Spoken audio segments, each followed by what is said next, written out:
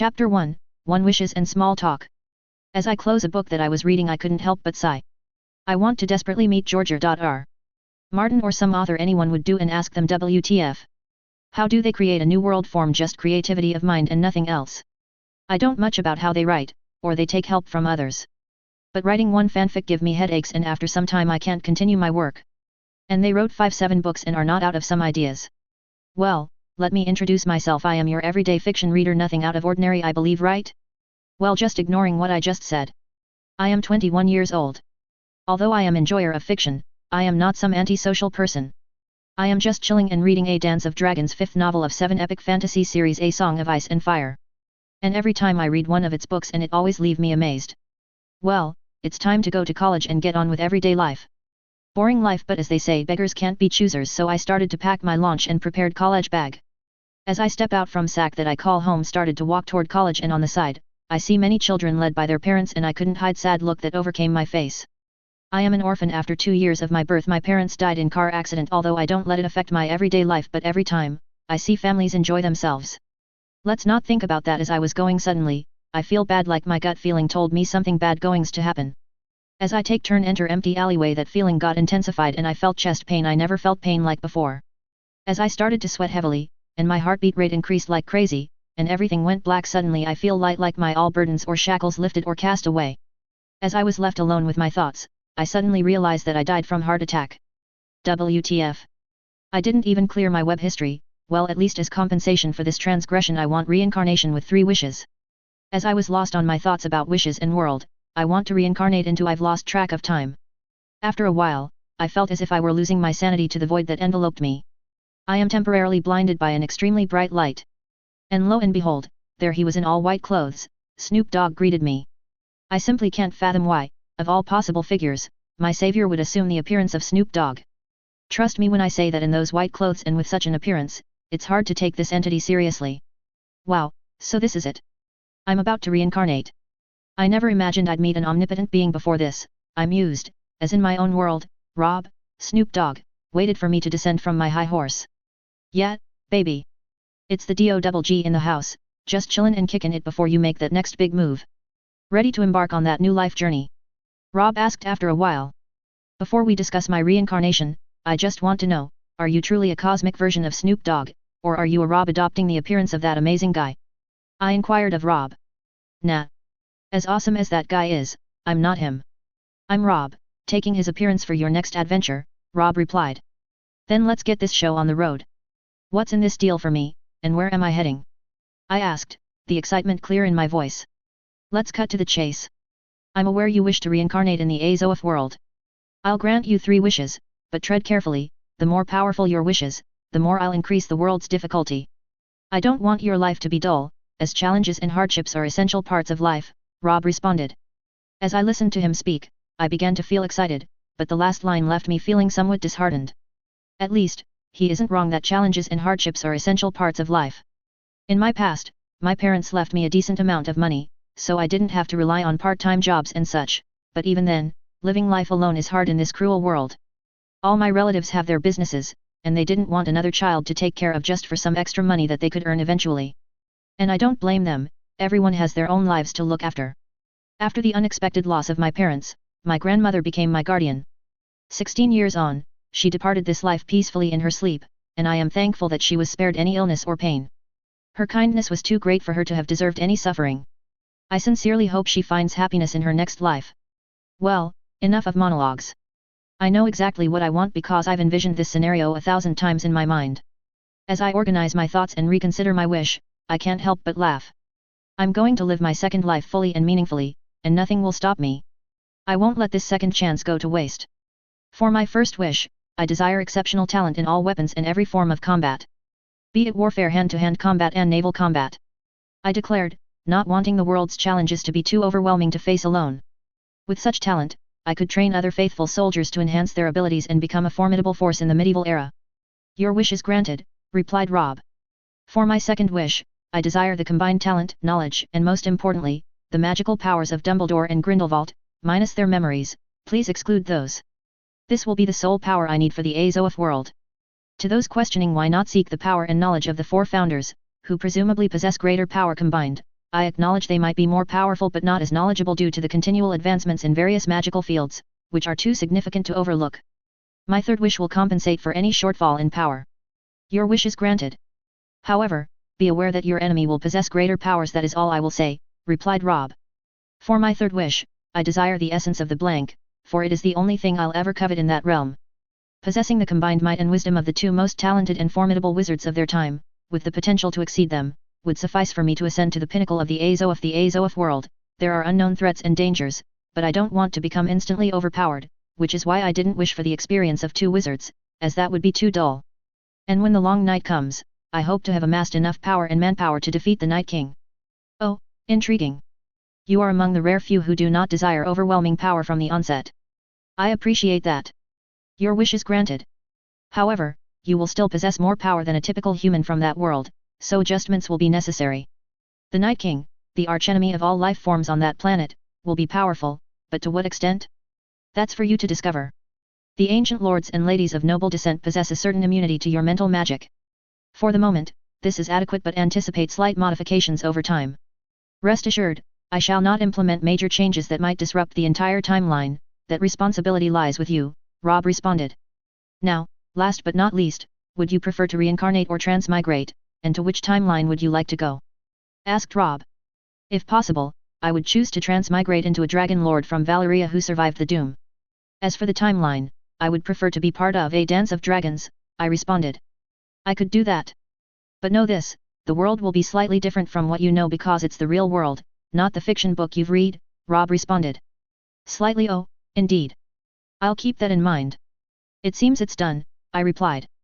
Live fully, provide ample entertainment, and perhaps I'll bestow a reward upon you. Who knows, our paths may cross again. Farewell and good fortune, were the last words I heard before I felt a pull. Darkness overcame my vision as I started to fade away. Chapter 2, Into the Ruinous, 1. As I awoke, memories of what had transpired began to flood my mind. I looked around, ensuring that what I remembered wasn't a figment of my imagination, a wild fancy born from lingering in the void. The room I found myself in was the kind one might expect of a medieval king's chamber, luxurious and grand. As my gaze wandered, I was suddenly besieged by memories of the room where and why I had placed my belongings. It was only when I snapped out of this trance-like state that I realized these memories were not my own, they belonged to the body I now inhabited. Then came another headache, feeling as if someone was forcefully embedding memories into my head that were not my own. I now understand whose body I inhabit. This body's name, or rather my new name, is Dorinix Draconer. Dorinix is the heir to the Draconer family, one of the 5 most influential families in the Valyrian freehold. The family head was Dorinix's late father, Regaris Draconer, a powerful sorcerer and a formidable dragon rider. His late mother belonged to the Ignarian family, her name was Valyria Draconer née Ignarian, and she was as formidable as his father. As I contemplate them, memories surge to the forefront of my mind, and suddenly my cheek grows slightly wet. I start to realize that aspects of Dorinix's personality have merged with mine, and I can't help but feel sorrow for the parents he lost, parents I never knew. As I stood up, I began to search for something, and there it was, a mirror. I was curious to see my appearance because my height and physique suggested I was in my teenage years. The reflection that greeted me was astonishing, to say the least. I've read numerous fiction works, including the Fire and Blood series, where every Targaryen, by extension a dragon lord, is described as inhumanly attractive, regardless of gender. Yet, nothing could have prepared me for the sight before me. My appearance could rival any male model from my world. My visage is a symphony of sharp, noble contours and flawless skin that radiates an inner luminescence. The pronounced cheekbones and sculpted jawline bestow upon me a distinguished air, while my eyes, a hypnotic royal purple, flicker as if echoing the void where I once dwelt. These eyes hold a gaze so deep and compelling, it can enchant or daunt. Crowned with lustrous silver hair, I embody the majestic essence of the dragon lord I am. After examining the room for various items and considering what might be useful, I contemplated leaving this room to venture out. I recalled from Dorinix's memories that this was his room, where he was hidden by his parents during a severe earthquake in Freehold. The final words they imparted to him were to live his life to the fullest. However, they failed to notice his injuries as they cast a spell that rendered him unconscious, causing him to bleed to death. Due to another spell cast on the room to preserve it, his body remained intact, but the spell's power is gradually diminishing. To escape, I knew I had to anoint the door with my blood, breaking the spell and freeing myself from the room. I used a knife found within the room to cut my hand, and as my blood touched the door, a dark red light enveloped it. After a moment, the door cracked open with a shrieking sound. As I began to push the door open, I was reminded of Dorinix's memories, where the red light was much brighter before Valyria's fall. It seemed the theories that the world's magic diminished after the doom of Mother Valyria held some truth. Pushing these thoughts aside, I stepped through the door into smoke-filled, rebel-strewn, and deserted hallways of the castle. This castle has clearly seen better days. In my memories, it was adorned with all types of luxurious items from the known world. It seems my memories and Dranix's are merging. Regardless, I don't mind, as I had nothing significant to recall from my previous world, except for the time spent with my grandmother. As I wandered through what was once my family's castle, now solely mine, I came across a window. Looking out, I saw nothing but smoke, ash, and lava. I let out a sigh. What was once the greatest civilization known to man is now nothing more than rubble, a clear testament to the downfall of man through hubris. As I wandered through the castle, I concluded that a magical spell protecting the entire structure allowed me to breathe. Otherwise, I would have perished by now. This is to be expected from the highest-ranking members of the Sorcerer's Order, Viceroy VR. Indeed, it appears the Valyrian Freehold harbors many orders and guilds. Given Valyria's reputation for sacrificial magic, I suspect what has been sacrificed to sustain this spell for so long, especially since the castle once housed numerous servants. Yet, no human bones are to be found within these walls, while skeletons abound outside. I cannot fault them, for they were raised in a society that taught them to disregard the lives of their servants. And it is Dranix's memories that prevent me from overreacting to such a massacre, as well as the fact that my survival hinges on their sacrifice. As I descended into the vault of my family, which holds the valuable and most prized treasure of the dragon lords, the dragon eggs, I should note that I possess a living dragon. I sense him in a comatose-like state below. How do I feel his presence? The answer lies in my heritage. The Draconer family is among the founding dragon lord families of Old Valyria and is one of the prominent houses. To provide a brief history, Valyria is home to 5 major houses.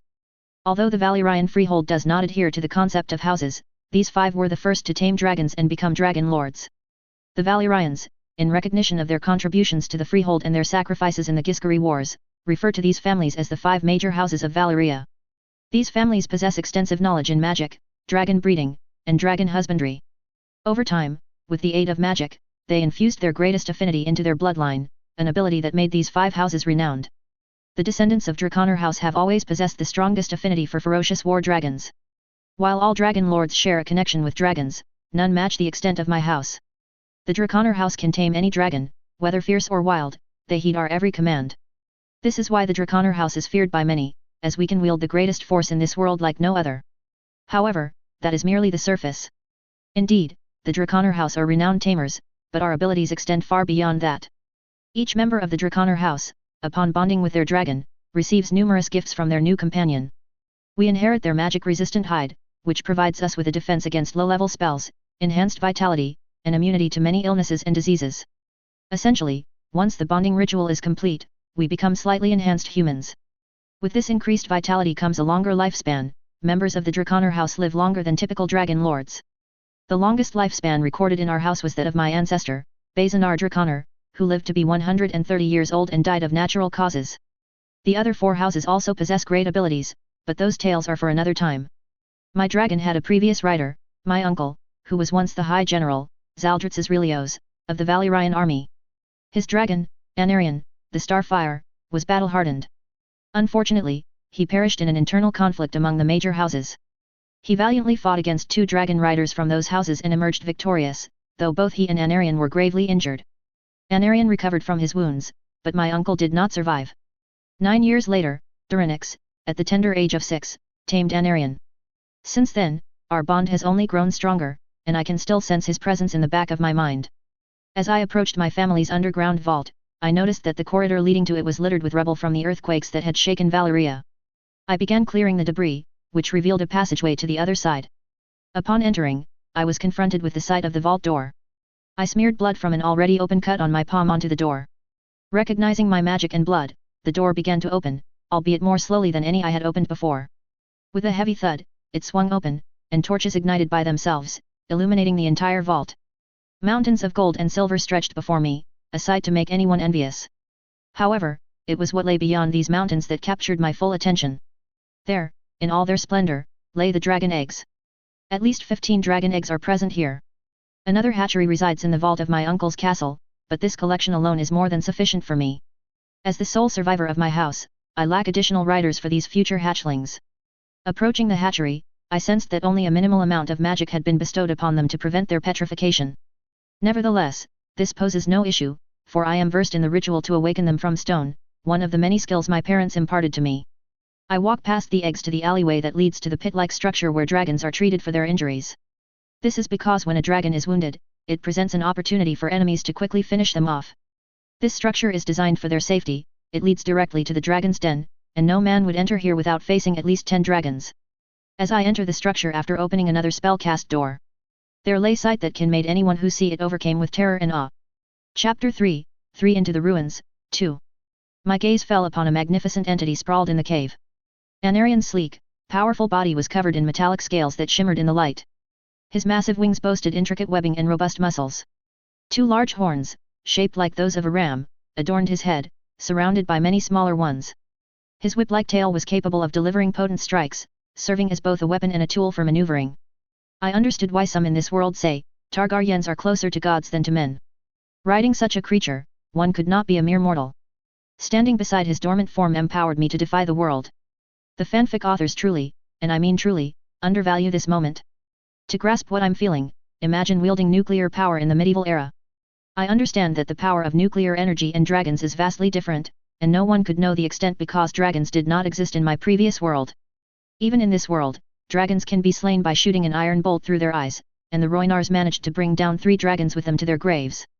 However, as a die-hard fan of dragons, meeting them was a dream come true for me. I am excited about the prospect of riding through the clouds with one. It's unbelievable that the Targaryens would kill such magnificent creatures for a mere throne, which they could have crafted anywhere with the help of these beings. They were truly fools who brought about their own downfall. After the dragons perished, the throne they cherished and battled for was also taken from them. I understand that there were several factors leading to the rebellion, and Ares' madness certainly exacerbated the situation, but the death of the dragon was indeed the first nail in the coffin. I will not allow that to happen now, as my presence would alter many aspects, including the dance. The book does not clearly define Valyrian's size, but it mentions he could engulf a mammoth with his jaws wide open. My Anarian may not be as large as Valyrian, but he is larger than Vermithor and only slightly smaller than Viagar. With the right nourishment and sufficient magic, he has the potential to outgrow Valyrian swiftly. Magic is crucial for dragon growth. After Valyria's demise, magic began to wane, leading to the gradual size reduction of Targaryen dragons over generations.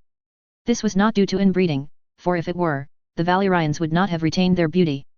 Dragons are unaffected by inbreeding, it is from them dragon lords got their immunity to the effects of incest originates. Valyria rose to greatness by assimilating changes from other cultures, and the dragon lords' ambition to deify themselves fueled continuous advancements.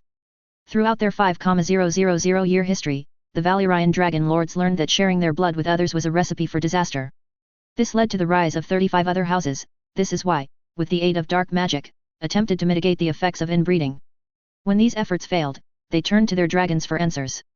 They succeeded in emulating the dragon's inherent ability to heal or negate bodily afflictions through magic, regardless of how weak or fragile a newborn dragon might be.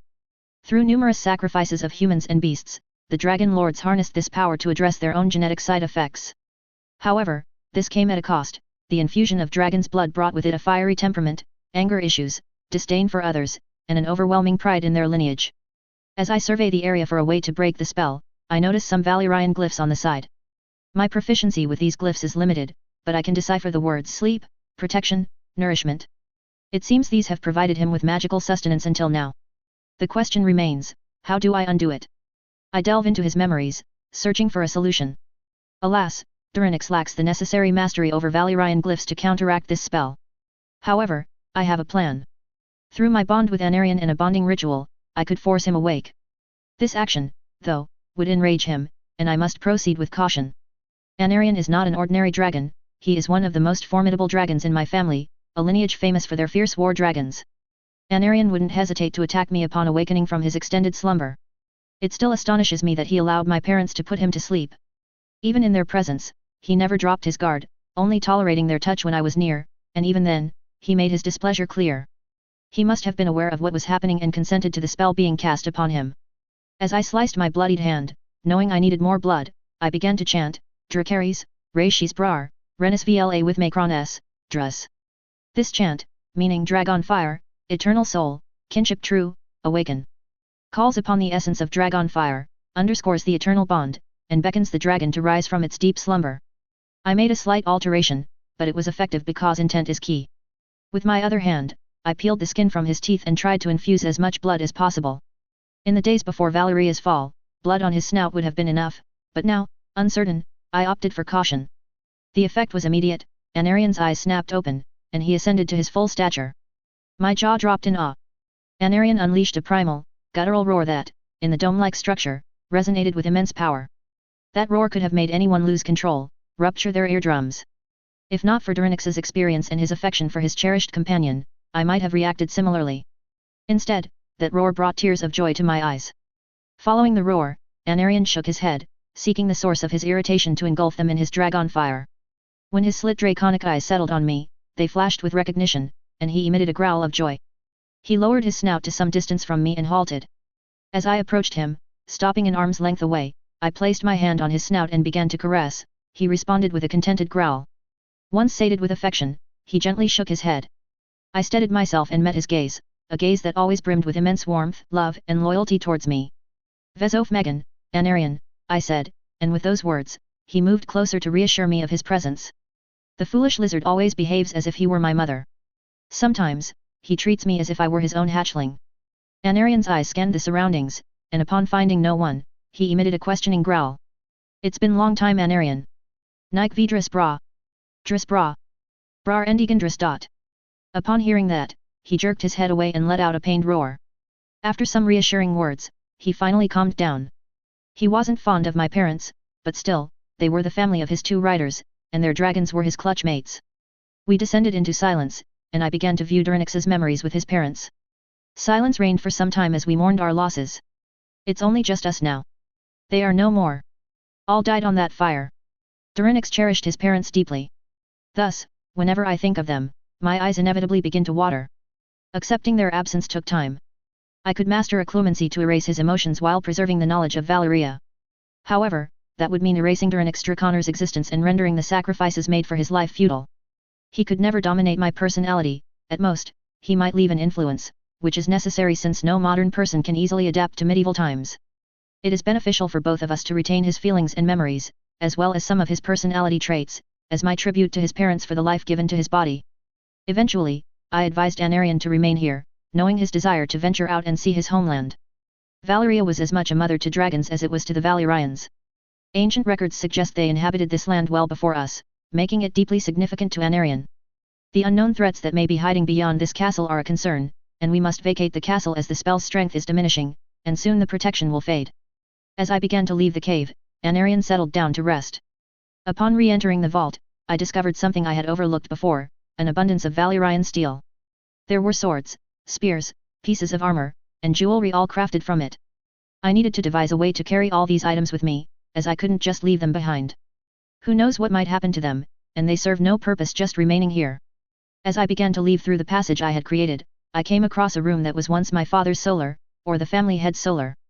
After some effort, the door cracked open. Entering the room, I found nothing but dust, spiders, and rats scurrying about. I started to walk around the table where he always sat, and after some time just as I was about to leave, I noticed a drawer that was slightly different. I opened it to find a single book that appeared to be a diary. Upon opening it, I discovered it belonged to the head of the house. The book contained spells and secrets of forging Valyrian steel, knowledge already imparted to me by my parents. It was not a lengthy book, and most of it detailed our estates and the gold my family possessed. Now irrelevant, I was closing the book when, on the last page, I noticed something written. It wasn't about wealth, it was a simple message. After reading it, I walked toward a small bookshelf to discover what treasure they had hidden here, and why it was not in the vault. Upon finding the book, I pulled it out, revealing a handle behind it, which belonged to some sort of cabinet. Opening it, I discovered a trunk crafted from Valyrian steel. As I lifted the lid and saw the contents, I couldn't help but curse aloud. How could I have overlooked searching for this? What are your thoughts about the FIC so far? Chapter 4, Force Vagon, Anarian. It seems upon my arrival here, my luck has taken a turn for the better. In the trunk, I discovered the dragon horn. Known in High Valyrian as Dragon Binder, this mystical and powerful artifact is linked to the ancient Valyrians. From what I understand, it possesses the ability to bind and control dragons, a power that was greatly desired by families of lower status. The use of the dragon horn was not much because certain families had rituals to counteract its effects. However, those families are now extinct, and the surviving ones have no defense against it. Nonetheless, a strong bond between a dragon and its rider could negate the horn's influence. Otherwise, Other families would never have been able to keep dragons at all. Even so, it could be useful to me because from here I might glean clues on how the Valyrians tamed dragons. In the Draconer family library, there was no record of how our ancestors learned to tame dragons. This knowledge will be for my future self. As I gaze upon the dragon horn, I see a large, ancient horn adorned with Valyrian glyphs. It is encircled with bands of red gold and black steel, which give it a striking appearance. I close the lid of the trunk and begin to leave the room. The trunk feels surprisingly light for its size, thanks to the Valyrian steel. Upon arrival at my destination, I entered my room and the first thing that caught my eye was a wooden stick resembling a wand, along with a letter on my bed neither of which I recall owning. The wand boasts a slender and elegant design, with a smooth, tapered shape, seemingly made from a dark wood. Its handle is adorned with subtle, spiral grooves that enhance grip and add an element of intricate detail. The letter appears to be a message from Rob, reading Hello Durinix, it seems you forgot to wish about this. However, since you did not request overpowering wishes, I have decided to bestow this upon you. The essence of the blank has already been integrated into your body. His generosity is evident. After setting the letter aside, I grasp the wand in my hand, and it releases a burst of fire. This fire transforms into a miniature Anarian, roaring as it flies through the air, executing various maneuvers. It begins to fade after a minute. Simultaneously, I speak the word Lumos clearly, and a faint light starts to flicker at the tip of the wand. With one more attempt, the light brightens, signifying that I have learned my first spell. As I began to cast the spells I knew from the HP world, I noticed that the more spells I performed, the easier it became to cast them, although their effects faded quickly. It's just my perception. After several attempts, I understood why it was becoming easier. My body is adapting to the magic I'm performing, and with the blank's help, my progress is slightly faster. Having cast a few more basic spells and getting accustomed to the sensation of wielding magic, I contemplated how to transport all my belongings and valuables without my hands being burdened by trunks. An extension charm would be suitable here, but I must test how long its effect lasts. If it runs out of magic or power, I'm aware it will begin to expel its contents like a fountain spewing water. I retrieved the dragon hide pouch my parents had given me. Upon opening it, I discovered gold dragons and some silver flames, the currency of Valyria. I placed the pouch on the bed and, taking aim, began to practice the spell. Capacious Extremis, the incantation for the extension charm, was repeated several times, but to no avail, nothing seemed to change. In search of specific information about the extension charm, memories of wand movements and the precise pronunciation of the incantation began to surface in my mind. It seems that instead of inheriting the complete knowledge and memories of two wizards, Dumbledore and Grindelwald, I received a search engine-like ability to access the information I need from their memories. This is likely for the best, as the full extent of their memories would have been overwhelming for me to manage. After repeatedly practicing the same extension charm, the combined expertise of the greatest wizards of their era helped me understand and correct the mistakes I was making. With the incantation Capacious Extremis, a blue light was emitted, directed at the pouch. When I lifted the pouch again, it was light, and the gold dragons were absent. As I reached into the pouch, it felt as though I was phasing through an invisible barrier, and with a mere intent for gold dragons, I began to feel them in my hand. I waited for the charm to fade, but when nothing happened, I decided to try a different approach. After practicing the same charm repeatedly on various pouches, tables, and trunks in my room, I began to cast it with increased power. Having gained some proficiency with this charm, I decided to try it on the Valyrian trunk in my father's solar. As light emanated from my wand, I channeled as much magic into it as possible. I believe that's the best I can do, and now I'll leave the rest to fate. Feeling the pangs of hunger, I realize it's time to leave the castle for some food. I began to place all my clothes into the trunk I found in my room. As I pondered more about the extension spell, I realized I hadn't achieved much with it. In the world of Harry Potter, they could enchant their trunks to such an extent that they contained rooms within them. Newt's commander's trunk could even house living creatures as large as Anarian or larger. Admittedly, I haven't practiced much, which is to be expected. I'm considering where to go to practice and gain enough mastery over it to be useful in combat. After finishing packing my luggage, I took 2 trunks in hand and a pouch at my waist and started walking towards the vault. My steps halted as I reached the vault and opened it. I began placing copper, silver, and gold coins into the pouch. Items made of Valyrian steel went into the trunk holding my clothes. Last but not least, the dragon eggs. For now, I placed them in the Valyrian trunk. Once I reached a safe place, I planned to take them out, but then I thought, why not place them in this incubator? After doing so, I closed the trunk's lid. As I approached Anarian, he began to stir from his slumber and soon became fully awake. He lowered himself so I could secure 2 trunks beside his saddle, which is always attached to him. I then began to fasten myself with the straps provided for the rider's safety. Once secured, I commanded Anarian to lead us out of the cave. We traversed through my family's dragon den and emerged into the open. Smoke and ash filled the air, obscuring everything within 100 feet of my position. I don't want to see more skeleton and smoke. I commanded Anarion Svegon, Anarion. Chapter 5, 5 Above the Clouds. Important disclaimer, I neither own A Song of Ice and Fire, nor do I own Harry Potter, they are the properties of their writers George R.R. Martin and J.K. Rowling respectfully, read at your own discretion. With Anarion's mighty leap and the powerful flaps of his wings, we ascend into the sky. Only seconds pass, yet I have no desire to return to the ground. The sensation of soaring through the clouds, watching towers that once loomed large now shrink beneath us, is indescribable. The formidable energy rolling off Anarion's body is unforgettable, a memory to cherish for a lifetime. I now grasp why dragon lords deem themselves superior to other mortals. From this vantage point, whether you are a lord or a peasant, a single word can reduce you to nothing but ash in the wind. We circled the Valyria Peninsula, and amidst Anarion's pained roars, I attempted to discern what lay below. In the dim and murky atmosphere, only shifting shadows were visible, but that was enough for me to urge Anarion to take us away. Gliding over Valyria, I spotted dragon bones scattered across the terrain. I was tempted to collect them, yet uncertain of the dangers that lurked beneath. I resolved to return once my mastery of magic was sufficient. The dragon bones are a crucial component for forging Valyrian steel. As we exited Valyria's outer reaches, I glimpsed the sea, now known as the Smoking Sea. After issuing some verbal commands to Anarion, we began our descent to a place where visibility was clear. Once landed, I unbuckled my straps, dismounted, and started to gather black bones. I surmised these were the remains of dragons that had attempted to escape but perished here instead. Judging by the size and number of bones, they belonged to 2 adult dragons. Even if they had managed to escape, they likely would have drowned. Having collected the bones and secured myself in the saddle, I commanded Anarion to ascend into the sky. We encountered numerous ships, some of which had red and gold sails, matching the armor on skeletons aboard.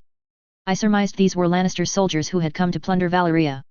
I sought the famed bright roar but to no avail. Returning their ancestral Valyrian greatsword could easily ingratiate me with House Lannister.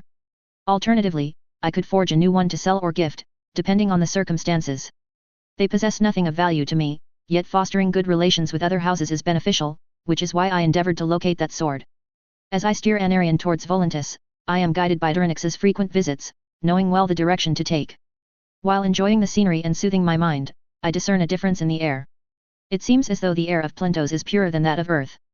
This is to be expected, after all, as here there are no factories, vehicles, or the numerous other sources of pollution that were present back on Earth. I need to carefully consider my training location. Skagos or the Summer Isles appear to be my only options, as Essos conceals many lurking dangers. Although Arhilla isn't as renowned now as he will be in 100 or 150 years, I still prefer a safer place. However, the people of the Summer Isles speak a different language, and I'm not well acquainted with them, unlike Skagos, where I know the ruling houses. Food is essential during my training. While I could hunt, I would still need to visit markets or stalls here for spices. I have several reasons for visiting Skagos. One is to learn the old tongue and determine whether I can use it in the form of runes. If not, then I must visit Runestone to verify the authenticity of the runes engraved on their armor. It was also speculated back on Earth that Skagos has a volcano, albeit a dormant one, which would suffice for Anarion. I maintain that volcanoes act as ley lines of magic in this world, or that they have a higher concentration of magic than other places. Some may disagree, but here are my theories on the subject. Dragons flourish in volcanic regions, they are drawn to these areas as their preferred natural habitat. Dragons are creatures of magic, they require magic to live and prosper. Without it, they could survive, but they wouldn't reach their full potential. Some might argue that Daenerys dragons grew large without volcanoes, and there was speculation that magic had vanished from the world at that time. However, this is incorrect because magic was potent due to the emergence of the Night King and the impending Long Night. The Long Night itself is a magical event, and without potent magic, neither the Night King nor any White Walker could wield such power. They are creatures born of magic, akin to dragons. The Red Comet has also been heralded as a sign of magic's resurgence. The Targaryens have often stated that their dragons flourished on Dragonstone. Valyria's decision to construct a stronghold so distant from their homeland, on a continent they deemed a land of barbarians with no interest in conquest, is telling. They erected the Black Wall around Volantis, the Valyrian freehold's first colony, yet they built an entire castle of black stone on Dragonstone. They disregarded the Westerosi lords' threats of invasion, ready to defend an island. This underscores the immense value Valyria placed on volcanoes. However, this does not prove that volcanoes possess more magic than any other geological feature. Here's another speculation: Winterfell is reportedly built upon a hot spring, which often signifies volcanic activity. Hot springs are typically the result of groundwater heated by geothermal energy, commonly linked to volcanic activity or tectonic movements. The existence of a hot spring may indicate underlying magma or geothermal forces. Bran the Builder could have chosen any location for Winterfell, yet he selected a site atop dormant volcanoes. It is said that this choice was made because the magic within the volcanoes would shield his descendants from the long night he foresaw. During the previous long night, the children of the forest are said to have resided on Dragonstone. Only a few places are known to have volcanoes: Dragonstone, Valyria, and aside from Asai, Murahai in the Jade Sea is also recognized for its volcanic nature. Murahai, a lush crescent accompanied by twin fire islands, is home to burning mountains that spew molten stone day and night, making it unsafe to live there. Volcanic locations are often linked to magic in some form. I need to verify my theories, but that can wait. My knowledge of Skago's volcanic nature comes from the Skagosi trading obsidian or dragon glass, which is typically found near volcanoes. Therefore, I must visit Skagos as it offers an ideal environment for physical training and for an Aryan to hunt in the sea. Training in such challenging conditions would be beneficial, and if my assumptions about volcanoes are correct, Skagos could be an advantageous location for the dragons. It appears we have arrived at Volantis. I instructed an Aryan to soar high to avoid detection as we began to bypass Volantis en route to our destination, Valyria. Valyria is a fortified Volantine town in Essos, located on the western bank of the Rhoyne, nestled between Valantheris to the south and Selharis to the north. I plan to satiate my hunger there and, after a period of rest, we will resume our journey to Skagos. Chapter 6, Leaving the Valyria. Important disclaimer: I neither own A Song of Ice and Fire, nor do I own Harry Potter. They are the properties of their writers George R.R. Martin and J.K. Rowling respectfully, read at your own discretion. As the sun began to set, we arrived at Valyria. I ensured that no one could spot an Aryan before instructing him to descend. Afterwards, I suggested he rest and hunt if he felt hungry, although he shouldn't have been, given the number of fish he consumed during our journey. He growled, almost as if he took offense at my thoughts. Glutton. It appears I must start walking soon, or I won't make it in time for supper at the inns. After a while, as I approached the town gates, I was confronted by soldiers attempting to halt my passage. However, a few gold coins quickly resolved the issue. They appeared unfamiliar with Valyrian currency, but after a careful inspection of the coins, they granted me entry. I wandered through the town, and it appears that Valyria primarily trades in timber, evident by every fourth stall displaying it. While exploring the market, I noticed merchants packing up their belongings and starting to leave as darkness began to set in. Upon entering the inner circle of the market, it appears that only high-end goods are on sale. The vendors at the stalls have a noble air, and the quality of wood here surpasses that which I observed earlier. At one stall, a merchant dressed in costly attire has an item that has captured my attention. I had to double-check what I was seeing before approaching the stall. As I approached, I inquired with the merchant about the goods that had caught my eye. After scrutinizing my appearance and face, he responded in High Valyrian as well.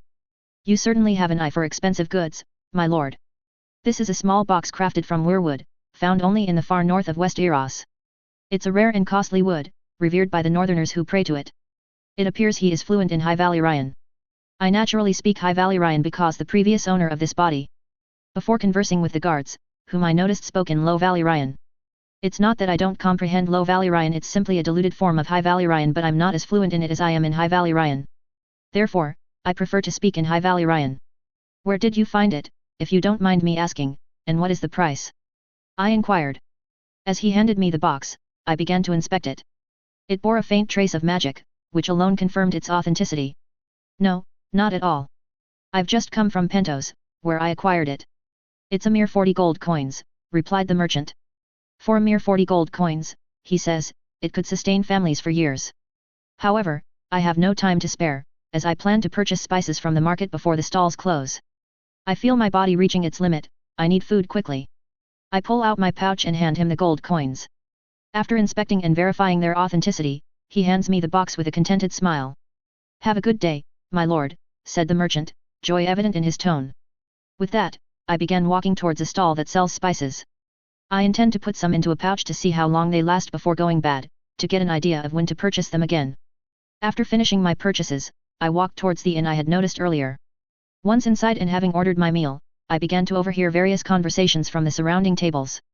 Inns and pleasure houses served as the social media of medieval times, offering a place to acquire news or rumors about events in the outside world. As my food arrived, I began to grasp the timeline I had landed in. From a nearby conversation, they spoke of a war where Volantis was defeated and the Triarchy had triumphed. Others discussed the Great Council and the injustices faced by Sarah Targaryen's bastards. Thus, I deduced that if the Great Council has concluded, then Viserys must now be the king of either the 7 kingdoms or 6, depending on whom you ask. After consuming an ample amount of food sufficient for 2 grown men and inquiring with the inn owner about a bath, I proceeded to the room I had rented for the night. Shortly after, some attendants arrived, bringing with them a large tub. I realized I would have to adapt to this, as it was the best this world had to offer at the moment. Following my bath, amidst the giggles of the ladies, I couldn't help but enjoy their astonished expressions as I removed my trousers. After bathing, I lay down on the bed and began to drift into the realm of Morpheus.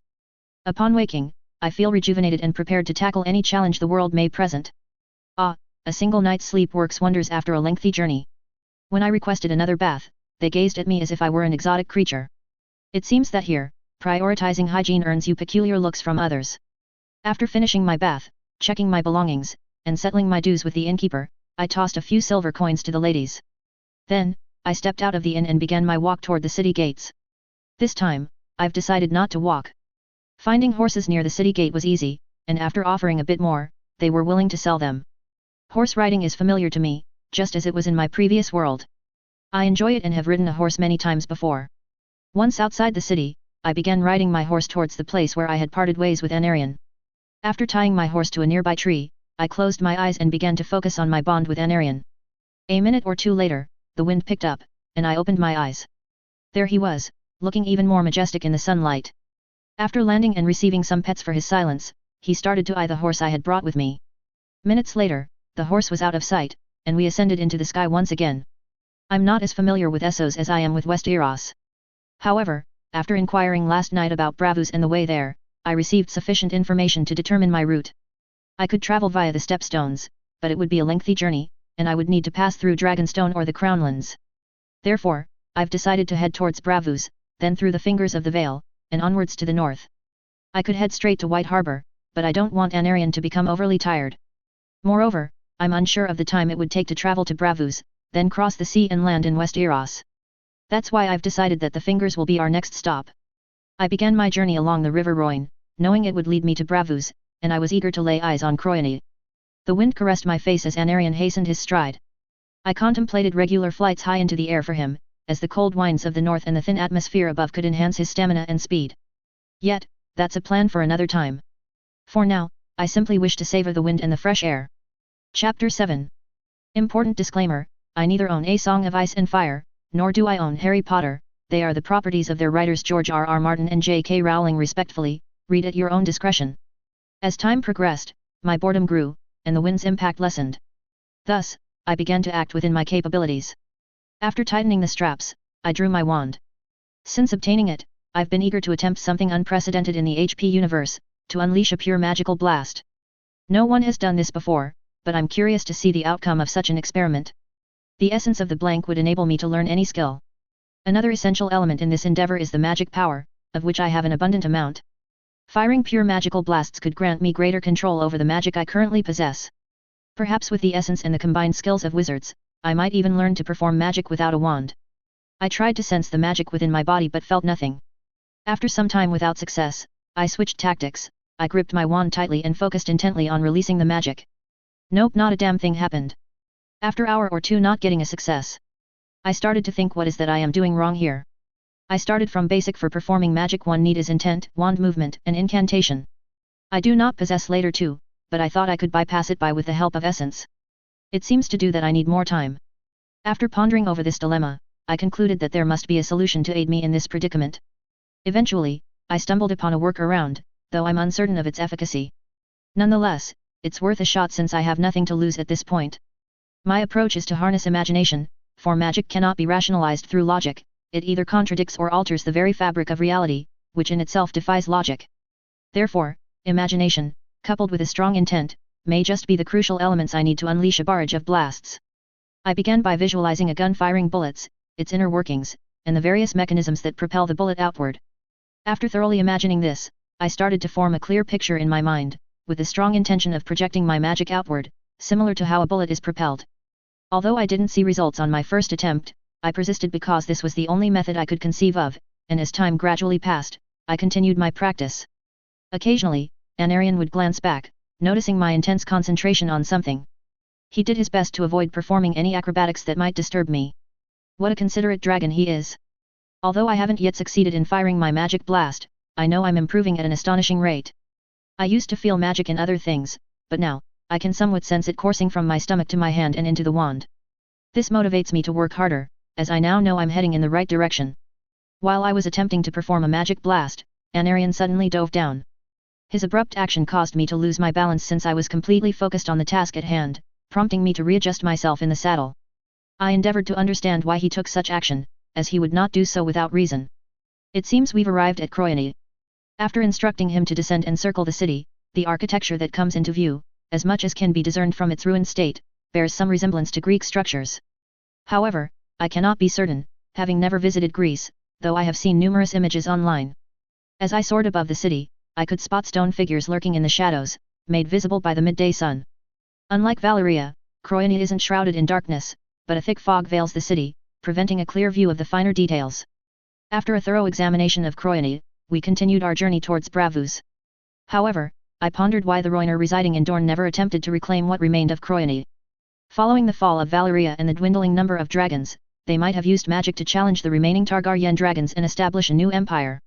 Perhaps they did try but were thwarted by the remnants of the Roine's populace.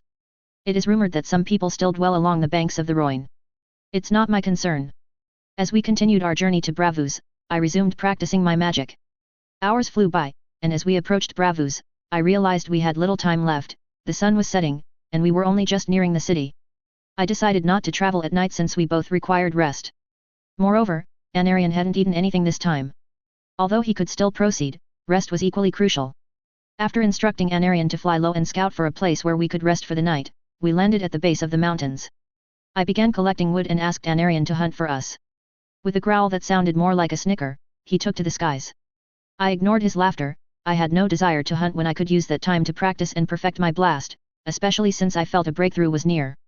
After gathering the wood, I began to practice the fire spell, which would be useful in the absence of a fire starter. It wasn't long before I could ignite a flame with the incendio spell. It seems that as a dragon lord, I have a natural affinity for fire. Once the campfire was lit and the wood was arranged, Anarion returned, carrying a pig in each claw and a horse in his jaws. He appears more comical than the fearsome dragon he is, taking care to land gently to avoid creating a mess with his weight. After some clumsy attempts and a full belly, I resumed my practice of creating the blast. As night falls, it grows quite dark. The only sound I could hear was Anarion's snoring, as all the animals had fled the area due to his presence. I sat by the tree, closed my eyes, and attempted to perform the blast. After a while, I could sense the magic flowing, but it dissipated each time it emerged from the wand. Then, I began to amplify the magical energy with every try. Upon quintupling the energy compared to my earlier efforts, I finally succeeded. A shout of triumph escaped me, accompanied by a pure magical blast that snapped Anarion awake. He surveyed the destruction caused by the blast and then gazed at my wand and me with curious eyes. Subsequently, I became proficient in it and began to experiment by infusing it with more energy to amplify its power. The amplified blast significantly drained my substantial reserves, but it effortlessly shattered a rock twice my size into small pebbles. With further practice, I reached a point where I felt this was my limit, and I could not channel more energy than this. I walked over to Anarion and lay by his side, using him as my support. After a minute or two, his wings unfolded at my feet, and he adjusted them so they served as a blanket for me. I smiled at the gesture, and we both dozed off.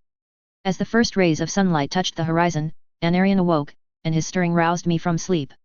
With Anarion's guidance, finding the lake was effortless.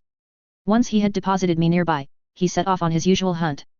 Having attended to my needs and bathed, I donned my riding leathers, which offered more comfort atop the saddle than my previous clothes. After some reflection and sifting through my memories, I discovered a spell that could be quite beneficial for my adventure. The water-making spell, also known as the Aguamenti charm, conjures a jet of clean, drinkable water from the caster's wand tip. This ensures a supply of fresh water whenever needed, which is why I began practicing this spell upon mastering the wand movements and incantation. After 20 attempts, water finally emerged from my wand. I'm determined to master this spell so I can conjure water in the desert. There's a more destructive variant of this spell, Aguamenti Maxima, which ejects water with much greater force from the wand's tip. But I'm in no rush. With the paths I'm taking, what could possibly go astray? Did I just jinx myself? No way. With Anarion by my side, nothing could go awry. Speak of the devil, and he shall appear. Once I was seated in the saddle, we began our ascent into the heavens. Kidding, it's not cultivation novel. Soon, we encountered a colossal titan, a sight to behold indeed. Truly, This world is full of wonders. Soaring higher than the Titan, we passed Bravus and proceeded towards our next destination, the Fingers of the Vale. The journey to the Fingers was shorter than the last. It's midday, and the lands are visible from here. Anarion quickened his pace each time he consumed fish. For half the journey, all I did was fire the blast. Afterwards, I savored the view, which was too splendid to overlook, for from this vantage point, all one can see is water. As we circled the mountains, Anarion spotted a herd of sheep and began to dive down. His gluttony was apparent. Even after eating so much, he remained unsatisfied. While he devoured the sheep, I surveyed our surroundings. The vale was indeed mountainous, peaks visible in every direction. Amidst my observation of the distant trees, a vast shadow was cast over us. It was midday, and instinctively, I looked up to see a dragon amidst the clouds. It is of a muddy brown color. Though smaller than Anarion, it is no less dangerous, appearing quite wild. I squinted my eyes, trying to see if it had any riders. However, there was no saddle, and with the color of this dragon, I recognized it as the sheep stealer, its angry roar confirming my speculation. Hearing the roar, Anarion looked up, having ignored sheep stealer's existence until now, and let out his own roar, sounding like a mix between a high-pitched shriek and an older dragon's roar. After hearing Anarion's roar, sheep stealer began to flee, but upon seeing Anarion resume feeding on the sheep, sheep stealer let out a roar that was louder than the previous one. I certainly jinxed myself earlier, didn't I? I ought to have known better. Yet, this still doesn't clarify why sheep stealer is in the Vale. According to the books, he should have been at Dragonstone. Even though the Rob indicated that this world would deviate from the books, I hadn't anticipated such alterations. As panic took hold, Anarion perceived sheep stealer's roar as a challenge and started to ascend, heading straight for sheep stealer who was coming towards us. I've just arrived in Westeros and already I'm expected to battle a wild dragon. But I refuse to do so. I won't engage with sheep stealer and reveal my presence to all of Westeros. The dragon's prolonged absence cannot be a mere coincidence. The Targaryens must be monitoring their dragons, and sheep stealer's disappearance would surely raise their suspicions. Besides, it's unlikely we would emerge from such a fight unscathed. Therefore, I've decided to take the course of action I believe is best for us. Likeri Anarion Likeri, I called out to Anarion, hoping to soothe his fury. Yet, it was a fruitless effort. Anarion was seething, and a palpable bloodlust emanated from him. Nonetheless, the Draconer lineage is renowned for their dragon-taming prowess. As the gap between us narrowed, I drew a whip from my saddle, crafted from dragon hide. A single lash might not injure him, but a sustained assault could. With a swift crack of the whip across his neck, Anarion snapped out of his frenzied state and let out a roar of disapproval. This time, I commanded with great force and an authoritative tone, "Nuhizagon, Anarion." Upon hearing this, he complied with my commands, though with some angry growls. Just as we were about to engage with sheep stealer, Anarion veered to the side and started flying towards the mountains. "Withdraw, Anarion." Although I hadn't fully anticipated that the sheep stealer would leave us alone, I did expect him to head towards the sheep carcasses to feed, since that was the reason he started the fight in the first place. Contrary to my expectations, he let out a roar of provocation and began to follow us. Given the size difference, he should have been faster, but not when compared to Anarion, who could outpace him any day. However, Anarion was slightly worn out from our long journey, which was enough for the sheep stealer to keep up with us. As we weave through the mountain valleys with sheep stealer in pursuit, Anarion skillfully turns his body each time the dragon breathes fire, shielding me from harm. I anticipate sheep stealer's fatigue, yet he grows increasingly aggressive, quickening his pace in an attempt to ensnare us. With the sky overcast during the day, Anarion's white color would provide us enough cover to escape. Once we gained a head start, Anarion would be able to carry us to safety. I gave the command, "Najat Jada, Anarion," despite the disapproving gaze he cast upon me each time. The shame was inevitable. Here was a dragon who had survived a battle with 2 seasoned war dragons older than himself, and yet I was instructing him to flee from a dragon unworthy of his attention. Anarion's pride is as fierce as his ferocity. His survival in that battle made other houses hesitate before considering an attack on our house. Towards the sky. Anarion. It is said that even after slaying the first of the 2 dragons, he did not retreat. Wounded, he battled the second dragon and emerged triumphant. Thus, suggesting that he flee from sheep stealer wounds his pride. Were I not a Draconer, a dragon as fierce as he would never heed my commands. As a Targaryen once stated, the idea that we control dragons is an illusion, but that does not apply to me. For I am a Draconer, and we command our dragons, not vice versa. They must heed our commands, for it is our birthright as dragon lords of Draconer house. As we ascended into the sky, sheep stealer attempted to follow, but within the clouds, Anarion had the advantage of stealth. With Anarion's swift pace, we managed to evade any conflict with sheep stealer. As Anarion began to decelerate and survey the surroundings for sheep stealer, we found ourselves alone amidst the clouds. After one more glance through the clouds, I turned to Anarion and apologized, Usvijagan, Anarion. Forgive me. Anarion. Before Anarion could reply, flames burst forth beneath us. Anarion attempted to evade, but it was a narrow escape. Although we avoided the full brunt of the fire, Anarion soon emitted a painful roar. I was unharmed, but the fire had scorched Anarion's belly. From my position, I couldn't see the extent of the injury, but it must have been severe, given the loudness of Anarion's cries. Anarion then accelerated, flying faster to escape the sheep stealer emerging from beneath the clouds. As I realized the price of my cowardliness and naivety has caused pain to Anarion, I let out a rueful shout, fuck the cover and fuck you sheep stealer. Hearing my angry shouting, Anarion turned around to look at me after seeing the fire in my eyes. He let out a roar of happiness. I tightened the straps around the saddle and commanded Anarion to turn around. Upon hearing that, he roared so loudly that my blood began to boil with excitement and anticipation. As he turned, there he was, right on our tail. Seeing sheep stealer, I decided that either we would leave here alive or drag him to the grave with us. There was no way I would let him leave here alive, he was going to die here, one way or another. I take out my wand after holding it tightly on my right hand. Gave command to Anarion, Tinder. Anarion, attack or to battle, Anarion. Chapter 8. Important disclaimer, I neither own A Song of Ice and Fire, nor do I own Harry Potter, they are the properties of their writers George R.R. Martin and J.K. Rowling respectfully, read at your own discretion. I take out my wand after holding it tightly on my right hand. Gave command to Anarion, Tinder. Anarion, attack or to battle, Anarion. As Anarion and I charged directly at Sheep Stealer, he opened his jaws, and a blaze started to form within. Anarion swiftly dipped below the flames before they could engulf us.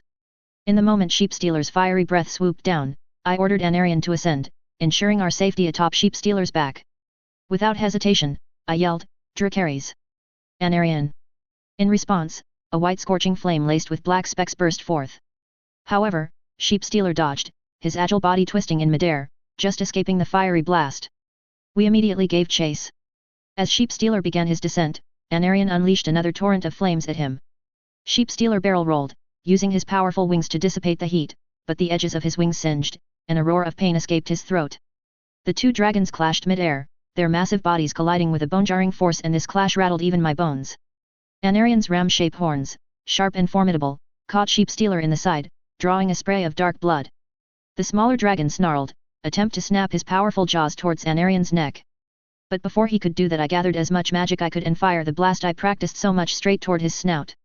And it fucking worked. Although it caused him no harm, his attempt to bite Anarion failed. This gave Anarion enough time to free one of his claws and gouge the underbelly of Sheep Stealer. A roar of pain erupted from Sheep Stealer, audible for miles. He thrust Anarion away with all his might, striving to break free from Anarion's grasp, yet not without sustaining some tears in his wings. Sheep Stealer, aided by gravity, gained a head start while we were at a disadvantage, with Anarion needing to stabilize before diving. It was crucial to intercept him before he reached the mountains, where his muddy color would provide camouflage, giving him an advantage. A single well-executed sneak attack could decisively shift the balance in his favor. I unleashed a barrage of magic blasts at Sheep Stealer, which disrupted his flight. However, before he could crash into the nearby cliffside, he regained control and let out a roar of annoyance. Before Anarion could seize him, Sheep Stealer began spewing a cloud of fiery orange flames, igniting the sky itself. Anarion turned upward to shield me from the inferno, but not without getting scorched in the same spot where Sheep Stealer had previously wounded him. In the process of saving himself from Anarion, it seems he endangered himself further as his fire breath caused him more harm than it did Anarion. Having taken to the skies, we began circling the area where he was last spotted. Anarion continued to emit challenging roars, one after another. However, even after roughly 10 minutes, he did not emerge. It appears he has no intention of coming out voluntarily. We have two methods to lure him out, one is to willingly dive down, enter a trap, and once Sheep Stealer emerges, we attempt to finish him off as swiftly as possible. However, the issue here is his lithe body, which could easily slip from our grasp. The alternative is to set the forest and a mountain ablaze. The intense heat, coupled with his injuries, would force him to either come out and confront us or slowly perish from the smoke generated by the fire. My theory is that he's concealed in a cave within the mountain, and the smoke from the fire would seep into his hideout, leaving him no choice but to exit. Upon doing so, he would be met with the entire forest engulfed in flames. Although my past self would not have chosen this path, as the roar of two dragons would have gone unnoticed, my forthcoming actions will undoubtedly draw attention. But frankly, I no longer care. As I've stated before, Sheep Stealer's end will come here. It's now about my bond with Anarion, and he will not be content without the corpse of Sheep Stealer. As Anarion's anger intensified, I steered him towards the mountain, maintaining a distance that would allow for a swift escape should Sheep Stealer be lurking below. Without hesitation, Anarion dove downwards, and upon reaching what I considered a safe distance, I commanded, "Druptos and Gozhundar." At my words, Anarion set the forest encircling the mountain ablaze. I then ordered Anarion to unleash fire upon the mountain, a command he executed with eagerness. "Light the whole forest." After numerous rounds of fire on the mountain, we began to circle the area once more. We didn't have to wait long. Within 5 minutes, a roar of pure savagery and anger echoed from below. Sheep Stealer emerged from the flames, his breath heavy, a wild look of madness in his eyes. Anarion roared back in giddy triumph, like a child who had just gotten the toy he wanted from the store. And so, the dance between us would begin. Sheep Stealer now understood that only one would emerge alive from this encounter. We were determined not to let him flee. Once more, the two dragons clashed, an unstoppable force was produced from their clash. This time, I loosened my straps slightly, knowing the jarring impact would travel up to my saddle, and a tight strap would do more harm than good. As they collided, the sheer force nearly unseated me, they began their grappling match, and I clung to the saddle for dear life. Sheep Stealer is attacking with pure savagery as he lets down all his defenses and begins to assault Anarion with all his might. Observing this, I see that Anarion is on the defensive, more concerned for my safety than his own. It seems his loyalty to me has prevented him from switching to offense. My previous actions have shattered Anarion's trust in my ability to protect myself from harm. Just as a dragon influences a dragon lord's personality, making him more aggressive and prideful, we also shape our dragon with our own traits, as is evident now. After witnessing this, I vowed never to commit such a shameful act again. Upon my command, "De-Oran Osraklon, Anarion," he unleashed fire upon Sheep Stealer. This compelled Sheep Stealer to release himself from Anarion's grasp. Once I steadied myself in the saddle, I assessed Anarion for injuries. It appeared that in this tussle with Sheep Stealer, Anarion was unable to inflict the level of injury he had in their previous encounter. "Do not be concerned about me." The battle raged on, a furious dance of fire and fury. Anarion, despite his fatigue and wounds, fought with relentless determination. He circled around Sheep Stealer, using his larger size and superior strength to press the attack. He launched another wave of white flames, this time catching Sheep Stealer across the flank, the fire searing through scales and flesh. Sheep Stealer roared in agony, but instead of retreating, he charged forward with renewed ferocity. Witnessing the ferocity with which the Sheep Stealer fought in his grievous injuries, I concluded that he was likely to succumb to them. Yet, his intent seemed clear, to take us down with him or inflict as much damage on Anarion as possible. He behaved as any cornered animal might. Determined not to let that happen, I ordered Anarion to dive down just as the Sheep Stealer was closing in on us. Obediently, Anarion plunged, and we once again found ourselves navigating the mountain valleys. Sheep Stealer roared and attempted to follow us, but his injuries rendered him much slower than Anarion. As I observed the mountain and forest illuminated by Anarion with the aid of smoke for cover, I commanded Anarion to encircle the mountain. As we completed the circle, Sheep Stealer came into view. He was directly in front of us, with no distance between us, leaving him no time to defend or react promptly. Before Sheep Stealer could even attempt a defense, Anarion surged ahead and then dove down, using his weight to crash Sheep Stealer against the cliffside, his two ram horns piercing Sheep Stealer's underbelly.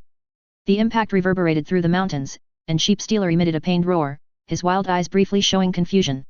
I guided Anarion towards the smoke, and soon after, Sheep Stealer emerged from the cliffside. With great effort, he soared into the sky, his eyes searching for Anarion. As Sheep Stealer was about to fly over us, I whispered a command to Anarion in a low voice, "Valtirziri be Tinder." Anarion began to gather fire in his throat and, sensing an opportunity, lunged forward with all his strength. He bit down on Sheep Stealer's neck, his sharp teeth piercing deeply as he released his pent-up breath. Sheep Stealer flailed, thrashing wildly, his fiery breath lighting up the air around them. However, he was powerless as Anarion's teeth sank deeper with each struggle, and the force of Anarion's fiery breath ended his suffering. "Melt his head from the neck." As we were in the sky, Sheep Stealer head and body started to fall towards the base of another mountain separately. Anarion, hovering above, let out a victorious roar. Despite his exhaustion and the blood that stained his white scales, he had emerged as the superior force. He started to circle Sheep Stealer's body with roars of victory. I couldn't help but smile at his prideful act. Gently descending towards Sheep Stealer, I began to unbuckle the straps and, with Anarion's assistance, touched down on the ground. The first thing I did was to assess the extent of the damage Sheep Stealer had inflicted on my cherished companion. It appeared that during their second skirmish, Sheep Stealer's claws had scratched Anarion's belly, though not severely enough to draw blood. These would only leave scars, having etched deeply into Anarion's hide. His wings bore a few tears, nothing that some time and magic couldn't mend. And while a few of his scales showed signs of scorching, it seemed that Sheep Stealer's fiery breath had not penetrated Anarian's tough hide. He would need some rest, and then he would be as good as new. After checking on him, I began to stroke his snout and praised him for our first victory together. He responded with happy, contented growls. Next, I took out the Valyrian steel sword and, donning dragon hide gloves, tried to skin Sheep Stealer for his hide and heart. However, the Valyrian steel could not pierce his hide, so I began to remove his tough scales from the existing gashes on his body. After collecting as much as possible, I tried to pierce his underbelly to extract his heart. But the heat from his boiling blood became unbearable. Even with my fire resistance, which any ordinary dragon lord lacks, I found the heat from the blood emerging from his underbelly too intense to handle.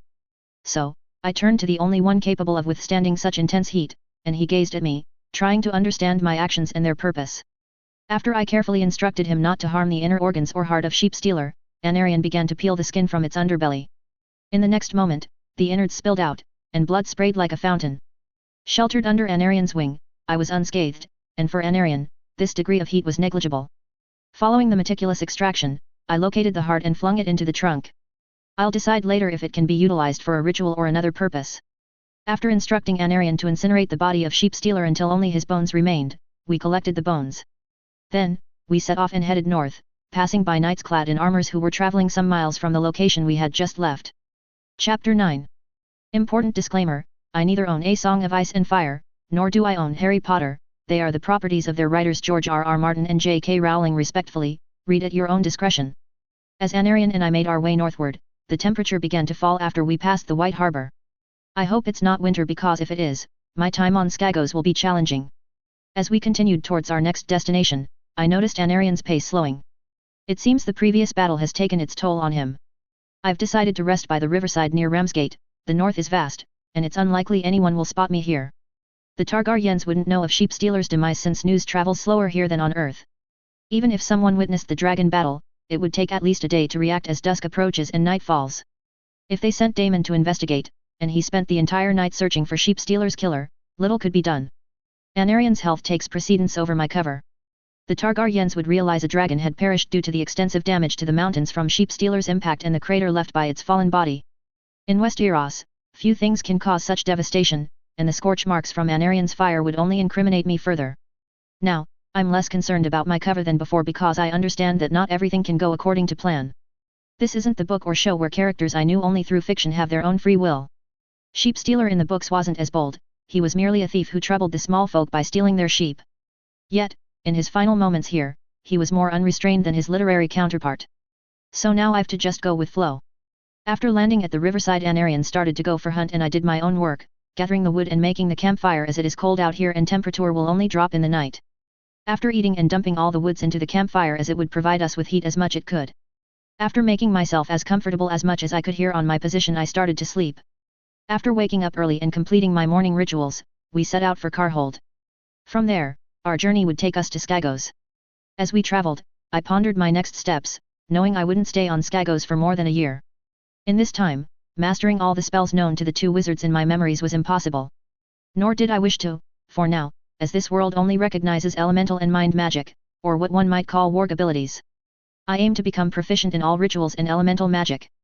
This doesn't mean I won't learn spells outside of these two categories, but they will be my primary focus. With proficiency in both, mastering additional spells should not be difficult. I am also interested in exploring blood magic, which is considered the most potent magic in this world. It was with blood magic that the Valyrians tamed their dragons. People from Asai, Roiner, Valyria, and many other places practice this magic. While the Roiner do not engage in blood magic, they do perform sacrificial magic, which involves the life force of others, allowing them to defeat 3 dragons. The Starks are unique because their magic originates not from sacrifices, but from their bloodline, which carries the blood of the children of the forest and the warg kings.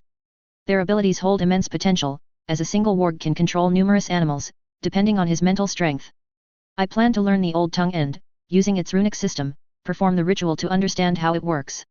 Since the Old Tongue is an ancient language, at least 8,000 years old and suitable for rune crafting, it should provide at least a slight amplification to the rituals. Additionally, there is the True Tongue or True Speech used by the children of the forest.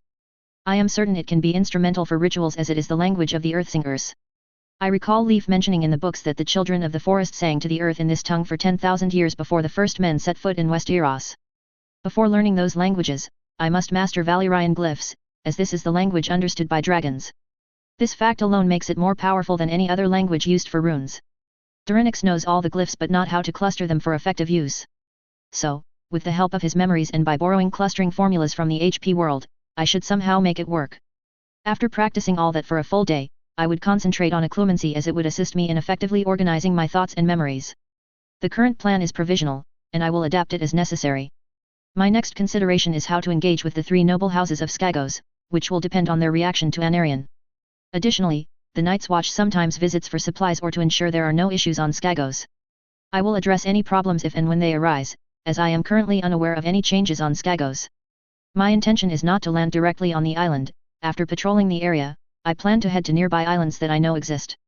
There, we will practice for months and allow Anarion ample time to recover fully, provided we encounter no disturbances. After several hours, we reached Skagos without any trouble. Descending enough to survey the land, Anarion began to circle the island. Skagos is just as the books describe, mountainous and unwelcoming, with rough and dangerous currents surrounding it. However, the surrounding waters are abundant with fish. Since it's daytime, there are some individuals moving in and out of the mountain base, emerging from the caves they inhabit. After circling a few more times, I decided to search for an uninhabited island where I could train in peace. After some time, we explored the nearby smaller islands and Skane. I decided on an island that isn't too large and is located on the side of Essos.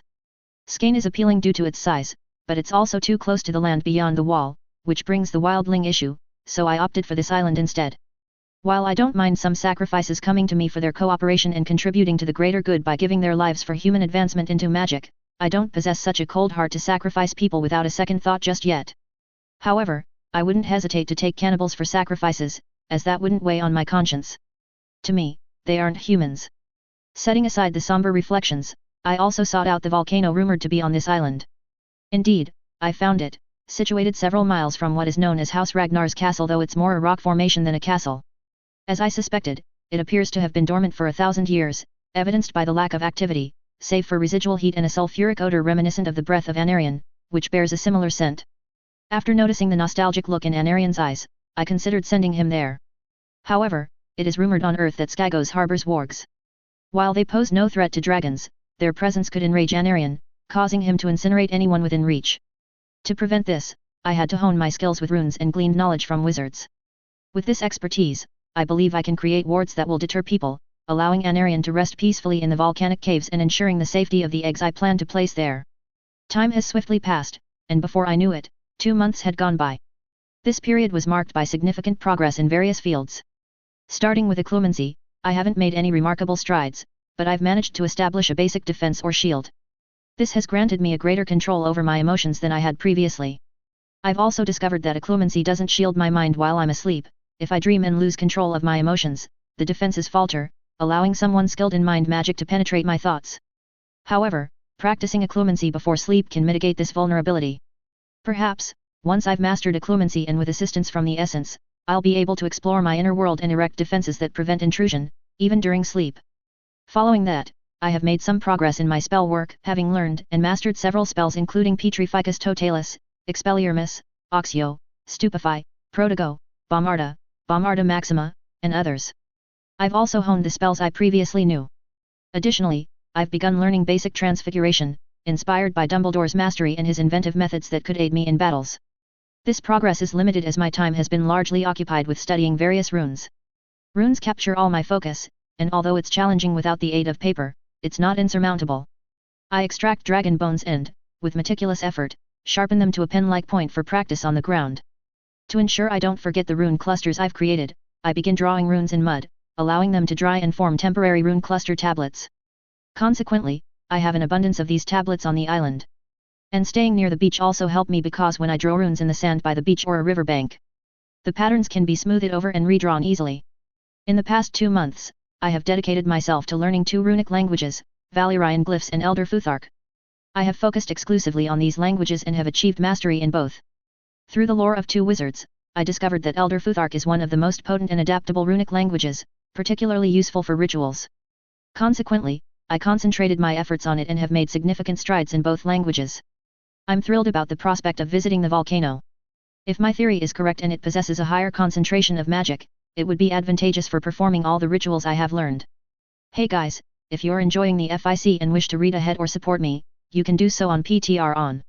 There, you can access up more than 20 chapters in advance and more. Your support would be greatly appreciated. Additionally, there's a laner SI with nerfed Percy Jackson powers FIC available on my PTR on for those interested. Don't worry, I won't keep that FIC behind a paywall forever. Since I haven't written many chapters yet, it's not posted on. I won't take up much of your time, here's my PTR on link if you'd like to support me. PTR on /their-dragon7. Chapter 10. Important disclaimer, I neither own A Song of Ice and Fire, nor do I own Harry Potter, they are the properties of their writers George R.R. Martin and J.K. Rowling respectfully, read at your own discretion. I began my descent along the path leading to the cave where Anarion lay resting.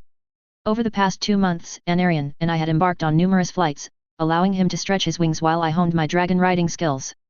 As I drew near, his snores filled the air, yet I was certain Anarion was aware of my presence. Perhaps he feigned sleep, preferring not to leave the comfort of his cave or this fish-abundant island. As I informed him, we're not leaving Skagos, we're merely relocating to the volcano. His eyes snapped open, and he began to emit joyful growls, indicating his pleasure with this decision. I simply shook my head at his antics. Afterwards, I inspected the injuries he sustained during his battle with Sheep Stealer. While his underbelly injuries have healed completely, the tears in his wings have not yet closed. It seems it will take some time for them to heal unless I find a way to expedite the process. Once seated atop the saddle, we began our journey towards the volcano. Upon reaching the volcano, we began our descent. Anarion pursued the cave he had discovered, while I took the path leading into the volcano. As I delved deeper, the temperature rose, and I observed the black, shiny, jagged rock. In Valyria, dragon glass was utilized for various purposes. After a long absence, I entered a volcanic cavern where the heat was intense yet bearable. The chamber walls were adorned with glowing magma veins, casting a gentle, fiery glow on the stone floor. The air, thick with the scent of sulfur and warmth, made the magma feel surprisingly welcoming. Having lived in the cold for 2 months, stepping into this cavern felt like returning home after a lengthy time away.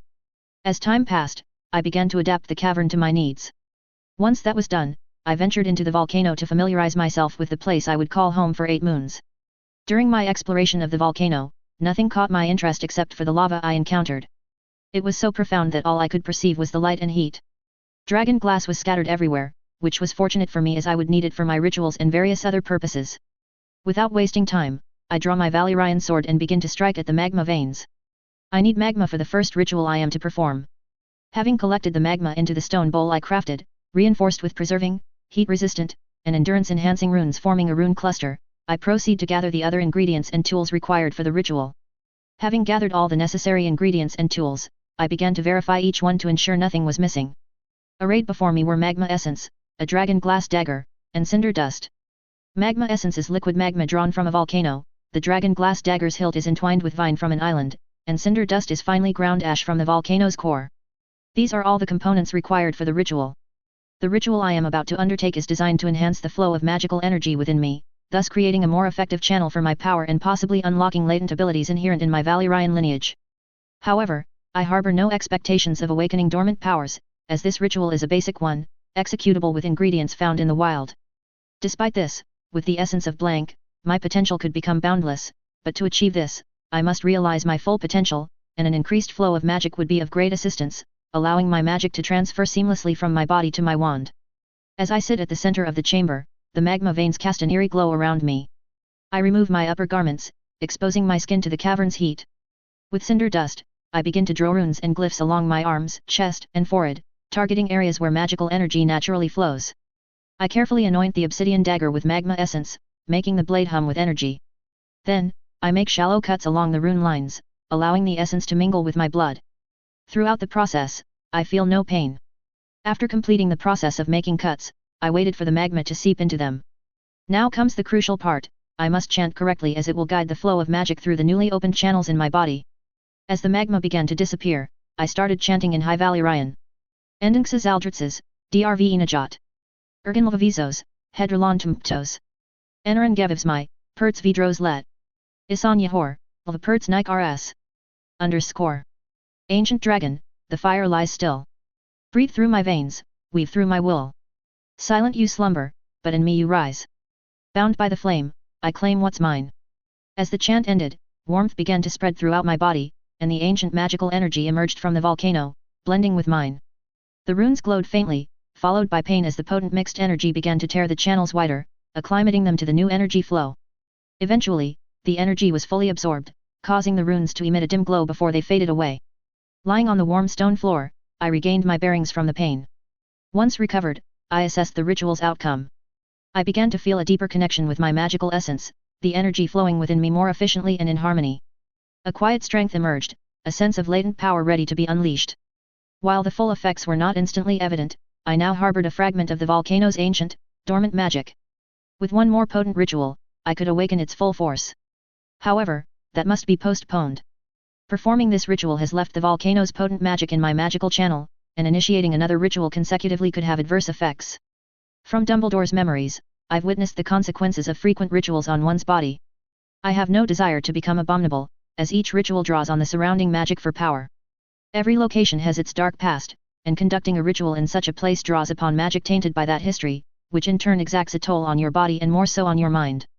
This ritual is performed by me was for research purposes because I want to see what effects Elder Futhark has on this world.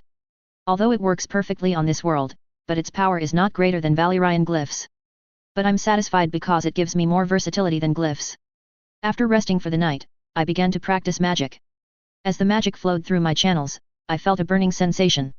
It appears I need more rest and time for the channels to fully heal. However, this is not an issue, as I now wish to commence sword training. While magic is powerful, in this world, mastery of weapons commands great respect. Hence, my first wish was to possess exceptional combat skills. It is morning time, and I was free to do as I wish. I started to exercise and running in the outer area. As I am done with exercise, I started to think about making wards as Skagosi will come here for dragon glass is one of the things that they trade with others in time of winter. Although it is not winter, and it will take time for it to come. You know what they said, prevention is better than cure. If you're enjoying this FIC and would like to support me or are interested in reading ahead up to more than 20 chapters than this one, here is my link. patreon.co/m/theirdragon7. Chapter 11. Important disclaimer: I neither own A Song of Ice and Fire, nor do I own Harry Potter. They are the properties of their writers George R.R. Martin and J.K. Rowling respectfully, read at your own discretion. After completing my sword training atop Skago's tallest mountain, I began my descent despite my body screaming for rest. Pushing myself to the limit has become a habit of mine. Occasionally, I worry that I've become a masochist with all the strenuous training I undertake. Today, I truly surpassed my limits. I started the morning with a run lasting several hours, followed by a climb up Skago's highest peak. Once at the top, I proceeded to practice on the wooden dummy I've reinforced and used daily for the past 6 months. The worst part is the cold winds at the mountain's peak. Over time, I've grown to despise the cold. It repulses me, making me feel out of place. My Dragon Lord heritage is transforming me, but with a clemency and a strong will, I can suppress and better control my emotions. This fortitude is also sharpening my will, and I'm confident it will be of great benefit in the future. It has been 6 moons since I conducted my first ritual, which was primarily for research purposes. Deciding to refrain from using magic for a week to allow my magical channels to self-repair was the best decision of my life. The benefits were not immediate, but over time, my magic began to flow more smoothly, and my spells started coming out faster and stronger. Now, for some incantations, I don't even need to use wand movements. This ritual, sourced from Dumbledore's memories, is a relatively simple one that he himself had performed. However, he did not achieve results as significant as mine. While his magical flow and spell potency did increase, they did not reach the level I have attained. I believe the outcome may stem from the ingredients, as dragon glass is something I don't fully comprehend. The age of the volcano might also contribute to the ritual's power, or perhaps it's the Valyrian glyphs. It is known that ancient magic can enhance a ritual, which is why such ceremonies are often conducted at historical sites in HP. It didn't matter as the ritual did not affect me negatively, except that it required a lengthy time to perform another ritual. Since last month, my channels have fully healed, and with a month's training, I have adapted to them. Now, it is time for the next ritual, and I am excited because since the first ritual, there has been a persistent sensation of something on the verge of awakening, yet I am not prepared. That's why I pushed my body and magic as far as I could to see if I could awaken naturally. However, I did not achieve any success. An about progress of mine in various fields as good as I had my hands full with both physical and weapon training. I did progress nicely on every field though. As with spell and the charms I've progressed as greatly as I now know more than any aura trainee, and next I'm going to learn is spell chains. In the transfiguration I can transfigure most non-living objects into anything I want, but it will take me to learn conjuration.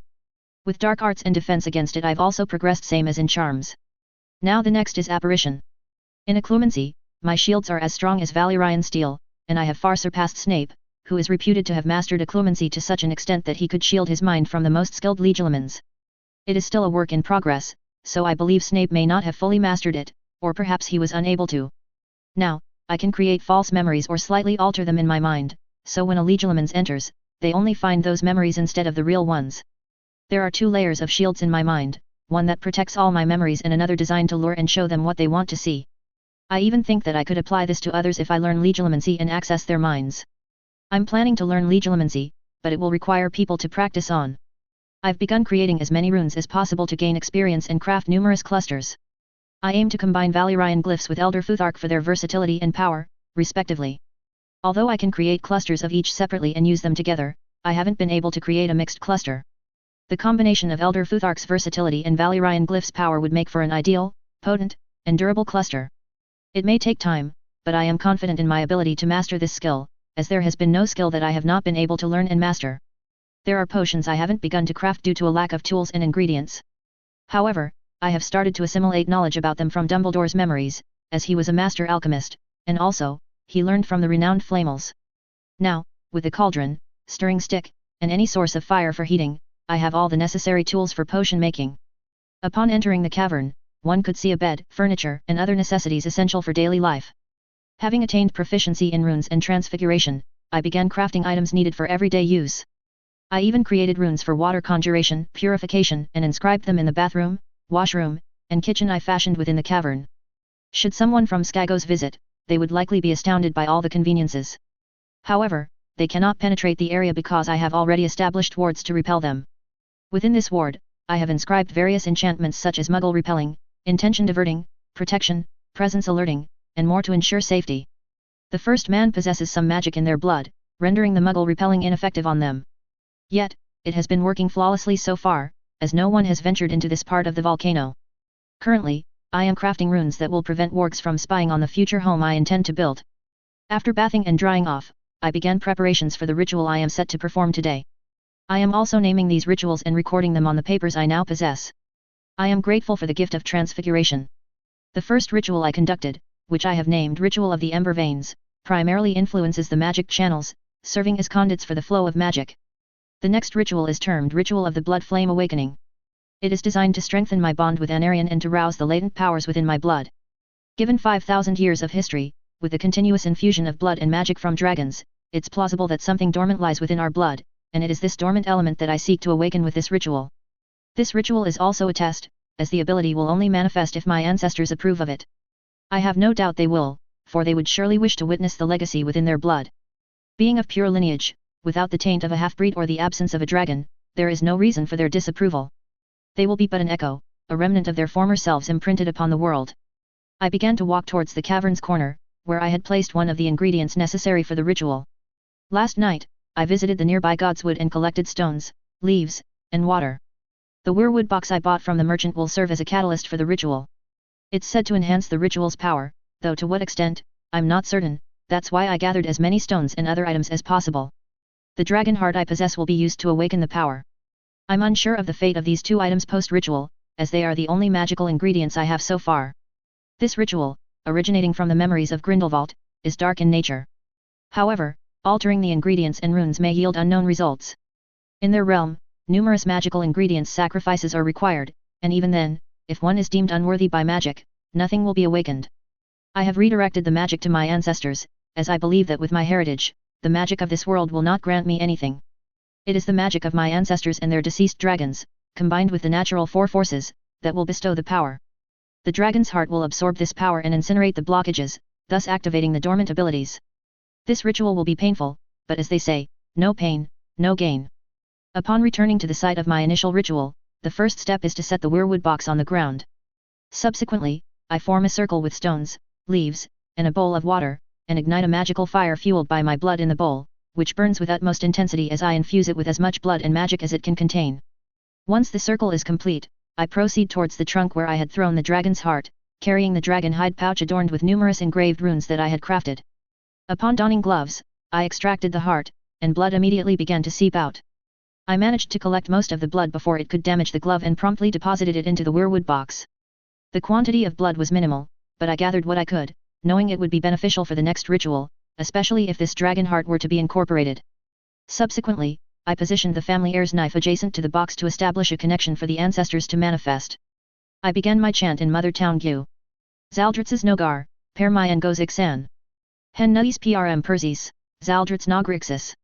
Nority Ngos, Hens Briisa. Vio Bantis, Lvajeo Milax Nutties Horalagan Syt. Dragon's Heart, I am forged in blood / by my blood's fire, ancestors rise / from ancient veins, the power flows / in flame and blood, my will is reborn. As I began the chant, the dagger was the first to glow, followed by a faint luminescence from everything within the circle. Completing the chant, I laid my hand upon the box, feeling the dragon heart's warmth inside. With each pulse of the heart, it synchronized with my magic and the blood-fueled fire. The elements encircling the box stirred to life, the water rippled, leaves rustled, and stones hummed with ancient power. The box itself started to glow, harmonizing with my magical energy and the dragon's fiery essence, as the roar of sheep stealer filled the air. The circle of elements around me burst into a soft, glowing light, enhanced by the blood-powered fire that now burned brighter, its flames reaching upward in a twisting, spiraling dance resembling dragons entwined. The gathered magical energy began to direct itself toward the dagger. Then, multiple eyes landed on me. I looked around but found nothing, and after some time, silhouettes of men and women with silver and silver-gold hair began to materialize before me. Some bore proud expressions, others smug, and then they started to fade away as the gathered energy began to transfer toward the box. This time, I couldn't count the number of eyes on me, they were so numerous, seemingly infinite and never-ending. The magic they emit is faint, yet even with my undeveloped magical sense, I could discern its ancient origin, older than the volcano or anything else I had encountered thus far. In my mind, there is no doubt about their identity. I could feel some looking at me with utter disgust and repulsion, gazing as if they could see into my soul.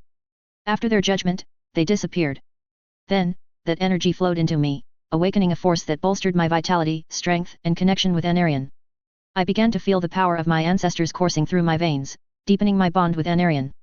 Expecting pain that never came, I attempted to stand but fell instead. It appears that rest is necessary after performing the ritual. As I closed my eyes, sleep came instantly. Awakening on the warm stone floor, I stood up effortlessly and began stretching.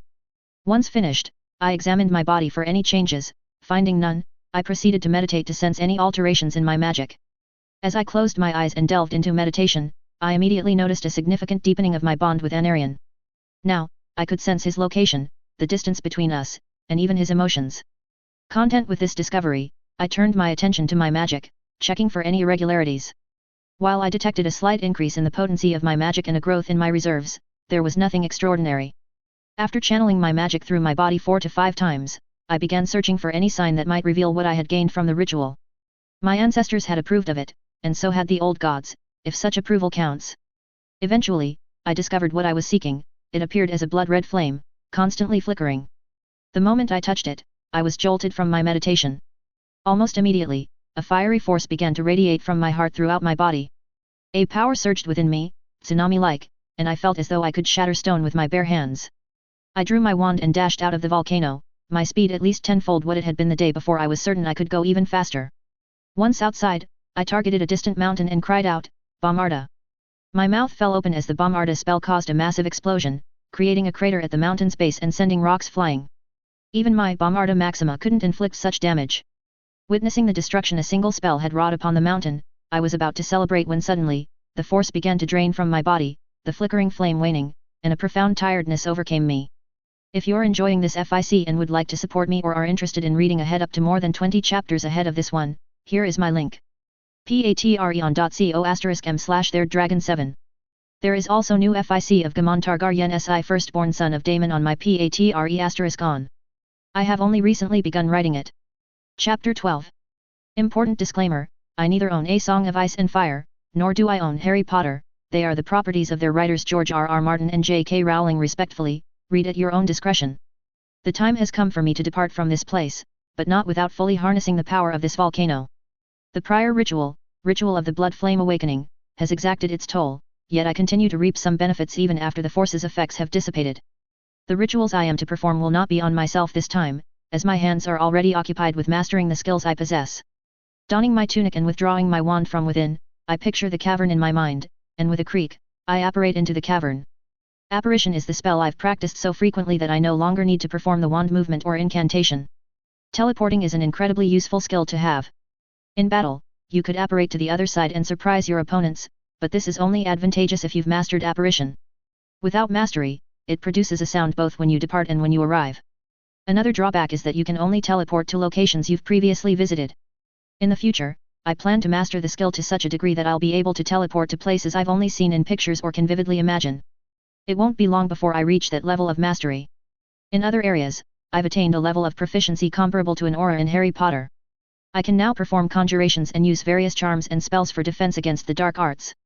The spell I've longed to learn is now within my arsenal. Protego Diabolica is a dark charm that surrounds the caster with a protective ring of black fire, incinerating enemies while leaving allies unharmed. The black fire can also manifest as winged creatures, spreading quickly and capable of immense destruction. Despite being a spell that manipulates fire, it is not difficult to master. Now, I can conjure black fire with just a thought.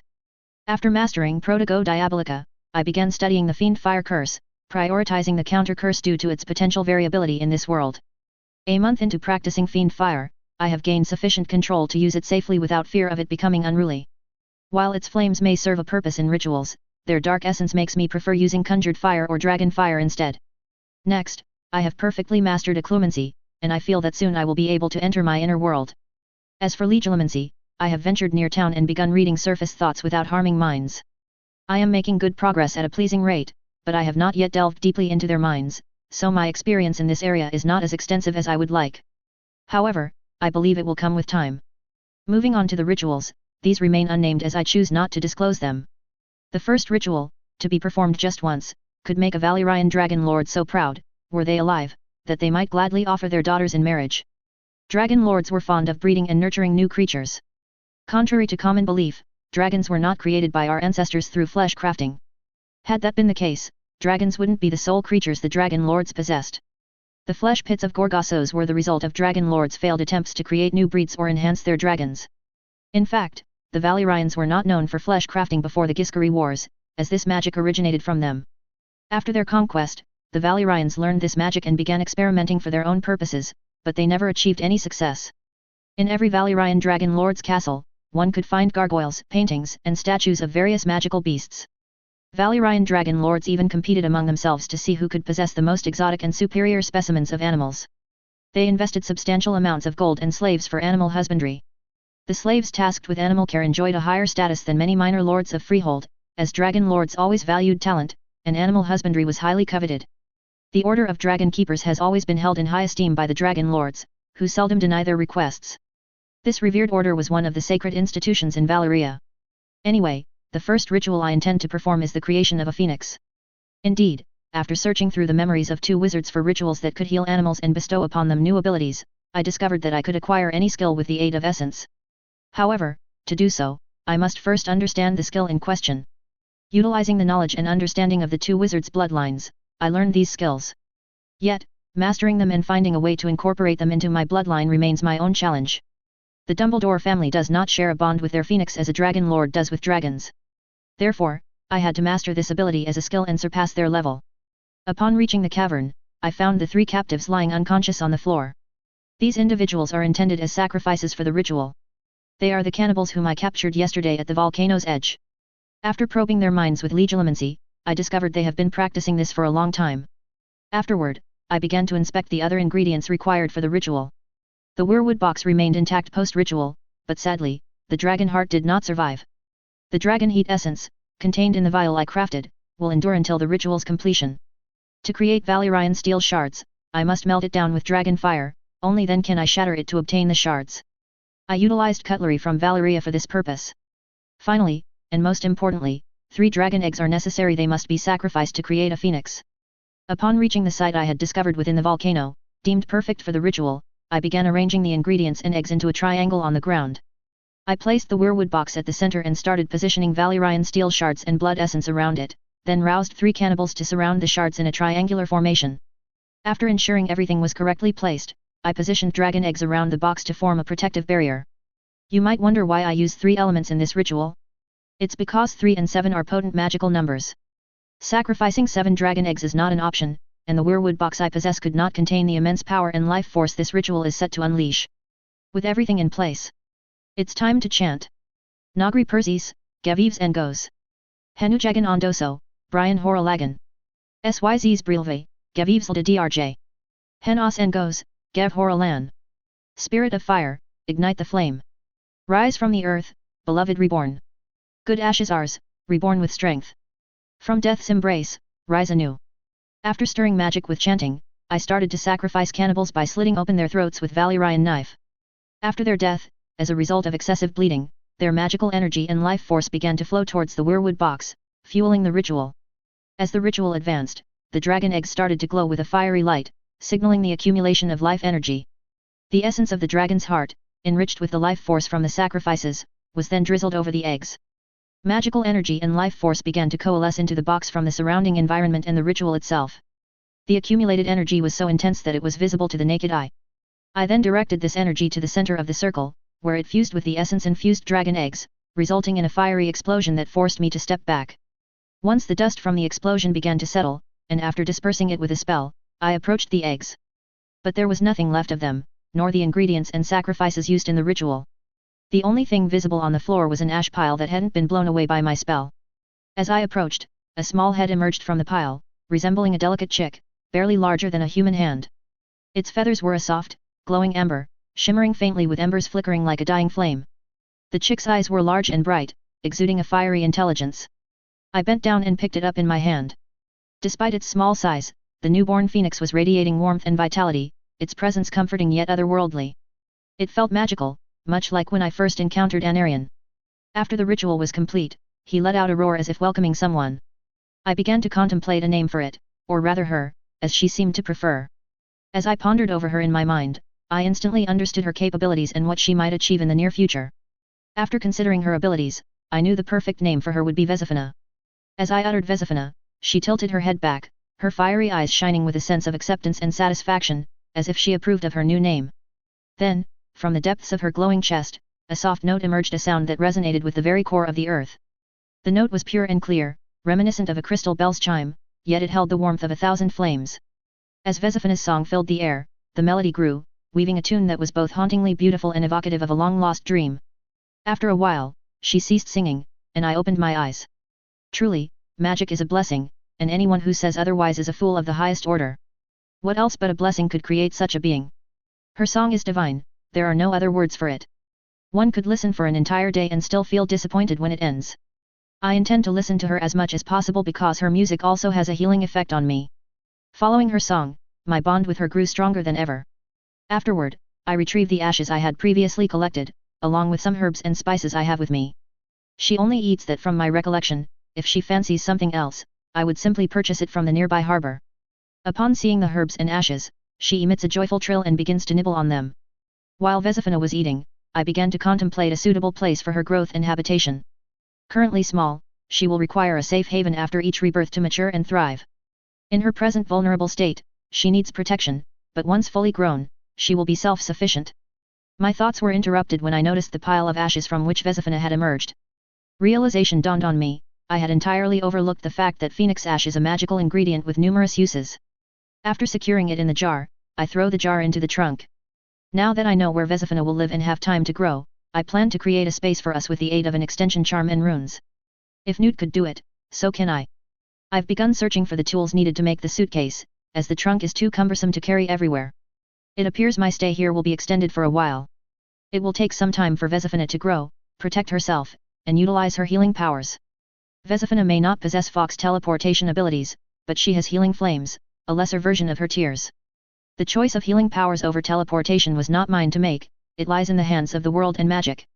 They determine whether a phoenix will be born and the powers it will possess. As Vesifina grows, she will become more powerful than fox and reach the size of smaller dragons. The second ritual I intended to perform was to heal Anarion's wing tears. However, Vesifina can now accomplish this with her flames. In the meantime, I will create a suitcase where Vesifina can grow and heal Anarion's wings, as I am uncertain how Targaryen would respond to my presence. It is essential for Anarion to be in his best form. 1 month has passed, and today is the day Anarion will be healed. As I leave the potion room I created in the dimension for Vesifina's habitation, my intention to construct a castle with the luxuries of the modern world remains. However, I postponed it to ensure the best environment for Vesifina and Anarion to thrive. My ambition doesn't end with Vesifina, I plan to create as many magical creatures as possible. As I exited the dimension, the trills of Vesifina echoed behind me, she soon followed. I began to pack all my essential belongings. Then, I made my way towards the heart of the volcano where I had placed the dragon eggs. Reaching a section hotter than the cavern, I carefully gathered the 12 eggs and brought them to the magically created volcano, setting them within the runes that would keep them in stasis. They would remain there until the time was right, or until I found someone to nurture them into hatching. Vesifina and I began our journey towards Anarian's cave, nestled deep within the volcano. Upon arrival, I roused him from his slumber, and upon seeing Vesifina, he let out a huff. Anarian and Vesifina share a competitive relationship as they vie for my affection. However, when not in competition, they coexist quite amicably. If you're enjoying this FIC and would like to support me or are interested in reading ahead up to more than 20 chapters ahead of this one, here is my link. patreon.co/m/theirddragon7. Chapter 13. Important disclaimer: I neither own A Song of Ice and Fire, nor do I own Harry Potter. They are the properties of their writers George R.R. Martin and J.K. Rowling respectfully, read at your own discretion. Although Anarian's wing tears have nearly healed, only small fist-sized holes remain, and they are few in number. Vesifina has taken her rest. 2 weeks after her birth, she began to create and control fire. Subsequently, I offered her daily treats to encourage her to produce more amount of flame and to control them completely. Another 2 weeks have passed, and I am confident she could heal Anarian's wings, but she will be exhausted afterward and will need to rest. After pushing her healing flames to their limits, Vesifina became vulnerable. However, in 6 moons or a year, she will be capable of even more. Though she may not surpass dragons in raw power, my bond with her has yielded many benefits. At just 1 month old, she has already produced 4 tears, 1 each week, which possess the power to heal almost anything, even bringing individuals back from the brink of death. If my speculations are correct, she will grow to at least 7 feet, if not more. At the age of 1 month, she is already the size of a large eagle and looks every bit as majestic and royal with her coloring. She seems to understand every language I speak, as I can command her in both the common tongue and High Valyrian. I instructed her to mend all the small holes in Anarian's wings. In response, she let out a trill and set Anarian's wings ablaze with soft, ethereal blue flames, tinged with hints of silver and gold. Anarian let out a roar, but he didn't cause a commotion at my command. Minutes later, as the fire began to dwindle, Vesifina settled onto my shoulders. When I attempted to guide her towards the suitcase, she wouldn't move and instead clung tightly to my shoulders with her talons. She certainly is adventurous. I had to position her carefully on my shoulders because her talons are quite sharp. I observe Anarian examining his wings. All the tears in Anarian's wings have fully healed, and they appear even better than when I first encountered him. Vesifina's healing abilities are remarkable, healing not just external wounds but also internal ones, including those we are unaware of. The only downside is that it significantly drains her energy to perform such healing. After Anarian finished checking his wing, I began to climb onto the saddle. Vesifina took her seat at the head of Anarian, who grumbles every day when she does that. Anarian and I take daily flights, soaring as high as we can. My dragon riding skills have improved to the point where I no longer need straps to stay on the saddle. And with our bond deepening through ritual, I don't even need a whip to command him anymore, as I can guide him with the strength of our bond. We intend to visit all the renowned castles en route to the Red Keep. Winterfell, the Neck, Harrenhal, and the Eyrie may not be directly on our path, with some a short distance away, but that won't deter us from seeing them. Anarian let out a roar, and with that, we were soaring through the sky. Vesifina urged Anarian to fly beneath the clouds so she could take in the views below. In less than an hour, we reached Winterfell, a castle as vast as it was ancient. Circling it twice more, we checked for magical wards. Finding none, I could still sense a faint trace of magic coursing through the walls and the keep, likely the reason Winterfell has stood for so many years. Once our inspection was complete, we continued on our journey. The castle at the Neck is inactive and in disarray. However, there is a small settlement nearby, which I assume exists to mend and defend the castle should the need arise. Given the extensive swamp area of the Neck, I don't see how any land army could enter the north without sustaining heavy losses or facing complete destruction, depending on who defends the Neck. Next, we will visit the Eyrie, renowned for its impregnable defenses, and the ruling house, which is considered the oldest of Andal nobility. It is the pride of the Arryns and the Vale. Given Anarian's increased speed, it won't take us long to reach the castle. En route to the Eyrie, I pondered the force I named Blood Flame, which boosts my power at least tenfold. It's the one thing that hasn't yielded the results I anticipated. This force grants me unmatched magical and physical power, but it drains my stamina. Initially, I could only sustain it for a minute before feeling depleted. However, after 6 months of focus, I've extended its duration from 1 minute to 7. I've also discovered that in Blood Flame mode, a simple name, though Dragon mode didn't seem fitting, my control over fire intensifies to the point where I can manipulate flames without my wand, even melting steel with its heat. Since I am only 15 named days old in this world, my stamina will naturally increase, but I must find a way to extend this state. This boost could be advantageous in many ways, as it significantly enhances my magical power. As I ponder various methods to extend the duration of Blood Flame, we've arrived at the Eyrie, and I must say it aligns perfectly with the knights and honor for which the Vale is renowned. Though impregnable, its security owes more to natural defenses and location than to its walls and architecture. Nonetheless, it is a beautiful castle, the exact opposite of the gloomy and dark structures preferred by dragon lords, which I also favor. I bypassed circling the castle and proceeded directly to the next destination on our list, Harrenhal. Upon arrival, I could see it was indeed monstrous, just as the books described. While I didn't sense a curse, the place reeked of dark magic so intensely that, although not cursed, residing there would surely dampen one's mood, provided one could sense magic. At least the dragon lords are wise enough not to conduct blood magic on the scale of massacres within their castles. The families have designated sites for such rituals. Harren the Black certainly did not consider magic when constructing this monstrosity. Utilizing weirwood trees also proved unwise, as the old gods would not overlook such an affront, even if they resemble pagan deities. Moreover, my reverence for them grew when they chose not to harm me during the ritual, as they could have effortlessly wiped me from existence if they so desired. In this world, gods cannot directly intervene in the mortal realm, but during that time I had foolishly given them power to kill me. They require a catalyst to manifest or utilize their powers in this world. The creation of the catalyst necessitates sacrifices, and the extent of the sacrifice depends on the power of the gods. It took a significant sacrifice to the Rhoyne River to manifest and expel the dragon lords, preventing them from seizing the knowledge that was saved from destruction. Some, in their greed to possess the magic of the Rhoynars, even lost nearly all their dragons. It seems our next destination is the Red Keep. I'm eager to witness the Targaryens' reaction upon seeing Anarion or myself. Reflecting on the adage that the first impression is the best impression, I guide Anarion to descend into the Kingswood. Upon landing, I retrieve my Valyrian armor and the Valyrian sword with which I've practiced daily since abandoning the wooden one. Adorned in the dark armor, with the sword and whip at my belt, I forego the helmet. I find it cumbersome in flight, only serving to catch the wind and buffet my head. Clad in this armor, I embody the very essence of a dragon lord. King's Landing, the Red Keep. A day after Sheep Stealer's death flashback. Viserys POV. I make my way through the corridors of the Red Keep towards the small council chamber, fortified by a hearty breakfast. The seven know that food, along with my dear Emma's support, provides me the strength to bear the realm's burdens. The small council, too, plays a crucial role in governance. If only the gods would grant me an heir to inherit the leadership of the realm. Upon my entrance, Harold Westerling, the Lord Commander of the King's Guard, announces my arrival, and all members show their respect by standing and bowing. After I take my seat and gesture for them to do the same, we begin addressing the pressing matters facing the realm. In our discussion with Lord Corlys Velaryon regarding the Stepstones, he failed to recognize that the realm is enjoying a period of peace and that we do not need a war over some deserted islands whose only value is their location.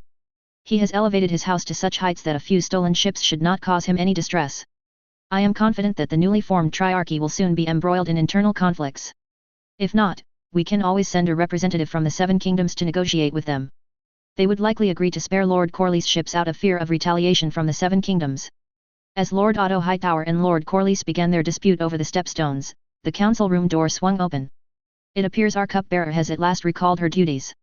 Rhaenyra is the realm's delight, as well as the joy of both Emma and myself. She is our sole child, my and Emma, that has survived the childbirth. You are late. We've been waiting for our cupbearer. Where have you been? I inquired of Rhaenyra, driven by curiosity.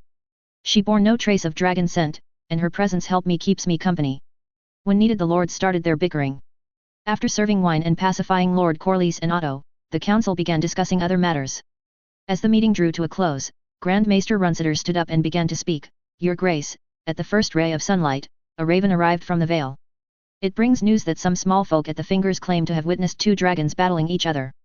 Did the letter mention their description?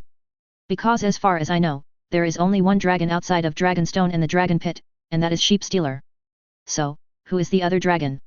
I asked, surprise evident in my voice. Wild dragon fights do occur, but not to the extent that nearby residents are alarmed by their battles. Yes, Your Grace. The small folk flee at the first sign of their conflict, but some have reported seeing one creature of muddy brown and another of silver hue. The skirmish between them has led to the destruction of the nearby forest, and small tremors have been felt even at some distance, replied the Grand Maester as he handed me the letter that had arrived from the Vale. There are only two dragons with silver coloring, and those two were last seen in Dragonstone, said Rhaenyra. And she is correct, Silverwing and Grey Ghost are the only ones with silver coloring. Your Grace, it might be the Grey Ghost, as they are two wild dragons and could have fought among themselves over some cattle, said Otto. There has never been a case like this before.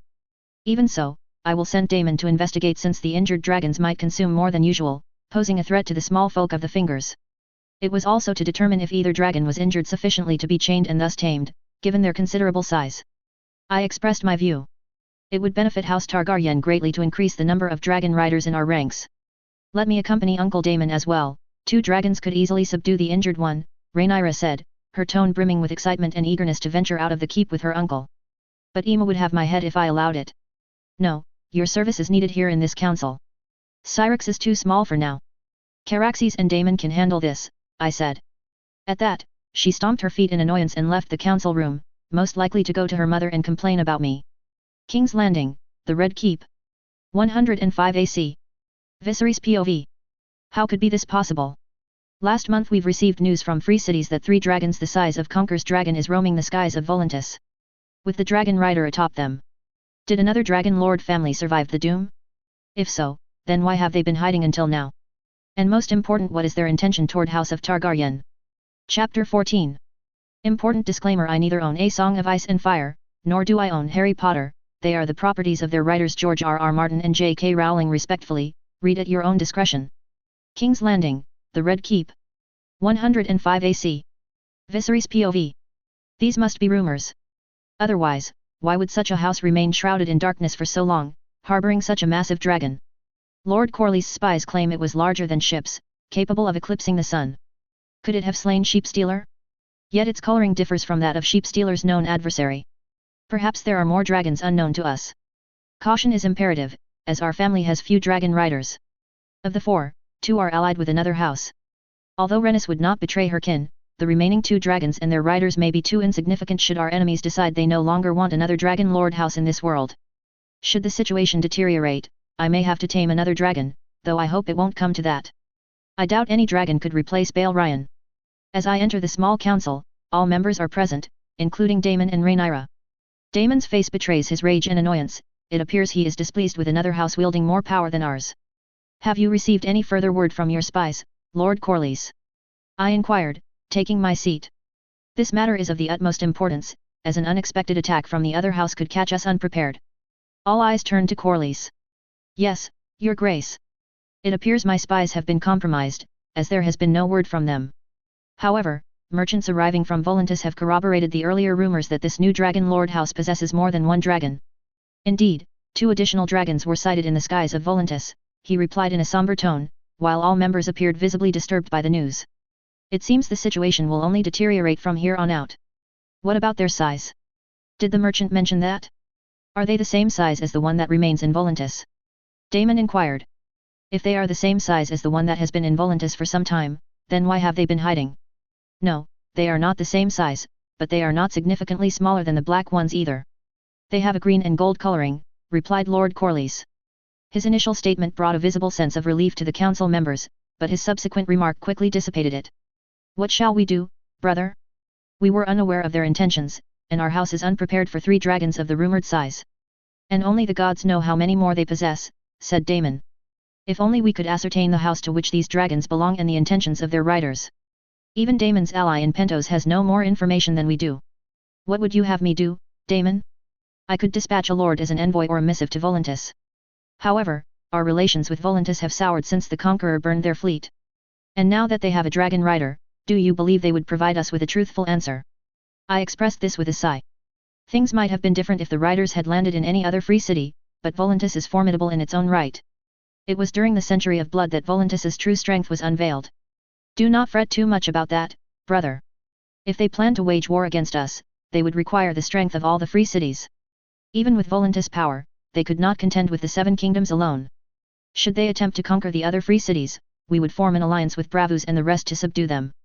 Bravus would never allow the dragon lords to enslave them again, and there's also the House of Black and White. Without a dragon rider, the dragons would merely flee after wreaking havoc, said Damon, his voice brimming with confidence. He is correct. Volantis alone could not withstand the might of the 7 kingdoms. He's right, I shouldn't worry too much about that. Just as I was about to smile and urge them to continue the council to discuss the realm's matters, a roar echoed throughout King's Landing. It was not a roar of any Targaryen dragon I knew. All members of the council began to look towards the balcony. Daemon, Rhaenyra, and I started walking toward the balcony, and there it was, a dragon of silver color, almost as large as Viagar. Before Daemon and Rhaenyra could head towards the dragon pit, a dragon landed squarely in the keep's courtyard, carving out space for itself and shattering many things in its wake. It was too late for them to make their way to the pit. Before the dragons could emerge and take flight, the silver one might set the entire castle ablaze. Meanwhile, soldiers began to encircle the dragon, drawing their weapons. The dragon lowered its head, surveying them before unleashing a roar so mighty it shook the very foundation of the wall upon which it perched. Some soldiers began to flee, while others were paralyzed by fear, their terror palpable in the air of the courtyard. I could not fault them. The dragon appeared even more ferocious and untamed than the cannibal I had once glimpsed. Its horns, aggressive posture, and the fierce look in its eyes were enough to haunt the soldiers' dreams for nights to come. Meanwhile, the rider began to dismount, descending from the dragon to the ground below. From my vantage point, all I could discern was his all-black armor, sword, and the whip at his belt. His silver hair caught the light as he began to look directly in my direction. Two purple eyes met mine, piercing in their intensity. After exchanging a few unheard words with the soldiers, he began his approach towards the throne room. All members of the council began to follow me as we entered the throne room. As we did, the doors opened. He walked toward the throne with a grace that suggested he owned the world, reminiscent of Daemon, as my mind noted. Looking at Daemon, I saw his gaze fixed on the rider with unbridled curiosity and a slight smirk, finding the situation amusing. Rhaenyra looked on with a mix of confusion and curiosity. Her cheeks were slightly flushed, probably from rushing to the throne room. Lords and ladies from King's Landing began to fill the space. His walk came to a stop, and he stood directly before the throne. "Who are you? Why have you come here? Introduce yourself," I demanded in my most regal tone, mustering all the authority I could. It's true that I have no love for politics, yet as a king, I must play the part. If I wish for others to take me seriously and offer their respect, I must embody the role. Bree pistas. Is ulgentis sa. If any other person had uttered such words, they would have lost their head. But a look of surprise appeared on the faces of all the Targaryens and Corlys present. The man spoke High Valyrian with such fluency and accent that not even the nobles from Volantis, who have spoken the language all their lives, could claim such mastery. Hearing him was like listening to a song in High Valyrian. Even Daemon, who speaks as much High Valyrian as he can, does not possess this level of fluency and accent. The man recovered from his shock and drew his sword, "Dark Sister," from its scabbard. "You speak their language. Do you now identify yourself as Andal? Vezof Branajotdras. Rashis, Vezof ia with Makrondras Rashiskerns Brodriskler. Dranos, Zakvr Branajot," Daemon declared with a hint of anger in his tone. Witnessing Daemon's drawn sword and sensing his mood, all soldiers unsheathed their swords as well. Always the protective one, he believes only he has the right to speak ill of me, not others. The stranger, however, touched a sore point, as Daemon loathes being compared to the Andals or anyone else he deems inferior. He holds his heritage in high esteem. As I was commanding them to lower their swords, laughter resonated in the throne room, warm and comforting, like a powerful yet gentle rumble, vibrating with an inner might. "Speak respectfully to my brother. Next time I would not think twice before taking that disrespectful tongue out of your mouth. Dragon Lord or not, you do not have any power here."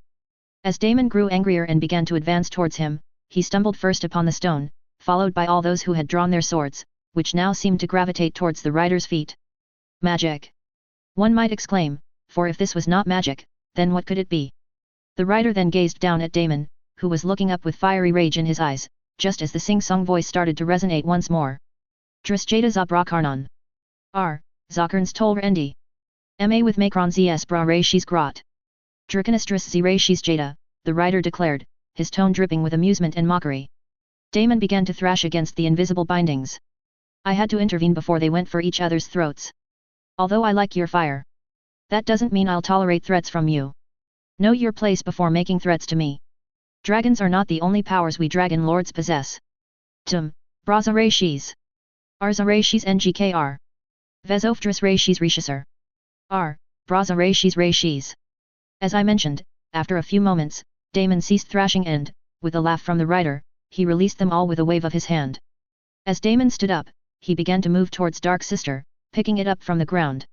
With a glare at the rider, who then backed off, he proceeded. "Daemon, enough. And you release all of them, we're not barbarians. We'll talk as befits men of our lineage. And we're not enemies yet." After giving Daemon glare response with smug smirk, he replied, "Very well. My intention in coming here was also to talk.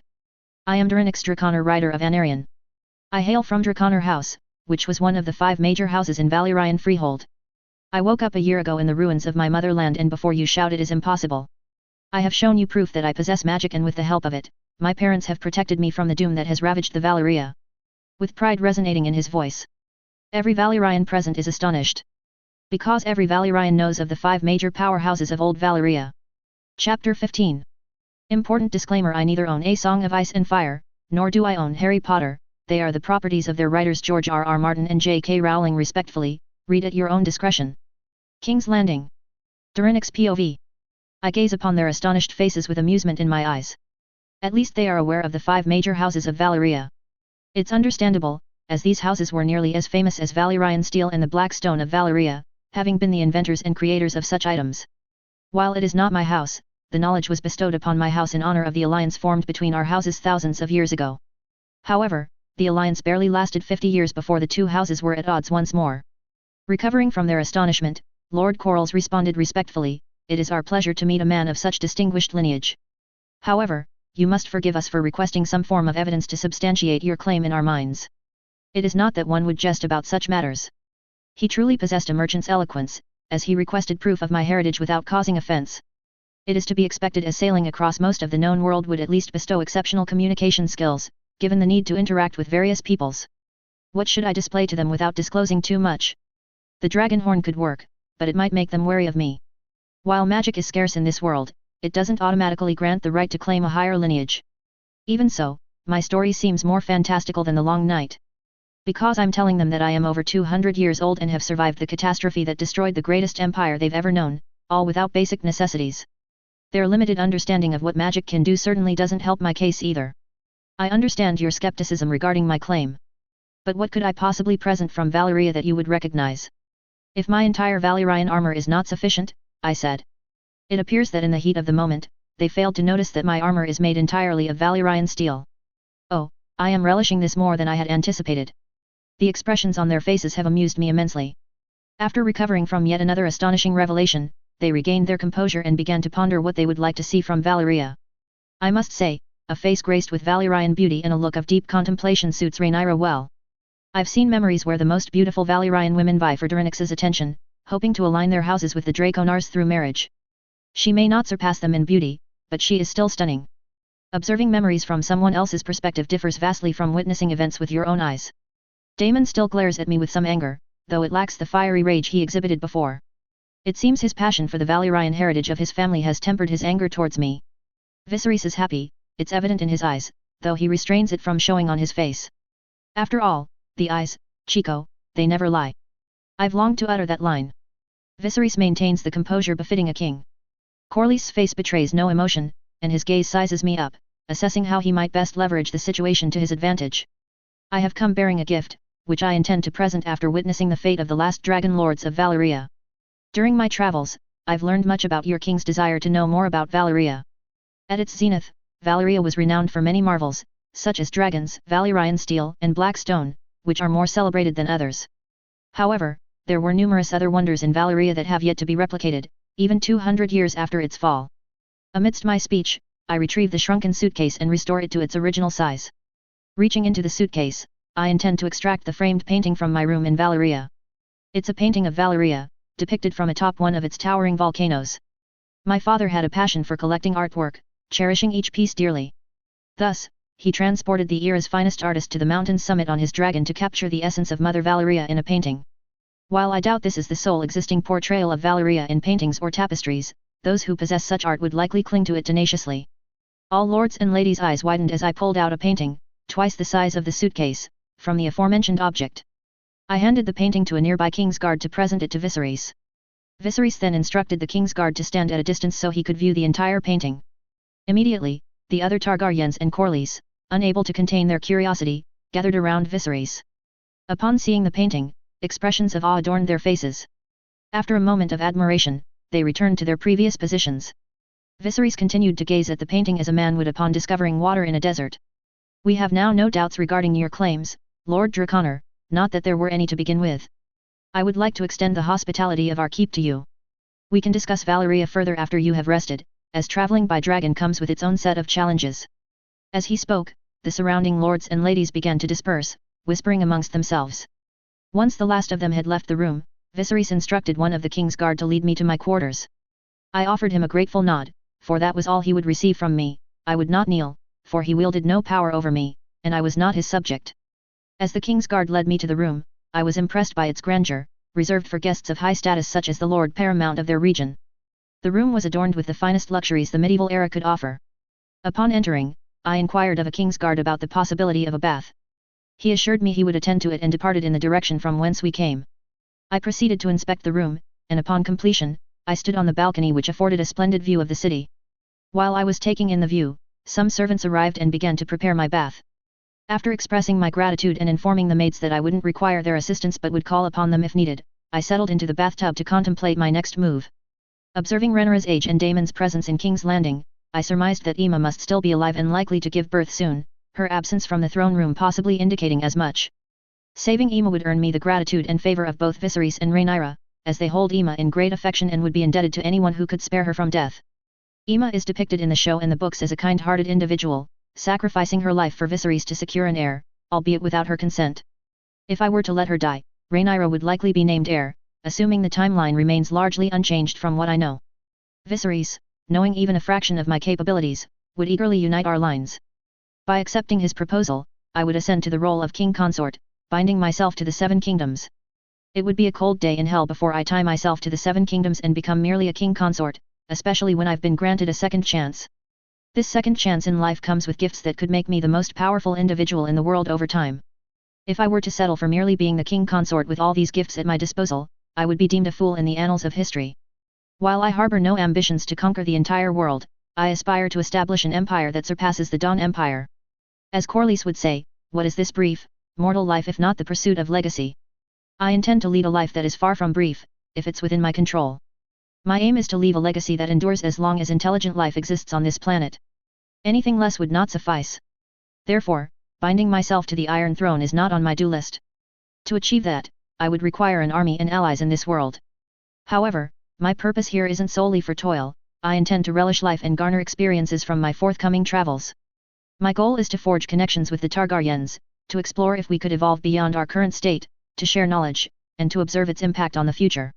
After finishing my bath and dressing in attire befitting my rank, I step out onto the balcony to observe Anarion soaring above the city and the Blackwater rush.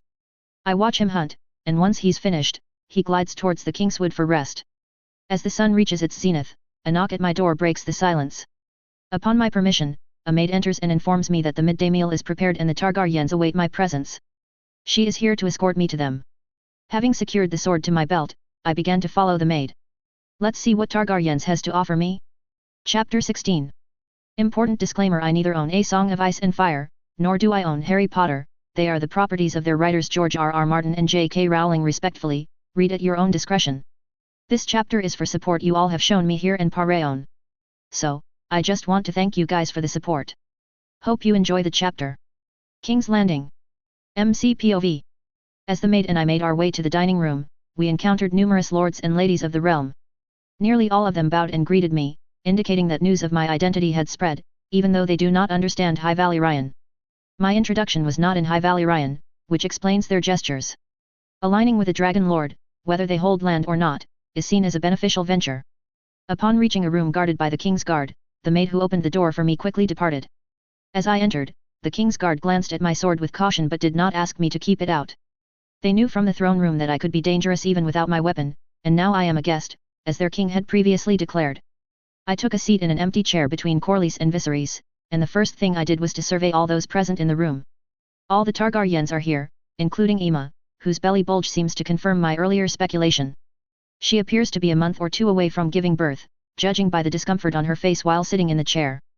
Rhaenyra is seated next to her mother, with Daemon beside her.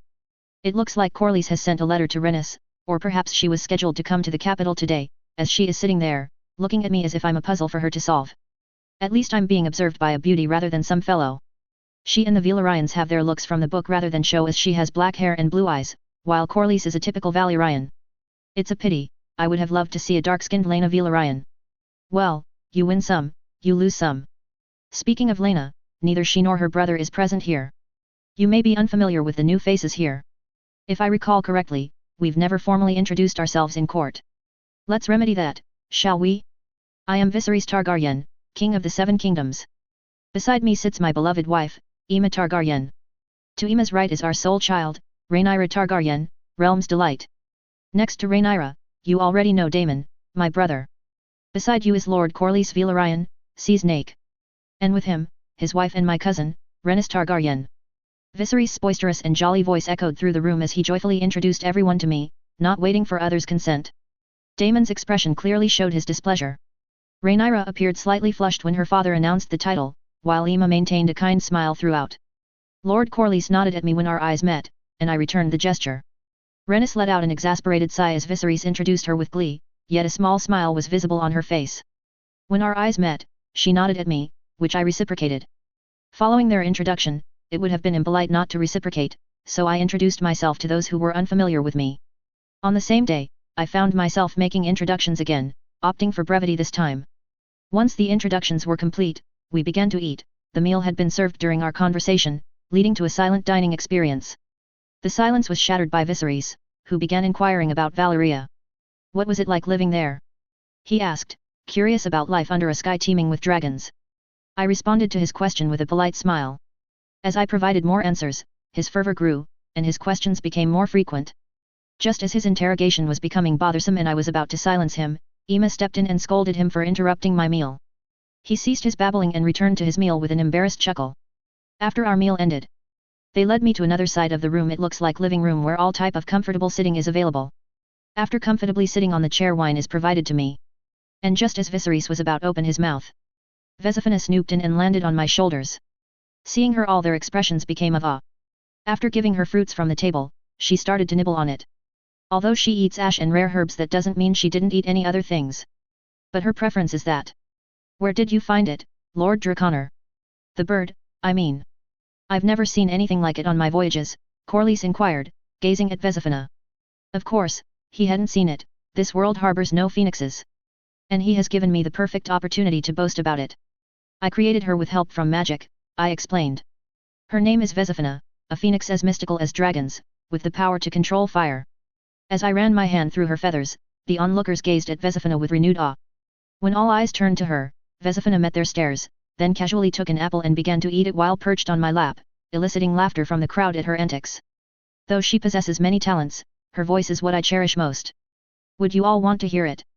I posed the question because Vesifina's song has a healing effect on others and myself, though not to the extent it does on me.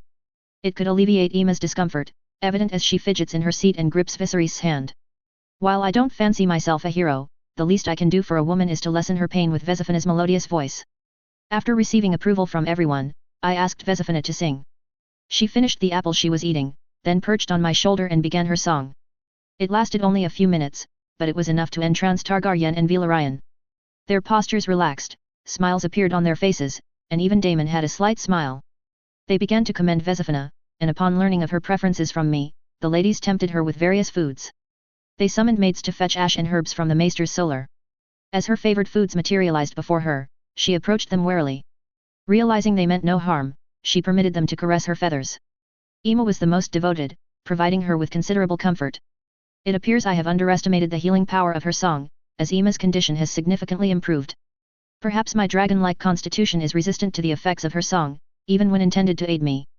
This warrants further investigation. As I pondered, Daemon spoke for the first time since our meeting, so we should presume that the dragons at Volantis belong to your family, Lord Draconor. I had to compose my features with the aid of occlumency. The existence of dragons at Volantis was new information to me. Instantly, my mind concluded that I would face many hardships in this life, and my knowledge of the timeline from the show and books might not be of much assistance. What are you talking about? After all, I'm the only one that has survived in my family. And when I visited Volantis last time, I didn't see any dragons there, I replied, as I faked the look of confusion on my face. Hearing my reply, Corlys and Viserys' face became grim. It seems they assumed that dragons in Volantis is mine. It appears our prior conclusion was incorrect. We presumed that dragon riders hailed from your lineages. If they do not, then there exist 3 dragon lord families in this world, and we are ignorant of one, stated Viserys, his face etched with concern. Robb mentioned he would make minor alterations. If this is deemed minor, I dread to think what he considers major. What about their dragons? How many do they have? Do you know the name of their family? They could be allies of my family from Freehold, I inquired. If they are one of our vassal families, that would greatly aid me in building my empire. If not, the situation is dire, as I have learned that dragons in this world possess extremely tough hides and are more resistant to magic than those in the HP world. This means I might not be able to kill them. But slaying them won't be as easy as my former self believed. Due to their tough hide and magic-resistant skin, it would require a significant amount of magic. I have yet to test more spells on Anarion, as he becomes quite irritated when spells strike him, and I can feel his seething anger through our bond. It appears that the dragons of this realm are averse to magic attacks. Could this be the cause of Sheep Stealer's fury? We may never find out. However, this would affect my situation, as magic is the most potent weapon I possess. If this new family have ancient dragons, they could pose a problem if they are hostile. But I have already considered this issue and devised a partial solution. One such strategy is the blood flame mode, which I believe could neutralize the dragon's magic, as it stems from my own bloodline that is intertwined with that of the dragons of this world. The second solution for a magic-resistant hide is straightforward: make Anarion so powerful that no dragon can challenge him. Considering the numerous rituals I have in mind, I can now procure ingredients from anywhere. Apparition will be immensely useful, as once I visit a place, I can return there anytime. My intention is to populate my dimension with an abundance of magical herbs and ingredients. 3 have been spotted so far in the Volantis sky, but there may be more. The previous moon revealed only 1. We have now received reports of 2 additional sightings, none smaller than the black one. The largest dragon discovered to date is black and red, so immense that it eclipses the sun over Volantis in flight. The other, green and gold, is marginally smaller, relayed Viserys, sharing all he knows about the dragons. Chapter 17. Important disclaimer: I neither own A Song of Ice and Fire, nor do I own Harry Potter. They are the properties of their writers George R.R. Martin and J.K. Rowling respectfully, read at your own discretion. King's Landing. 105 AC. Do they not sound familiar? One is large, black and red, the other's smaller, green and gold. Should I inform these fools that due to their family's blunder, there is a potential enemy that could be very dangerous to us? The coloring of the dragons strongly suggests they are the ones Daenerys will hatch. These eggs did not come from Asai, they were the ones Alyssa Farman stole from the Targaryens. Indeed, the adage "the only thing that can destroy House of the Dragon is itself" seems to hold true. Even in this timeline, they nearly brought about their own downfall. While I bear no affection for House Targaryen, it doesn't mean I would annihilate them and claim the 7 kingdoms. That would depend on future circumstances. Ultimately, my goal is to establish a Dragon Lord house akin to how House Targaryen elevated House Valyrian, providing my heirs with marriage options beyond incest. It is a well-known fact among Dragon Lord families that dragon blood dilutes quickly in our lineage. Until I resolve this issue, these Dragon Lord houses could prove beneficial. Even then, I aspire to create something extraordinary in this world, and I know I can't do it alone. No matter how powerful I become, there will always be those who foolishly believe they are more powerful than me. I don't want to deal with such nuisances every time they challenge me. Thus, empowering my allies would deter them. Besides, what joy is there in ascending to the world's pinnacle by oneself? As for the concern of them becoming more powerful than me, it's unfounded. No matter how much genius they possess or acquire, they have a limit to their potential. My greatest strength lies in the fact that I do not have such a limit. Fear is a fickle tool. I could rule this world through fear, but that would end like Tywin. I don't want that. I'd rather follow the path of the Starks. Ruthless to their enemies but equally merciful and kind to those who have stood beside them. Yes, that is the best example. I want to hold my lands like the Starks. So, when I choose to pass my duties to my son or daughter, they will not face rebellion like the Targaryens. Now, enough thoughts about the future. What do I do about this new threat that has presented itself before me? I could go there and talk with them to learn who they are. But that would be risky, as I don't know what they might do upon discovering my existence. They could decide they don't want a potential enemy running around. Now, what do you plan to do with them? There must be a reason for them to emerge now, given that 200 years have passed since the doom. If they've had dragons since then, why haven't they revealed themselves? With even one dragon, there's no reason to hide. It could lay eggs within 20 years, and assuming 1 or 2 dragons hatched, there would be 2 or 3 mature dragons by Aegon's time. After a century of blood, they could have made a move on Volantis. I personally believe they only recently regained their dragons, I concluded, summarizing my deductions from the situation. Everyone began to ponder my explanation. I am certain that these are the dragon eggs Alyssa Farman stole, as there is no other reason for their isolation. Moreover, they do not belong to any of the other 4 major houses, which would have hatched the eggs much earlier. The 5 houses possess more magic in their blood than other families. This family is among the other 35, but it could still cause issues since some are too closely allied with the 4 houses that have access to blood magic. That's how they hatched the eggs. They lacked the eggs, and when the Targaryens faltered, they found what they were seeking. Taking eggs from Valyria is nearly impossible. All families value the eggs more than gold, so they would have hidden them where only the gods know. Reaching that depth would be a miracle. Asai possesses as many dragons as the Summer Isles do, for the 5 houses of Valyria would not risk leaving their eggs with sorcerers. This is why I am convinced that the dragons hatched from eggs, which I believe were laid by Dreamfire. Approximately 50 years have passed since Jaehaerys' long reign ended, and Viserys ascended to the throne 4 years ago. Thus, Drogon has had 50 years to mature. Anarion would certainly relish the opportunity to meet him. The forthcoming rituals are set to be conducted on Anarion. Your speculation might hold truth. Were there no families that left after our departure? Or any dragon lord akin to Orion who was not in Valyria during the doom? Rhaenys inquired, her expression troubled at the mention of other dragons. And she has every right to be worried, for a battle between 2 dragon riders yields no victor. Because the one who survives will not be in any condition to be deemed a winner. Indeed, most dragon lords refrained from taking their dragons beyond Valyria following our clash with the Rhoynars. The council decreed a ban on traveling on dragons for mere amusement, as such power often emboldens young heirs to behave arrogantly. They sought to prevent allies from becoming adversaries. Thus, at the time of the doom, any dragon lord outside Valyria would be without their dragon, unless, like Orion and others, they were on an approved mission. Despite the dragon lord's general disregard for rules, the ridicule faced by the first family to break them after the war with the Rhoynars led to a serious adherence to this particular law, to avoid further disgrace. I explained. This was indeed the case. The Valyrian council disliked when business allies became enemies due to the actions of some young lord, but since they could not penalize the family directly, they legislated this law. We'll concern ourselves with them if they become hostile, Viserys declared, echoing Daemon's sentiments from the small council. We'll confront them when they begin to conquer the free cities. If they don't become allies, then we'll prepare for war. Dwelling on them now is a waste of time since we don't even know their names. Let's instead discuss Valyria and learn about our ancestral homeland from Lord Draconor. Initially stern, Viserys' expression softened into a foolish smile as he spoke. His love for Valyria was evident, despite his limited knowledge about it. He's correct, though why fret over those who have no desire for even confront us, who are miles away? Nevertheless, I'll be ready for the worst should they attack. As I responded to their inquiries, I also asked about things I didn't understand from the books or shows. During our conversation, Emma's pain returned, but this time, Vesifina began to sing without my command, having noticed Emma's discomfort. Emma had tended to her while we were all engaged in discussion. As evening fell, Rhaenys bid us farewell and departed for Driftmark, followed shortly by Corlys, who also took his leave. After we resumed our conversation and as time went by, Daemon and Rhaenyra began to come out from their perseverance regarding me and started discussing various topics. Daemon, upon hearing Rhaenyra's praise for Syrax, began to speak of Caraxes and his ferocity as the most formidable dragon. They then inquired if they could meet Anarion and proposed that we all take a flight together to Dragonstone. I had mentioned during my conversation with Viserys about visiting the last stronghold of Valyria, and he had assured me that he would send either Daemon or Rhaenyra with me to guide me through all the sights at Dragonstone. As the sky darkened, a servant entered the room to light the torches. Later, we proceeded to supper, where we shared a hearty meal and laughed over Daemon's childhood blunders. Watching him silence Viserys to prevent any more embarrassing stories was amusing. Afterwards, we retired to our rooms. Emma began to thank me for instructing Vesifina to heal her, but I dismissed her thanks with a wave. Viserys and Rhaenyra wore broad smiles, relieved to see Emma free from constant pain.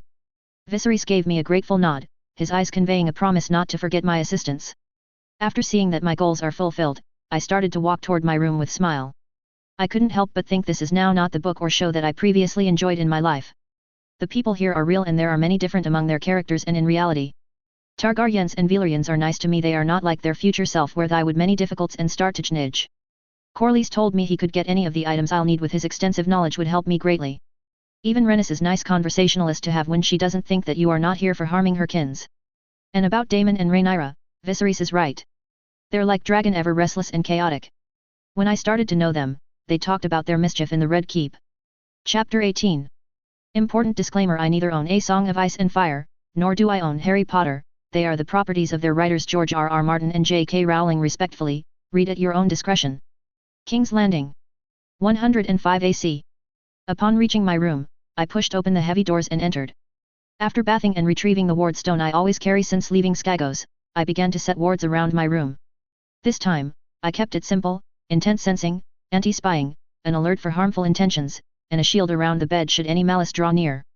In King's Landing, one can never be too cautious against the schemes of lords. I've taken to anti-spying measures because, from our midday meal to supper, I sense that we're being watched, a feeling stemming from my magical intuition. It could be Bloodraven or someone else entirely, I'm uncertain if anti-spying wards are effective against them. The discomfort of being observed compelled me to act. I attempted a spell to reveal any human presence, but its failure suggests our observer employs magic. With the wards in place, I feel a semblance of security, allowing me to retire to bed and swiftly succumb to a deep sleep. As the sun's rays began to filter into my room through the windows, I slowly woke up after spending some time on the balcony, breathing in the fresh air. I commenced my morning ritual, putting on the clothes I had engraved with runes for weight and various purposes to aid my physical training. The weight isn't too heavy, so it doesn't put much strain on my body, and I've only recently started this practice. After grabbing the bastard sword, I always carry, I left the keep in King's Landing. While walking and asking servants about the courtyard, I stumbled upon a small field filled with knights and squires practicing for the morning. It seemed I might gain some experience today, as I usually train alone. Although I had hunted bandits outside Skagos, I didn't want to let out all I've ate during important fights since I had never seen a dead body. However, that didn't count as real experience, as northern bandits relied solely on brute strength and lacked any real skill. While I practiced my sword moves, including thrusting, cutting, and footwork, several knights began to watch me. However, I remained undisturbed by their gaze and continued my training for half an hour until I was thoroughly warmed up. Then, I began searching for a knight skilled enough to challenge me. As I searched, Damon began walking toward the courtyard. Upon noticing me, he did a double take, and a smile spread across his face as he approached me. "You're an early riser, Lord Draconor. It appears you're seeking an opponent for a spar, if I'm not mistaken." "Then let us spar," said Damon, his smile ever present. "To spar with the greatest fighter in the Seven Kingdoms? Count me in. Sparring with him would give me a measure of how far I've come." "You're right. Prince Damon, I was looking for someone to engage in some light sparring with. Should we use normal steel or Valyrian?" I inquired as we walked toward the vacant area in the courtyard. Several people overheard our conversation and began to follow us, eager to witness our bout, as Damon is renowned in the Sivian kingdom. "Upon arrival," he said, "I assumed you prefer the bastard sword since you wield a Valyrian steel one. Let's not use the Valyrian for our first sparring match. Here, take this," as he tossed me a blunted bastard sword from the nearby rack. He selected a blunted longsword for himself and stepped into the open space. A crowd had gathered. The knights who had been practicing stopped to watch our spar. After asking some onlookers to clear the area, Damon approached and faced me, assuming his stance. Damon faced me, his blunted longsword wielded with the ease of a seasoned warrior. Opposite him, I held my own blunted bastard sword, my gaze fixed on Damon. As he began to circle, seeking an opening, I mirrored his movements, searching for a vulnerability. I knew from his stance that he was unlikely to attack first. And knowing Damon's character, he will try to provoke me. Damon smiled, a glint of mockery and amusement sparkling in his violet eyes. "Let's see what the freehold has taught you, my lord." There it was, just as I had anticipated, but my extraordinary talents in combat would not go to waste.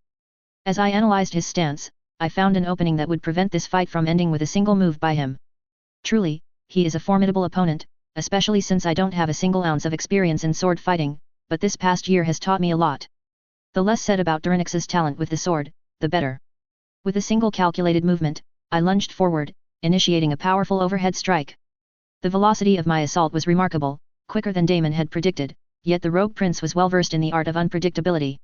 He sidestepped, his long sword's blunted edge skillfully deflecting the blow with a swift parry. The sound of clashing steel resonated across the yard as we engaged in a flurry of rapid exchanges. My movements were smooth and accurate, each arc of the bastard sword demonstrating my innate skill. With pure strength, I drove Damon backward, the force of my blows and exceptional aptitude compensating for my inexperience. Damon, seasoned by innumerable duels and battles, scrutinized my technique, pinpointing the subtle hesitations and minor overreaches. With a skillful twist of his wrist, he redirected a forceful strike, causing me to lose my balance. Capitalizing on the moment, Damon advanced, his long sword tracing a low arc aimed at my adversary's legs. I reacted as quickly as I could, hoisting the bastard sword just in time to parry the strike. However, Damon's counter was swift. A rapid thrust targeting my chest made me step back. In that instant, Damon delivered another strike, a measured and accurate hit that knocked the sword from my grasp, sending it clanging to the ground. Gasping for breath, I retreated a step, my hands lifted in surrender, while a slight smirk danced on his lips despite his defeat. Damon sheathed his sword, acknowledging me with a nod of respect. "Impressive," Damon remarked, sliding his blunted weapon into its sheath. "You have the talent. With a few more years of experience, you could become the best," he said, his eyes reflecting a respect for me. As he headed to the corner to practice, I felt the urge to do the same. During our spar, I had noticed several flaws in my technique that needed refining. However, just as I was about to return to my previous training spot, knights began to approach me with compliments, expressing their eagerness to spar with me. How could I decline such a courteous request from a noble knight? And that's when I began to head back to my room. My entire body was aching, I had lost count of how many times I had sparred with the knights. However, after the 12th spar, I started to gain experience. I began to win our spars, and with time, I even started to enjoy them. Noticing my rapid progress, they sent increasingly stronger opponents my way. Eventually, their duty and rumbling stomachs forced them to leave the courtyard, but not before they declared that tomorrow they would bring even more skilled friends. They wished to see me falter and be overcome, but I embraced the challenge, for it will only sharpen my skills and enrich my combat experience. I have observed that I've advanced more in this single sparring session than in the entire previous year. Previously, I knew only how to swing a sword, now, I understand the timing and placement of each strike to compel my opponents into submission. However, I recognize that a real battle differs greatly, and with war on the horizon, I am determined to amass as much experience as possible. After bathing for the second time in the morning and changing my clothes, I began walking toward the dining room for breakfast. Strolling through the corridors of the Red Keep, I noticed Rhaenyra approaching from the opposite direction. I paused, waiting for her to draw near, as the dining room was to our left. As she approached, she offered a smile and greeted me with a "Good morrow, my lord." "Good morrow to you as well, princess," I returned her greeting. Together, we proceeded towards the dining room. Upon arrival, I noticed the king's guard stationed at the doors. Recognizing our approach, they greeted Rhaenyra and me, then opened the doors. I gestured for her to enter first, and with a graceful step, she moved into the room, offering me a smile before continuing. I followed her into the room and made my way toward the vacant chair beside Emma. I observed Otto and Alicent engaged in conversation with Viserys and Rhaenyra, respectively. Settling into my seat, I turned to Emma, who was watching Alicent and Rhaenyra converse, and greeted her, "Good morrow, Queen Emma. How do you fare this wonderful morning?" She turned toward me, smiling, and said, "Good morrow, Lord Draconor. Thanks to you and Vesifina, this morning is far better than any I've had in a long time." She then recounted how Vesifina had come to her early in the morning, demanding food, and after being fed, sang a song and departed for the Kingswood. She assured me that if I needed anything during my stay, I should not hesitate to ask, expressing her deep gratitude for my assistance. After acknowledging her offer, our conversation shifted to the realm's affairs. She began to describe the ongoing preparations for the upcoming tourney, as Viserys is confident that his heir will be born this time. Amidst our discussion, she started to pray to the Seven, hoping for a son, fearing she may not withstand another pregnancy. "Don't worry, Vesifina's voice isn't the only thing that can heal others. You will survive and give birth this time, I'll make sure of it. And even if I don't, Vesifina is with you, and believe me, no one can stop her when she sets her mind to something." "I know better than others," I said to her, laughing at the end. She thanked me for my support with a smile so kind that I decided the timeline could go to hell for all I cared. In this cutthroat world, we need kind people like her, and I'm determined to save this woman. After Corlys and Daemon entered the room and took their seats, breakfast was served. We began to eat, enjoying the peaceful silence, which was abruptly interrupted by Viserys not a minute later. Chapter 19. Important disclaimer: I neither own A Song of Ice and Fire, nor do I own Harry Potter. They are the properties of their writers George R.R. Martin and J.K. Rowling respectfully, read at your own discretion. "Good morrow, Lord Draconor. Was the room to your comfort? If not, you may stay in the royal quarters. The room you are currently in is the finest guest room in the keep. However, if it does not meet your preferences, feel free to speak up," Viserys said to me. He seemed prepared to order the servants to move all my belongings to the royal quarters. "Good morrow to you too, King Viserys. The room provided to me is agreeable, but I would like to make some changes to suit my preferences, with your permission." "And thank you for your invitation," I said to Viserys. Though I could temporarily adjust the room to my comfort, I knew I could always ask Viserys, and he would not deny me, so why not?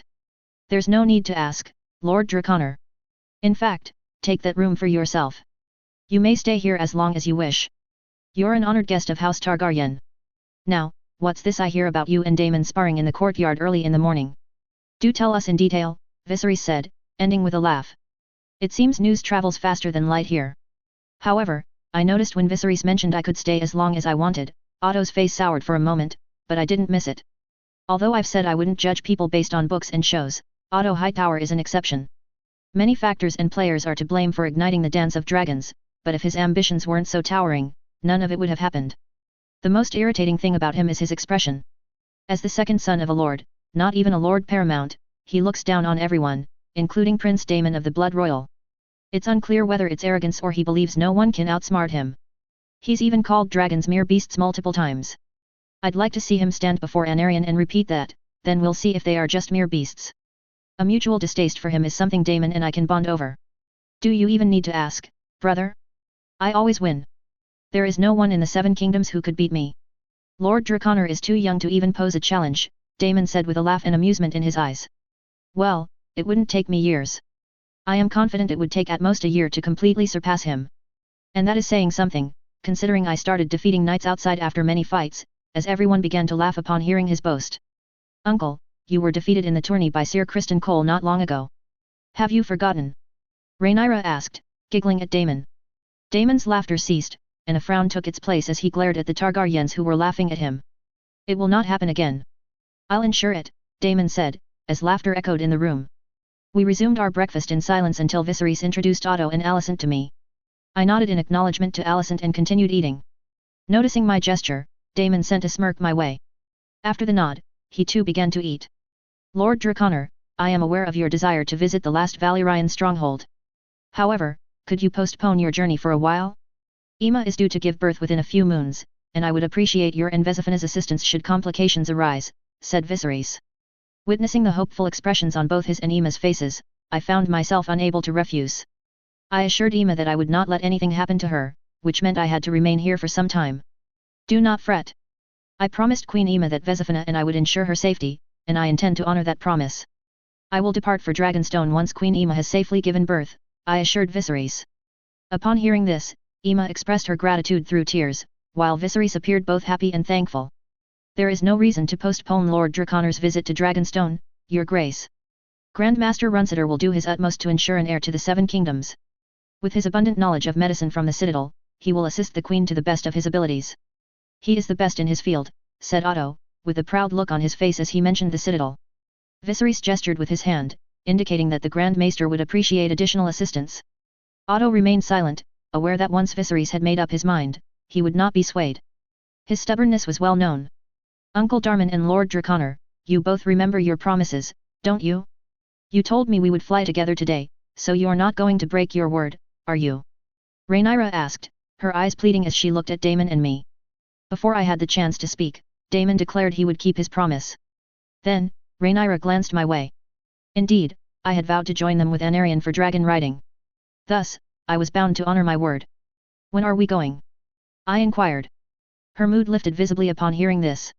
We'll leave right after my duties at the small council conclude. I'll send servants to escort you both.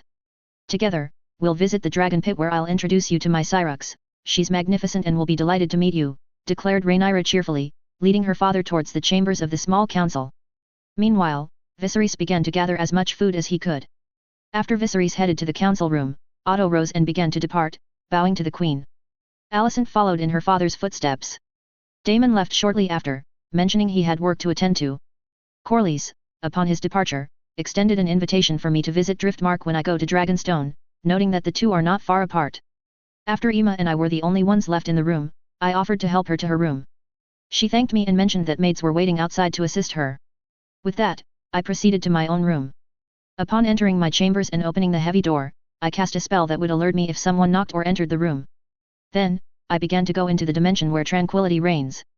As I settled into this peaceful space, I closed off my mind and commenced practicing mind magic, knowing it wouldn't be long before I accessed my inner world.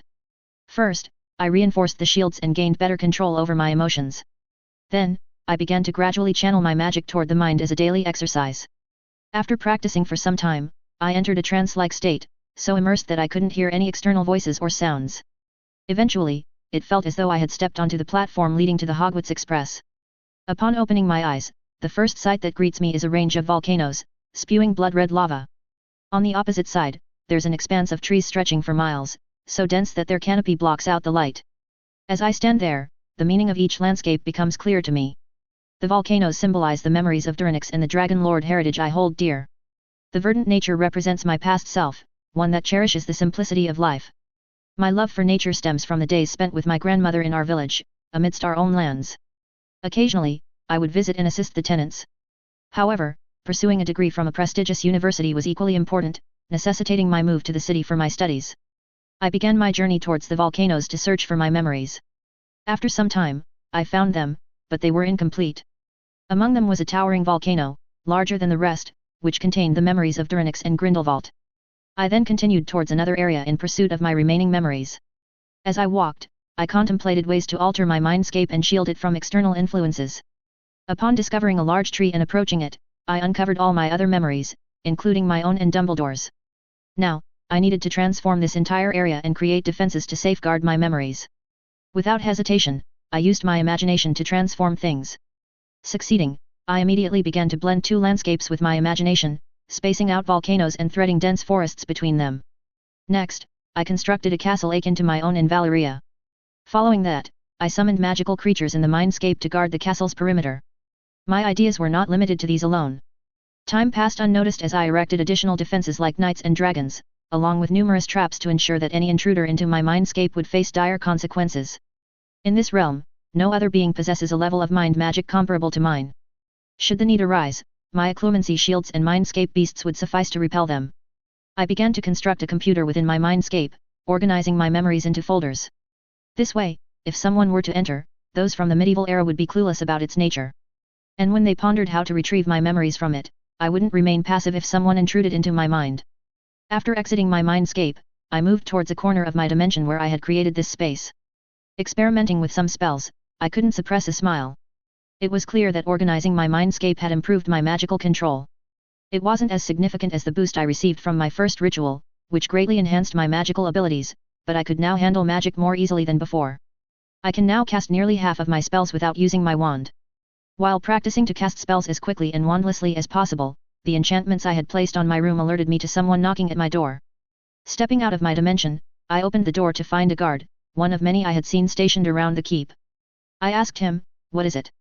"Pardon me, my lord, but Princess Rhaenyra has instructed me to escort you to the keep gate, where she awaits your arrival. She also mentioned that you are to keep your word," said the guard, bowing. I couldn't help but chuckle at her final remark. After asking him to wait a moment, I began to don my riding leathers. Once ready, I instructed him to lead the way to where Rhaenyra was waiting. Chapter 20. Important disclaimer: I neither own A Song of Ice and Fire, nor do I own Harry Potter. They are the properties of their writers George R.R. Martin and J.K. Rowling respectfully. Read at your own discretion. King's Landing. 105 AC. The guard and I were walking through the corridors towards the gate where the princess was waiting. Just as we were about to turn towards the other side, I noticed someone emerging from the throne room I had entered the previous day. The two individuals were chatting among themselves. I asked the guard to wait a moment. Shortly after, they became aware of my presence from afar and began walking in my direction, bowing before me as they approached. "Lord Draconor," said the man, who appeared older of the two. He was a large, burly figure, tall and muscular, with broad shoulders and a thick neck. His face was square, marked by a strong jawline, and his expression conveyed that he was a no-nonsense man. He had black hair, although only a few patches remained on his head, now mostly grey, complemented by a full beard that added to his imposing appearance. The man standing beside the one who spoke is same as the one who spoke. But he looks more younger and greater in size than the other. He had black hair and more intimidating presence than other. And he has also very rugged feature. After seeing those two I had idea who they are. That's why I had waited for those two. "Pardon me, my lord, but we have not been introduced. Thus, I find myself at a disadvantage. However, a man matching your description has been mentioned to me as one of the closest advisors to King Viserys. He spoke of his nearest confidants and their traits. If my memory serves correctly, his depiction of a man, namely Lord Strong, the Master of Laws, shares the same features as you," I said, my eyes reflecting my curiosity. Upon hearing my words, a proud expression briefly crossed Lord Strong's face before disappearing, yet his eyes revealed his pleasure. "You are correct, my lord. I am Lionel Strong, serving King Viserys on his small council as the Master of Laws. Beside me stands my son and heir to Harrenhal, Sir Harwin Strong. We have heard King Viserys speak of your noble house, once one of the 5 major houses of the Valyrian freehold. It is an honor to meet you, my lord. Please accept my condolences for the loss of your family in the Doom of Valyria," stated Lord Strong, his tone laden with sorrow. "I thank you for your kind words, Lord Strong. It is a pleasure to meet both you and Sir Harwin," I said, giving Harwin a nod. He returned the gesture with a smile. "Then let us not detain you any longer, my lord. But should you ever visit the Riverlands, remember that Harrenhal's hospitality awaits you, Lord Draconor," said Lord Strong. Following him, Harwin added, the forests and the isles of the gods are a sight to behold. Of course, my lord. I would like to see the grandest castle in West Eros. I'll make sure to visit Harrenhal. I hope you have a good day, my lords, I said as we began to part ways. The guard then led me towards Rhaenyra. I encountered many lords during our walk, but none as significant as Lord Strong. Upon arriving at the location, I saw Rhaenyra engaged in conversation with Alicent and several other ladies whom I did not recognize. I began searching for Daemon, as he had mentioned he would be there for dragon riding. When I couldn't find him, I approached Rhaenyra and greeted her along with the other ladies. "Where is Prince Daemon, Princess?" I asked. Rhaenyra said in response, "Uncle is likely waiting for us at the dragon pit. He may not join me every day to fly on Caraxes, but since I claimed Syrax, he has accompanied me many times. Let us not delay any further, or my mother and father will scold me for being late to the midday meal," said Rhaenyra. She quickly made her way to the wagon that had been prepared for her. Once inside, she invited me to join her, but I declined, informing her that I would arrive on horseback. After requesting a horse from the king's guard, he promptly arranged one for me by giving orders to the nearby servants. After mounting my horse, we set off towards the dragon pit. Our journey took us through the city, affording me a glimpse of the small folk in the capital of the Seven Kingdoms. Despite not being in the best of conditions, they bore no resemblance to the peasants or beggars of my former world. This, I surmised, must be the result of Robert Baratheon's progeny ascending the throne. They were clad in clean garments, murmuring amongst themselves as they cast glances my way. Eventually, we arrived at the dome-like structure I had seen from Anarian's back upon my first arrival in King's Landing. Watching the dragon pit, I can't help but smile at the Targaryens' folly. Their Valyrian ancestors never built a dragon pit on Dragonstone. What inspired them to chain dragons is puzzling. Maegor was a fool, but Jaehaerys should have realized the folly from the dwindling size of their dragons. They reduced apex predators to the status of common animals and pets for the realm's lords. Upon reaching the pit, I observed Daemon instructing the dragon keepers to lead Syrax and Caraxes out and saddle them. After I dismounted my horse and stood next to Daemon, we awaited the arrival of the dragon keepers with Syrax and Caraxes. Soon, the silhouettes of the dragons and their keepers became visible. The dragons began to roar with joy upon seeing their riders and the clear skies above. The first dragon that caught my gaze was Syrax. Her scales gleamed a lustrous gold, shimmering with a metallic sheen that captured the light, similar to Anarian's silver scales. She possessed a large, muscular frame, yet she moved with a grace that belied her strength and agility. Syrax's wings were expansive and bat-like, the leathery membrane taut between elongated, spiny bones. In full span, they showcased a spectrum of golden hues, from rich, burnished tones close to the bones to paler, nearly translucent shades at the tips. Her head is majestic and exquisitely carved, crowned with large, intelligent eyes that shine with sharp, predatory alertness. The eyes are a striking yellow-green, akin to a cat. Her snout is elongated and subtly tapered, adorned with sharp, bony crests that trace her visage, enhancing her intimidating look. Her maw bristles with needle-like teeth. Her neck, lengthy and flexible, is sheathed in interlocking scales that serve as a formidable armor, while her robust tail concludes in a barbed extremity. I'm particularly excited about the second dragon, as Caraxes is depicted as a ferocious dragon in the books and shows. I appreciate dragons of his kind because they should embody that fierce nature, not be docile creatures. They are the gods among animals and should possess an attitude to match. The look in Caraxes' eyes certainly didn't disappoint me. Caraxes is a big dragon, bigger than at least Syrax, distinguished by his vivid crimson hue. His formidable presence is accentuated by a long, lean physique and an expansive wingspan. With razor-sharp teeth and claws, and eyes that blaze with intense ferocity, Caraxes exudes a raw and wild fierceness, marking him as a dragon of formidable prowess. When our eyes met, he unleashed a roar so fierce and angry, it was as if I had taken something precious from him. My Draconer family would have adored him had they been alive. Caraxes may not be large in size, but his gaze is intimidating. His eyes have retained their ferocity since the moment he entered the clearing, even as Daemon attempts to soothe him. I stood unflinching at his roar, although mighty, it pales in comparison to Anarian's. Overall, I admire Caraxes' nature and physique, his build enables him to glide through the skies with ease. I can understand how he defeated Viagar, as a dragon of his nature would not fall without taking his adversaries. Had it not been for the lack of magic and diet stunting his growth, I would have offered anything the Targaryens demanded after Daemon's death to transfer Caraxes to the Draconer family. A dragon of his ferocity is indeed rare to come by. Truly unfortunate. As Rhaenyra called out to me, she gestured for me to approach Syrax. I walked towards her and Syrax, devoid of any fear. Whether dragons can smell fear or discern it from our expressions, I cannot say. But it is known that they do not regard a fearful person seriously, and dragons like Caraxes may even burn those they sense fear in. Upon reaching Rhaenyra's side, I turned to face Syrax, who regarded me with a mix of curiosity and amusement in her yellow-green eyes. After placing my hand on her scales, I began to gently stroke her neck, moving towards her snout. As I did so, I released magic through my hands, ensuring it was devoid of any harmful intent. This wasn't my first attempt, I had tried similar magic with Anarion. Although he became quite agitated when I attempted to stupefy him, he did not show the same aggression towards the magic of the HP world. Instead, he leaned into my caresses, indicating their extreme sensitivity to magic and their ability to discern whether it is malevolent. This might also explain why Silverwing, belonging to Ali's Sane, refused to go beyond the wall, possibly repelled by the magic emanating from its other side. And results from actions weren't different than Anarion. Syrinx started to emit happy growls and thrums along her neck, and make her position best as she can to allow me to caress her neck. After some minutes giving her satisfaction, I withdraw my hands. Syrinx gazed at me joyfully, and Rhaenyra observed Syrinx and me for a few minutes before affirming she was correct. Syrinx enjoyed my company. Feeling the hot breath on my neck, I turned around to come face to face with Caraxes.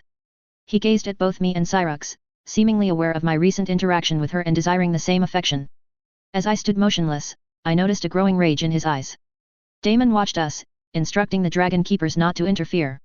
Approaching Caraxes, I caressed his scales, infusing the touch with magic. He responded with joyful shrieks and growls. His scales were smoother than Syrinx's. Once his rage subsided and he had received ample caresses, he turned his long neck towards Daemon. Caraxes usually doesn't allow the dragon keepers to saddle him without a fuss, yet he seeks caresses from you. Would you care to explain, Lord Draconor? Daemon inquired with genuine curiosity, emphasizing his words more forcefully in his final sentence. Both the dragon keepers and Rhaenyra appeared equally eager to hear my response. There are no secrets or skills that you could learn, Prince. It's in my blood. Do you think the 5 major houses would simply have more dragons for power? No, each of them possesses a bloodline ability, just as your house has prophetic dreams. Your house has the powerful ability to see prophetic dreams, but not every member possesses them. In my house, however, everyone has the ability that the Draconars were famous for, and that is dragon taming. Specifically, we are breeders of ferocious war dragons. Our control over our dragons surpasses that of any dragon lord house in Freehold, I declared, a proud look on my face. The dragon keepers and Rhaenyra wore looks of awe upon hearing about my bloodline's ability to control dragons, one of the reasons they had built the dragon pit. Daemon's expression soured when I mentioned that not every Targaryen has prophetic dreams. But before he could utter a single word, a roar echoed throughout King's Landing. A shadow passed over us, and I knew who had arrived, for I felt his presence through the bond we shared. He is angry because I did not take flight with him yesterday, and now I find myself among other dragons. Anarion is displeased. Chapter 21. Important disclaimer: I neither own A Song of Ice and Fire, nor do I own Harry Potter. They are the properties of their writers George R.R. Martin and J.K. Rowling respectfully, read at your own discretion. Anarion landed in the open space with a heavy thud, forcing the dragon keepers and Targaryens to step back and shield their eyes from the rising dirt. Anarion roared again, this time directing it towards Syrinx and Caraxes. He positioned himself protectively between me and the Targaryen dragons. I hadn't realized dragons could be possessive. Although Syrinx did not return Anarion's roar of aggression, Caraxes seized the opportunity to create more chaos, unleashing his own high-pitched, shrieking roar. The dragon keepers and Daemon attempted to soothe him, while I endeavored to calm Anarion through our strengthened bond. However, my efforts were in vain as Anarion, witnessing Caraxes' aggressive stance, refused to heed my commands and readied himself for any attacks from Caraxes. What should be done? The situation deteriorates with each passing moment. I ponder what actions I might take. Anarion's restraint from attacking is substantial evidence that my efforts to pacify him are succeeding. If that were not the case, we would be facing a dragon fight right now. Although Caraxes has shown me more favor than he does most humans, it doesn't guarantee he will heed my counsel. Even Daemon is struggling to soothe him. In this predicament, one of the dragons must yield, or conflict is inevitable. Both dragons are too proud to retreat, so if neither does, a battle is the only foreseeable outcome. At best, we can hope to postpone it for a while. As I pondered our current dilemma, I sent soothing thoughts to Anarion through our bond. It occurred to me that if dragons are fond of magic, which is why Syrinx and Caraxes allowed me to touch, then perhaps I could intensify it significantly and emanate the calming magic from within me. Given that Caraxes would likely attack me before allowing a touch in this state, my only option is to project a calming magic in the surrounding, devoid of any harmful intent, and trust that it will be effective. I closed my eyes and reached toward the force within my heart. A small tint of blue now mingled with the blood-red flame, a sign of Vesifina's influence. Tapping into this force, I began to gather as much magic as possible. Once gathered, I released it all, creating an aura around me that matched the color of the force in my heart. When I opened my eyes, not a single second had passed since they were closed. Anarion and Caraxes' gazes were fixed on me, and I turned my attention to Caraxes. I sent calming emotions through our bond to ensure Anarion wouldn't negate my efforts. I began to channel a calming intent into my magic as much as possible, utilizing an ability influenced by Vesifina while in blood flame mode.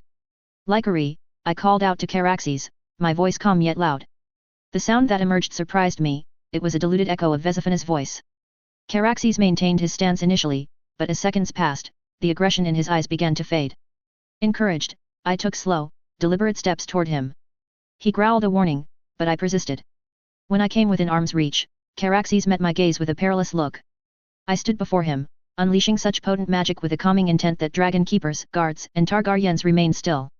They stood frozen in their positions, allowing the tranquil waves to envelop them. It appeared to affect humans as well.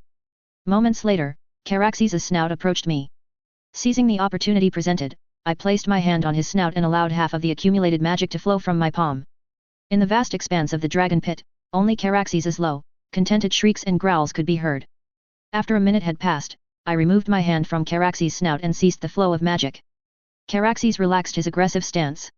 The dragon keepers and Daemon managed to take control and led him to Cyrix's side, positioning Cyrix between Anarion and Caraxes. Anarion, too, dropped his guard. I approached him, placed my hand on his snout, and conveyed feelings of pride and gratitude for his restraint when I had touched Caraxes before him. He exhaled a puff of hot air that nearly toppled me. I deactivated blood flame mode. A wave of fatigue swept over me, having sustained this mode for 3 to 4 minutes. After pausing to take deep breaths, I steadied myself. Turning towards the onlookers who had front row seats to the entire event, I caught Rhaenyra and the King's Guard gazing at me as if seeing me for the first time, their faces etched with a measure of awe. Rhaenyra began to approach, with her King's Guard following behind her. Third-person POV. That was incredible, Lord Draconor. I had no idea anyone in my family had ever accomplished such a feat to soothe the wrathful dragon, especially Caraxes. My father would be thrilled to hear of this. Your bloodline ability is truly remarkable, Rhaenyra said, giggling at the thought of her father's reaction to the news. She was certain her father would regret missing such a breathtaking event. She also wouldn't let him live it down, considering she still owed him for refusing her journey to the Vale with her uncle. The King's Guard trailing behind her couldn't help but agree that their princess was correct. Their king's obsession with Valyria meant that news of the power of one of the 5 major houses being utilized would please him greatly. Though some guards hailed from noble houses, they preferred swords over books and seldom read. However, they were well versed in the significant events of Westeros history, and none had heard of such an event that happened before them from any maester. After soothing Caraxes and instructing the dragon keepers to feed him as a distraction, Daemon began walking towards his niece and a boy several years her senior who claimed descent from one of the 5 Valyrian freehold families. Daemon was initially skeptical of the boy's claim to such noble lineage. However, he could not deny the boy's status as a dragon lord, evidenced by the living, breathing behemoth that glided through the clouds above King's Landing, a silver dragon almost as large as Viagar, which no one in his family could claim. He could only remember 2 silver dragons that ever belonged to his family. Quicksilver and Silverwing. Quicksilver might have been this size, but she is deceased, and her skull at Dragonstone is enough to silence his doubts. Silverwing is not as large, and Daemon has seen his grandmother's dragon many times. There is also Grey Ghost, residing on Dragonmont at Dragonstone, yet smaller than the dragon Anarion. Despite this, Durinix appears more Valyrian than he does. The less said about his high Valyrian fluency and accent, the better. Daemon is aware that the boy hails from a prestigious family of the freehold. However, claiming a lineage akin to the 5 families did not sit well with him. Yet, all doubts and suspicions about his claim dissipated upon witnessing a sight he would never forget. He believes that everyone present will remember this event for the rest of their lives. The notion that Valyria once housed such powerful families is astounding. The doom must have been a catastrophic event to obliterate all 5 families, especially one as such formidable as Durinix. Daemon had never given much thought to his family's other ability, the ability to see prophetic dreams. He had always believed that it was not dreams that made them kings, but dragons. Without them, the Targaryens were merely beautiful foreigners. However, if these dreams were to save House Targaryen from the same doom that claimed the other 5 families, then Daemon would have to acknowledge their significance. Although Daemon had not spent much time with Caraxes, nor had he taken him into any battles to strengthen their bond, Caraxes remained whimsical by nature. There is a reason he is considered the most ferocious dragon, even in Balrion's presence. That old mass of bones is a different entity altogether, and Daemon still wonders how Viserys, of all people, managed to claim him. Perhaps it was because Balryon had grown very old and lost his sanity. Daemon is certain that even after many years, Caraxes would never fully obey him. And why should he? Caraxes is a dragon, and dragons bow to no one. His grandfather would always say, the notion that we control dragons is an illusion. It's not in their nature to be controlled by others. We can only bond with them because they choose us as their riders. So, treat them with caution. He wonders what his kingly grandfather's reaction would be to the scene he has witnessed. Daemon is certain that upon hearing this news, Viserys would not allow Tyranix to leave without first securing a marriage alliance with his daughter. Daemon wouldn't declare it an unprofitable venture either. Should Rhaenyra and Tyranix marry in the future, their daughter could be betrothed to House Targaryen, a prospect that pleases him. If not, Corlys might offer Laena's hand in marriage before Viserys does, considering Rhaenyra is too young to wed. The real issue arises if Tyranix ever aligns with another family out there. Daemon dislikes the idea of his descendants from House Targaryen facing an enemy with such adept control over dragons. If Tyranix could soothe Caraxes in his fury, Daemon could only fathom the extent of his dominion over Anarion. He mentioned that his lineage was renowned for breeding war dragons. Controlling dragons like Caraxes, it's conceivable why they would be esteemed as one of the 5 families. Daemon does not desire adversaries wielding such might against him or his house. Tyranix must either join House Targaryen or its allies through marriage, or Daemon will intervene personally before he or his progeny can contest the Targaryens' power. He is confident that Meleys and Rhaenys would support him in this endeavor. Together, they could quell this threat before it becomes unmanageable. My previous encounter with Caraxes greatly aided in pacifying his fury. Otherwise, we would be amidst a dragon battle now, said Tyranix. Daemon arrived at the spot where he and his niece were engaged in conversation. Do not be overly modest, Lord Draconor. Here in King's Landing, numerous lords would eagerly offer their daughters as concubines to you, should they learn of your bloodline abilities. Of course, House Targaryen would not allow them to gain more power than our own house. And thank you for pacifying Caraxes and averting a clash between dragons. Your bloodline ability is indeed remarkable, he said to Tyranix. And he speaks the truth, for if Tyranix's abilities were known throughout the realm, the lords would not hesitate to rise to a position higher than they currently hold. I will heed your wise words, Prince. Much time has elapsed since our arrival, Princess. Let us not squander any more of it. Let's fly, said Tyranix, as Rhaenyra looked on, struck by a sudden recollection of something crucial she had forgotten. Hastily, she ran to Syrinx and climbed onto the saddle secured on her back. Daemon observed that Tyranix never addressed Viserys as his grace, suggesting he had no intention of remaining here to continue his house's legacy with Targaryens. Daemon could, albeit reluctantly, understand this, as he himself would not follow men of lower status. However, if Tyranix does not plan to stay, his motives remain unclear. Moreover, why has he approached House Targaryen if not to unite his house with theirs? Chapter 22. Important disclaimer: I neither own A Song of Ice and Fire, nor do I own Harry Potter. They are the properties of their writers George R.R. Martin and J.K. Rowling respectfully. Read at your own discretion. Tyranix POV.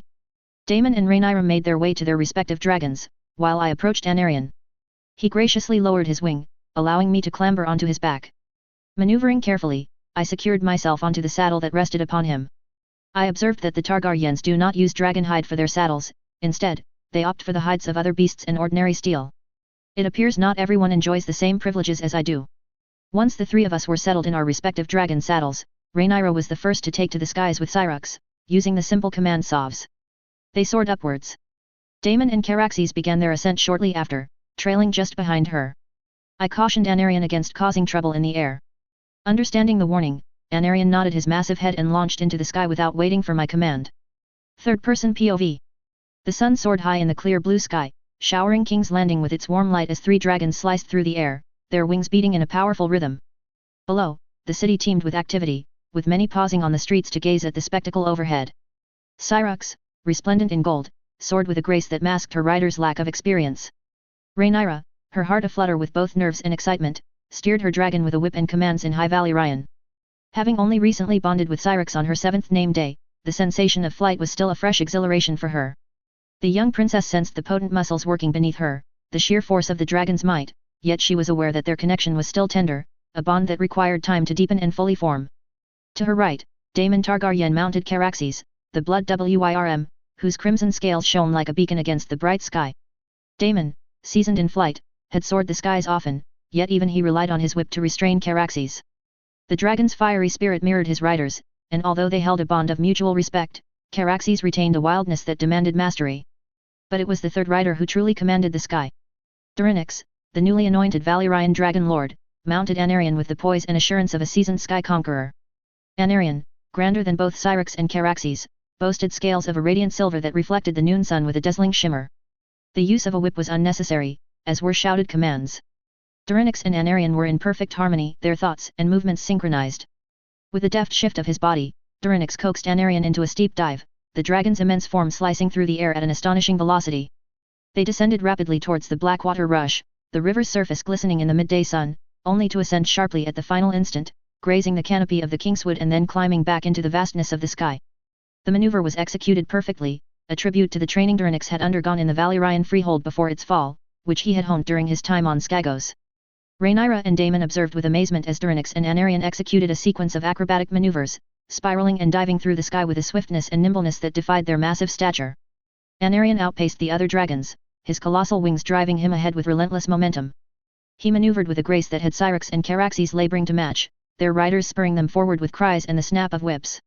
But no matter how they tried, they could not match the sheer mastery of Dorinix and Anarion.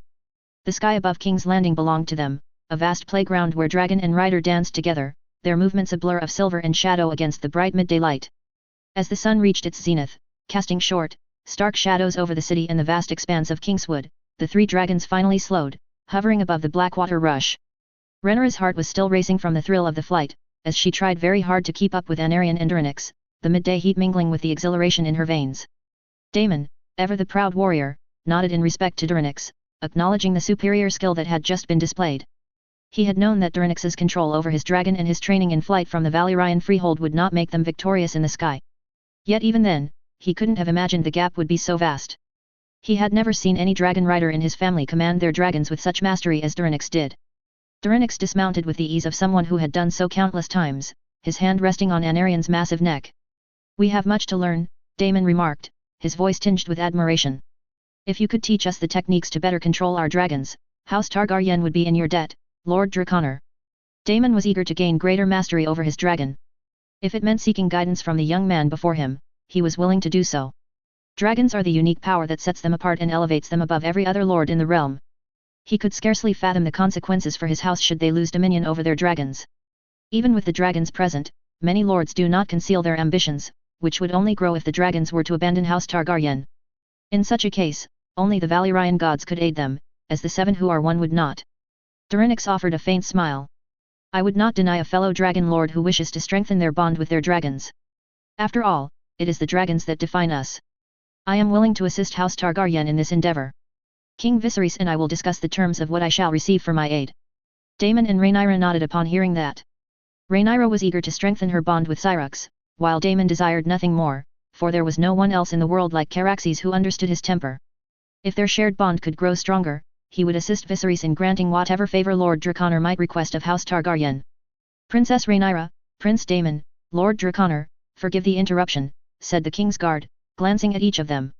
"The midday meal is prepared, and their graces await your presence to commence. King Viserys has expressly stated he will not wait much longer. Please make haste." They all shared a smile upon hearing that King Viserys would not wait any longer. Subsequently, all three of them proceeded towards their respective chambers to bathe and prepare themselves for the midday meal. Dorinix POV. Once prepared, I made my way towards the dining chambers. Upon arrival, the King's Guard, stationed by the room, opened the doors for me. Entering the room, I spotted an empty seat to the right of Emma and proceeded to make myself comfortable in it. "How was your flight with Daemon and Rhaenyra, Lord Draconor?" Emma was the first to ask. She spoke with her usual kind tone and a smile directed at me. However, I noticed it was a knowing smile, rather than the perpetually kind one that usually graced her face. It was a good experience flying with another dragon rider after a year. We flew from Blackwater Rush to Kingswood and back to King's Landing. Daemon and Rhaenyra had decent control over their dragons. There was a minor issue when our dragons met at the dragon pit, but it didn't escalate much, I replied to her with a smile. All three present heard my reply and nodded. Corlys and Viserys seemed to be in deep thought. "Thanks to you, the situation didn't escalate. We've been informed by the King's Guard who were there," said Emma, her gaze filled with gratitude for my role in preventing a dire outcome for everyone at King's Landing. "Yes, Lord Draconor, Sir Rick has informed us of the events that transpired at the Dragon Pit. He also spoke of your bloodline's ability and how you soothed Caraxes in his furious state. It is truly marvelous, as expected of your lineage. House Targaryen would be honored to learn from you and is prepared to offer anything you desire as recompense for your assistance. We shall discuss this further when both of us have a respite from our duties," said Viserys, smiling with a jovial tone. "Marvelous indeed. Rhaenys, Laenor and Laena would be delighted to meet you and learn from you as well." Laena has recently claimed the largest dragon of the Targaryens, and she seeks your assistance to strengthen their bond. Viagar and Laena could be invaluable, especially if the Dragon Lord families in Essos do not ally with us. She is of a similar age to you, and I'm certain you both would connect over your shared passion for dragons. And remember, just as with House Targaryen, should you ever require anything from House Valyrian, you need only ask, said Corlys, emphasizing Laena's name repeatedly. He pointedly mentioned that Laena has the largest dragon among the dragon riders in Westeros. After hearing of my abilities, I anticipated that he and Viserys might propose an alliance through his daughter. Viserys and Aemma exchanged concerned glances after hearing Corlys.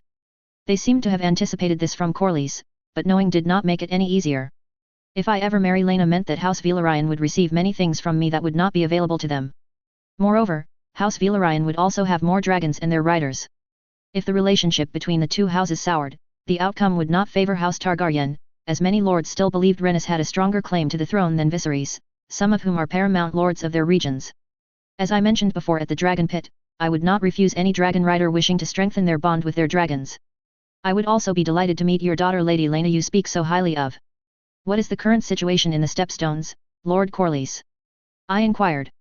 The situation at the Stepstones now involves a dragon lord family from overseas. The free cities have a tendency to unite against threats they cannot face alone. This time, they possess a weapon that could be used against Westeros. It is also one of the reasons I remain here.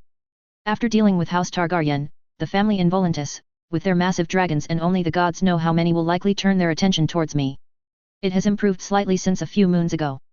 They're bolstering their defenses due to the dragons sighted at Volantis. The Triarchy is dedicating half of its resources to crafting scorpions and bracing for the dragon threat. However, this doesn't alleviate our situation as House Valyrian's ships continue to be targeted. I've assigned guards to our ships and ordered them to sail in unison, which should give pause to attackers considering the Triarchy's dwindling funds and resources for mercenaries in the Stepstones, Corlys replied, his smile tightening at the mention of his losses.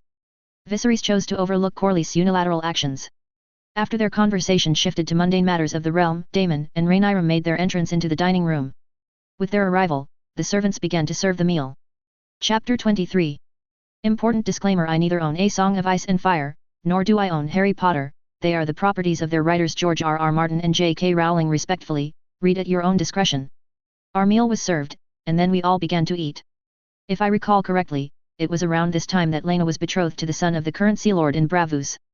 So, it could be that my presence altered something, or this was one of the minor changes that Robb made. Alternatively, Corlys might be prepared to sacrifice his relationship with Braavos, breaking the already established betrothal for the benefits his house would gain by allying with me. Is Vesifina with you when I had gone to dragon riding? I asked Aemma as Vesifina has not even come to Dimension at night. It could be problem because she is not fully grown till now. And there are many who wouldn't hesitate to kill or capture her. Yes, she was here.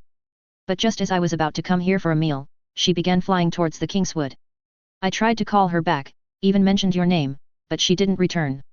I think she doesn't like the castle much because she only comes to me when I'm out in the garden, said Aemma. It seems that now, with the vast forest of Kingswood, Vesifina has no intention of returning to the dimension. I hope she doesn't encounter any problems in the Kingswood, as many hunters roam those woods.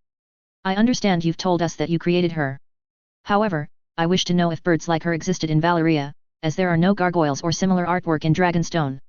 If not, then I am eager to learn how you created her, Lord Draconor, said Viserys, giving me a curious glance. The others also appeared interested in discovering the creation of Vesifina. No bird like her existed in the Valyrian freehold.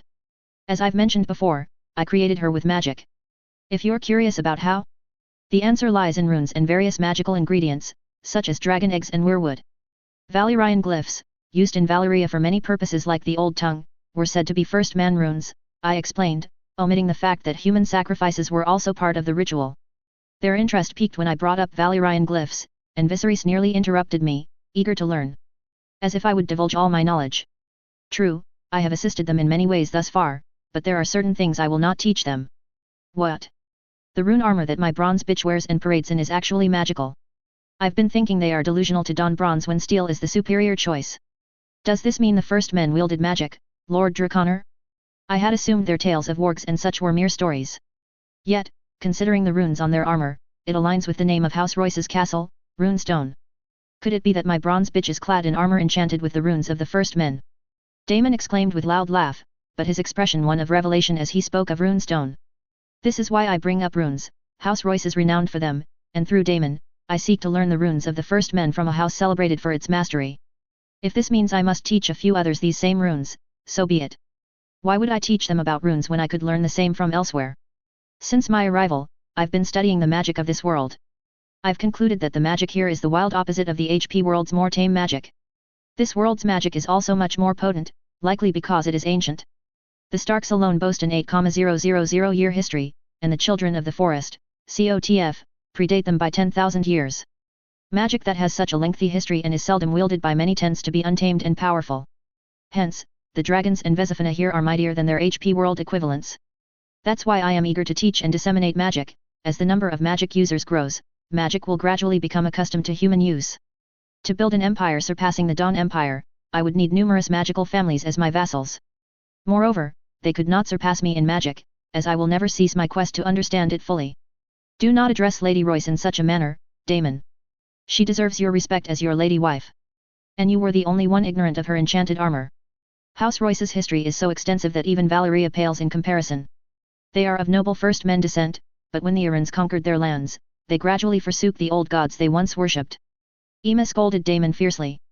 She shared all her knowledge about House Royce, gleaned from the few visits to her family's library. Daemon seemed poised to retort, but a single glance from Viserys silenced him. Viserys' gesture towards my presence suggested that a family quarrel in front of a guest was unseemly. The long history that they spent on fucking ships on their mountain. What's the use of such a long history if they couldn't even remove a wildling from their own home? Viserys' efforts were in vain as Daemon muttered these words, but everyone in the room could hear him. Before Emma could reply, Viserys' hand gripped hers, and she relented. I'm not certain if your lady wife's armor is enchanted because I myself have never met her. However, it is known that the first men wielded magic before Valyria, as evidenced by the numerous Valyrian sorcerers who traveled here to study their craft and visit the wall. Moreover, warg magic was inherent in their bloodline. And no Valyrian wanted to breed with what they considered barbarians. I personally find their ability to be of some use, at the very least. I would like to learn their runes to expand my understanding of the subject, I said, directing the last sentence towards Daemon. He returned my gaze with a nod. The ability of wargs could be a godsend for the Targaryens. Should they unite their line with the Starks, they could preserve the magic in their lineage and possibly pass warging onto their bloodline too, deepening their connection with their dragons far beyond what any other means could achieve. However, it remains a gamble for them. As for me, I could always endeavor to make the ability permanent in my bloodline. Not that I'm not going to try. House Royce would be eager to share their knowledge of runes if commanded by his grace. Perhaps, they might even rediscover their use through your guidance, said Corlys, turning his gaze to Viserys. Of course. If you wish to learn the runes of the first men from House Royce, just let me know. I'll send a raven, and I'm confident Lady Royce will grant your request. It's been quite some time since Daemon visited his lady wife at Runestone. He could also learn about the runes from you there, alongside Lady Royce. Wouldn't you agree, Daemon? Viserys inquired. Daemon's facial expression suggested he was about to refuse, especially when Viserys mentioned visiting his lady wife. However, the prospect of learning the runes made him relent, albeit with a glare directed at Viserys. I will go to father, and this time you will not deny me, Rhaenyra stated. You can appoint someone else as your cupbearer. Father, may Alicent accompany me to Runestone? She had already resolved to join us. Viserys appeared as if someone had snatched food from his mouth, while Emma smiled upon seeing Viserys' expression. If you ever visit Runestone, Rhaenyra, be sure to see the Eyrie. And take Lord Draconor with you, it's a beautiful castle that you would appreciate, Emma said, a nostalgic look in her eyes. It was my home before I married Viserys. Rhaenyra seemed pleased to have her mother's support. Daemon snorted when Emma mentioned the Eyrie, but only Corlys and I noticed. Princess, please understand that I would not instruct your friend in runes. I am willing to teach Targaryens the use of first men runes once I have learned them. However, I would not impart any knowledge of magic to any lord or lady of the Seven Kingdoms. The choice of her accompanying you is not mine to decide, and I would not wish to part two friends. But it was necessary to inform you beforehand, so you would not find yourself embarrassed by failing to keep your promise, I said. Although I bear no animosity towards Alicent, I am aware that her father could easily manipulate her. It would be foolish to impart knowledge of the runes to her. Rhaenyra might be able to teach herself after learning from me, but I am certain Daemon would prevent this. Even the kind Viserys would not allow it. Teaching Rhea Royce is a different matter since she is connected to them through her marriage to Daemon. Moreover, no one in this realm would share power with others, so she would likely keep the knowledge of her family's runes to herself. Rhaenyra seemed poised to sway my decision, but Viserys promptly informed her that I had the freedom to teach whomever I wished, and that was not up for debate. Moreover, he added that it would not benefit House Targaryen if she were to teach Alicent the magical language.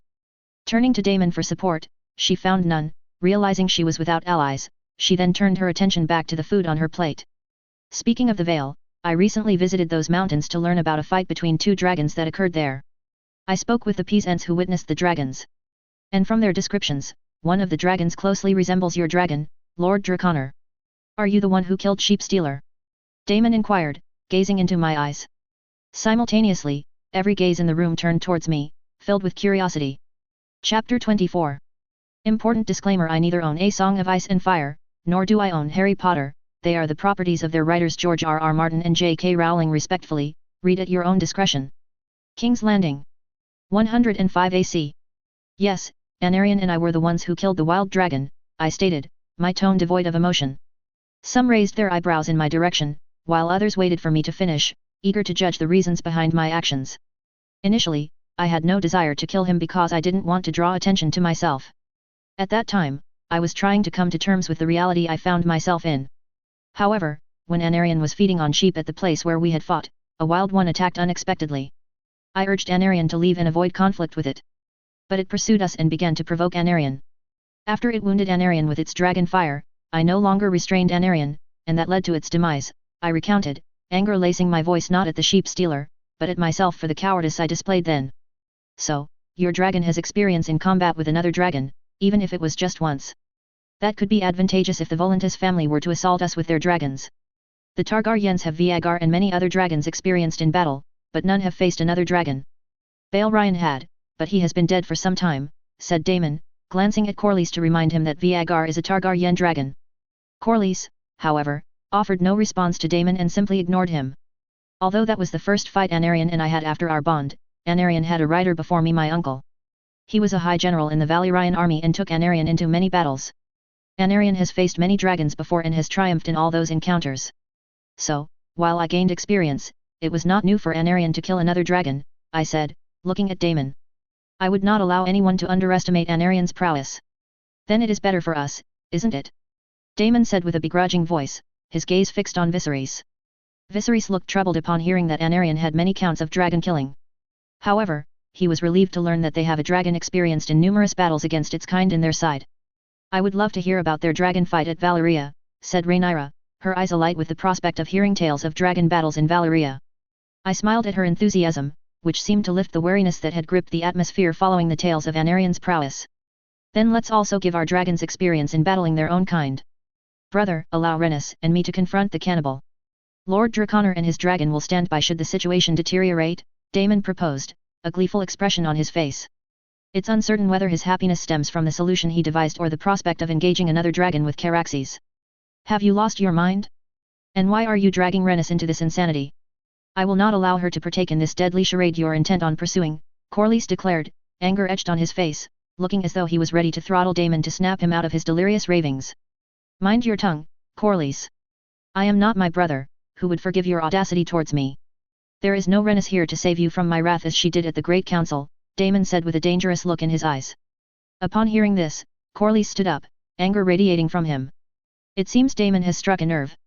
Daemon did not back down, he stood up, drawing Dark Sister from its sheath. I settled in to watch the unfolding events. However, as they began to fight, a commanding voice intervened. Enough, both of you. Lord Corlys, control yourself. And Daemon, sheath your weapon before I take it and place it in our armory, to find another worthy of wielding it, declared Viserys, his voice booming and tinged with anger. Upon hearing Viserys, Corlys regained his composure and returned to his seat, a silent fury in his eyes, vowing not to forget this affront. Daemon, upon seeing Corlys in his seat, sent a smirk laced with arrogance his way. He then proceeded to his own seat at a leisurely pace. Once seated, he turned to Viserys with a gleam of mirth in his eyes and said, "This sword was bestowed upon me by our grandsire, Viserys. Surely you wouldn't wish to overturn his decision, would you? After all, he has made many excellent decisions that have greatly benefited the realm to this day." At the conclusion of his speech, he cast a meaningful glance towards Corlys, ensuring his message was understood. "Get out, Daemon," said Viserys with a sigh. Daemon looked at him quizzically. "Leave before I send you to Runestone before your nephew's birth and toward the duties you owe your lady wife," Viserys stated, locking eyes with Daemon. Daemon was about to retaliate, but the look in Viserys' eyes was enough for him to back down, as I believe he did not want to be sent to Runestone permanently. He stood up to leave, but not before sending a smirk full of mockery towards Corlys. Corlys gripped the handle of the chair he was seated on so tightly that his knuckles turned completely white, looking as if they might bleed soon. After shooting a glare at Daemon, he closed his eyes for a moment and reopened them, the previous fury gone. Just as he was about to leave the room, Viserys' voice could be heard once more, now devoid of its former anger. I would like to offer an apology on behalf of Daemon Lord Corlys. You are aware that he is a rogue at heart. His anger overcame him, so please disregard his harsh words towards you and your family. You understand that he doesn't mean half of the venomous things he says, stated Viserys, his tone apologetic and his smile contrasting the insults he had hurled at Daemon. Corlys remained silent, offering only a nod towards Viserys. After bowing to Viserys and Aemma, he acknowledged me with a nod and departed. As the heavy doors closed, a chorus of sighs filled the room. Turning towards the couple who had sighed, I noticed Viserys appeared to have aged 5 years in mere moments, while Aemma wore a look of concern on her face. That is not good, Viserys. In times when our enemies have the upper hand, we cannot afford internal conflicts. You must control Daemon's tendencies to turn everyone into an enemy, or we will find ourselves without allies, said Aemma, concern evident in her tone towards Viserys. Rhaenyra looked concerned upon hearing her mother and grasped the gravity of the situation. I'm trying, Aemma. Why do you think I'm offering him a position at my court? It's to satisfy his insatiable desire for power because I fear what he might do otherwise. Daemon is not easy to control.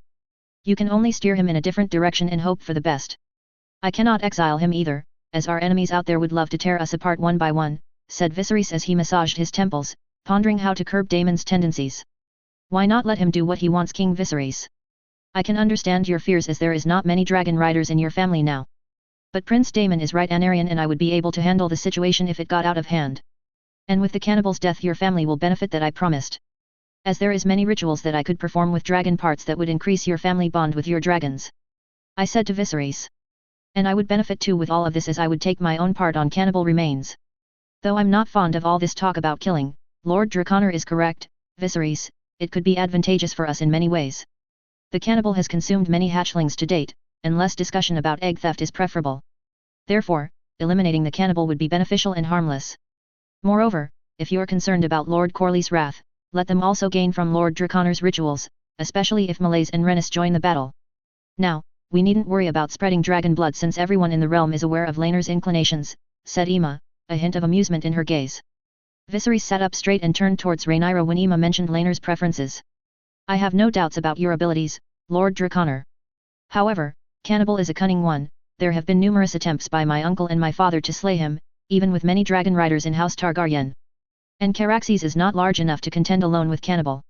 If Rhaenys were amenable, I wouldn't oppose this venture, as it would divert Daemon's attention to festivities celebrating his triumph. But it's likely that Lord Corlys would object to sending Rhaenys. Not that my cousin would need her lord husband's permission. Yet, considering Daemon's words today, she might choose not to involve herself, said Viserys, looking towards me for a solution to his dilemma. I would talk to Lord Corlys if you want. And even if they don't agree, I am sure Caraxes might alone bring cannibal down. Though he would be greatly injured after fight, but there is Vesifina that would heal him back from anything. But she would need 2 moons to grow fully, as she's still 1 month old right now. So if you want, let me know, as you have 2 moons to decide. I answered to him. Viserys looked happy that I would talk to Lord Corlys. But when I mentioned Vesifina's age, they looked surprised. After thinking for some time, he opened his mouth to speak. That would be excellent, Lord Draconor. Let's make a decision after Vesifina matures, and it would be beneficial if Lord Corlys had time to temper his fury, said Viserys. Following that, we all stood up, prepared to depart the dining chamber for our respective chambers. The anticipation for the time following this extended period of 2 months is undeniable, as there are many events that will be taking place within that time frame. Chapter 25. Important disclaimer: I neither own A Song of Ice and Fire, nor do I own Harry Potter. They are the properties of their writers George R.R. Martin and J.K. Rowling respectfully. Read at your own discretion. The Red Keep. 103 AC. Upon entering my chambers within the keep, I settled onto my bed and began contemplating the goals I should accomplish over the next 2 months. There are several tasks I wish to prioritize, and others I hope to learn if the situation permits. Foremost among these is the ritual to enhance Anarian's strength. Anarian must become mightier than any other dragon in this realm, in every possible way. This is something I ought to have initiated back at Skagos. The allure of the ritual to create Vesifina was too enticing to ignore. I don't regret the decision I made. It's not as if I'm running out of time.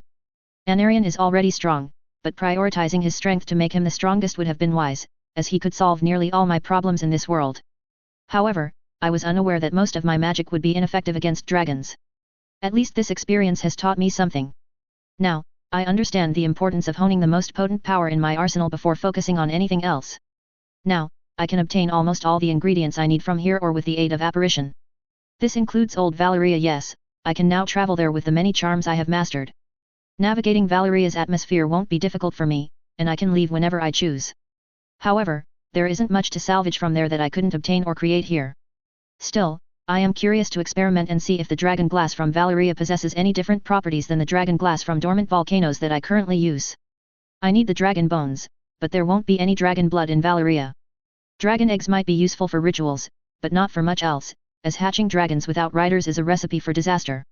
I could create something akin to a dragon horn to control them, but it would take a long time, and I'm certain that replicating the methods ancient sorcerers used to tame these apex predators is beyond my capabilities. As for raising a dragon army, I could achieve that with riders loyal to me. How would I do that? By adapting to the current era and expanding my household. Besides, there should be an abundance of gold and Valyrian steel available for the taking. While gold is always welcome, there are far more enticing treasures to be found. I am particularly interested in acquiring Valyrian steel and dragon bones, as they are of utmost use to me at present. Another aspect of old Valyria is its potential for performing rituals in my homeland. However, the lingering dark magic could be volatile, so conducting rituals there would necessitate some preliminary experiments on the land. Additionally, there are many other places to which I could apparate, aided by my mindscape. Now, I can visualize anything I've ever seen in my life. Even a mere glance is sufficient for me to apparate to that location.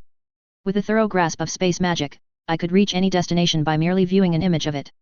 Perhaps, after advancing to a certain level in space magic, I could even travel to another world, as my essence would assist me in this endeavor. And that remains one of my priorities for these 2 moons. I aim to progress as far as possible in space magic. My goal is to establish a flow network, similar to the one in the Harry Potter universe, connecting certain locations with my inner dimension. This would enable swift travel for myself and those I trust in the future. I'm considering constructing my castle within this inner dimension until I find a suitable location and trustworthy individuals to help build my empire. I understand that building the castle I envision will take time, as all great things do. The next step involves the Old Tongue, as incorporating these runes and the overall cluster would be beneficial. For further information, I would need to utilize the runes of the Old Tongue. This knowledge will also be imparted to others learning alongside me. However, the question arises, how will they activate the runes without their own magic? I am channeling my own magic to initiate or infuse the cluster with it. Ultimately, it's their challenge, not mine, but I will devise a solution when the time comes. For my side project, the first task should be learning how to salvage a dragon's corpse. Previous time, I lacked the spells to do so, and Valyrian steel was ineffective. If Viserys grants Daemon permission, I won't miss this opportunity again. Therefore, I must also master the spells required to salvage the corpse and possibly incorporate what I obtain from it into Anarian's ritual. Additionally, discussions of betrothal are likely to come my way, as neither Corlys nor Viserys would want to miss the opportunity to offer their daughters' hands in marriage to me. Thus, I must decide whom to choose, or perhaps marry both, since polygamy is not uncommon for a dragon lord of House Draconor.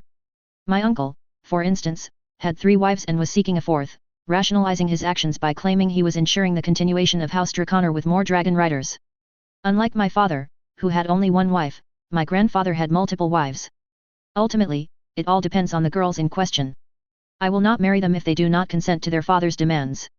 I have no interest in committing to a woman who does not wish to marry me. A situation akin to Laenor's is my worst nightmare. I plan to clarify my position on polygamy before entertaining any proposals from either of the 2 houses.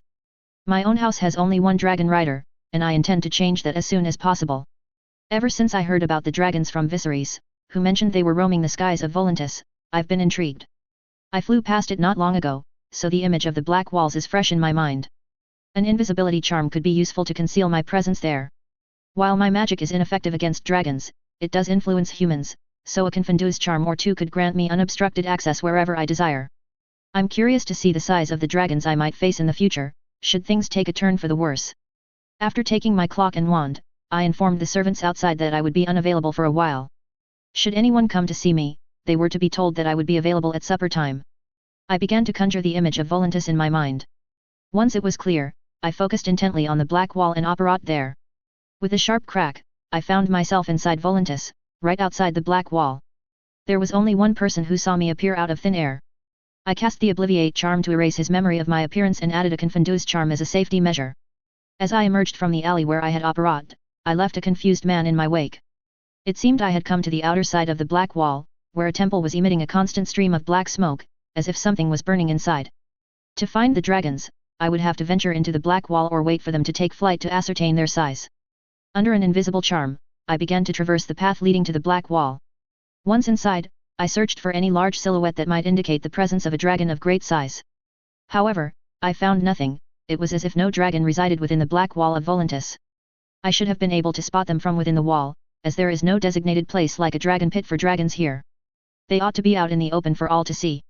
After all, no one could harm them if they were as large as Viserys had described to me. After spending about half an hour, I found nothing. I assumed they were out and, since I could return at any time, I saw no reason to wait. Just as I was about to disapparate back to the Red Keep, a roar that could shake the foundations of Volantis's outer walls thundered through the air. I looked up to see a cream-colored dragon, as large as Viagar or even larger, swooping down, intent on landing in the inner part of Volantis.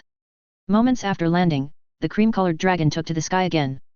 Then, a roar even louder and more powerful than the previous one erupted. Where the cream-colored dragon had landed, a green dragon of even larger size descended. Any doubts in my mind about these dragons same as Daenerys were dispelled, as it became clear that 3 of the 2 were the same as Daenerys dragons. As the thought took hold in my mind, a surge of realization shot through me. If these dragons are same as Daenerys dragons, then their eldest sibling would surpass the 2 I had witnessed thus far. Moments later, a roar of such force resounded that the black wall beside me vibrated.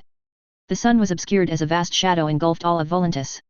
The black behemoth attempted to alight where its kin had, attempted being the operative word. In its effort, the dragon caused considerable destruction.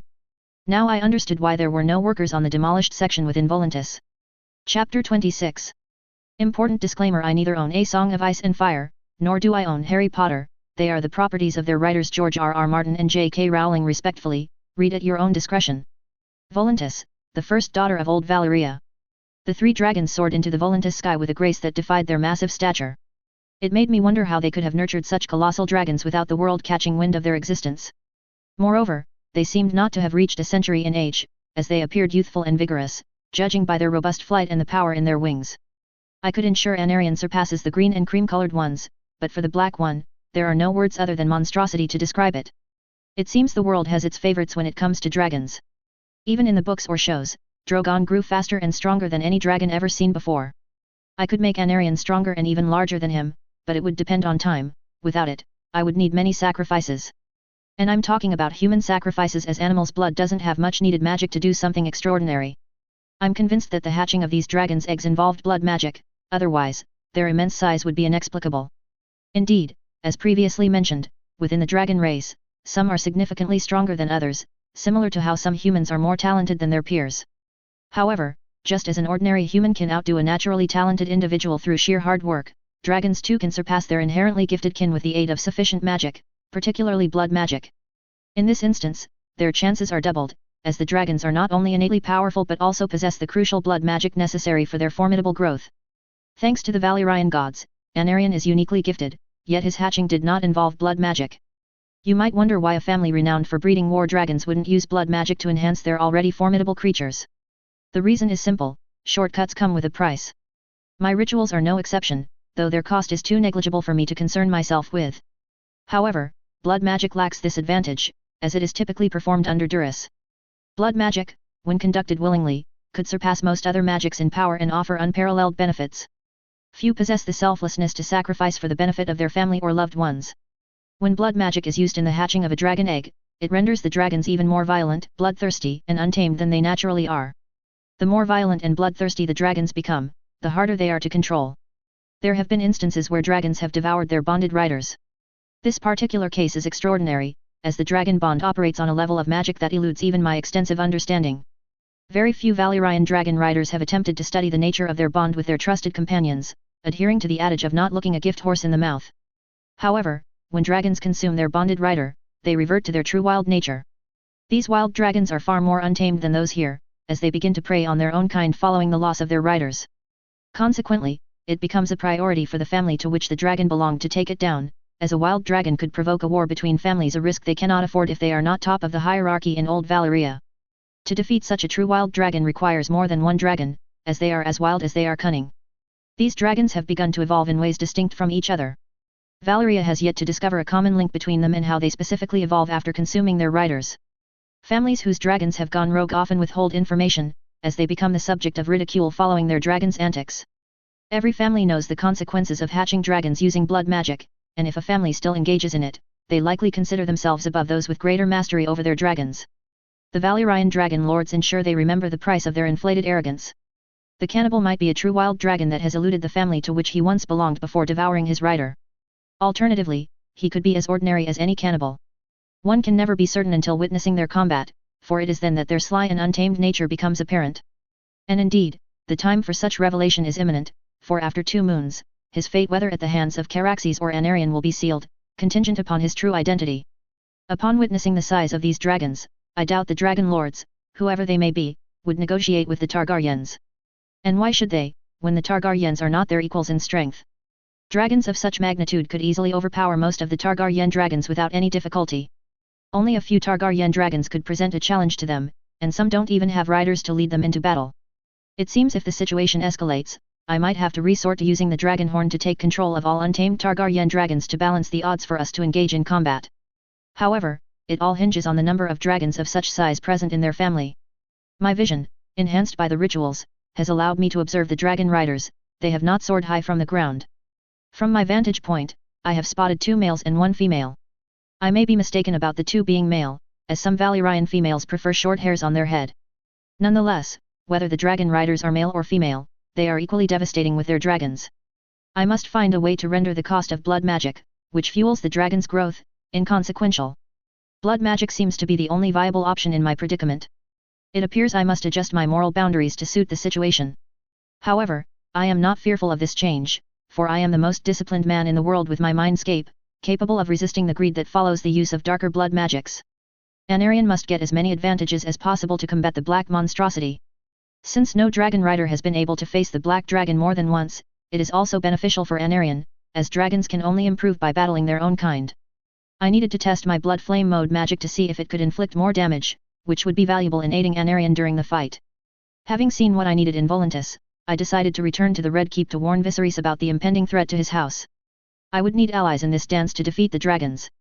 Just as I was about to leave, I prepared to apparate to the Red Keep, my gaze fixed on the black dragon. In the split second I used magic to apparate to the Red Keep, the black dragon's gaze fixed on me.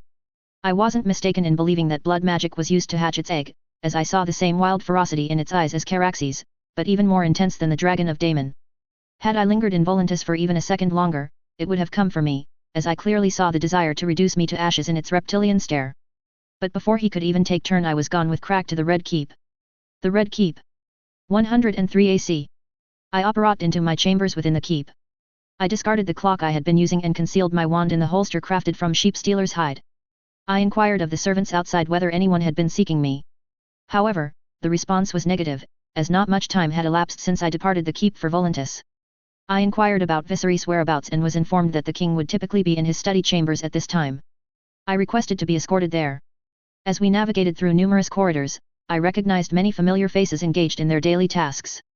Our brief journey came to a stop upon reaching the room guarded by the king's guards, who stood firmly before the doors to bar entry. I wish to meet King Viserys. It is a matter of great importance concerning House Targaryen, I said to the Lord Commander of the King's Guard. He regarded me intently before entering the chambers to seek King Viserys' permission for my audience. After 3 to 4 minutes, he returned and opened the chamber doors wide, allowing me to enter. Forgive the delay, Lord Draconor. I had intended to show you my work after a final touch-up, which I prefer to do after a few days. However, it appears the matter you wish to discuss is more pressing than my work. So, what information do you possess that concerns the entirety of House Targaryen? Viserys' mood shifted from jovial to serious as he inquired about the information pertaining to his house. I harbored concerns when you spoke of the dragons soaring through Volantis skies. I know of no other house but yours that has evaded doom and possesses the patience to conceal their dragon without dangerous intent. It is the only reason I can fathom for such secrecy. There are few circumstances that necessitate preparation, and war is one of them.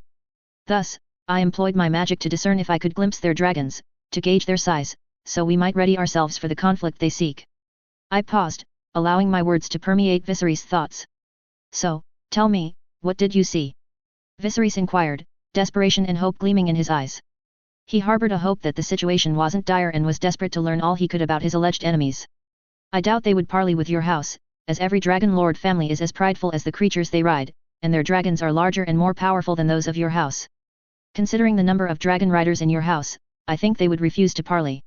Even if they did consider it, all of Westeros would have to pay a price far greater than you'd be willing to. The smallest dragon in Volantis is larger than your current mightiest dragon, Vhagar, I replied to Viserys, dashing all his hopes of allying with another dragon lord house in this world. That's impossible. Vhagar is nearly as large as Balerion, who was the greatest dragon alive after the Doom, Viserys said in denial, leaning on the table for support to stand upright. His entire demeanor was one of refusal to accept that another dragon lord family could possess larger dragons and more dragon riders than his own, especially during his reign. Then brace for a clash with a dragon larger than your mightiest, Balerion. The greatest dragon on their side is the black one, far more powerful and larger than the cream-colored one, which is already larger than Vhagar. I know you have heard and did not believe because it was not confirmed by you. But trust me, King Viserys, begin your preparations, for if they attack, you wouldn't want your house to be unprepared simply because you were in denial that there could be dragons greater than your Balerion, I said, foregoing any courtesy, as Viserys is someone who likes to preserve the peace passed down to him by his predecessor. He would choose ignorance if it meant maintaining that peace. However, I am reassured that Daemon and Rhaenys will comprehend the threat posed by the dragons of Volantis after learning of their sizes from me.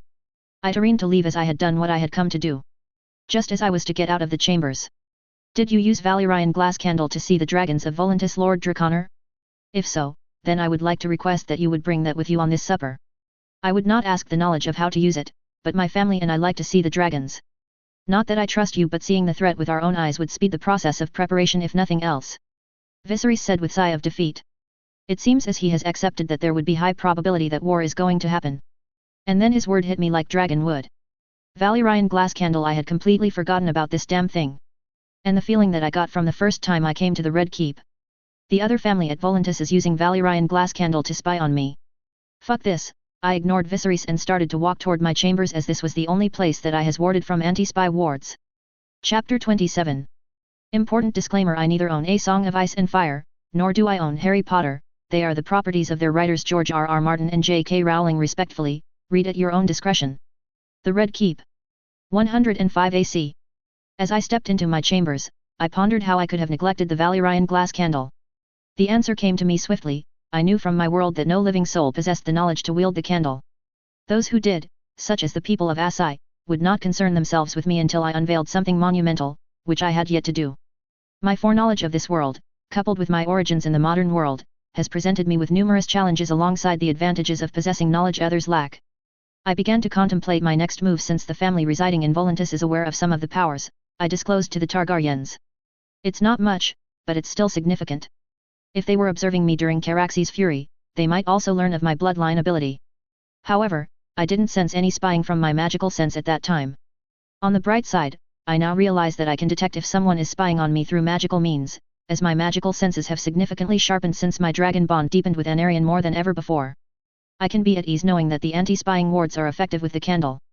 Yesterday, during our conversation after the midday meal, I sensed that we were being spied upon. And once I had secured my chambers, the sensation dissipated. With this in mind, I must consider that they are aware of our plans thus far. Although our plans are not extensive, it's clear that we, the Targaryens, will form alliances with the other free cities should they begin to conquer Essos. A question emerged in my mind: why am I aligning with the Targaryens? I came here because the Targaryens and Valyrians were the only ones with dragon blood. As a fan of dragon lords from my previous world, I hoped to woo Laena and Rhaenyra. Yet, the world seems to have other plans for me. Now, there's an alternative, especially if they still possess some knowledge from old Valyria, evidenced by their use of the Valyrian glass candle. Why shouldn't I consider this option, particularly after upgrading Anarion to rival their black dragon? Conquering Essos with the might of dragons could indeed bring me fame, much like Valyria did in the past. And who knows, another family might contemplate rebuilding Valyria. I wouldn't oppose having my name in the annals as the man who restored Valyria to its former glory. A few repairs, charm and some rituals might suffice to make old Valyria habitable for humans again.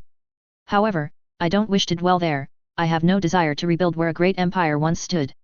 With vast expanses of the known world still unclaimed, rich with untapped resources, why not venture there and construct something magnificent from the ground up? Considering what to do next, I find myself wanting to assist the Targaryens, as I was quite a fan of theirs back on Earth. However, here they are not mere characters whose fates are dictated by an author's pen. Why should I risk involvement in a war I could avoid? As I come from one of 5 major houses from old Valyria, every Dragon Lord family would want a piece of me, unless they belong to the other 4. Yet, my instincts suggest that the Targaryens will survive even if I switch allegiances, because the world seems unwilling to let them perish. I have changed my decision not because of their dragons. But magic, if they could use the Valyrian candle back from old Valyria, they will still have some semblance of magic alive in their blood. And that is what I want, as Targaryens do not have that advantage. On another hand, Targaryen have seer bloodline, which is powerful ability to have.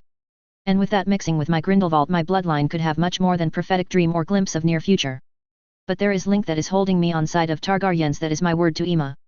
I like her personality after spending the time that we've met for few times. And Vesifina warming up to her has also reassured me that she is not faking it for sake of making me their allies. After careful consideration, I decided to stay natural until I meet the other family and understand their views on me.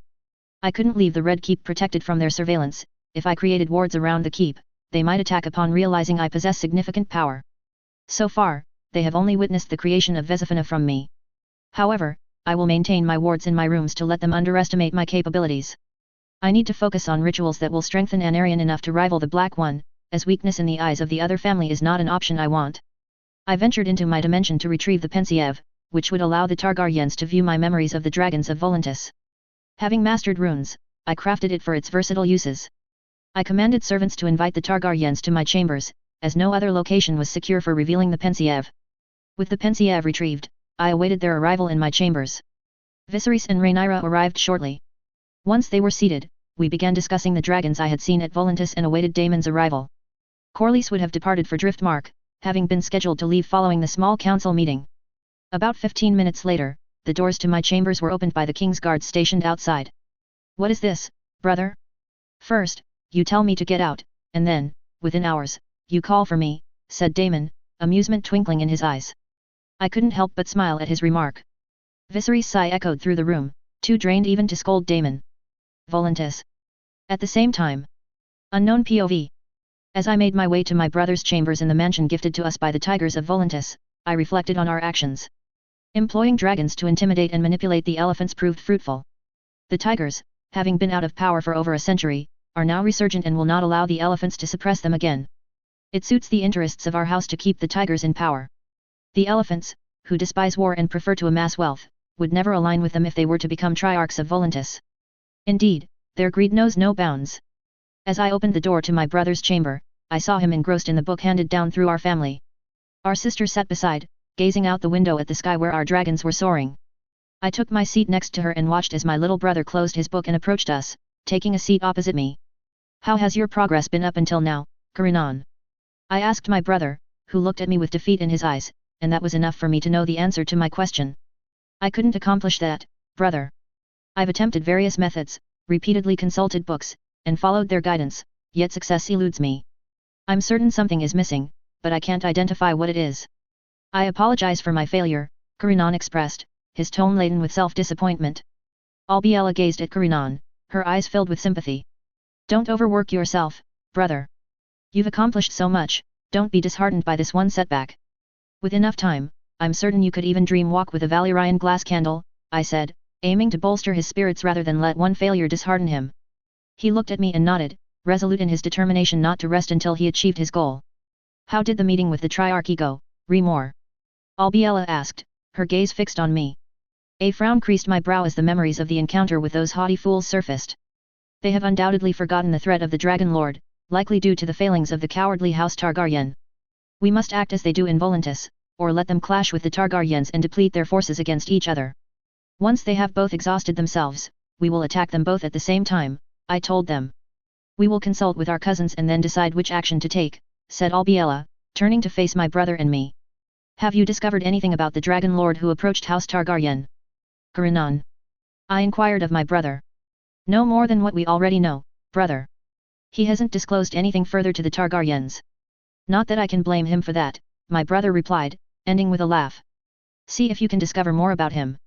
And if not, don't worry, it doesn't matter even if he is from one of the 5 major houses, as he is the last of his line. House Targaryen and he alone cannot halt the rise of House Valyria. No one can," I declared with determination in my voice. "I would not allow our house to relive the times we faced after the Doom. Chapter 28.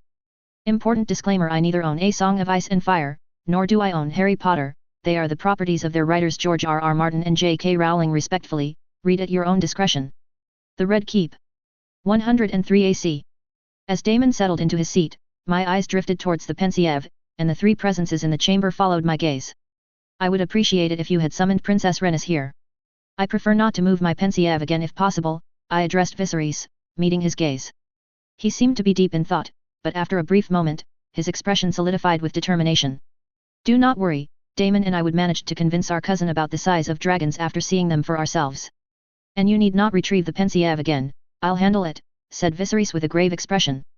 However, I noticed his gaze darting towards the Pensieve often enough to realize that he is impatient to see what challenges House Targaryen will confront in the near future.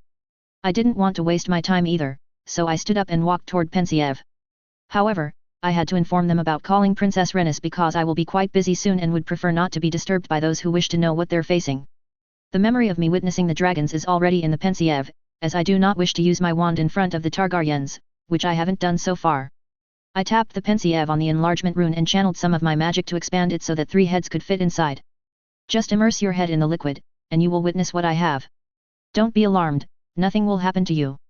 Feel free to summon the King's Guard if it makes you comfortable, I told them in a monotonous tone, still reeling from the shock I received today.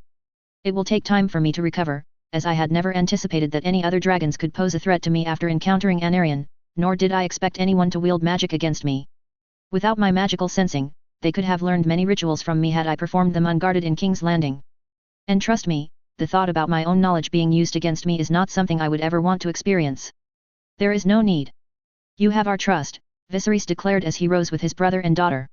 Damon glanced at Viserys, seeking the reason for his summons, still unaware of the unfolding events.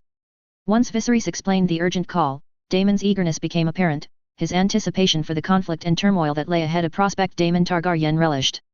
They positioned themselves around the Pensieve in a triangular formation, their expressions skeptical yet underpinned by a trust in me that I would not deceive them in such a grave matter.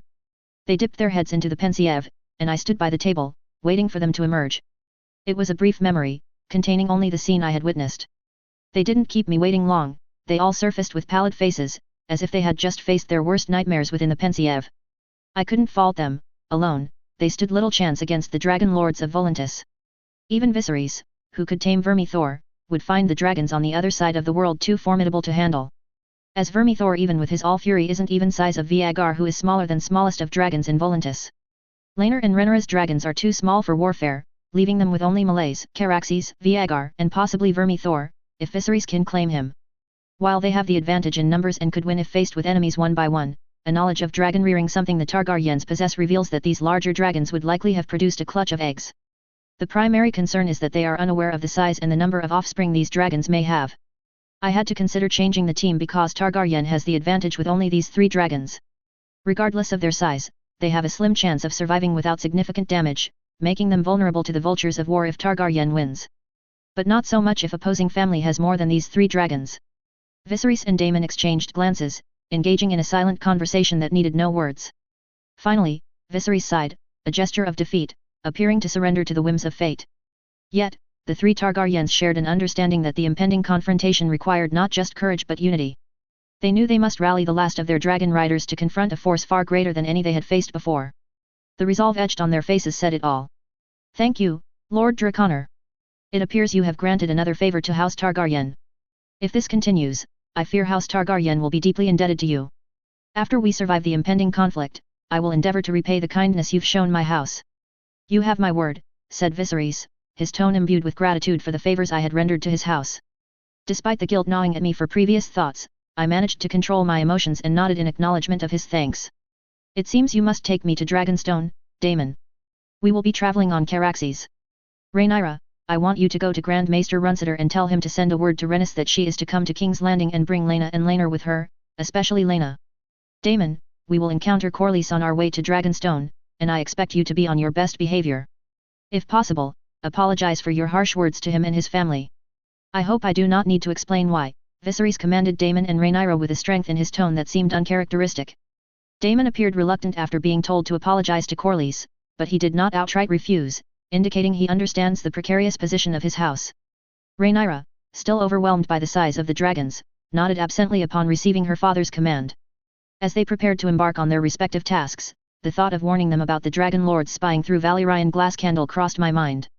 After some contemplation, I chose to inform them as a final act of kindness, moved by their expressions upon witnessing an impending threat to their home. Before they departed from my chambers, I halted them and conveyed the warning as discreetly as possible. Take this advice, King Viserys, speak not of your plans or the size of the dragon you've witnessed. The eyes and ears of the Dragon Lords of Volantis are where you least expect them. If possible, refrain from spreading word of what you've seen. Excessive vigilance from your house may provoke an attack sooner, and both you and I know your house is not prepared. So, prepare in the shadows, and disclose little to anyone outside your own blood. This was my final counsel, as it is the only guidance I will offer until I decide which side to take and settle the turmoil within my mind. Viserys looked confused and slightly fearful as I worded my sentences, but he nodded, nonetheless. Daemon gave me a scrutinizing gaze, but as Viserys departed, he followed suit. I tapped Rhaenyra on the shoulder to bring her out of her daze. She seemed startled after snapping out of her trance-like state. Not finding her uncle and father, she realized they had taken their leave, and she was standing in the same place as before. Her gaze fell on me, and for the first time, I could see fear in her eyes as her perspective of the world had changed. She had believed until now that her house was the strongest in the world and, with support from the Seven Kingdoms, there weren't many who could pose a threat to her family. But now, forces that could render her house extinct were present in the world, and they were not at the peak of their power, and her inability to do anything had caused more harm than any good. Compose yourself, princess. If Queen Aemma were to see you like this, it would distress her greatly, and she is in no condition to bear such news. It could sap her strength, which would not be good for her, I advised Rhaenyra, hoping to divert her thoughts from the horrors she witnessed to the well-being of her mother. A look of shock passed over Rhaenyra's face, quickly followed by a dawning understanding. You are right, my lord. Thank you for informing me, she said with a grateful nod before taking her leave. I remained there, alone, contemplating the future. For the first time, I felt anxious about what lay ahead, as before I had thought that very few possess the power to challenge me. Dragon Pit. Viserys POV. After emerging from the wheelhouse that brought me here from the Red Keep, the somber doors of the Dragon Pit are a sight nearly forgotten to me as quite time has passed since I last laid eyes on them. I visited Aemma after departing from Lord Draconor's chambers, to remind myself for whom and why I am undertaking my current actions. It has bolstered my resolve to carry out the task ahead. I hope Rhaenyra does not tell Aemma about the size of the dragons we've seen, as it could overly distress her in her delicate condition. Thankfully, Lord Draconor's bird, Vesifina, has provided Aemma with some much-needed comfort. Without it, she would be in a far worse state than she is now. Caraxes emerged from the pit with Daemon seated upon his saddle. As I approached them, Daemon extended his hand to help me mount the saddle. Looking at his hand and then at Caraxes, I sighed in resignation. There was no other choice, I had to do it, or my house would face great peril. Since Balrion's death, Daemon had often invited me to join him on Caraxes for quicker travel to the places we both wished to reach swiftly. Yet, I had always refused, for there was only one dragon I had ever wanted to fly with since my childhood, and he had left this world. But now, it seemed fate had other plans, as I was faced with the decision to either tame a dragon or let Daemon and Rhaenys confront the horrors we had witnessed alone. Despite my distaste for Daemon's behavior, he is my younger brother. I promised my father I would look after him, and I intend to honor that promise, as it is the duty of an older brother to protect his sibling. I could never forgive myself if something happened to Daemon due to my negligence. Taking his hand, I settled myself on Caraxes, who growled and screeched, clearly displeased with my presence. At Daemon's single command, we took to the skies. I couldn't suppress the wave of nostalgia that washed over me. The sky felt like home, my blood alive with the rush of strong winds and the warmth below. I couldn't help but think, if my endeavor succeeds, Westeros will recognize me as a great dragon tamer, if nothing else. First, the Black Dread, and now the Bronze Fury, two dragons of the greatest Targaryen kings. Chapter 29. Important disclaimer: I neither own A Song of Ice and Fire, nor do I own Harry Potter. They are the properties of their writers George R.R. Martin and J.K. Rowling respectfully, read at your own discretion. Blackwater's Bay. Viserys Targaryen POV. As we glided over Blackwater Bay, I searched for the ships bearing House Valyrian's sails, for we needed to notify Lord Corlys to return. Daemon and I periodically scanned the waters below for any sign of them. Minutes later, the silhouettes of ships became visible, and as Caraxes approached near them, I could discern the Valyrian sails fluttering atop the vessels. I tapped Daemon on the shoulder and signaled for him to guide Caraxes to land nearby. Daemon nodded and guided Caraxes towards the ships, circling them once to announce our presence. He then steered Caraxes towards the vessel where Lord Corlys stood. As we were about to land, I noticed weapons drawn and archers aiming at Caraxes. Landing at the front of the ship, Caraxes tried to stabilize himself with his serpentine body, growing agitated with the ship's constant rocking. Daemon did his utmost, issuing commands and the occasional crack of his whip. I made sure to disembark first, knowing that if Daemon were to land before me, his biting remarks would only worsen the situation. As I set foot on the ship's deck, the drawn weapons were sheathed and the archers relaxed their bows. They all bowed to acknowledge their king. I paid them no heed and proceeded towards Lord Corlys. After years on the throne, such salutations become customary. Lord Corlys, I greeted him, managing only a forced smile, unable to summon a genuine one in the face of the threat looming over my house. Your Grace, pardon me, but what is the matter? I have not seen you ride the dragon since the Black Dread's ultimate demise. Corlys greeted me with a short bow that showed respect for my position, yet he did not bow deeply to display subservience, as many in the court often do. The matter is not one I can disclose here, Lord Corlys. I wish for you to return to King's Landing, as I have already tasked Rhaenyra with sending word to Rhaenys to come to the capital with Laenor and Laena, I replied to Corlys. The counsel from Lord Draconor remains vivid in my thoughts. Should the Dragon Lord of Volantis have spies among us or the means to surveil us, then this information regarding the dragons should only be revealed in a safer location or in the presence of Lord Draconor. Corlys looked at me with a mix of confusion and curiosity. He nodded and directed his sailors to steer the ships back toward King's Landing, from whence they had come. If my family is visiting to King's Landing, then there's little reason for me to journey to Driftmark. I will follow your command, Your Grace. May I ask, did you come here solely to instruct me to return to King's Landing?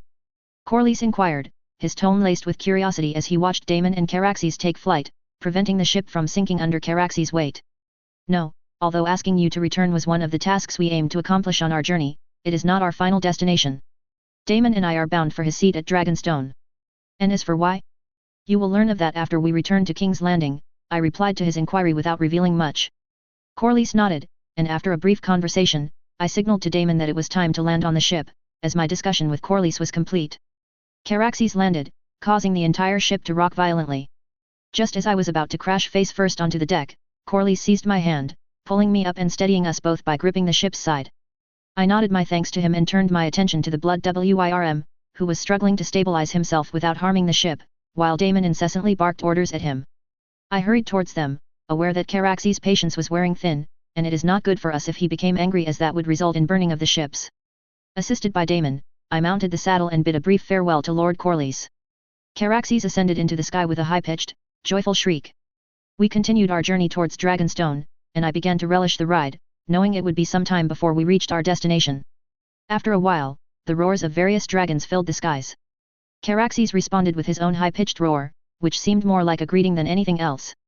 Daemon guided Caraxes to fly lower so we could see who was there, and there they were. Rhaenys and her children, accompanied by their own dragons, were flying toward the direction from which we had come. As we approached, Daemon guided Caraxes close to Meleys as a greeting to Rhaenys. I saw Rhaenys' eyes widen at the sight of me on Caraxes' saddle, and I sensed Daemon's amusement without even glancing his way. Rhaenys was so taken aback that she forgot to return Daemon's greeting. As we flew past them, the massive form of Viagar loomed above us, a sight that brought a slight sense of ease to my heart. We must teach Laena to strengthen her bond with Viagar and improve her dragon riding skills, as Viagar are the ones closest to a dragons in Volantis, more so than any in the Targaryen lair. I'm reluctant to thrust a 15-year-old girl into war, but there's no method to break the bond between a dragon and its rider. Nor would I wish to strip her of accomplishment of taming a conqueror's dragon. Thus, the only option is to accompany her with someone experienced to prevent her from becoming a casualty, as Rhaenys would never forgive me if that were to occur. Following our fleeting meeting with Rhaenys and her offspring, we soon arrived at Driftmark. After traversing the island of House Valyrian, it wasn't long before our destination was in sight, as Dragonstone and Driftmark are not far apart. In less than an hour, I could see the Black Mountains, a wisp of smoke rising from them, casting a somber aura over the island that we Targaryens call home. And Caraxes, sensing the proximity of his lair, let out a roar of joy and hastened his pace towards the familiar sight. The Maester and the Master of Arms of Dragonstone, along with some of the Dragon Keepers, were already there to welcome me, Daemon, and Caraxes. I returned their greetings and inquired about the state of the keep. As the Maester was about to start his lengthy report, I instructed him to relay the information to Daemon instead, as he is my heir and in charge of Dragonstone. Daemon glanced at me with a healthy dose of anger and a hint of betrayal as the Maester approached my brother to remind him of his responsibilities. I approached the Dragon Keepers as they led Caraxes to his den for feeding. After discussing my plans and specifying my needs for the endeavor, a mix of apprehension and awe was evident on their faces. The leader warned me of the risks, noting that no one had ever attempted such a feat before. I assured him that I was well aware of the potential dangers and was proceeding with them in mind. After receiving what I had requested, I took my leave, informing Daemon of my departure. He wished me well, and though concern was evident in his eyes, he understood that House Targaryen needed the Bronze Fury with Rider on his back for the impending threat. Dragon's Stone. Third-person POV.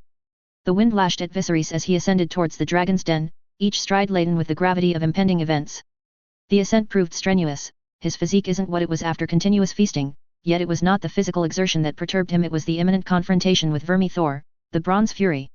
His thoughts were a whirlwind of recollections of Balerion, the Black Dread, and the poignant triumph of having subdued the mightiest dragon of his house, only to discover that Dragon's Age had robbed him of the skies. Balerion had been the embodiment of his aspirations since youth, but now, compelled by necessity and the menace posed by the Dragon Lord family from Volantis, Viserys braced himself for a fresh ordeal. Before Viserys stood the entrance to Vermithor's cavern, a vast expanse that could comfortably house 2 grand dragons. Inside, the Bronze Fury lay in repose beside Silverwing. Their gentle breathing resonated off the cavern walls, yet it was Vermithor, the larger and more temperamental of the two, that captured Viserys' gaze. Chapter 30.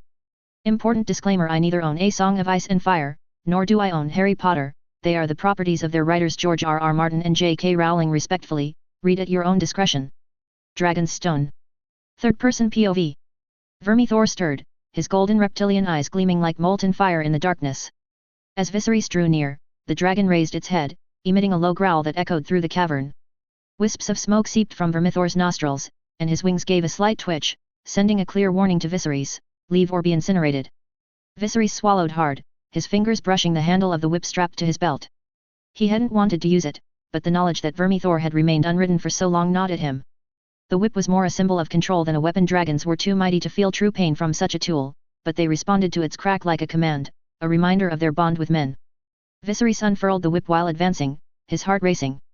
Initially, his voice quivered, but he composed himself, injecting as much force as possible into each uttered word. Doha Eris. Vermithor, he called out, voice echoing through the cavern. Vermithor's growl deepened, the dragon shifting his enormous body, the movement sending vibrations through the stone beneath Viserys' feet. The air grew thick with heat, the unmistakable scent of sulfur and fire filling his lungs. The dragon did not bow. He did not yield. Vermithor's tail lashed the ground with a thunderous crack, sending a clear message of defiance. Viserys' grip tightened on the whip. Then you leave me no choice, he muttered. He raised his arm high and snapped the whip sharply. The crack echoed like a bolt of lightning through the cavern, and Vermithor's reaction was immediate. The great beast flinched, muscles tensing beneath his bronze scales, as his eyes flared with recognition and fury. The whip could not hurt him, but the sound pierced the air like a commanded challenge. Vermithor unleashed a deafening roar, its force almost toppling Viserys. The dragon's wings spread wide, vast, and dark as the night, blotting Silverwing from Viserys' vision, who was also within the cave. Viserys' pulse raced, yet he stood his ground. He sensed it, the tension, the trial. Vermithor was not just challenging his authority, the dragon was assessing his mettle. Viserys snapped the whip again, its crack sharp and commanding. Vermithor growled, yet his movements decelerated. He turned his colossal head fully towards Viserys, his golden eyes narrowing as they fixed on him. The Bronze Fury's tail swished once more, though with diminished vigor. The whip did not injure the creature, but it captivated his attention. Viserys was unaware of how the ancient Valyrians of old Valyria achieved this, but a whip wielded by one with the dragon's blood could influence dragons in some manner. This was the reason no Targaryen had ever perished while taming a dragon.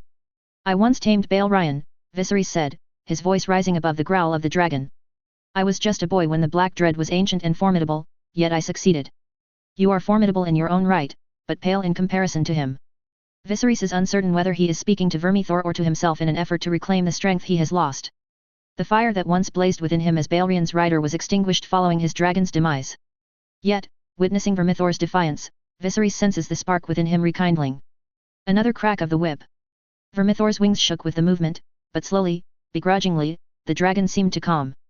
His fiery eyes, though still burning with intensity, flickered with something else, something closer to recognition. Viserys took a deep breath, stepping closer. His pulse raced with each movement, but he kept his posture straight, unyielding. He had no choice but to succeed. Closer now, Viserys could feel the heat radiating from Vermithor's scales. His hand trembled as he reached for the dragon's snout, still holding the whip in his other hand. Vermithor's growl remained, low and dangerous, but he didn't strike. The dragon's massive head lowered slightly, the heat of his breath scorching Viserys' skin. Like Vermithor. Viserys whispered. You were once the dragon of my grandsire. Under his reign, House Targaryen and the realm knew only peace. But now, our very existence is threatened. I seek your aid to vanquish the foes of House Targaryen." He touched the hot, rough scales of Vermithor's snout, his heart hammering in his chest. The moment his hand met the dragon's skin, a bolt of power seemed to surge through him, the ancient bond between dragon and rider flaring to life once again. Vermithor flinched, but he didn't pull away. Instead, the dragon's growl softened into a low rumble, though the tension in the air remained. Viserys cracked the whip once more, but this time, there was a shift. Vermithor's resistance ebbed, his massive body relaxing slightly under Viserys' touch.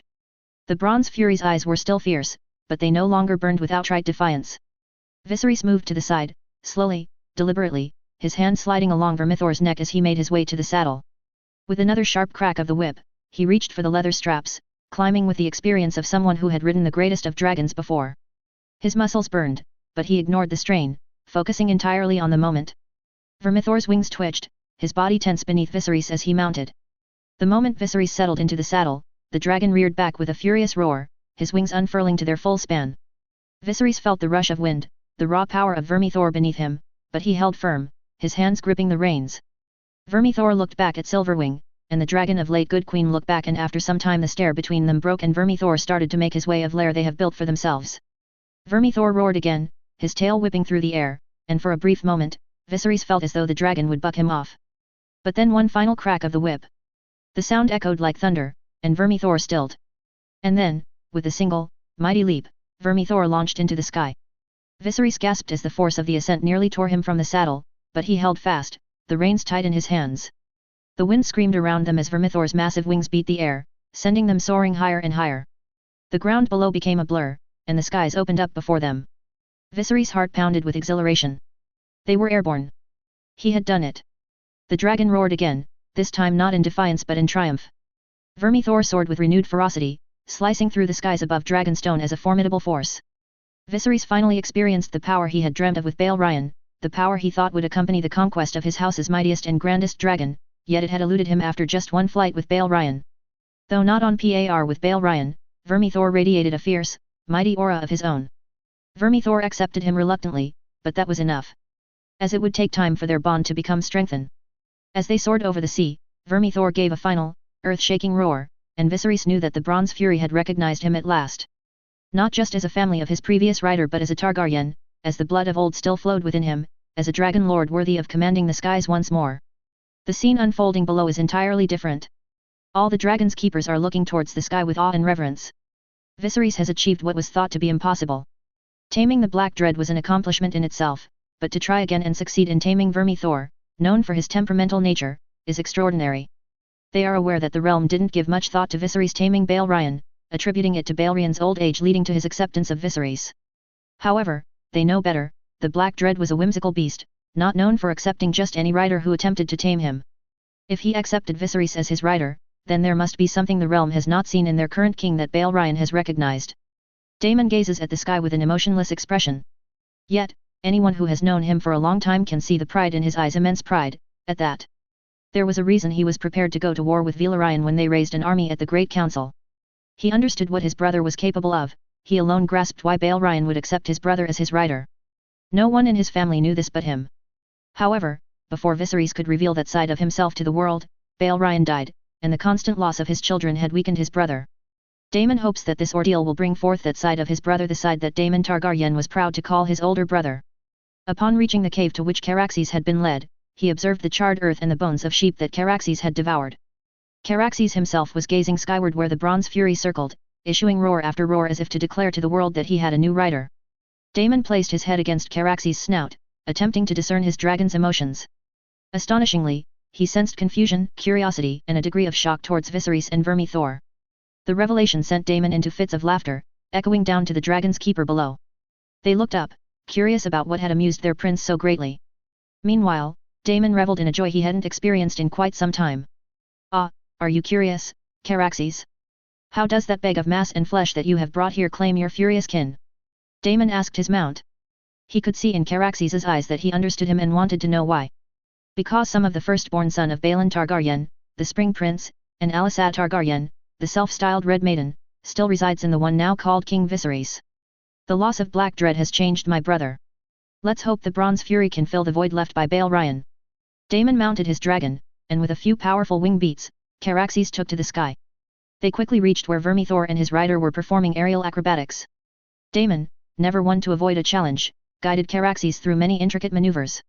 However, having witnessed Lord Draconor's mastery with his own dragon, Daemon was unimpressed by his performance, aware that he had a considerable distance to go before achieving that level of control and aerial prowess. After a while, he gestured to Viserys to begin their journey towards King's Landing, knowing the trip to the capital of the Seven Kingdoms would be lengthy. Viserys acknowledged with a nod, and with several beats of Vermithor's wings, they charted their path and commenced their flight towards King's Landing. However, before departing Dragonstone, Vermithor issued a farewell roar, which was met with a similar roar echoing from the depths of Dragonmont. Chapter 31. Important disclaimer: I neither own A Song of Ice and Fire, nor do I own Harry Potter. They are the properties of their writers George R.R. Martin and J.K. Rowling respectfully, read at your own discretion. King's Landing. Rhaenys POV. As I removed my glove and walked towards the wheelhouse prepared for me, I glanced back to see the dragon keepers leading Malaise and Seasmoke into the pit for feeding and rest. This was particularly important for Seasmoke, who was unaccustomed to the weight and distance. Laenor, having only recently able to ride him. Talking about Laenor, he is given a horse for him to travel to the keep. As I settled into the wheelhouse, the scene that unfolded during our approach resurfaced in my mind.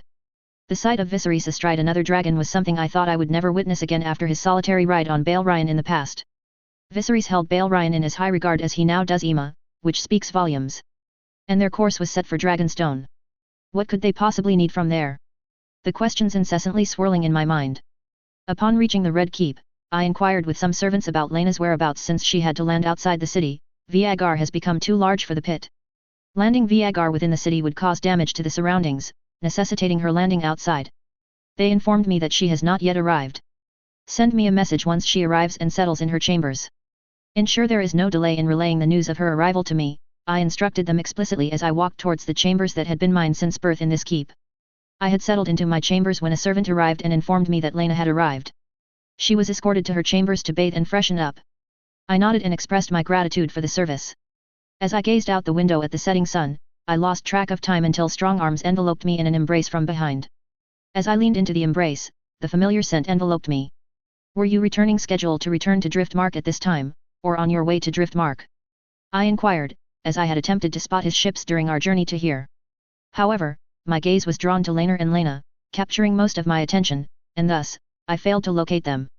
I was away, but King Viserys arrived on Caraxes with Daemon and landed on my ship, instructing me to return for an important matter he needs to discuss with us, Corlys replied. As I turned towards him, we exchanged a brief kiss and then proceeded towards the bed. Why do you think he has summoned us here? I posed the question that had been troubling me since the Raven from King's Landing arrived at Driftmark. Corlys began to ponder before answering my inquiry. To be honest, I don't know either, as I have invited him onto my ship. He mentioned that the matter he wished to discuss couldn't be shared at my desk. It must be significant, for King Viserys wouldn't come personally just to say that, Corlys said thoughtfully. I couldn't help but sigh, having assumed he would know since he was present. I need to share something with you, I began, my voice tinged with worry. The letter specifically instructed me to bring Laena here.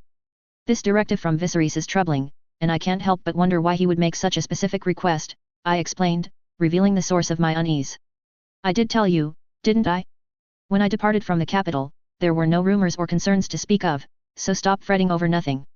And should King Viserys return on Caraxes, we wouldn't have long to wait for him, Corlys responded. However, I couldn't help but notice the anger in his tone when he spoke of leaving the capital. It wasn't directed at Viserys, so I must determine who has upset my seahorse during his time here, as he won't disclose it to me.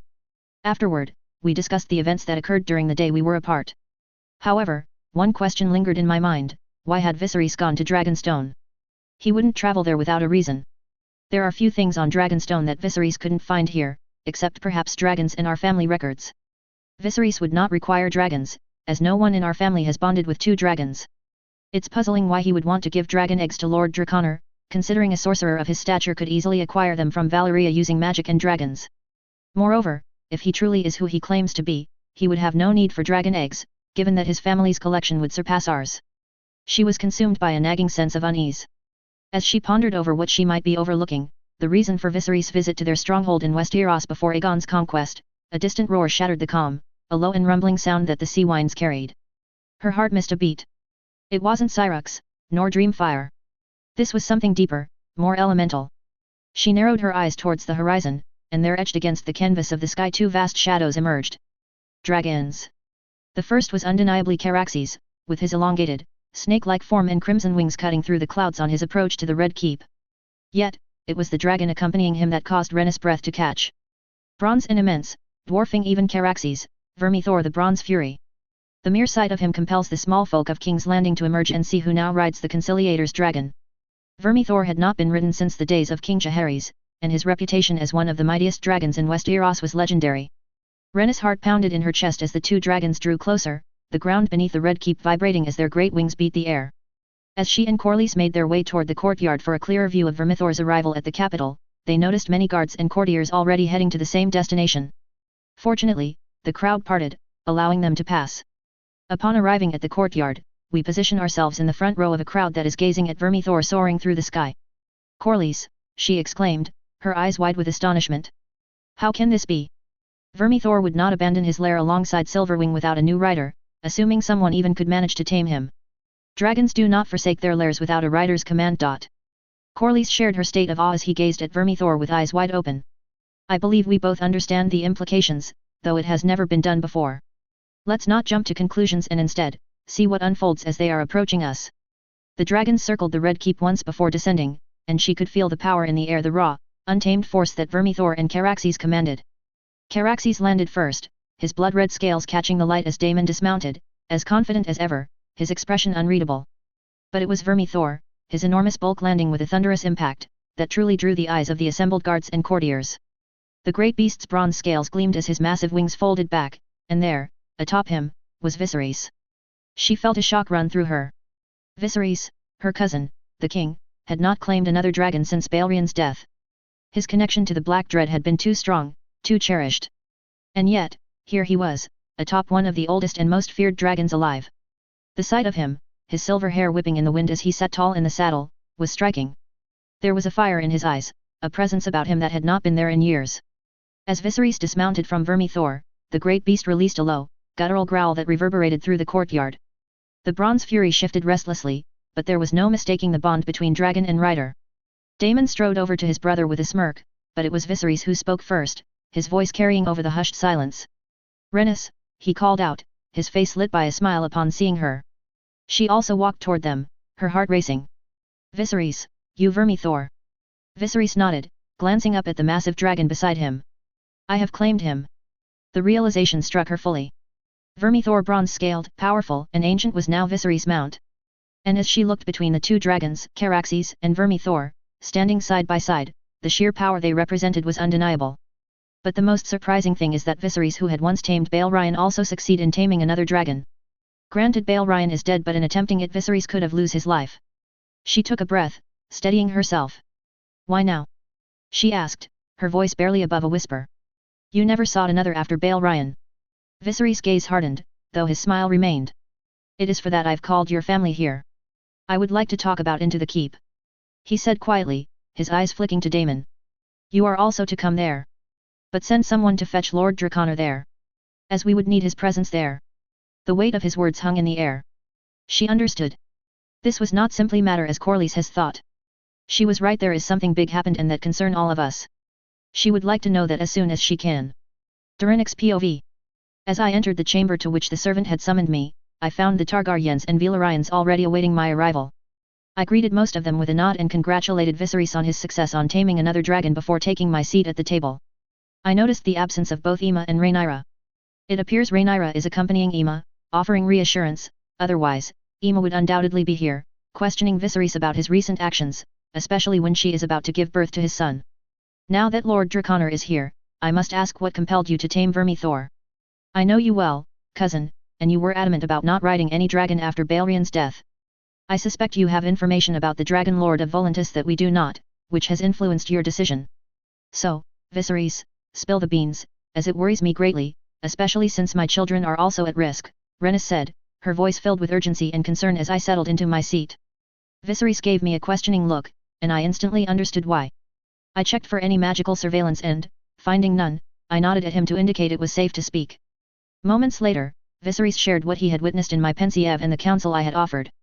By the seven, Rhaenys gasped, hearing of the immense dragons they were to confront.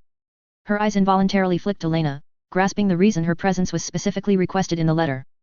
Corlys took her hand and gently squeezed it, offering reassurance. Seven wouldn't assist us in these times, only our dragons will, Daemon said to Rhaenys. That's why I've proposed to Viserys that you and I gain experience fighting with dragons.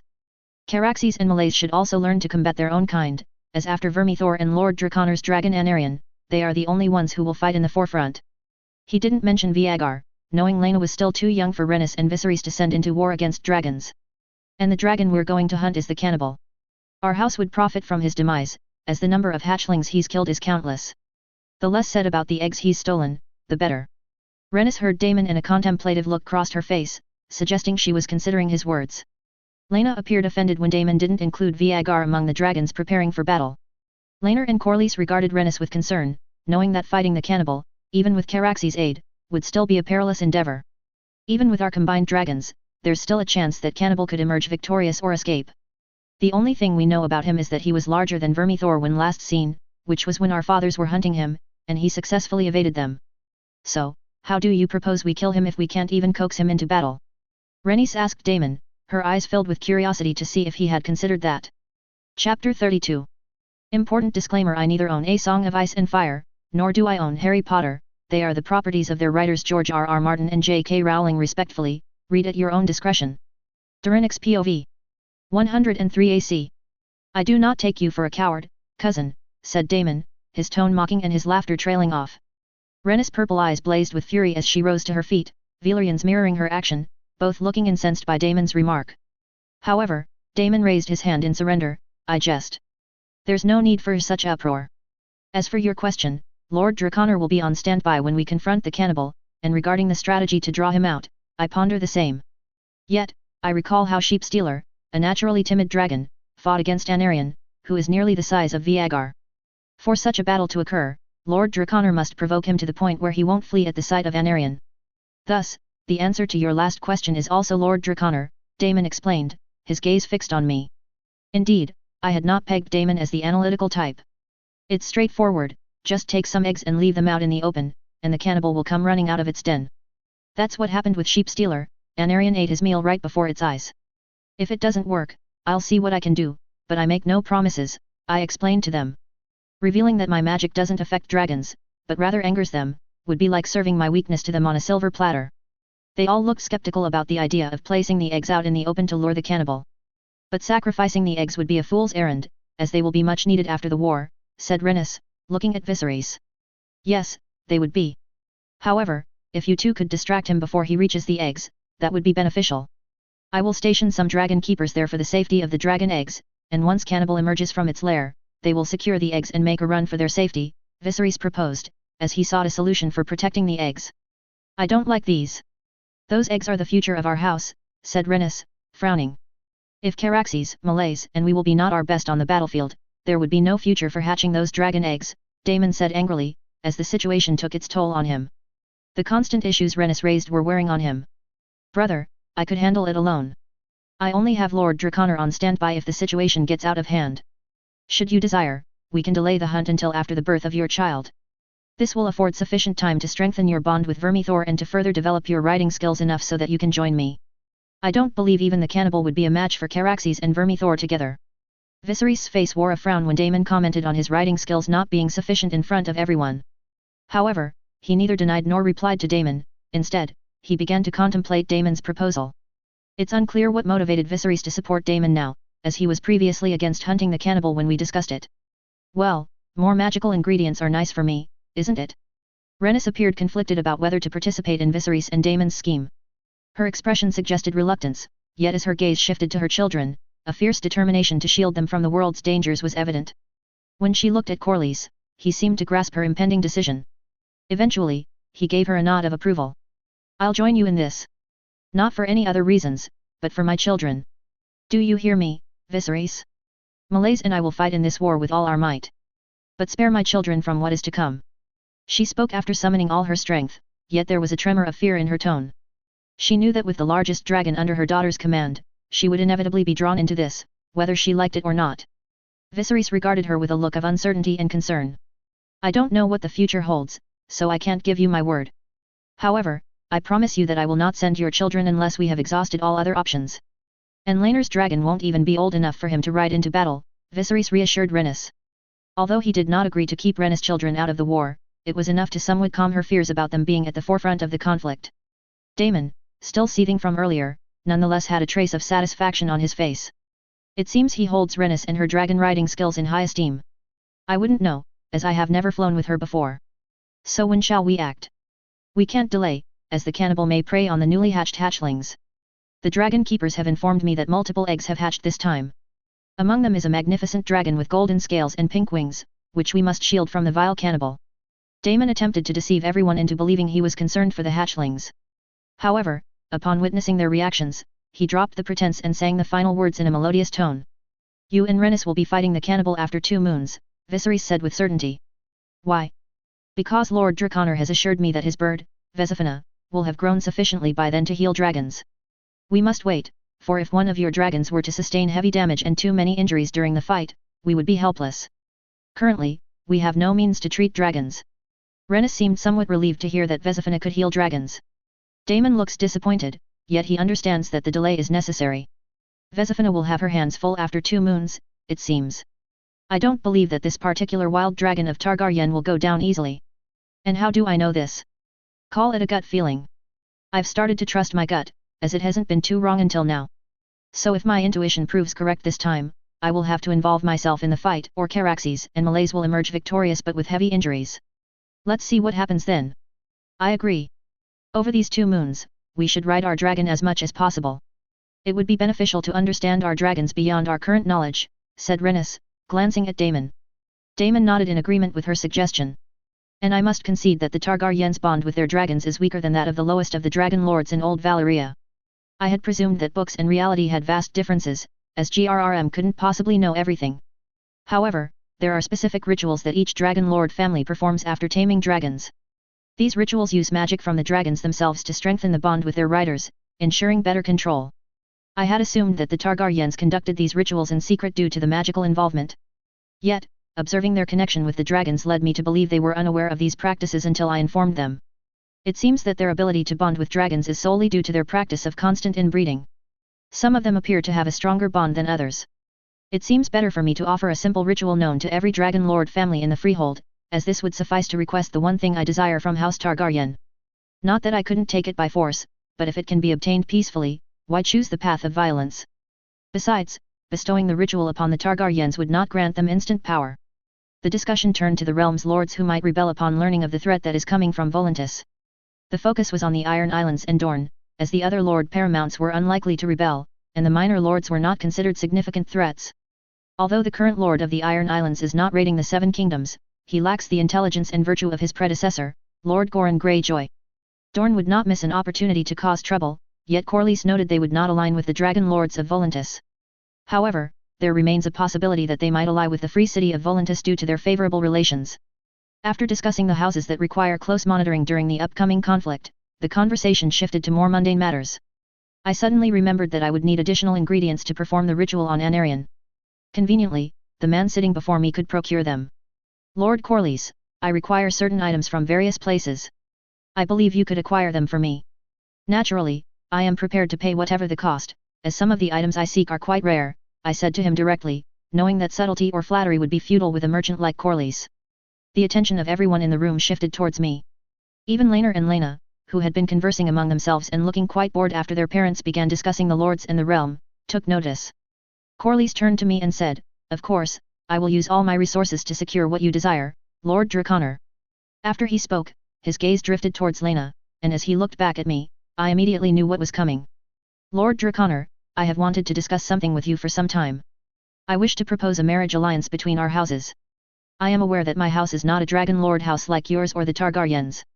However, my daughter Laena is a dragon rider, as you are well aware. And my intuition was correct." Chapter 33. Important disclaimer: I neither own A Song of Ice and Fire, nor do I own Harry Potter. They are the properties of their writers George R.R. Martin and J.K. Rowling respectfully, read at your own discretion. Durinix Draconor POV.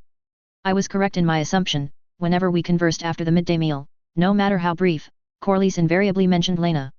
If that wasn't a clear enough hint for me to discern his intentions, then I'm at a loss.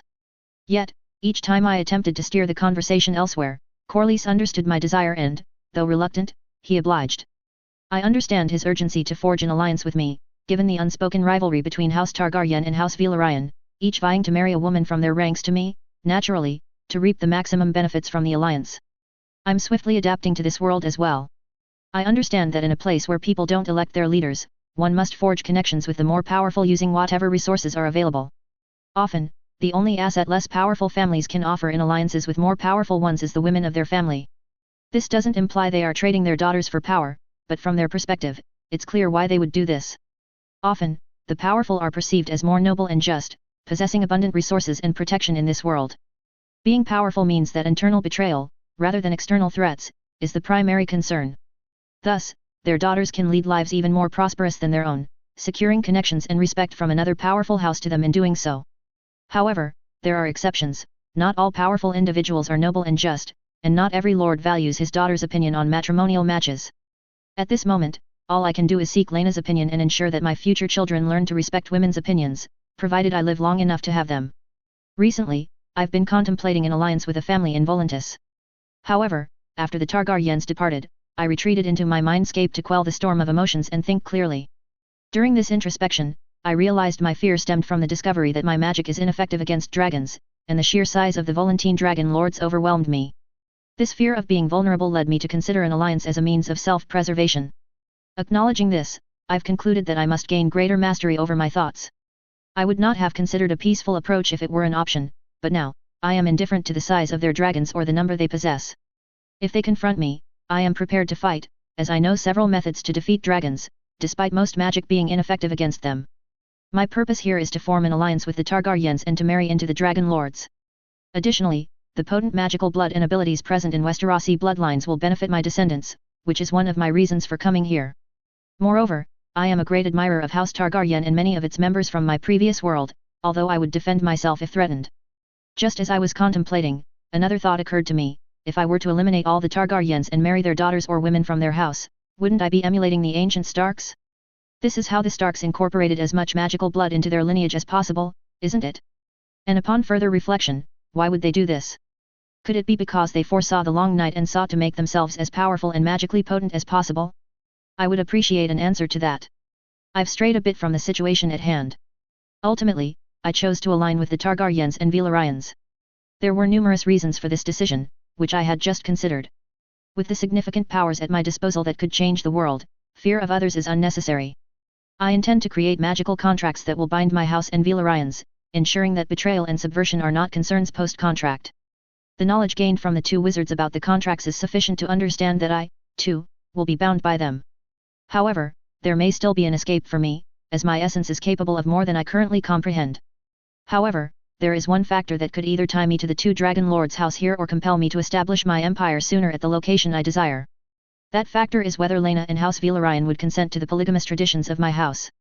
I believe they won't refuse, as I won't be taking 5 or 6 wives, rather, I'll be emulating Aegon the Conqueror. I inclined my head slightly, I maintained a cautious expression, keen to avoid resembling a leech such as Lord Valder Frey, though it's unlikely they would recognize the expression. Your offer is generous, Lord Corlys. Lady Laena is indeed a woman worthy of respect and admiration, and the union of our houses would restore the strength of my house and numbers as well if gods are good. However, I paused, allowing the silence to underscore my words. And to notice how blush look on Laena's face as she is blushing right now after hearing about the children's. As a Draconer Dragon Lord, my family's legacy our tradition demands more. Corlys' brow furrowed slightly, his expression is that of concern as he started to think about what would happen if he could not meet my demands. Speak your mind.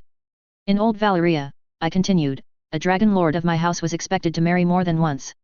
To carry forward the strength of his house, to expand its influence, and to protect its bloodline. I would have no objection to taking Laena to wife, but I must honor my heritage. I would need to marry another, perhaps even 2. I played my heritage card, and it was not like what I'm saying is wrong either.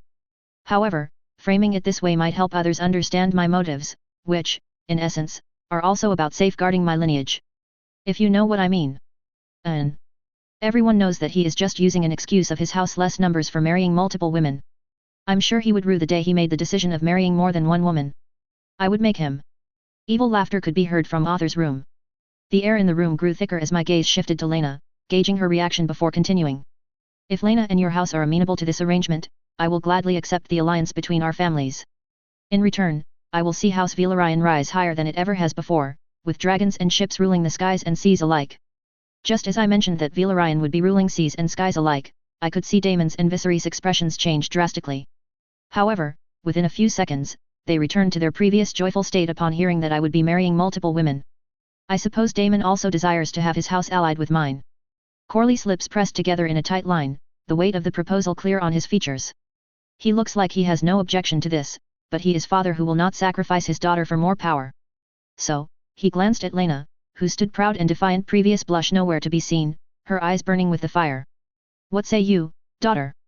Lena's gaze locked with me. And I could see that she was not a woman to be cowed by tradition or the demands of men, but she understood the game of power too. After a pause, she spoke, her voice steady and unwavering. If this union strengthens both our houses, then I will accept. But know this, during Draconor, I will not be overshadowed by anyone, not another wife, and not even a dragon lord. I can envision myself cherishing a woman like this, for Draconor appreciate not only the fierce dragons but also their life partners. ANL. Cringes. But I had to do it. There is no other option. A smile tugged at my lips, a flicker of amusement and admiration crossing my face. I would expect no less, Lena Valyrian. Corlys, watching the exchange, finally nodded with glee. Then we have an accord. An alliance between House Draconor and House Valyrian will be forged in fire and blood. Corlys appears as though he might rise from his seat to dance in the chamber were he alone. Initially hesitant and annoyed, Rhaenys begins to smile upon Lena's agreement, watching Corlys with a reluctant but genuine happiness. Daemon chuckled softly from the corner, his eyes gleaming with mischief and slight mockery. Fire and blood indeed. But no one paid him any attention except for Viserys, who simply shook his head at him. Viserys shifted in his seat, a thoughtful look on his face. May this union bring strength to both houses. We live in dangerous times, and such alliances are more necessary now than ever. Corlys raised his cup in a toast. Lord Draconor, should you wish, we could discuss a dowry for Lena to further solidify the pact between our houses. It was clear that Corlys intended to leave no stone unturned in this alliance, as a dowry would all but seal the marriage between Lena and me as a mere formality awaiting its time. I nodded to prompt his proposal, knowing well that beyond his alliances and support which could indeed supply me with many needed ingredients until I could traverse the world and gather them myself with a PPR rating, there was little he could offer. Forgive me, Lord Draconor, but with the impending war, I cannot offer more befitting your rank. However, I pledge that after the war, you shall have your desires fulfilled. For now, 30,000 gold dragons and 50 ships from the Valyrian fleet, along with House Valyrian's unwavering support to House Draconor whenever you call upon it, he declared. Corlys' gaze held a tinge of concern, hoping the offer would meet my expectations. Although it pales in comparison to what I might receive if a dragon lord from old Valyria sought to marry their daughter to me, it is not insignificant, as it could elevate a peasant to a lord, and a wealthy one at that. 30,000 gold could fund a considerable army, and 50 ships are formidable, given that the Red Wine fleet peaks at around 200 ships. Even the Targaryens could not offer me as much, though they might grant me lands, which they possess in abundance, just as Corlys has his gold and ships. The Targaryens' expressions confirmed my thoughts, as both appeared quite shocked upon hearing Corlys' offer. Rhaenys also seemed quite concerned, indicating that Corlys has raised the stakes to such an extent that House Valyrian would suffer greatly, for Rhaenys would not show such concern if the situation were not grave. Well, then it wouldn't be good if I just accept that and not give something back to my future father-in-law, would it? Corlys may not realize it, but it is his thoughts that matter to me, not gold, for I possess far more than even his household. However, ships could be of use to me in the future. If I am to reciprocate, it must surpass what he has offered, as anything less would be an affront to my house, given our unequal standings. Dowry is of no concern to me, for Lena is a dragon lord, and nothing compares to that. A single dragon rider can shift the tides of war, securing gold, ships, and land if wielded wisely. Let me also present you with something to solidify our alliance and serve as a symbol for both houses to remember our unity. I spoke, and Corlys seemed relieved to hear that I was not dissatisfied with what he had offered. However, before he could voice any objections, I reached into the pouch I always carry and drew a long sword, specifically, a Valyrian longsword. Since I trust no one here, I carry Valyrian weapons and items made from it with myself.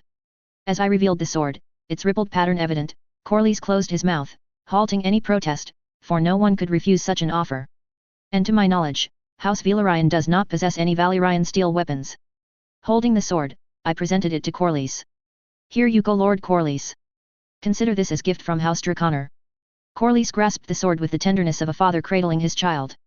The Targaryens gazed upon it, their eyes wide and faces etched with awe, for their house possessed only 2 such blades. The Valyrians shared this reverence, their attention equally fixated on the steel. Laenor looks ready to take it out of his father's hand. What would they do if I gift them Valyrian armor? Not that I would. Chapter 34. Important disclaimer: I neither own A Song of Ice and Fire, nor do I own Harry Potter. They are the properties of their writers George R.R. Martin and J.K. Rowling respectfully, read at your own discretion. The Red Keep. 105 AC. Durinix POV. After a thorough inspection by everyone, Corlys placed the sword in front of him on the table for all the presents in the chambers to see. I can only thank you for the priceless gift you've bestowed upon my house, Lord Draconor. House Valyrian will forever stand beside House Draconor, as this sword will remind every lord of the tides that our houses are allies, said Corlys, his voice filled with gratitude and respect. And I shall name this sword Draconfire, in tribute to your house and to honor what you have given us. I nodded in approval at him. The only thing I desire is to ensure that Valyrian steel, which I can create in abundance, is valued. Should I bestow it upon someone who merely sees it as a deserved gift and fails to appreciate its worth, I would prefer to sever all ties with people like that. My gaze shifts to the Targaryen, who has been visibly restless in their seat ever since I unveiled the Valyrian sword. I intend no disrespect, Lord Draconor. I am grateful for the precious gift you have bestowed upon us. However, given the scarcity of Valyrian steel following the doom that befell our homeland, its value has soared. With only a handful of Valyrian steel weapons left in Westeros, there are houses that would offer vast amounts of gold and land for such a sword. A castle for you and your descendants to govern could be secured. Please pardon any offense I may have caused, Rhaenys spoke with a tone of seriousness and disappointment. And I understand her dismay. It is precisely for this reason that I have presented the sword to Corlys. From the perspective of the Targaryens and Valyrians, who am I? Certainly, I am the last member of a house that once stood at the pinnacle of the civilization, that once ruled nearly half the world. Yet to them, I am merely an inexperienced youth. They are aware that I have been educated in politics and the art of giving and withholding, prepared for every scenario. However, my lack of experience is bound to lead to errors that could be exploited. If Corlys shared this view, he would not have made the offer he did. Had that been the case, I would not have refused the marriage, but I would have been cautious in bestowing things that hold no meaning for me, yet are considered divine gifts by them. And that is why I chose a Valyrian steel sword as their gift. Honestly, I expected Corlys to act contrary to this, given his nature. However, it only confirms that he recognizes the superiority of my house, even though I possess no lands. This concept would be foreign to those from my former world, where bloodlines are not prized and equality prevails as much as possible. But in this world, where blood dictates rulership, a person of my lineage commands importance, land or no land. 2 Targaryens agreed with Rhaenys, nodding at her words that this sword could be given for exchange for a land I need. The issue is that the Targaryens do respect my house, there's no question about that. However, their respect seems to stem from the belief that the only difference between our houses is that my house's blood grants every member certain inherited abilities, whereas only some of theirs possess them. They acknowledge my higher status in the hierarchy, yet they believe the difference is minimal since they too are dragon lords and kings. That's why Rhaenys posed her question, placing my house on the same level as hers, which provided me an opportunity to assert in no uncertain terms that the difference is significant. You seem to think my house possesses as many Valyrian weapons as your ancestral home, princess. Forgive my frankness, but there has always been a significant disparity between the 5 major houses and the other dragon lord families. If a house doesn't rank among old Valyria's top 10, then the gap between them and the 5 major houses is as vast as that between your family and the minor lords of this realm. Believe it or not, maintaining 30 or more dragons in a place teeming with hundreds is an expensive endeavor. Indeed, my house lost most of its wealth in the Doom, yet even now, our riches surpass those of House Valyrian and Lannister combined. There's a reason Lord Freeholder Enar Targaryen had only 3 adult dragons and 2 hatchlings upon his arrival at Dragonstone, after liquidating his entire estate in Old Valyria. A single Valyrian mine was far more bountiful than 10 mines at Casterly Rock. My own family owned more than one of these mines. The dragon lords of Valyria preferred not to stray far from their homeland, much like their dragons. Hence, the true extent of their wealth remained unknown, as their lavish expenditures were eclipsed only by the vast amounts of food Valyria procured from its allies. I recounted this with a glint of amusement in my eyes, watching theirs widen at the mention of Valyria's mines. Rhaenys and Viserys appeared slightly odd, seemingly imagining the immense wealth Valyria held at its peak. They were right to be impressed. If I claimed all of Valyria's gold, my house would never worry about wealth again. The tales of slaves toiling in Valyrian mines day and night were true. Through the slaves' sweat and sacrifice, the dragon lords of Valyria amassed such fortunes that they sometimes lost track of their gold. To these dragon lords, gold was of lesser value than the sustenance for their dragons. Daemon was caught between anger and admiration as I subtly conveyed their lower status in the hierarchy compared to mine. Corlys radiated joy and proud, while Laener's attention remained fixed on the Valyrian sword. To answer your question about why I'm distributing a Valyrian sword so casually, my house's armory possesses far more of these weapons than the entirety of Westeros. Moreover, I can forge Valyrian steel myself, as the knowledge was bestowed upon my house by the very inventor of its making. Thus, it holds less significance for me than it does for you, I explained, watching her eyes widen in astonishment at the revelation that I could also craft Valyrian steel. If you think this is excessive, then the bride price customary in Valyria would truly be beyond your imagination, I continued in a flat tone, mindful of the bride price I must also present to House Valyrian. Laena appeared very proud upon learning that I could forge Valyrian steel, and that my house possesses more Valyrian steel than all of Westeros. I have often heard that one can never fully understand a woman, and I have taken this saying to heart. Who am I to deny the wisdom of those more experienced than myself? Ignore my failed attempt if humor. Chapter 35. Important disclaimer: I neither own A Song of Ice and Fire, nor do I own Harry Potter. They are the properties of their writers George R.R. Martin and J.K. Rowling respectfully, read at your own discretion. Durinix POV. After hearing that I could forge Valyrian steel, they all fell silent, taking in the information I had shared with them that evening. Honestly, creating Valyrian steel isn't that difficult for me since I possess my own magic and don't need to sacrifice humans to embed the magical spells that ensure the rune arrays continue functioning. Indeed, Valyrian steel isn't overly complex, it involves harnessing the magic and properties of dragon fire, integrating them into the steel, drawing runic arrays to imbue the desired qualities in the steel, and casting Valyrian spells to bind all these elements together. Because holding the magic is harder in this world than in HP world. You might wonder why I haven't created a vast amount of it by now. Firstly, I have too many things on my plate to simply sit back and produce Valyrian steel, which I already possess in my inventory. Moreover, I'm attempting to enhance Valyrian steel by adding more than the usual 3 benefits: invulnerability, sharpness beyond normal steel, and lightness. The ancient Valyrian sorcerers from the 5 families have repeatedly tried to infuse additional properties into Valyrian steel.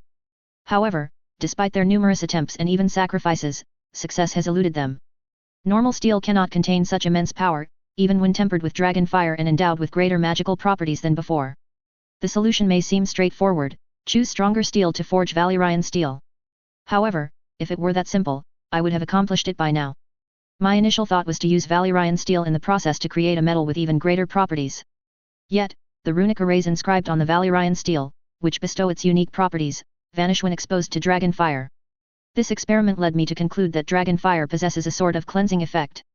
It seems to break any magic upon which it is unleashed, functioning like a form of anti-magic, though on a much smaller scale. It doesn't negate magic but allows it to dissipate from the object and disperse back into the world. The results were quite astonishing to me. Why, you may ask? Initially, dragon fire is utilized to transform ordinary steel into a lesser form of magical steel. Subsequently, I discovered it also has a purifying effect. These two effects are diametrically opposed: in one instance, they imbue the object with magical properties, and in the other, they remove them. This contradiction led me to delay the project aimed at creating steel that is more magical and powerful than Valyrian steel. It was also a factor in deciding to enhance my dragon, Anarion, as the dragons of this world remain a mystery to me. They are more powerful than their counterparts in the HP world, according to the memories of 2 wizards that I hold. However, it's not just the dragons. The ingredients that you could take from dragon, like their blood and scales available for various purposes, are also more potent than those I recall from Dumbledore's memories. I was discovering the uses of dragon blood I had obtained from the corpse of Sheep Stealer. I wanted to determine if the dragon blood in this world possessed the same powers and properties as the dragon blood from the Harry Potter world, which I knew from Dumbledore's memories. It turned out to have much more potent effects than those from the 2 wizards' home world. After my experiments, while examining the dragon blood, I felt an overwhelming urge to taste it. Without fully realizing what I was doing, I drank it. The sensation that washed over me was more addictive than the darkest magic from the Harry Potter world gave me after I had used it during my stay at Skagos. It was so compelling that I had to leave the room and meet with Anarion to remind myself of what I was consuming. I am certain from Dumbledore's memories that dragon blood does not cause addiction. Nor does it enhance physical strength or induce mental aggression. Indeed, the only benefit I derived from consuming the blood of Sheep Stealer was a slight, barely noticeable increase in physical prowess, which was permanent.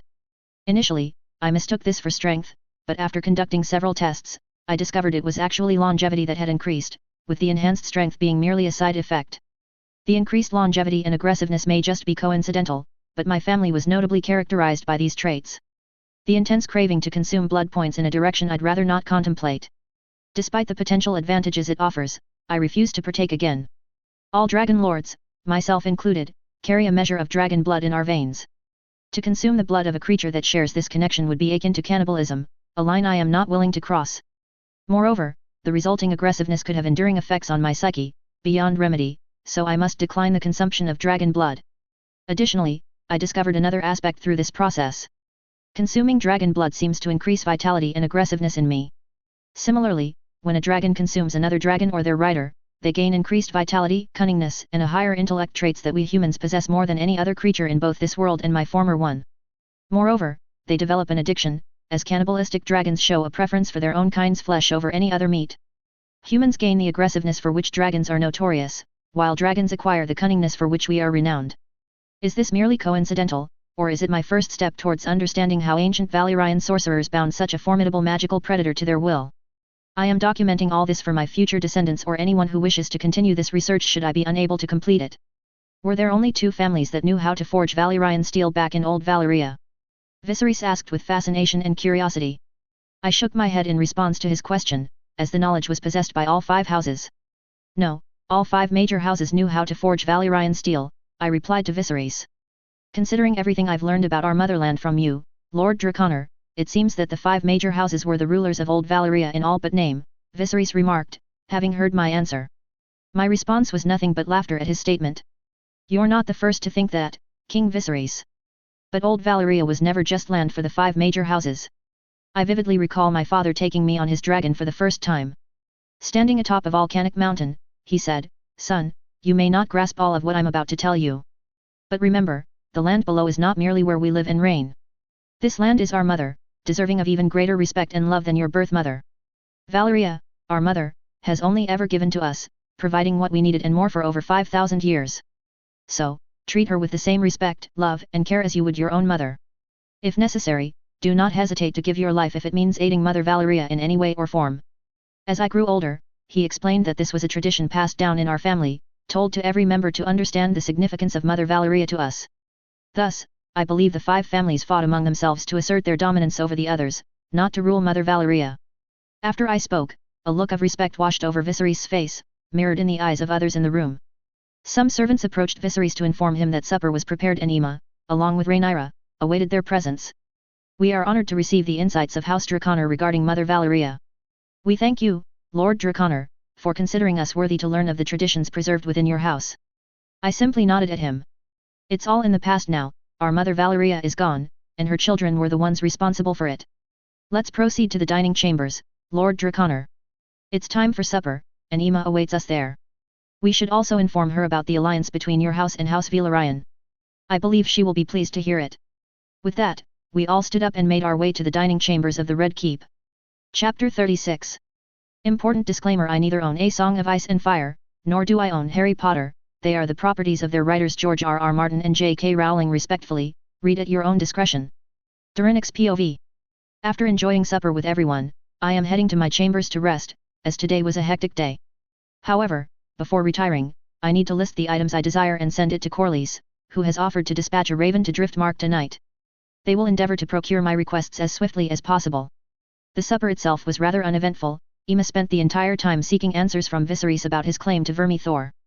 Moreover, no one else attempted to initiate conversation following Viserys' unsuccessful effort to engage Aemma with talk of the alliance between my house and House Valyrian. After listing everything I want and instructing the servants to deliver it to Corlys, I cast a few spells to ensure the servants couldn't open the parchment sent to him. It would be a grave mistake to underestimate the servants, who often serve as spies for one lord or another. I cannot allow any information about my activities to spread throughout the capital. The Faith and the Maester are already causing trouble for Viserys due to my display of magic. The only thing keeping them at bay is their fear of Anarion. The Targaryens are not as weak as they once were. With the support of House Valyrian and many other lords, they could easily quash any rebellion that might arise. I walked towards a bed and lay down, contemplating the ritual I plan to perform tomorrow between Laena and Vhagar to strengthen their bond. As she is to be my wife, it's crucial for her to form a connection with her dragon, which will be advantageous in the looming war. Once she shares this information with her parents and the Targaryens, they will likely desire the same. This presents an opportunity for me to negotiate my terms, particularly the acquisition of the island where I have devoted my time to training thus far. Upon awakening and being ready for breakfast, I chose to join House Valyrian to avoid the inevitable drama unfolding within the Targaryen family after Viserys claimed Vermithor without informing his wife and queen. Last night's supper was a clear indication of the tensions that would surface today. Although servants from both families extended invitations to break my fast with them, I declined the Targaryen's invitation, citing a prior engagement to discuss matters with Corlys. I made my way to the chambers of Corlys and Rhaenys, where we would be breaking our fast. All 4 Valyrians were present as I took my seat, having greeted everyone. The servants began to prepare the table, and we waited for them to finish and depart. The items you seek, Lord Draconor, are indeed rare. Therefore, anticipate some delay, as it will take time to gather everything you desire. However, I have ensured that you will receive everything listed on your parchment, Corlys stated after all the servants had exited the chamber. I was confident he could acquire them. Despite their rarity, Corlys was among the select few in this world who could procure all these things for me. Thank you, Lord Corlys. I had known beforehand that it will take time for you to procure them. But see if you can get them as fast as you can. I will of course pay for a trouble it will cause you, I said to him. I will try and see if it can be done in a fortnight, Corlys replied with a contemplative look. I could tell he was pondering how to procure the items I desired as swiftly as possible. Indeed, a fortnight is not an extensive period when you seek things that are not readily available here in Westeros. I also wanted to inquire if Lady Laena is available after breakfast, as I would like to share some knowledge about dragons with you. Additionally, I aim to explore ways to enhance the bond between dragon and rider. I refrained from mentioning a ritual, as it's necessary to assess whether it's feasible or not, as Vhagar is too old, and older dragons often exhibit whimsical behavior, given that the ritual impacts both the dragon and its rider. Strengthening your bond with a dragon is not without its effects. The change might be minimal for me due to my lineage, but it's uncertain how it will affect Laena. Laena glanced at her mother and, upon receiving a nod, she turned to me. She said she needed to change into her dragon-riding attire before we could head to Vhagar, who was resting in a secluded area near Blackwater Bay, a place fishermen rarely frequented. I acknowledged with a nod of my own and mentioned that I would gather a few items from my chambers before meeting her in the outer yard of the Red Keep, from where we would proceed together to where her dragon is resting. After discussing with Corlys and Rhaenys the timing of my marriage to Laena, who is of age and ready for marriage, I expressed that there's no rush and it should occur after the war, as I cannot divide my attention between 2 significant matters. In this world, marriage quickly leads to expectations of parenthood within a year. Failure to meet these expectations leads to undesirable gossip, which I wish to avoid for both Laena and myself. Moreover, I am hesitant to marry a 13-year-old girl, regardless of the customs of this world. Corlys and Rhaenys agreed with my decision, content with Laena staying with them for a few more years. I mentioned to Corlys the need to sign a contract, a concept unfamiliar to him, which I then explained. He inquired about the necessity of such agreements, to which I replied that I would provide a full explanation at the appropriate time. With our discussion concluded, I proceeded towards my chambers, noting that Laena had already departed after finishing her breakfast. I have gathered all the necessary items for performing a ritual. This one will not be as simple as the one I will provide to the Targaryens for obvious reasons. They will receive a slightly inferior version of the ritual I will perform for Laena and Vhagar. Even if Laena were to reveal to her parents the details of this ritual, they would not be able to replicate it, as it requires magic, a skill they have not yet mastered. I arrived at the location where Laena awaited me, accompanied by a few Valyrian guards and 2 horses. Making my way towards them, I mounted a horse and began to follow Laena, as I was unfamiliar with the route to Vhagar's resting place. As we approached the vicinity of Blackwater Bay, where Vhagar lay, I caught my first close-up glimpse of the Targaryen's current largest dragon, once known as the Queen of Dragons in my former world. The first thought that struck me, as it would anyone upon seeing her, was her sheer enormity. Though not unfamiliar with it, but still it's new experience seeing every time dragons like size of Anarion or even greater than him. Although Anarion is nearly as large as she is, her advanced age gives her a distinct appearance from Anarion. It's challenging to articulate the differences in their presence, but one certainty is that Vhagar's magic would be immensely beneficial to Laena. Even without being near, I can sense the ancient and dense magic, it must be formidable. In the ritual, a small portion of Vhagar's magic will transfer to Laena, reinforcing their connection. The effects of such potent magic may not be immediately apparent, but they will become evident as time progresses.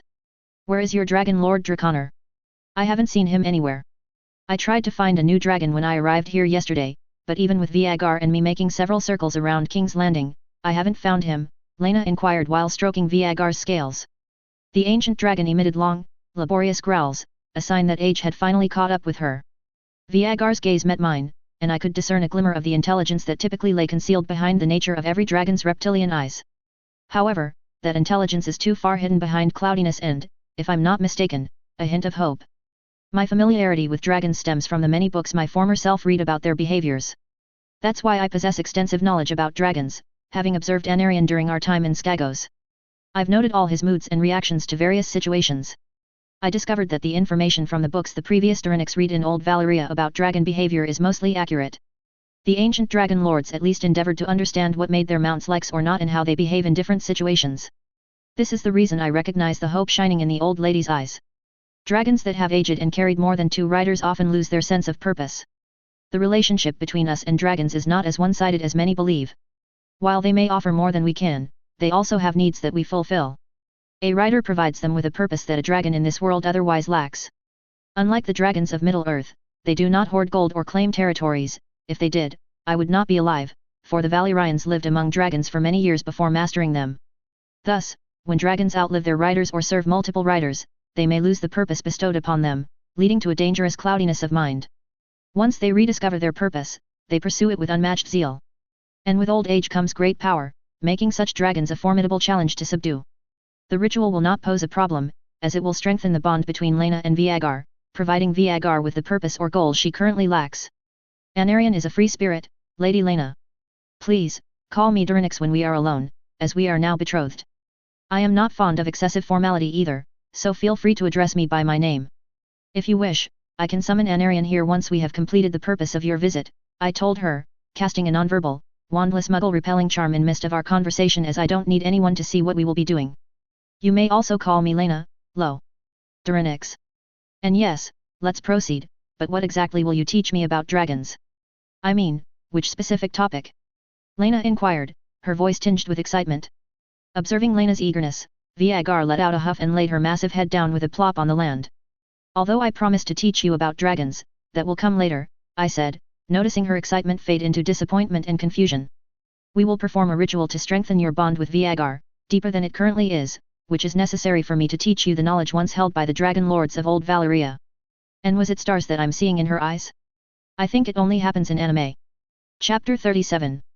Important disclaimer: I neither own A Song of Ice and Fire, nor do I own Harry Potter. They are the properties of their writers George R.R. Martin and J.K. Rowling respectfully, read at your own discretion. Duranics POV. Let's get started then, what are we waiting for? She asked, her tone brimming with joy which soon faded, replaced by concern and hesitation. We don't have to sacrifice others for this, do we? She inquired, the worry evident in her voice. What led you to that conclusion? I inquired, curiosity evident in my tone. Do I appear to be someone who would sacrifice others for the sake of magic? Upon hearing my question, she responded by shaking her head negatively. I didn't mean it in that way. Our maester at Driftmark once said that the Valyrian dragon lords would sacrifice many humans as a price for performing magic. Sacrifices seem to be a constant in magic. I've read about it. And no, you don't seem like someone who would sacrifice others, she responded, nodding and blushing at the end.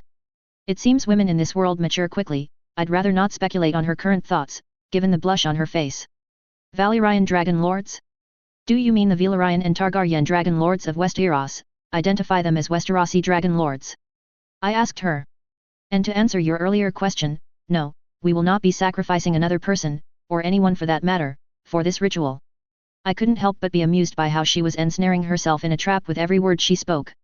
At the moment, she is pondering how to respond to my inquiry about them being Westerosi dragon lords without offending me. Guess life wouldn't be unamusing with her by my side.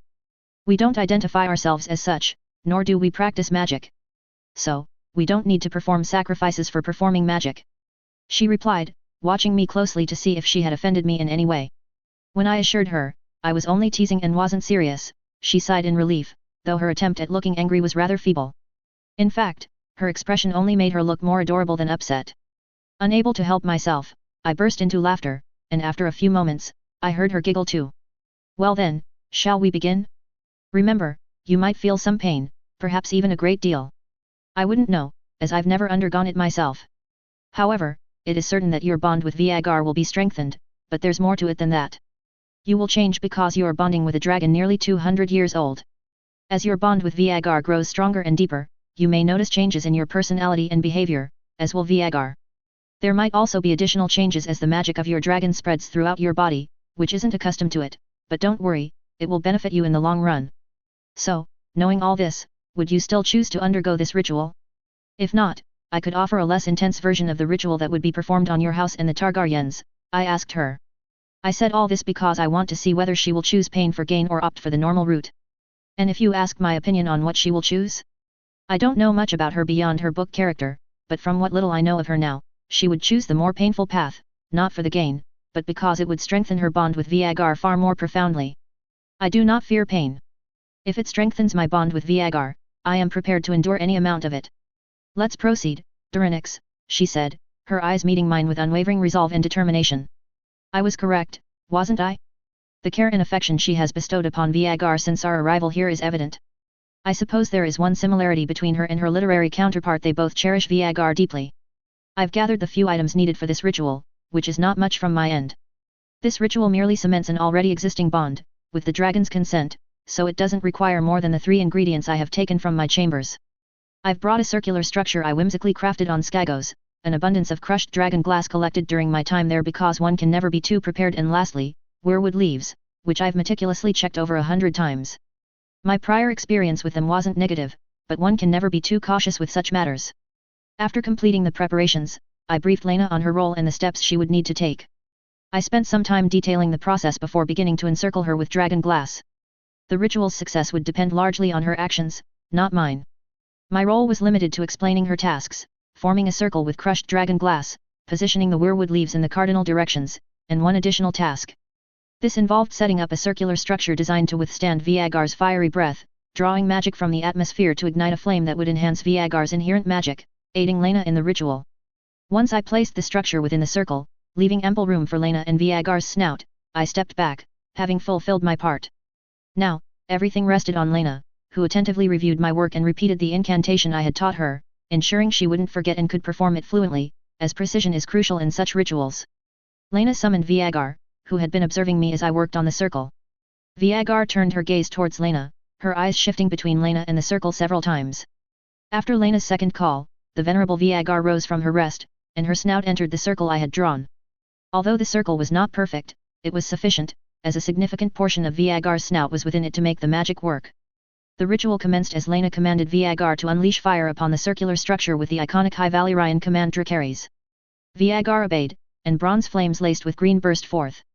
The structure absorbed the fiery onslaught, and flames of the same hue began to dance upon its surface. Moments later, the runes were activated, and the fire illuminating the structure grew intensely bright. It was so luminous that it could be seen from a great distance in the morning light, even without producing any smoke. The blaze did not disturb Lena as she withdrew the Valyrian steel dagger I had entrusted to her for the duration of the ritual. The cut was deep, and blood poured out, spilling onto the earth below, visible even from my vantage point. Lena acted swiftly, smearing the blood across Viagar's snout, who gazed intently at her blood-stained hand. Once she had smeared enough blood that it was noticeable even from a distance, she closed her eyes. Her contemplative expression made it clear she was rehearsing the chant I had taught her. After a moment, she opened her eyes and began to speak. Viagar, ia with macron nuhan skoros persis. Rojon ia with macron ondoso, mr lon svs. Bertil vijayal, ia with macron kost bahoraltsa. Tol spirit pis majao megan. Asterisk Viagar, ancient heart of fire. Grant your magic, lift me higher. Through this bond, your strength I seek. Together, our spirits speak. Asterisk. Her High Valyrian was adequate for these rituals, but it would require significant improvement for more complex chants. As Lena recited the chant, the magical fire that had been burning grew brighter and more intense than before. The flames rose higher and burned more fiercely, stopping only when they reached the height of Viagar's snout. I could sense Viagar's magic, which had lain dormant since she breathed fire onto the structure, beginning to stir as a small yet dense amount of it gathered at the spot where Lena's hand rested. The magic began to flow from Viagar's snout into Lena's hand, permeating her body. Lena's screams echoed, yet they were not as intense as those from my rituals, so I did not intervene. I sensed Viagar's magic coursing through Lena, and after a few minutes, flame slowly enveloped both Lena and Viagar's snout as a great surge of magic swirled around them. I picked up a stone and crafted a ward to shield this magic from any unwelcome gazes. Lena's scream ceased once the fire had fully engulfed both her and Viagar. I waited for the fire to subside, as I could see nothing but a bronze inferno in front of me. Even after 10 minutes, the fire showed no signs of stopping. Just when I thought intervention was necessary, Lena emerged unscathed, a proud look etched on her face.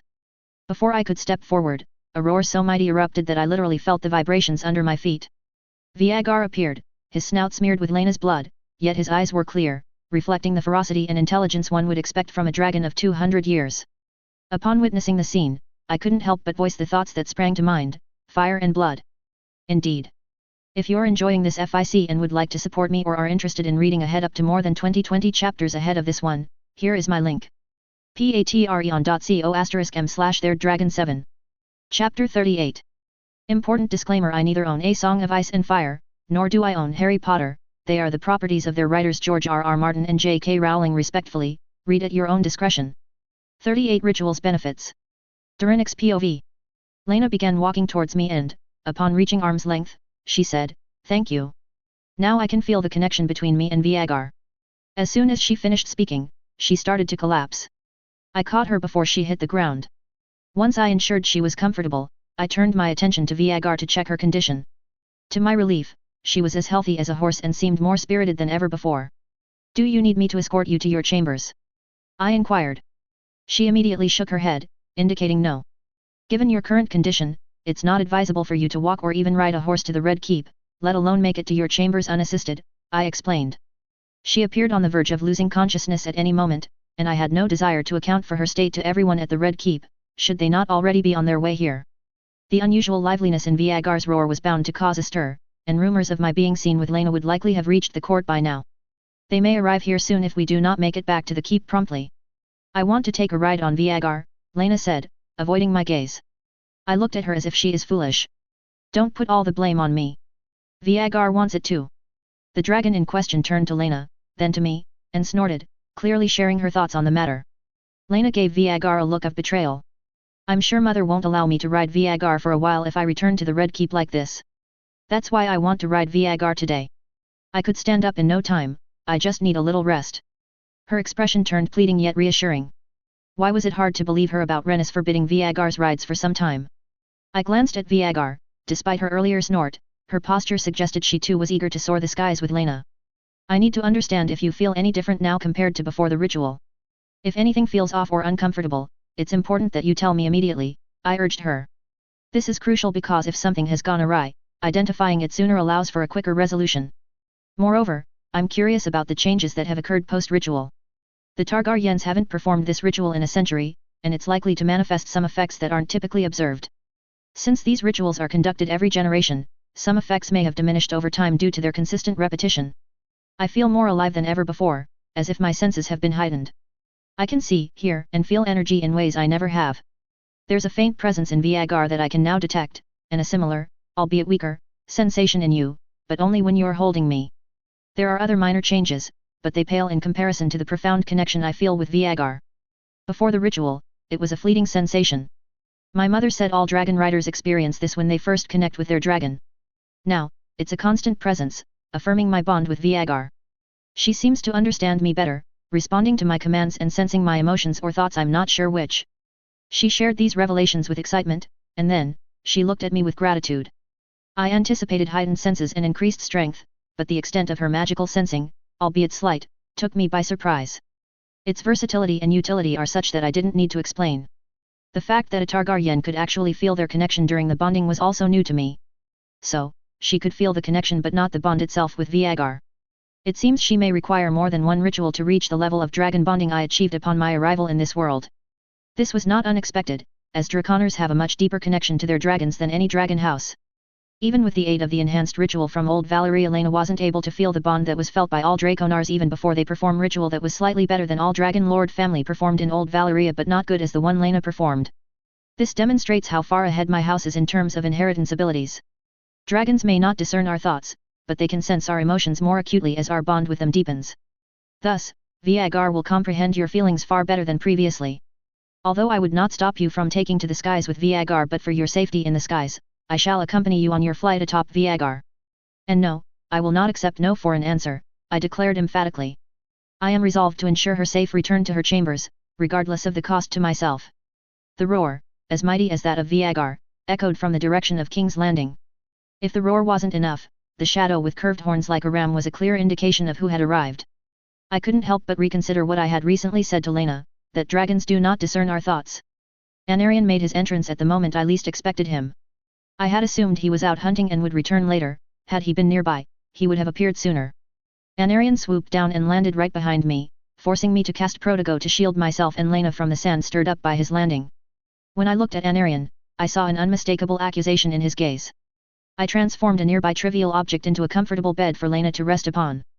Her inquisitive and amazed expression escaped me, as my sole focus was on persuading Anarion to allow me to ride Viagar with Lena without causing a commotion that might provoke a confrontation between him and Viagar. I could simply command him to leave, but such actions over time could lead to undesirable outcomes.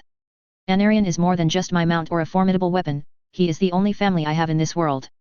I cannot bring myself to command him as one would a pet. Anarion would understand that my actions are for Lena's safety. After a session of petting, along with some convincing and bribery that I intend to keep secret, Anarion finally gave in. I smiled at him and turned around to see Lena observing Anarion and Viagar, comparing their sizes and admiring the silver scales of my dragon.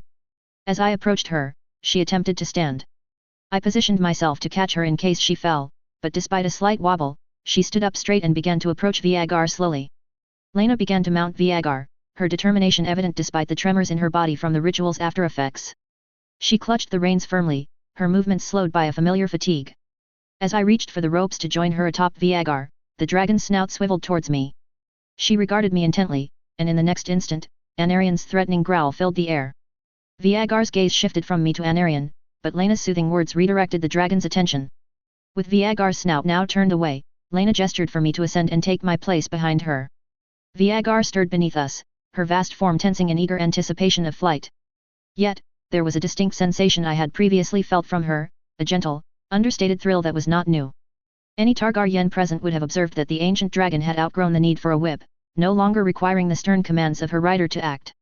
Lena uttered a gentle SVS, and Viagar complied, ascending into the heavens with an agility that contradicted her massive stature. No whip. No struggle. But if anyone has seen Lena, they would have noticed that Lena's eyes widened in awe. There was something different, a testament to the power of the ritual that had deepened their bond. Viagar, despite her age, felt more attuned, her reactions sharper, her movements more fluid. Chapter 39.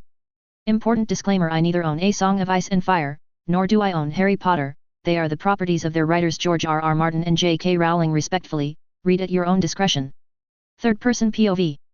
Viagar's wings unfurled with a majestic sweep, catching the wind as she ascended into the sky. The ritual conducted by Durinix, the dragon lord from old Valyria, who witnessed skies filled with dragons and their riders reveling in the thrill of flight, significantly deepened Lena's connection with Viagar. Her once lethargic dragon, shrouded in a mental fog, now surged with a vitality that defied her years. The ceremony did more than just fortify their bond, it rejuvenated Viagar, dispelling the haze in her mind and endowing her with a burst of energy. This transformation was yet another reason for Lena's growing affection for Durinix. He embodied the qualities she envisioned in a future husband and more. Lena, though fatigued from the intense ritual, felt a surge of exhilaration as Viagar responded to her slightest commands. No longer did she need to use a whip at every command to direct the dragon, Viagar's movements were fluid and intuitive, a testament to the deep connection forged between rider and dragon. Durinix, sitting beside her, is looking upward where his own dragon is making circle around Viagar to let not his rider out of sight on another dragon's back. And for Durinix, the experience of riding Viagar was something that he had feel when riding Anarion. The dragon's powerful muscles rippled beneath them, same as Anarion, each beat of her wings propelling them higher with effortless grace. The air was crisp and clear, the world below shrinking as they soared above Blackwater Bay. The waters glistened like a sea of diamonds, and the sprawling expanse of King's Landing lay beneath them, a tapestry of life and activity. Viagar's progress was unmistakable. Her flight had become smoother, her reactions faster, and her strength more evident. Lena was in awe of how effortlessly Viagar soared through the skies, her maneuvers exact and deliberate. The connection they shared had surpassed anything Lena could have ever dreamed of, she had never realized the depth of the bond she could form with Viagar. Yet, despite Viagar's newfound vigor, she had not yet reached the level of Anarion, Durinix's dragon. Anarion, though much younger, was already approaching Viagar's size, his growth and potential extraordinary. His presence above them was a constant reminder of the power and promise of youth. As they circled the skies above King's Landing, Anarion flew around them, and his jealousy evident to Lena. Lena could see that he disliked Durinix riding any dragon other than him, but had been convinced by Durinix, the nature of which remained undisclosed to her as she was not able to hear what Durinix has told his mount. The flight was akin to what Lena had imagined riding one of the Conqueror's dragons would feel like. However, after her first journey on Viagar, she realized that her new mount had aged and lost much of the vigor that once was present in the past. But now Viagar's mighty wings beat in a steady rhythm, the wind whistling past as they cut through the air.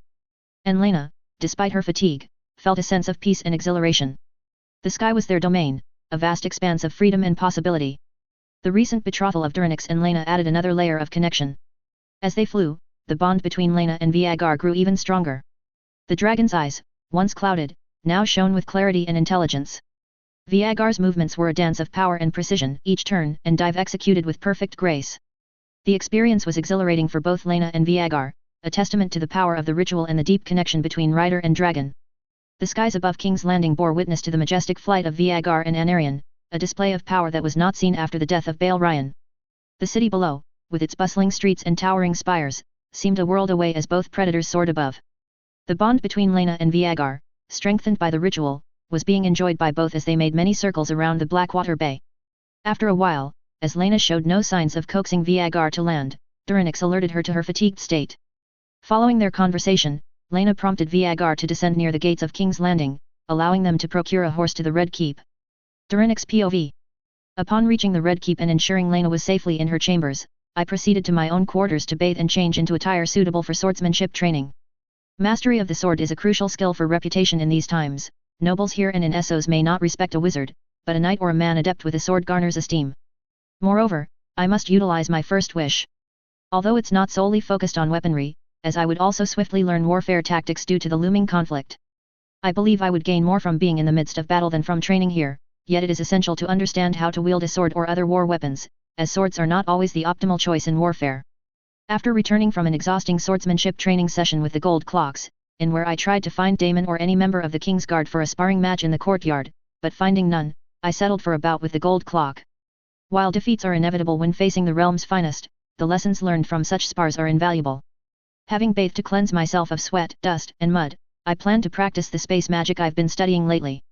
Additionally, I must find time to discuss contracts with Corlys, as his signature is required for the agreements between our houses. After completing all my necessary tasks, I entered my dimension to practice magic. I began by trying to apparate silently and tried to master as much space magic as possible. Knowledge from 2 wizards has taught me that with practice, I could achieve silent, wandless apparition. To advance further, I must understand the mechanics of my travel from one place to another. This understanding is crucial for taking my apparition skills to the next level, which is my goal. I recognize that mastering such skills takes time, it's not something one can grasp in just a day or two. Patience is a virtue I've learned from 2 venerable wizards, and it has served them well, making it an invaluable lesson for me. After an hour, I ceased apparating and slumped down beside a tree to catch my breath. In the midst of apparition, I began to cast spells wandlessly to improve my control of magic, a skill that could prove vital should I find myself surrounded by enemies. I closed my eyes and entered my mindscape, striving to organize it as thoroughly as possible for mental clarity. I had finished organizing things in my mindscape and was reviewing Durinix's memories to see if he had read something he deemed unimportant to remember, but which could be helpful to me. While I was in the midst of this task, I felt something move to my left. In the outside world, I might have dismissed it as an animal or a squirrel. However, in my mindscape, there are no squirrels, and the animals that do exist are products of my imagination, they don't appear unless I summon them. And I had not summoned any of them to me just now. I rose to my feet and attempted to approach the source of a subtle movement. As I did, the creature, whatever it was, took flight. In that fleeting moment, I caught a glimpse of wings that were breathtakingly beautiful. I've seen Vesifina's wings, which are undeniably soft and beautifully colored. However, the wings I had just seen appeared almost otherworldly. During that brief encounter, I experienced a sensation as if the creature was a part of me. I have a slight notion of what it might be because if an animal that I haven't conjured in my imagination exists in my mind, it can only mean one thing. Chapter 40. Important disclaimer: I neither own A Song of Ice and Fire, nor do I own Harry Potter, they are the properties of their writers George R.R. Martin and J.K. Rowling respectfully, read at your own discretion. Durinix POV. I'm heading to the chambers where I've previously broken my fast, as it's time for lunch or a midday meal here. En route, my thoughts keep drifting towards an animal that I've encountered in my mindscape. Any Harry Potter fan would understand what this means, as seeing an animal in the mindscape often signifies your potential animagus form. In the Harry Potter universe, there's no mention of meeting your animagus form in the mindscape. However, if one considers what an animagus is, it becomes clear that a wizard who has attained my level of mind magic wouldn't need to perform the usual steps most wizards undergo to achieve this transformation. I can't help but reminisce about that moment, as I'm eager to discover what animal my form would take. I could force it in the style of the Harry Potter world, but it has its drawbacks, and if it approached me of its own accord, I believe it would be somewhat beneficial to me. Given the wings I've seen, I have high expectations for whichever animal it may be. My thoughts then shift to Anarion. I must make time for our ride, as Anarion would take issue with me riding another dragon if I didn't devote sufficient time to him. Vesifina has become almost invisible since our arrival, her visits have dwindled to no more than once a day. I inquired with the servant whether she spends most of her time in Emma's chambers, but they said she visits Emma only occasionally, and only for food, never lingering long after eating. I'm uncertain of her whereabouts or how she spends her time, yet I trust she could reach me swiftly should an urgent situation arise. I've gathered her tears, intending to use them only as a last resort, for they possess the potential to save lives in dire moments. The quantity of tears required to revive a dragon from a deathly state remains unknown to me. Humans may need only one, but dragons are a different tale. I'm aware that given time, Vesifina's magic is likely to eclipse the restorative power of her tears due to her innate healing abilities. Hence, I carry a few with me, for one can never predict when they might be needed, and in these times, dragons hold unparalleled significance. To be frank, I believe that after these 2 moons, Vesifina will have the potential to heal at least one dragon from grave injuries. If a war between the 2 continents were to break out during this time, I would need the tears, especially if 2 dragons from the Targaryen or Valyrian houses were injured simultaneously. Taking a side with them means I need my allies in their strongest and most powerful state to end the war swiftly. This would minimize further bloodshed and allow me to be free to build the empire I envision. After this war, it might become slightly easier for me to establish relations with Essos. As much as I despise war, I cannot ignore that it often brings about much needed change. However, to achieve these changes, countless individuals who fight solely for their land and family are sacrificed, which is the true cruelty of war. My knowledge of war comes not from memories of 3 persons that I have but from being born into a community that has battled foreign invaders for centuries to protect our land and our culture. I was raised in a village where the elders of our clan would share with the children the lessons they have learned from their life and the wisdom passed down from our ancestors. Children often prefer stories of war as they include fights that they like to hear over any other. I still remember their teachings about the consequences of war, which is why I strive to avoid it as much as possible. Upon entering the chamber where I had broken my fast, I observed Corlys and Rennis engaged in conversation. They stood to greet me as I arrived, and I reciprocated with a smile. As I took my seat, I noticed an increase in the gratitude within Corlys and Rennis's eyes compared to our earlier breakfast. It became clear to me that Lena must have shared the details of the ritual and my role in it. Although if I have stayed longer, I would have met them, but I chose to depart after ensuring Lena was comfortably resting in her chambers, not wishing to interrupt her repose with matters that could wait for another time. Lord Durinix, Corlys began, his voice measured but warm. We owe you a great deal again, it seems. I nodded slightly, meeting his gaze. You owe me nothing, Lord Corlys. I have merely given my future bride what she deserves as the bride-to-be of House Draconor. And Lena's bond with Viagar was always strong, Lord Corlys. I merely deepened what was already there. Her connection to the largest dragon in Westeros should not be taken lightly, especially with what may come. I replied. Rennis, ever perceptive, leaned forward. What you've done, Lord Durinix, goes beyond anything Targaryen has known. This ritual of yours, this old magic has given our daughter control that none have achieved in my family. Viagar is mighty, but old, unruly at most of the times. Lena speaks of how she no longer needs the whip. And if she could gain control of dragon as old as Viagar to such degree, I could only imagine how much control this ritual would give a dragon lord if it was performed when dragon is merely hatchlings and eggs are hatched in their cradle, she said while imagining in her mind from look on her face. I understood her implications, but the ritual will only be shared with them after they sign the contract, which will bind our house more firmly than mere words before the marriage. However, I am immensely satisfied and happy that Lena has not disclosed to her family the method of performing the ritual she underwent. I'm uncertain about what she told her parents, but if she had revealed my actions, they would be inquiring about the circular structure and how to obtain it, rather than merely discussing a ritual. Indeed, there are few things more precious to me than the loyalty of a person I have trusted. A small smile tugged at my lips. Indeed, Viagar's age brings wisdom, but also weariness that comes with age. The bond between dragon and rider can transcend much more than Lena has achieved. With right lineage and magic, the commands are not needed, the bond becomes understanding. Dragon will no longer resist rider's will and rider understand dragon much more than rider his mount. I told them about the bond that I currently have with Anarion. Corlys exchanged a look with Rennis before turning back to me. You've not only gifted us this control over Viagar but also presented us with a weapon of Valyria, a sword worthy of our alliance. You honor us greatly. I inclined my head. House Draconor's legacy is one of power and magic, Lord Corlys. We have always believed that strength lies in our bonds, whether with dragons, or with those who are our true allies. The sword is but a symbol of our shared future. I told them the flowery word they want to hear. Let no one tell that I'm not adapting to these times. Corlys' lips curled into a slight grin, his pride evident. With this strengthened bond, Lena stands as one of the most formidable dragon riders in Westeros. When the conflict with the dragon lords of Volantis arrives, she will face them not as a vulnerable rider, but as one with command over Viagar. Rennis added, her voice soft but firm, you've ensured our daughter's safety, and for that, we are in your debt. I met her gaze with equal gravity. As I told you two before, there is no debt between our family, Princess Rhaenys. I have a vested interest in the survival of House Valyrian. After all, this union between Laena and myself binds more than our fates, it strengthens our two houses in the coming storm. The sound of footsteps reverberated through the hallway, and as I turned, I saw Laena and Laenor arriving, their faces aglow with the midday sun. They took their seats at the table, and I realized the conversation had taken a new direction. It now centered on Laena's safety and her feelings about the bond she now shares with Vhagar, a rarity for Targaryens to experience such deep bond with dragons. After our meal concluded, Rhaenys escorted Laena to her chambers, though dragged might better describe Laena's departure. Laenor, meanwhile, left of his own volition to join his friends. This provided an opportunity to discuss the concept of contracts with Corlys. I explained that while the practice is similar to that of the Iron Bank representatives who take a lord's word and, should debts go unpaid, claim their lands, there are numerous other methods they might employ to recover their gold. Chapter 41. Important disclaimer: I neither own A Song of Ice and Fire, nor do I own Harry Potter. They are the properties of their writers George R. R. Martin and J. K. Rowling respectfully, read at your own discretion. Durinix POV. Having provided Corlys with a comprehensive overview of the contract, including its terms and the consequences of breaching it, which would bind not only myself but our entire family, I paused to await his reaction.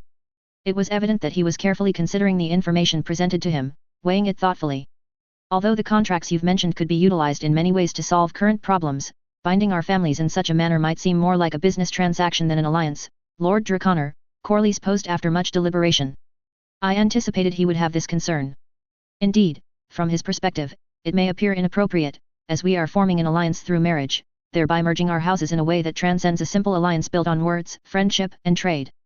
Thus, offering contracts here would be an affront to his house by mine. Yes, it appears so.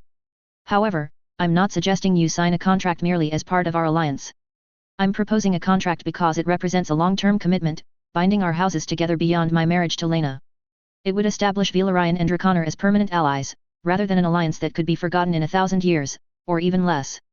We both understand, Lord Corlys, that alliances are often forgotten when later generations find more advantageous options.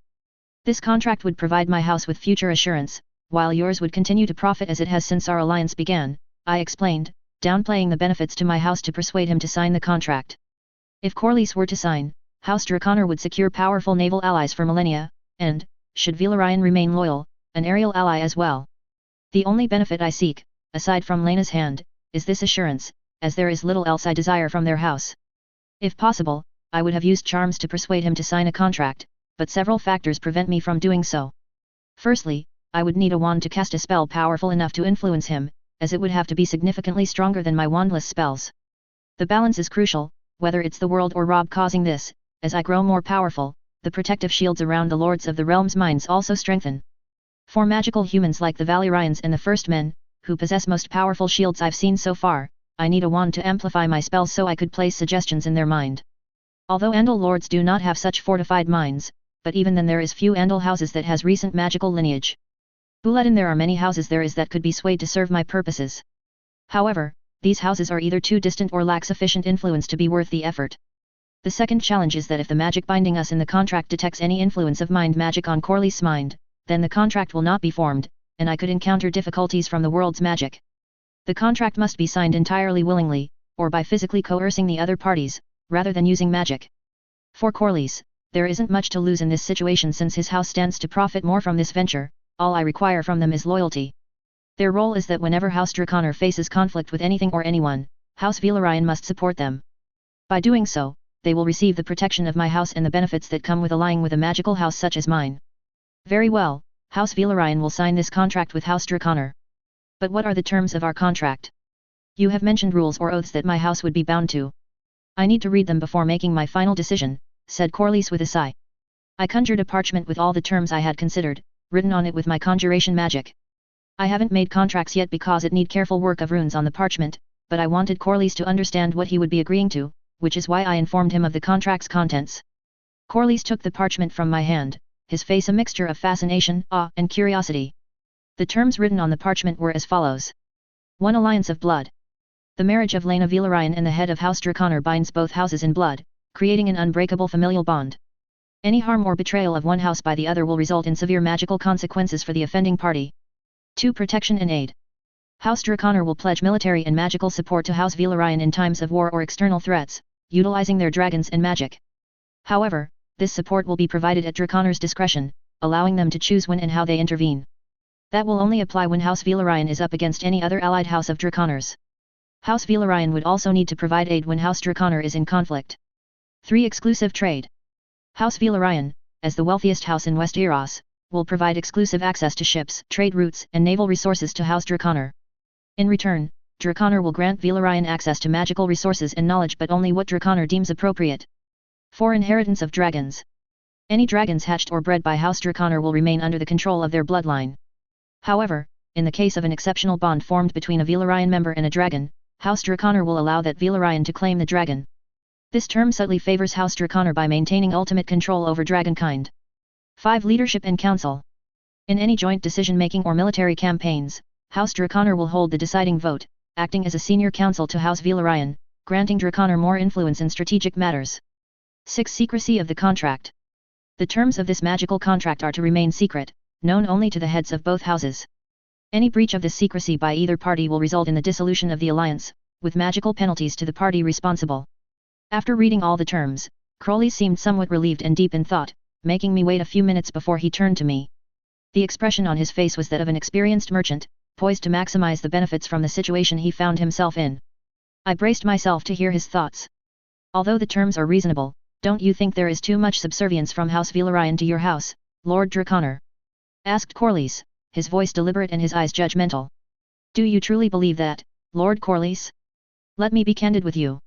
Who do you think will benefit from this contract in the long term?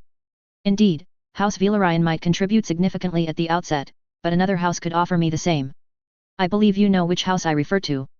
I have promised you, Lord Corlys, that House Valyrian will ascend to unprecedented heights through an alliance with my house, and I intend to oversee this personally. However, in exchange, I require one thing, your house's unwavering loyalty to mine. Not merely yours to me, but from every Valyrian head to the Draconor head. And to give you a sense of the heights to which I would elevate your house, consider this: the ritual performed on Lena pales in comparison to what I have in mind. These rituals could achieve far more than merely strengthening a rider's bond with dragons. I pause to let my words take effect, then add, for instance, bestowing upon a bloodline the eternal favors of the sea and wind. If you grasp my meaning. Ah, is it greed I see in the eyes of the sea snake? Chapter 42. Important disclaimer: I neither own A Song of Ice and Fire, nor do I own Harry Potter. They are the properties of their writers George R.R. Martin and J.K. Rowling respectfully, read at your own discretion. Durinix POV.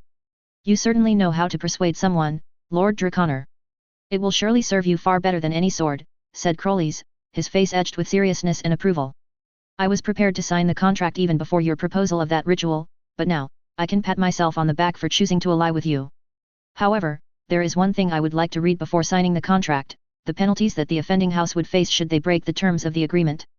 Corlys rolled up the parchment and looked towards me, expecting another feat of magic as he awaited the conjuring of the document detailing the penalties. Corlys believes I have the skill to persuade someone to join my cause, but in reality, I understand his desires, which allows me to manipulate him. He is correct, however, that the ability to persuade is more powerful than any sword, for it is the mark of a true leader. Regarding penalties, they will be harsh but fair. As much as I value loyalty, I equally detest betrayal.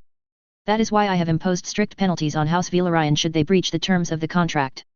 I began the same process I had used previously when I conjured the terms of the contract on parchment for him. With a few thoughts and a bit of wandless magic, I conjured a parchment detailing the penalties the offending house would face and handed it to Corlys to read. 1. Magical decay. The offending party will suffer from a gradual loss of magical abilities, whether it's the dragon riding power of Valyrian or the magic and dragon lord skills of Draconor. This decay would manifest as weakening physical or magical strength over time, making it harder to control dragons or perform spells. 2. Dragon disobedience. Any dragons tied to the offending house, through bond or birth, will become restless, disobedient, and harder to control. In extreme cases, they may reject their rider entirely, causing a dangerous rift between dragon and rider. This is particularly severe for both houses given their dependence on dragons. Bloodline. Future children of the offending house may be born with a weakened bloodline lacking the innate dragon riding ability or magical gifts that were previously dominant. This curse would affect the legacy of both houses, with Draconor's children losing magical potency or Valyrian's children failing to bond with dragons. Deterioration. The heads of the offending house, those who signed the contract, will begin to suffer physical deterioration, aging faster than normal, developing illnesses that no healer or magic can cure, or even experiencing pain when near their dragons. This would directly weaken their leadership and standing. 5. Loss of wealth or naval power, Valyrian specific.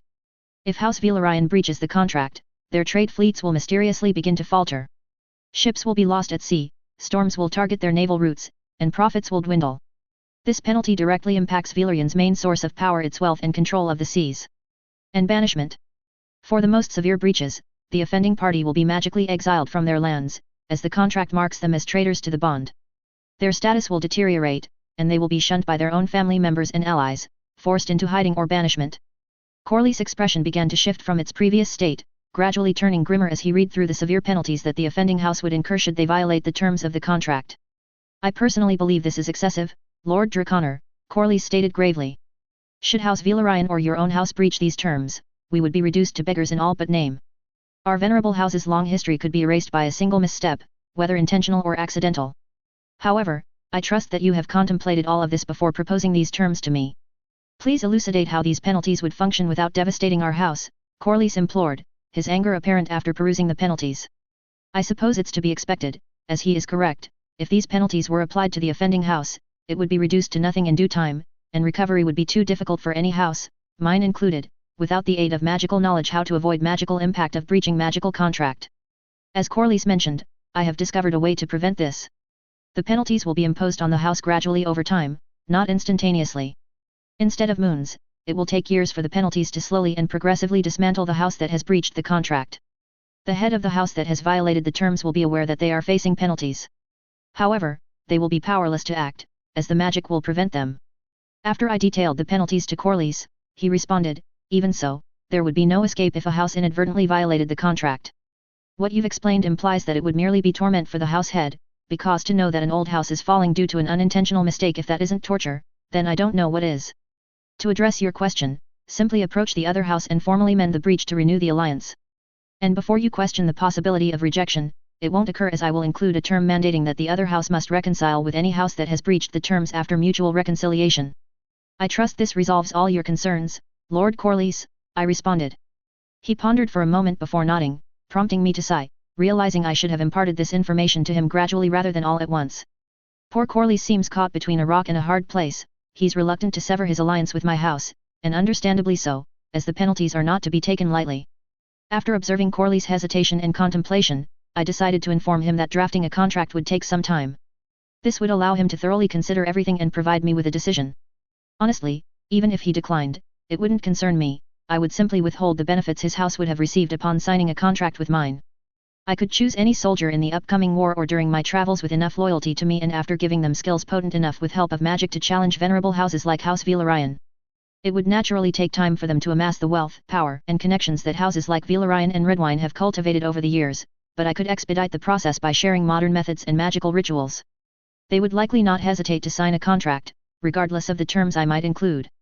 Nevertheless, I would offer House Valyrian, or Corlys himself, one opportunity to decide their future.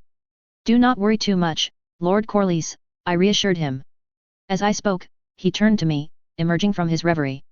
I will need some time to draft the magical contracts, and during this time, you can ponder and decide whether you wish to sign them. Remember, your decision will not influence the alliance formed through my marriage to Lena. So, feel no pressure to sign. I desire for you to do so with a happy countenance and a smile, not with reluctance. As I conveyed this, Corlys' audible sigh of relief resonated throughout the chamber. I apologize for not updating my story for more than 2 weeks. I was severely ill and unable to write for some time. I'm feeling better now, and will resume regular updates starting today. Thank you for your patience and understanding. Here is my Patreon if you want to read ahead. Just remove the asterisk and you will be led to my profile page there. patreon.co*m/theirdragon7. I am grateful for your support. Please consider this a donation, as I will not be keeping chapters behind a paywall indefinitely. Chapter 43. Important disclaimer: I neither own A Song of Ice and Fire, nor do I own Harry Potter. They are the properties of their writers George R.R. Martin and J.K. Rowling respectfully. Read at your own discretion. Durinix POV. After my discussion with Corlys about the contracts concluded, I made my way to the chambers where I reside within this keep. I found myself pondering Corlys' impending decision concerning our conversation. Honestly, he seemed prepared to sign the contract, even after I detailed all the penalties.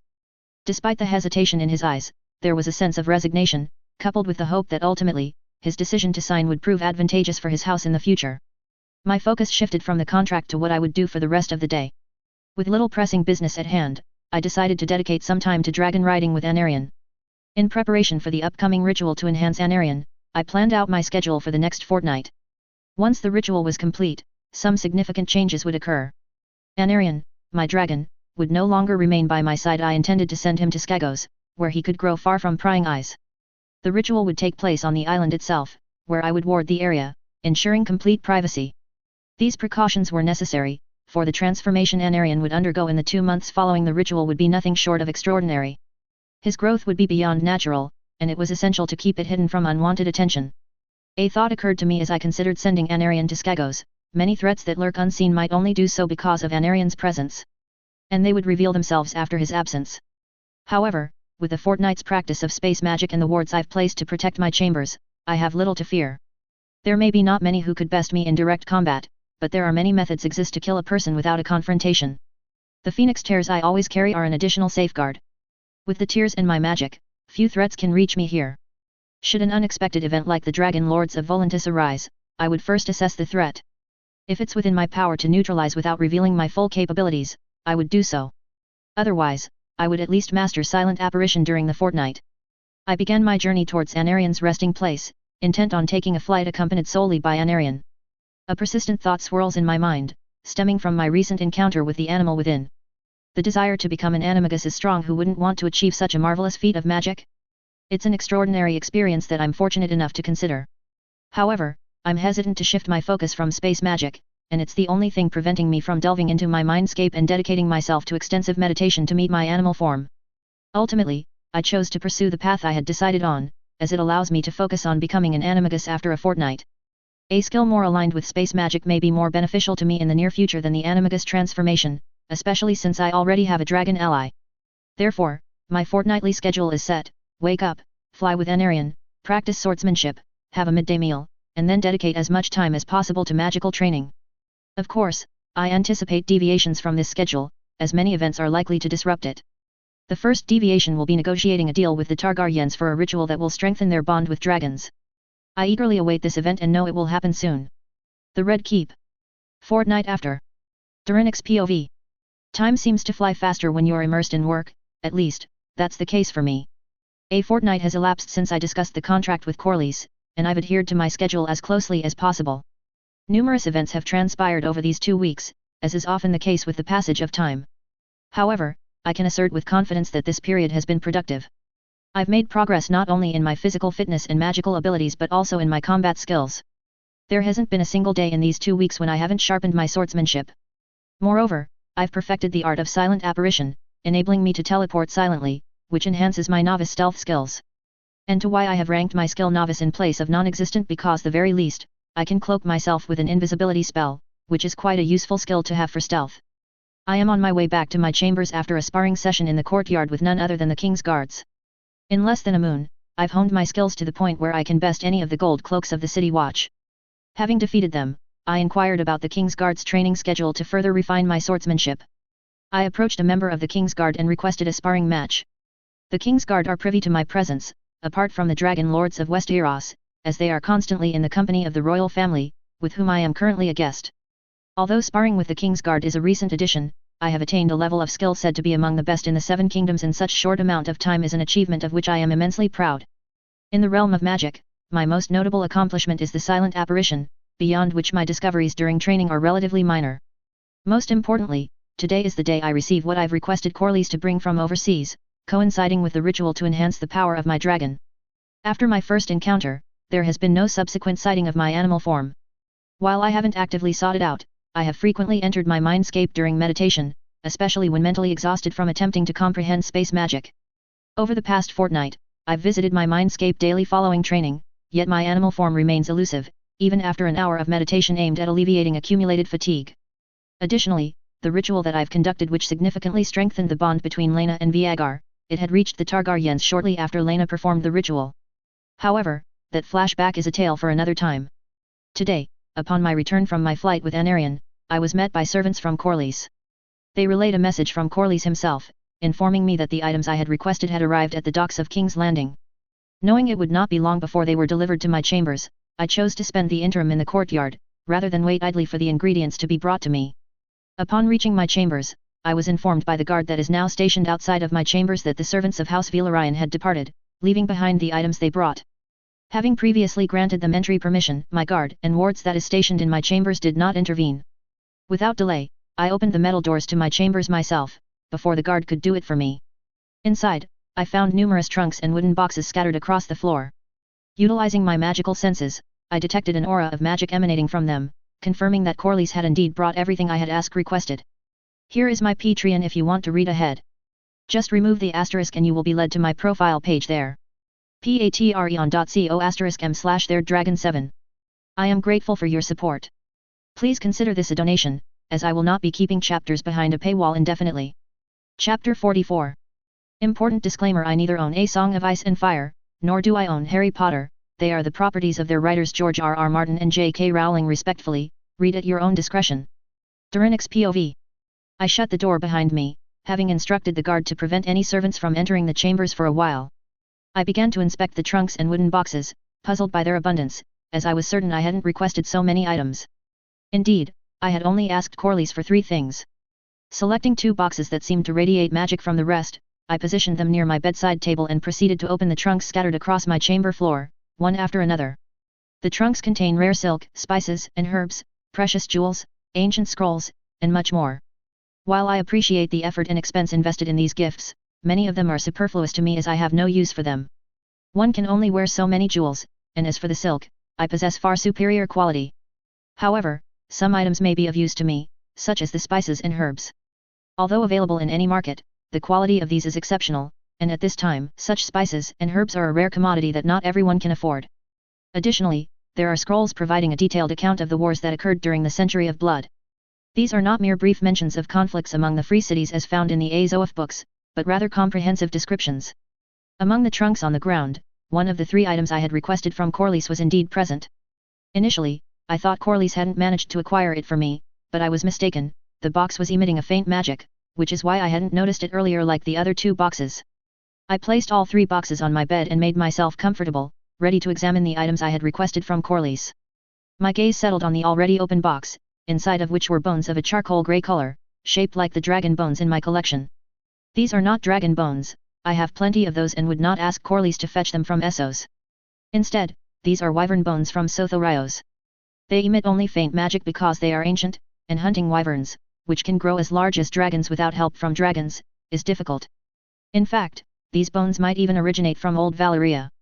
Before the Doom, dragon bones were exclusive to dragon lords, and as always, the so-called Old Blood of Volantis attempted to emulate their superiors. However, no dragon lord would part with such treasures, leading them to hoard wyvern bones as the next best. Somewhat resemble dragon bones, but are lighter in color since dragon bones are typically jet black.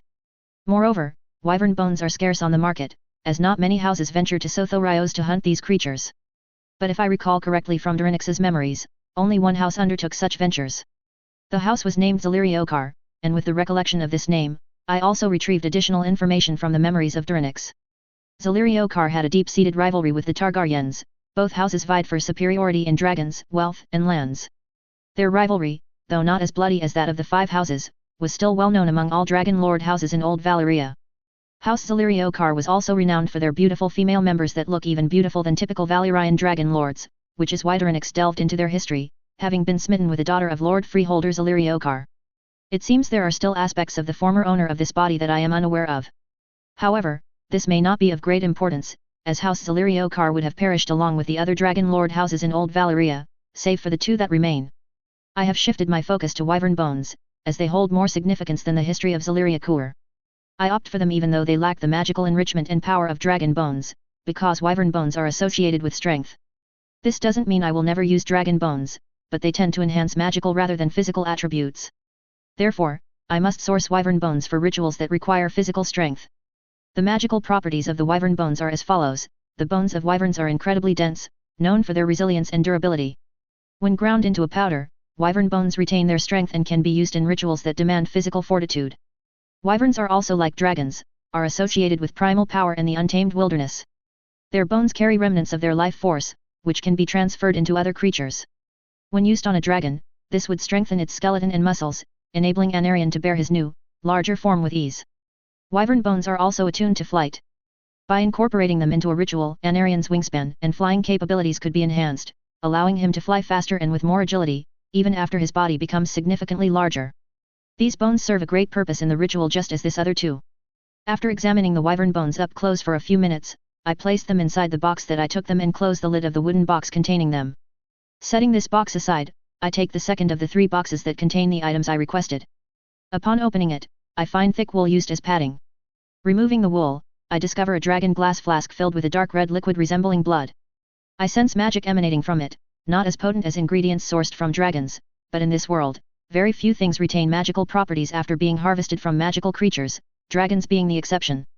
I refrained from opening the flask to examine the blood, as it is not a matter to be taken lightly. The substance within the flask is indeed blood, specifically that of a basilisk. However, the basilisks of this world differ greatly from those residing in the Chamber of Secrets within the Harry Potter universe. They do not share many similarities, except for their venom. While not as potent as the venom of the Harry Potter world's basilisks, the basilisks of this world do possess venom in their blood. This knowledge comes from Doranix's memories, as Valyria has utilized basilisk blood for creating poisons and for various other purposes. Presently, the venom of the basilisk is employed by the Faceless Men, who mix it into a paste to enhance its potency. This mixture imparts a savory aroma to meat but causes violent madness in any warm-blooded creature, be it man or beast. It is said that even a mouse will attack a lion after ingesting basilisk blood. Basilisk blood possesses venomous properties that can be immensely harmful to living beings. However, in magical practices, its toxicity is harnessed as a source of power, driving transformations or amplifying natural traits, which is my intention for the ritual to strengthen Anarion. When applied to a dragon, basilisk blood might harden the creature's scales, which are already nearly invulnerable to harm, making even a slight enhancement valuable. This is why I've instructed Corlys to procure it for me.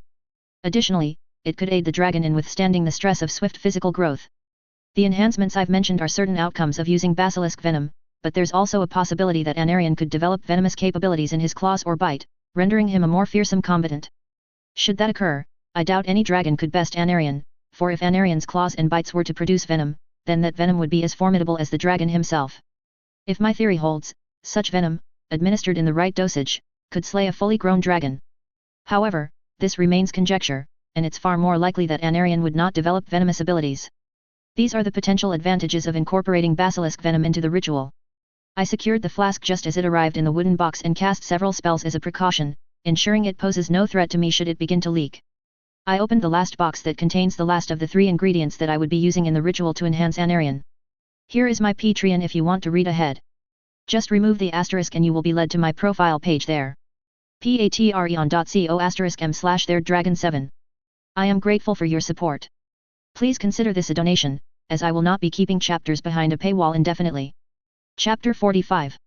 Important disclaimer: I neither own A Song of Ice and Fire, nor do I own Harry Potter. They are the properties of their writers George R.R. Martin and J.K. Rowling respectfully, read at your own discretion. Doranix POV. This was undoubtedly the largest of the 3 boxes. Upon opening it, my gaze fell upon items resembling plant roots. After handling and closely inspecting them, I was convinced that requesting them alongside the other 2 items was the correct choice. Although I initially required only the other 2 ingredients, these roots have been utilized since the days of old Valyria by few dragon lords' families that knows what it did and continue to be employed by some involuntus for routine medical treatments, as they could use these roots only as mundane healing herb.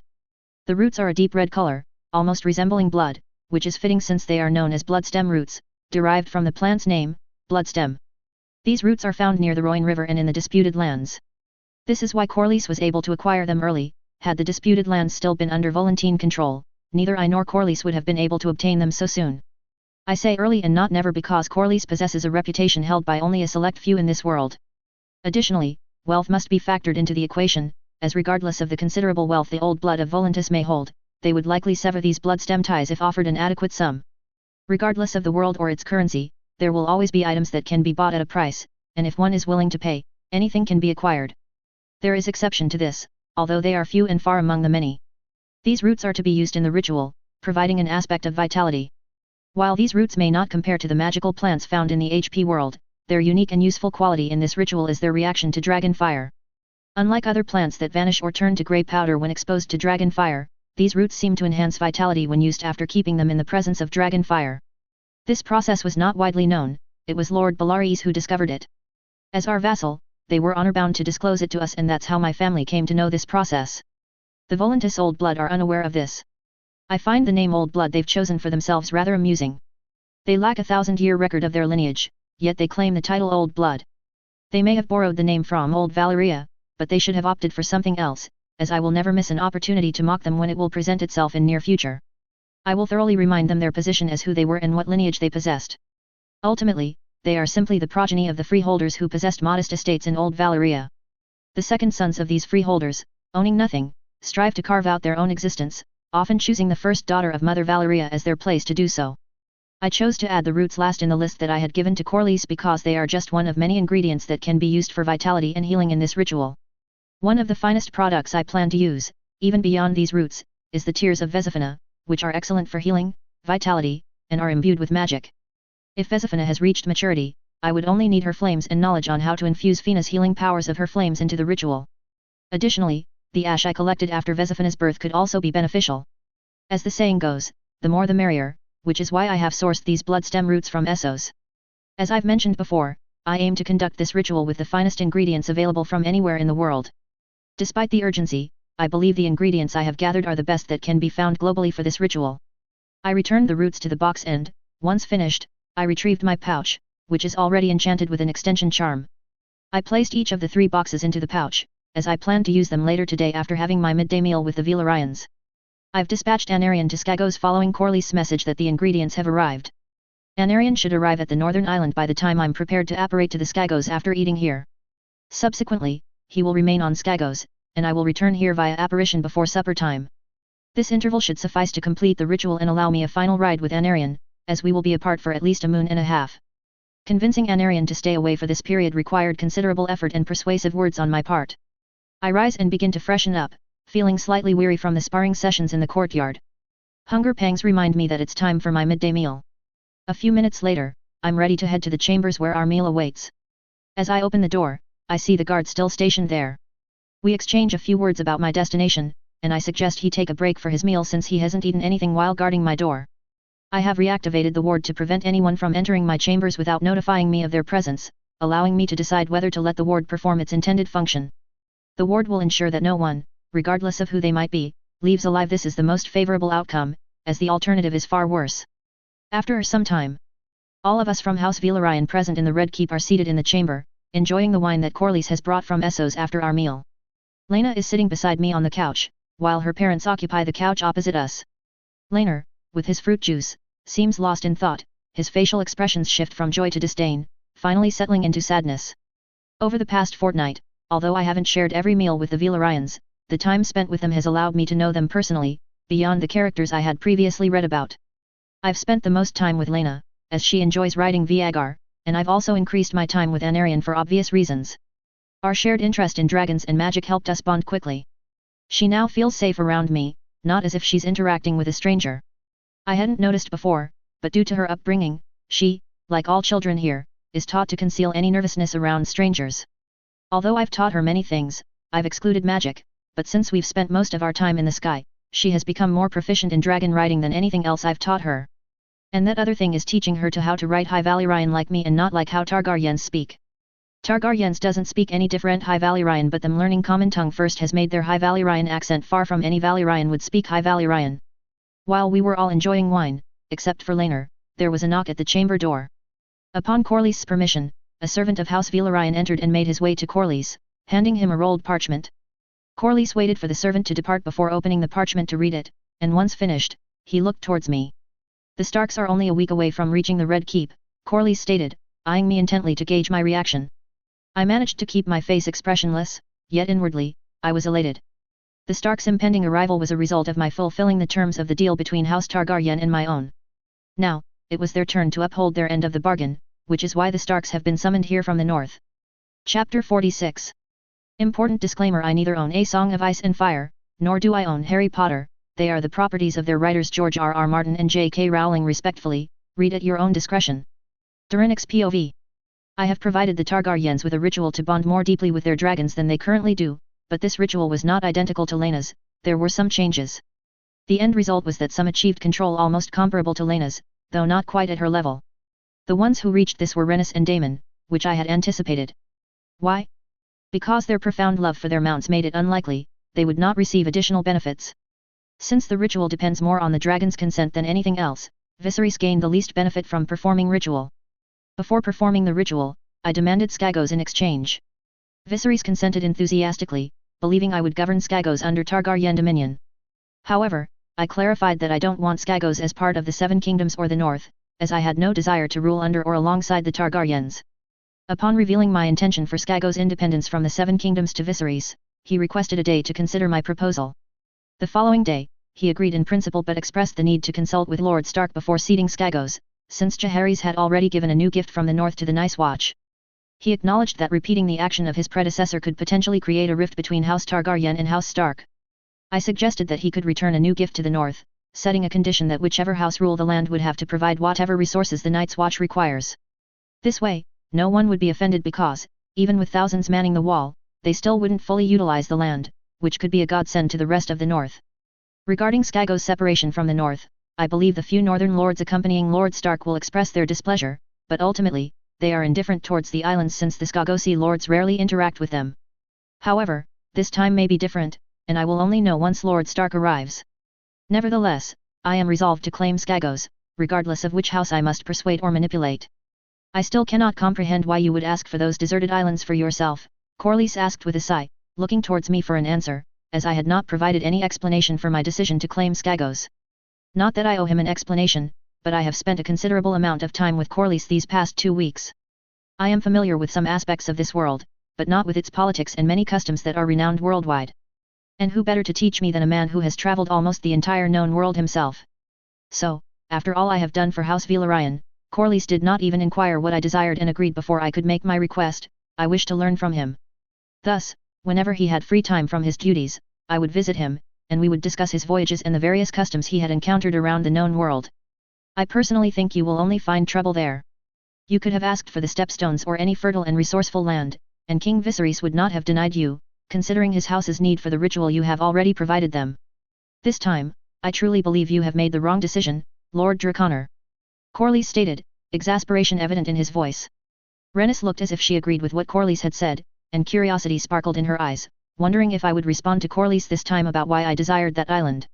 Usually, Laenor shows no interest in our discussions, but miraculously, he too was looking at me, eager to see my reaction. Laena was the only one present who seemed disinterested in the entire affair. This was because even though I hadn't taught her magic, there were a few instances when she witnessed what magic could accomplish. It was nothing significant, merely a spell known to any Hogwarts student, but with my potent magic, that spell wrought such havoc that Laena was both astounded and terrified. Subsequently, she badgered me all day to teach her even a smidgen of magic, but she failed to persuade me. Resorting to seduction, she attempted to coax me into teaching her, but even that failed. When I inquired who had suggested such a tactic, she confessed it was the Septa. Although she hadn't told her Septa that she wished to learn magic from me, she had expressed a desire for something from her betrothed, and the Septa had advised seduction. Indeed, the 7 teachings are full of wisdom. Following that day, she did not speak to me not on our dragon riding, but the next day she returned to her usual self. Her personality has become more outgoing since the ritual, and she has mentioned an increase in her physical strength as well.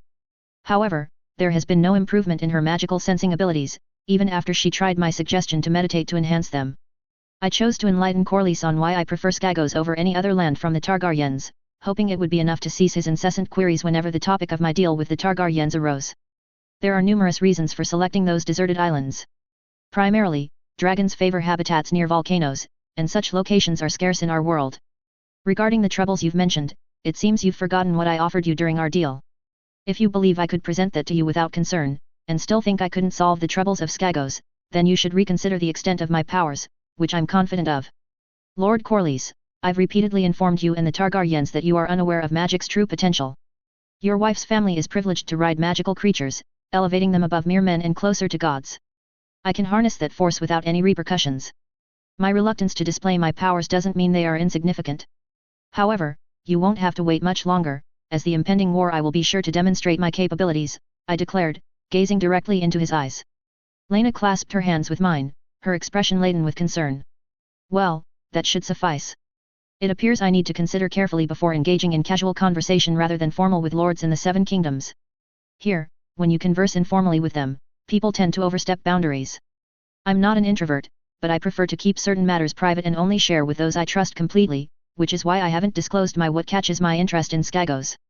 However, during our meeting, he persistently inquired about why I desire the islands in that far north, which I found irritating because, as mentioned, I value my privacy. Perhaps I am an introvert.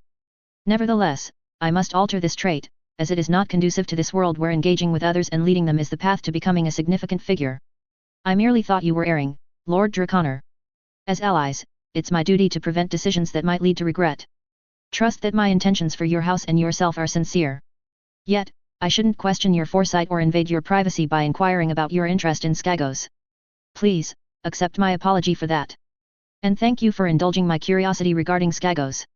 It appears House Targaryen knows less about dragons than we presumed, said Corlys, bowing his head slightly. I nodded, accepting his apology and acknowledging his thanks. Rhaenys glanced at Corlys with a fleeting angry look, which quickly turned contemptuous as she began to ponder. Afterward, our conversation turned to the mundane affairs of the realm and what Corlys had heard from the small council meeting.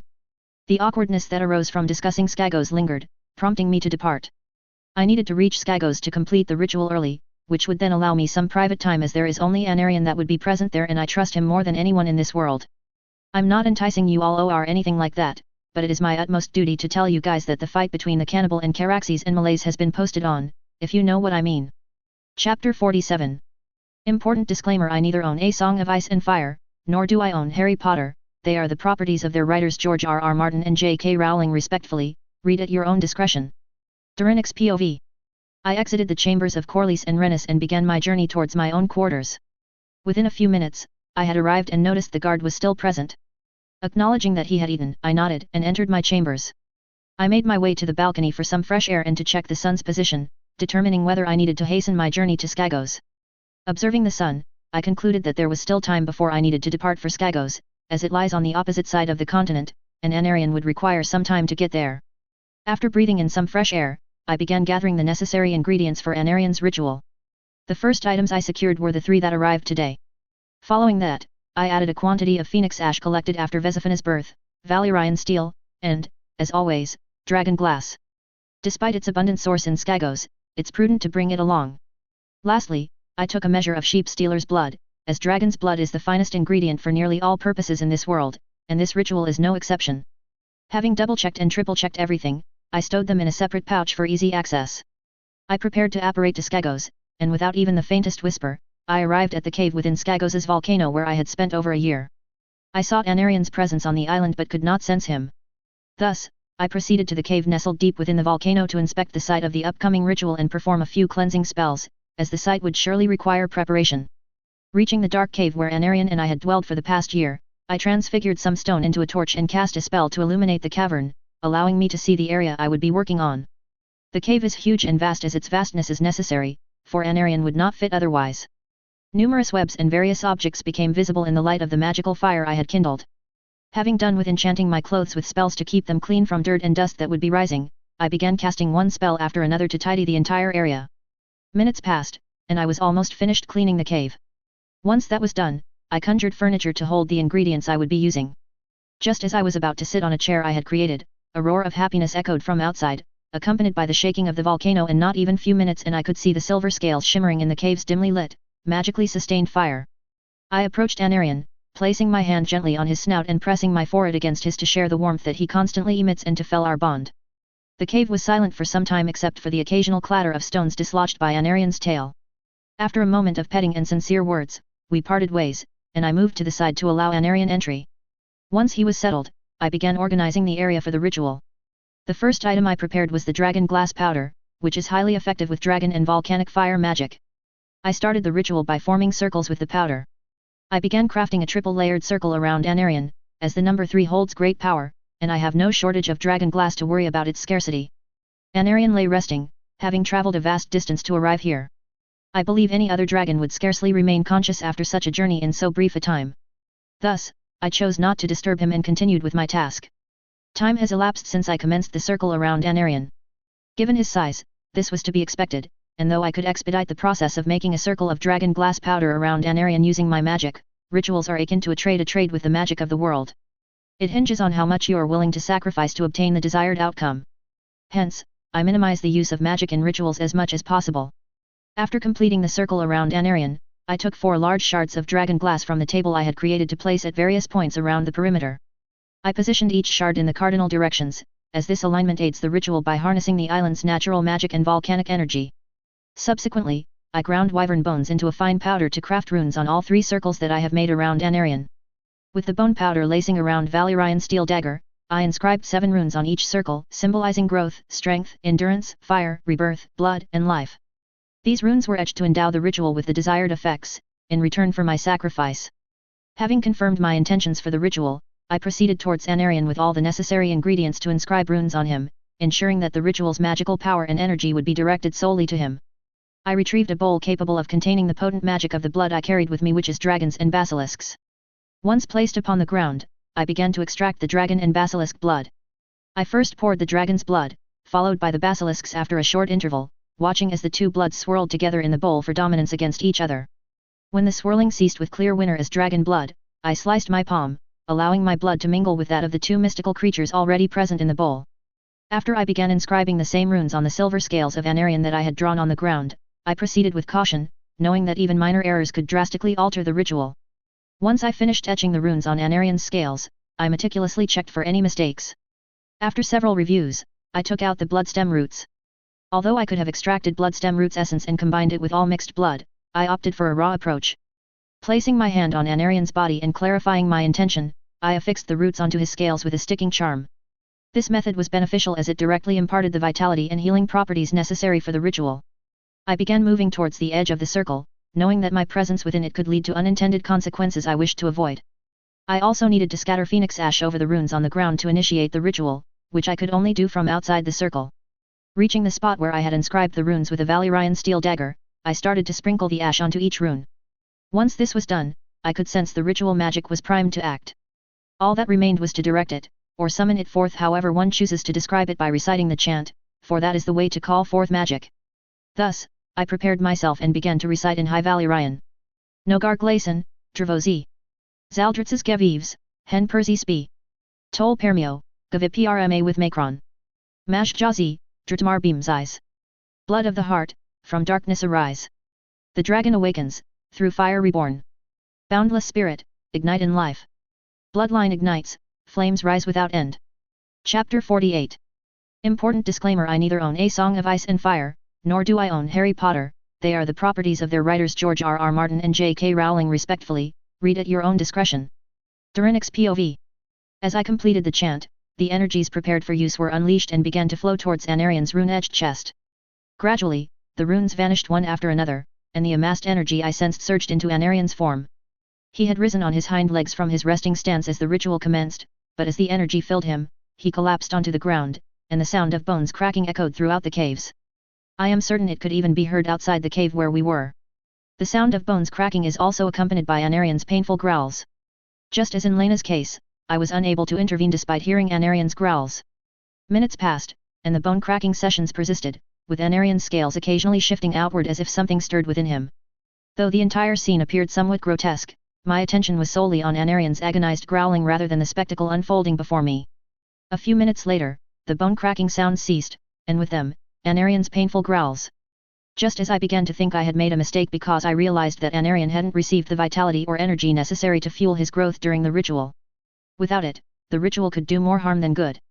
As lacking any external force to provide the much-needed energy to fuel his growth, the ritual would consume Anarion's own life force, potentially shortening his lifespan. I had the option to use a sacrifice instead of relying on the island's and atmosphere's magic. Not in the end, I preferred to risk slower and lesser growth, which I was expecting, not this, rather than confront the repercussions of blood magic. As it could impact Anarion's psyche, and although I could mitigate this with various rare ingredients, I couldn't gamble with his mental state, especially since he is wilder than most dragons. I started to think of a way to handle the blunder that will be happening. After several minutes, I found many ways that I could use to save Anarion's lifespan from being used as energy for his growth. While I was in deep thought, out of nowhere the whole island shook. I immediately steadied myself with a spell. After more small tremors, the island stopped shaking.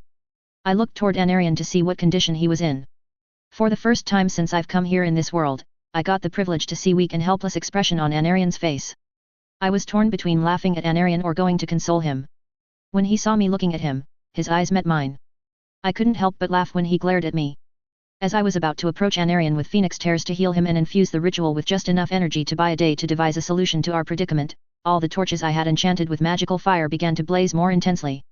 Their combined light even illuminated the corridor from which Anarian and I had arrived. Then, an energy denser than my magic started to coalesce around Anarian in substantial amounts, and a familiar trill echoed from the corridor, now clearly visible should anyone approach. Vesifina drew near to Anarian, and her blue flames enveloped him, allowing the waiting energy to begin seeping into Anarian's body in small increments. I waited for several minutes, as I mentioned earlier, while a substantial amount of energy slowly seeped into Anarian's body.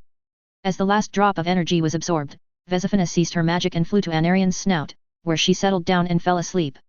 Approaching them, I sensed the life force radiating from Anarian and could affirm that the ritual was successfully completed. Indeed, the growth Anarian would experience might be less than if human sacrifices had been used, but that was of little concern to me.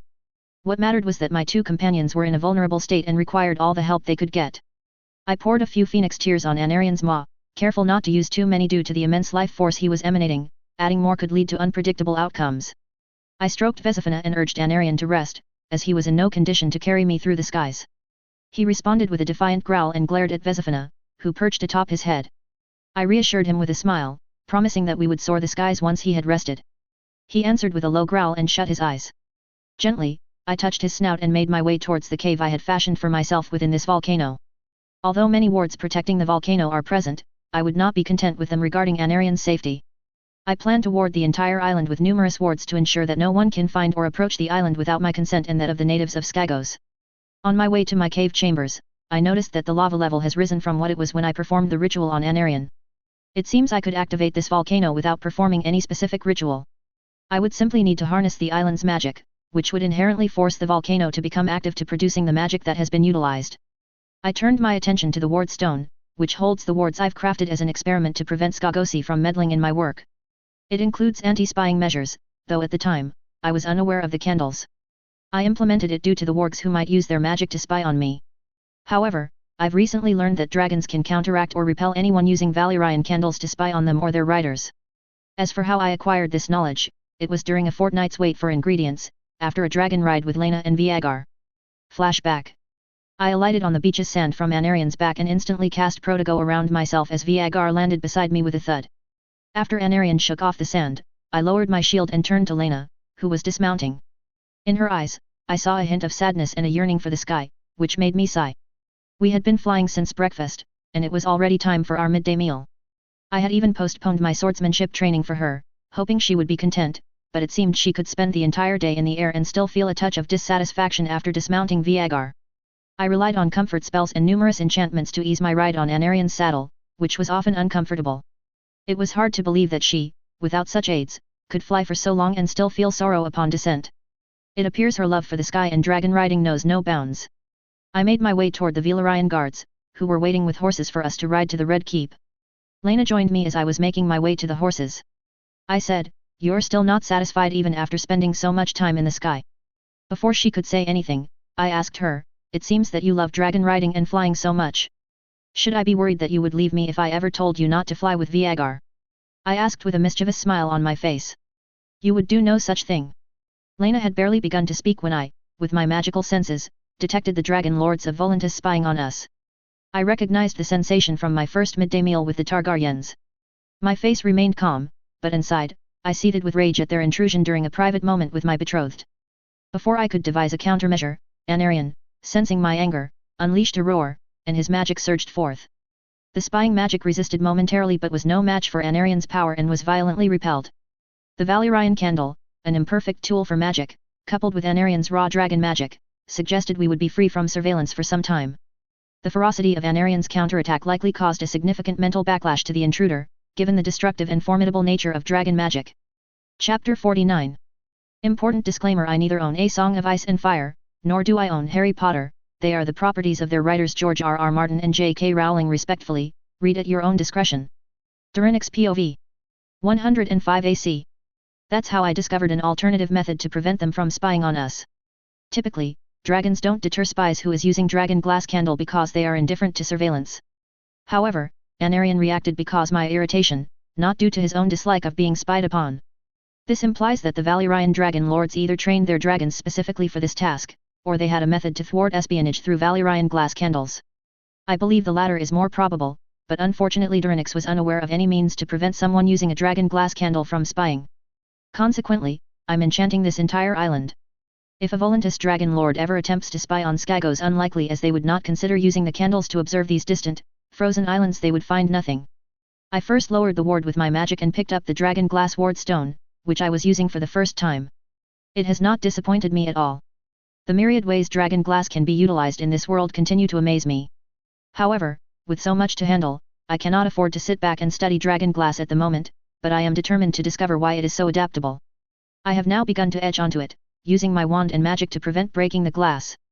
Initially, I considered using Valyrian glyphs, but ultimately, I chose to use a combination of Valyrian glyphs and Elder Futhark, as I usually do. I began by carving a concealment rune, which prevents both visual and magical detection of the island. The second rune, Detection Dampening, reduces Anarian's presence as much as possible, since this ward cannot completely hide it. It will, however, suppress any magical signature, not just Anarian's, to thwart sensing spells. While few in this world can cast sensing spells, as the adage goes, prevention is better than cure, so I included it as a precaution. The third rune, Repulsion, actively interferes with or diverts scrying and espionage efforts. The best aspect is that these three runes form a cluster, working in harmony to ensure that Skagos remains unobserved. After completing the carving, I positioned the dragon glass ward stone among the area strewn with numerous other runes. Then, I cut my palm open, smeared the blood on the stone, and began transferring magic with my other hand to ensure that only I could alter or tamper with the cluster on the ward stone or the wards in general. My blood would also enhance the ward's power. Having finished with the wards, I ventured into the volcano's depths as I had no other tasks at hand. I decided to gather as much dragon glass as possible from the volcano's deep levels. I'm uncertain of the benefits this might bring, if any, but with nothing else to do, I proceeded downward, aided by my magic. It seems I made the right decision after all, considering the abundance of dragon glass I now possess after coming out from depth where I have gone in the volcano. I won't be running out anytime soon. Although it appears similar to the dragon glass found on the volcano, my intuition suggests there will be a difference only time will tell. Making my way to the cave where Anarian and Vesifina are resting, I find them sleeping peacefully. Choosing not to disturb them, I decide to return to the Red Keep. Anarian needs a lengthy rest to recover from the pain and suffering he endured during the ritual. Besides, if I stayed, he might insist on taking to the skies with me, and it will be some time before we meet again. I teleport directly to my chambers in the Red Keep. Realizing there was time before supper, I decided to retreat to my own dimension to refine my magic in the limited time available, as supper would be ready in an hour or two. Recently, I've incorporated elemental magic into my training, focusing on fire, as it's the only element I can manipulate without a wand. While I can cast spells involving other elements without a wand, my control over fire is unmatched. The mysteries of this world are vast, and patience is a virtue I admittedly lack, even back on Earth. With each discovery, new enigmas emerge, demanding solutions. I've named my usual training ground the Barren Land, a fitting title for the miles of lifeless terrain shaped by my increasingly destructive spells. And the less said about the blood flame mode, the better. It boosts my magic exponentially, by tenfold or perhaps even more, though the exact measure is uncertain. After a while, I emerged from my dimension and began to prepare myself for supper, which will be ready at this time, knowing the two Valyrian families would be awaiting my arrival, as they often gathered early to converse. I acknowledged the guard outside my door with a nod and proceeded towards the royal family's dining hall. Upon arrival, I was greeted by the Lord Commander of the King's Guard and another knight of the same order, both of whom offered respectful nods, a warrior's salute to appear. As they swung open the doors, I stepped into the chamber and was met with the anticipated scene. Both the Valyrians and Targaryens were already gathered there. As I was making my way toward the chair reserved for me, someone hugged me from the side while I was preoccupied with thoughts of the supper ahead. I quickly steadied myself and the unexpected hugger. Turning to see who had been bold enough to embrace me so, I found myself face to face with Princess Rhaenyra Targaryen of the Seven Kingdoms. I couldn't help but sigh. Her antics and clinginess seemed to grow each day. To be fair, I didn't entirely mind, as anyone could predict that Rhaenyra would grow into a beautiful woman, and she did possess a certain charm at present. However, my thoughts on her didn't extend beyond this, yet the problem lay in the disapproving glare directed at us from the Valyrians' side.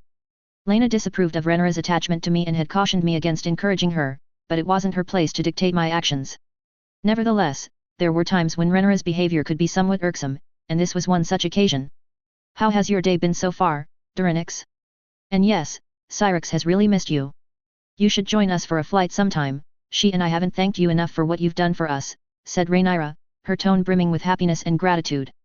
Indeed, Rhaenyra's attachment stems from the stronger bond she forged with Syrax than ever before with help of the ritual I have given to her house. She wasn't the only one whose attitude towards me improved after the ritual. My gaze shifted to another person, who wore a roguish smile and looked our way, his eyes gleaming with cunning. Chapter 50. Important disclaimer: I neither own A Song of Ice and Fire, nor do I own Harry Potter. They are the properties of their writers George R.R. Martin and J.K. Rowling respectfully. Read at your own discretion. After assuring Rhaenyra that I would soon join her and Syrax in the sky, I sent her to her seat and began greeting everyone with nods and smiles. Once the greetings were done, I made my way to my usual seat beside the queen of this realm. Over the past 2 weeks, I've had more contact with Aemma than any other Targaryen, which has reinforced my belief in her genuine kindness, not just a facade for the realm. I've always had a soft spot for kind people, as they were a rare presence in my previous life. That's why I made the effort to spend time with her, to become acquainted and at the same time alleviate the mental fatigue from training by conversing with someone whose company I enjoy. I absorbed all the conversations happening around the table, having little else to occupy my time. These discussions reflected the current state of the realm, with the Targaryens seeking to eliminate any lords and knights they suspected of betrayal without hesitation. As I listened, the servants began to serve supper, and eventually, we all concurred that it was time to eat before it got too late. Aemma urged everyone to pray and give thanks to the Seven for the food before us. Viserys concurred, instructing everyone to heed his wife's words. However, as they closed their eyes in prayer, I noticed that only 3 followed Aemma's directive, and Daemon openly grimaced at Viserys, making his disdain for the proceedings abundantly clear. After done with the supper, the wine is served and everyone started to enjoy the wine after hearty meal. Viserys told me that the Starks are closing toward the capital, and they would be here in a week or less than that. But I am privy to that information since morning, as Corlys has told me that already. Even then I nodded at him and resumed what I was doing. After that, Daemon and Rhaenyra started to tell me about their experience after riding their dragons today, as I have told me to do so, to find out how much change does their bond with their dragons has been done. After that nothing much impressive happened and I started to mute all of their talking and think about the time which I have left until Aemma gives a birth, as after that the changes will begin. After spending time with Daemon after the ritual, it's clear he is waiting patiently for his sister-in-law to give birth to his brother's child. Once that happens, he won't delay a day before mounting Caraxes to confront the cannibal. Although the ritual I provided to the Targaryens isn't as potent as Laena's, it doesn't mean they won't undergo similar personality changes. They will be less affected than my fiancé, as their bond with their dragons wouldn't be as deep as Laena's. What I'm trying to say is that the ritual has slightly altered Daemon's personality, and since these changes stem from Caraxes, one can imagine their nature. While some are displeased with these changes, others, I dare say, are quite happy after finding out this, seeing Daemon's new anger as an opportunity for his enemies to exploit his mistakes. After finishing my wine, I decided that retiring to my chambers would be the best course of action, as remaining here proved fruitless with the conversation holding no benefit for me. Opting for rest, I could awaken with renewed energy and vigor, necessary for the rigorous training ahead, reminiscent of my days on Skagos. Thus, I stood, announced my departure to my quarters, wished everyone a good night, and made my way, contemplating how swiftly time passes when one is engrossed in honing their magic or self-improvement. 1.5 months later. Durinix POV. Standing on my balcony, gazing over King's Landing and its bustling inhabitants, time seems to accelerate when I'm immersed in refining my magical skills. This fascination with the arcane persists, fueling my eagerness to learn all I can about it. Reflecting on the past 1.5 moons, I can confidently say that I've not only met but exceeded my goals. Glancing at the wall in my chamber, adorned with runes shaped like a door, I can't suppress a smirk. Among my achievements is the creation of a gateway between 2 places, accessible to non-magicians with my consent. While it may not be of immediate use, I foresee it as a significant advantage for my future empire. In a world devoid of rapid transportation, the ability to teleport will offer unparalleled benefits that I am eagerly looking forward to seeing it. When I was about to enter through gateway which I have made someone knock the door of my chambers, and after casting the vanishment spell on the runes I gave permission to enter whoever standing behind the door. One female servant which I know belonged to Aemma's household enter with Satin, who is one who is usually guard the doors of my chambers. The only female in the quarters started to catch her breath, and after done with that. My lord, Quebec. Queen Aemma is giving birth, and she is denying any help from maesters, and she is repeatedly asking for you to be with her side, and only then she will let any maesters touch her. King Viserys has ordered me to tell you that you will have to reach there as fast as you can before anything bad happens. After telling me all of this in single breath, she started to take deep breath again. I instructed Satin to close the door after her recovery and forbid anyone from entering my chambers. Then, I hurried towards Aemma's chambers as quickly as possible, determined to keep my promise to protect her. On my way, I urged Vesifina, with whom I share a fragile bond, to join me swiftly. I suspected she might arrive before me, as animals often sense such situations in advance, and Vesifina is no ordinary animal. I believed she would already be there, or at least not far away. After rounding the corner, I entered the corridor where Emma's room is located, finding many midwives and the Grand Maester, along with a few of his acolytes, pacing outside her chamber doors. Upon hearing Emma's scream, I quickened my pace, pushing the metal doors open with my own hands instead of waiting for the king's guards. As the chamber doors swung open, I was met with the sight of Vesifina, now the size of a small dragon, perched on the balcony railing, singing her healing songs to Emma.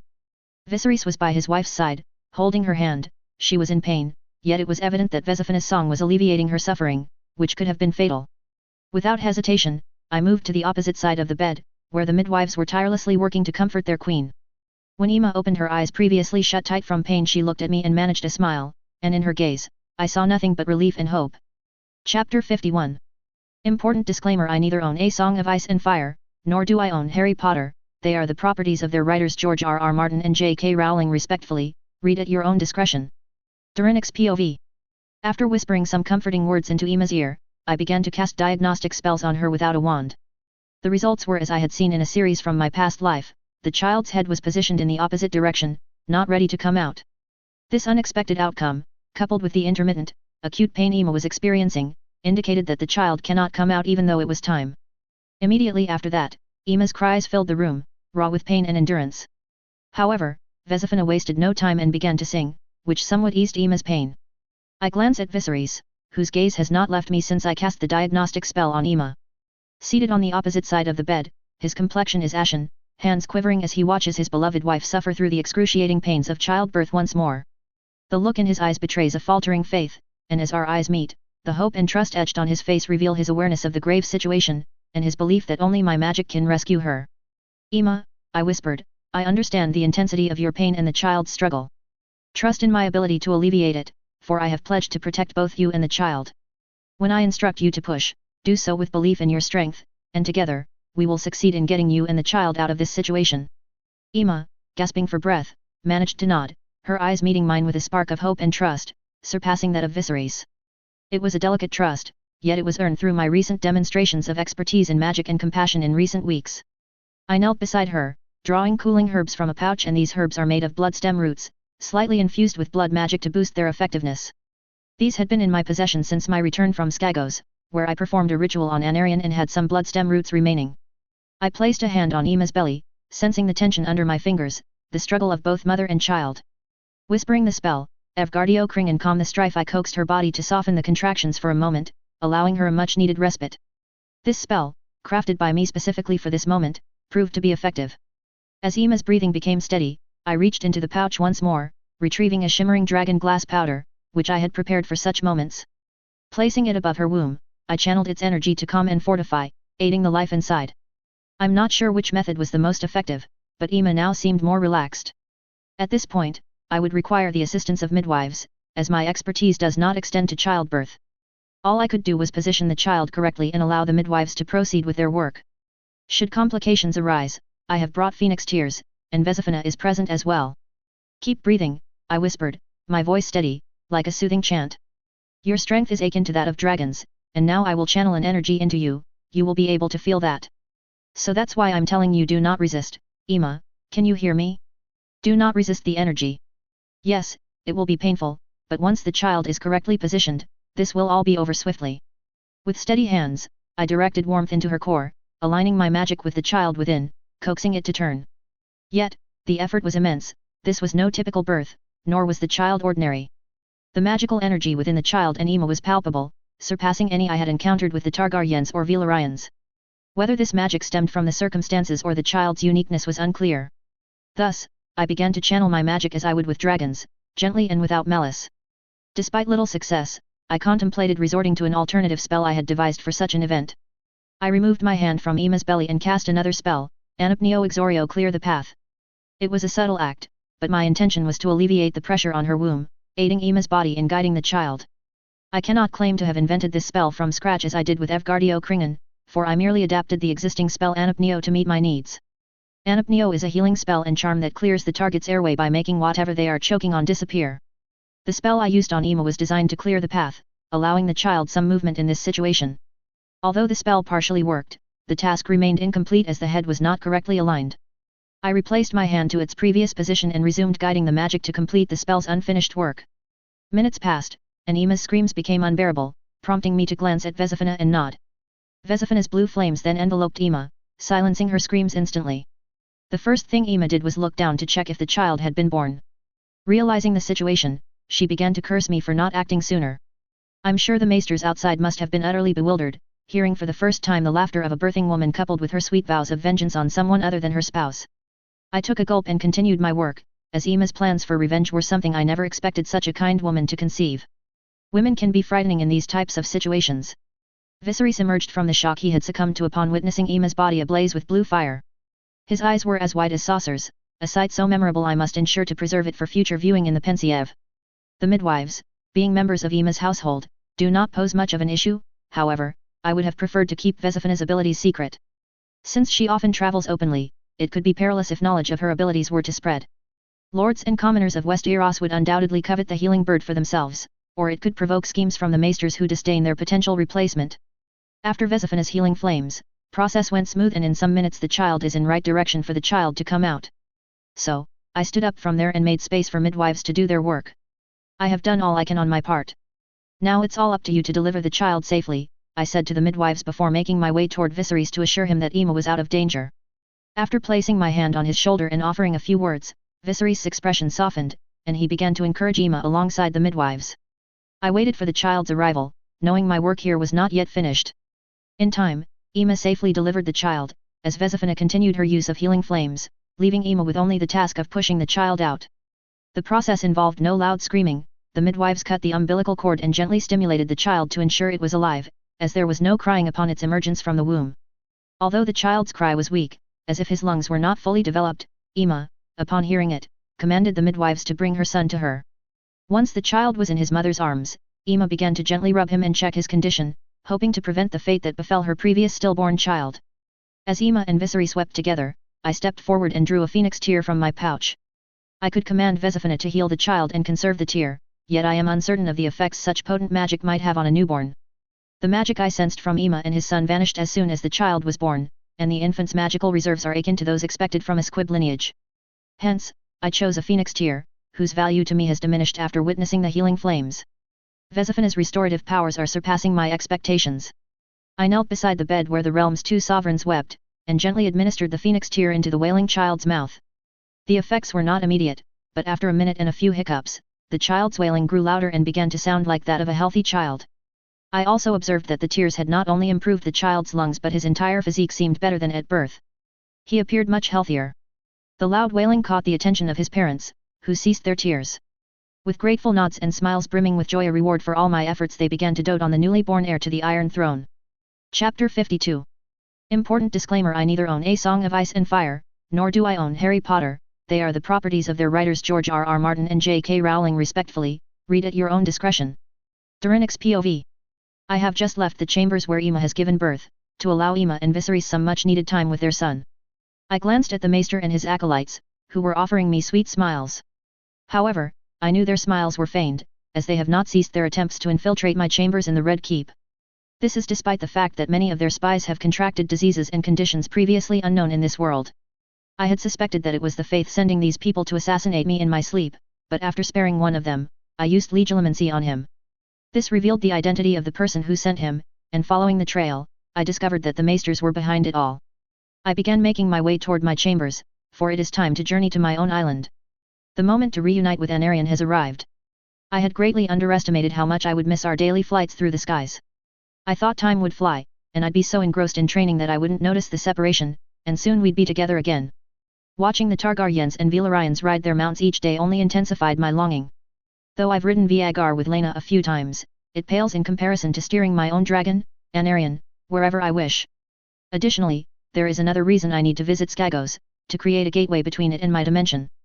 I'm considering establishing gateways to all the places that are important to me, all linked to my dimension. While I can apparate wherever I desire, others cannot, and I'm creating these gateways for the future. I'm also contemplating building my castle on Skagos. I have grand plans for Skagos, which is why I requested this island in exchange for all that I have provided to the Targaryens. I am aware that I have offered more than what I sought, but in my view, it will all be worthwhile once the volcano on Skagos becomes active, as that will mark the beginning of the island's real transformation by my hand. Reflecting on Skagos, I recalled when the Targaryens discovered Laena's bond with Vhagar had grown so strong that she seldom needed a whip. Subsequently, they inundated me with invitations to discuss this.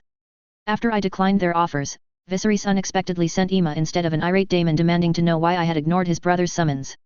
Truthfully, I was anticipating Daemon's fury, eager to test a spell on him to gauge his breaking point, driven by boredom from incessant training. However, that's irrelevant. When Aemma arrived, despite her condition, I decided to make the Targaryens wait, leveraging their curiosity to negotiate for what I desired. Our conversation remains vivid in my memory. Flashback. I am making my way to the royal quarters, having completed my swordsmanship training and after taking a bath and changing my attire. The King's Guard opens the chamber doors, and I step inside. Waiting for me are only Viserys and Aemma. After exchanging greetings, I take my seat opposite them.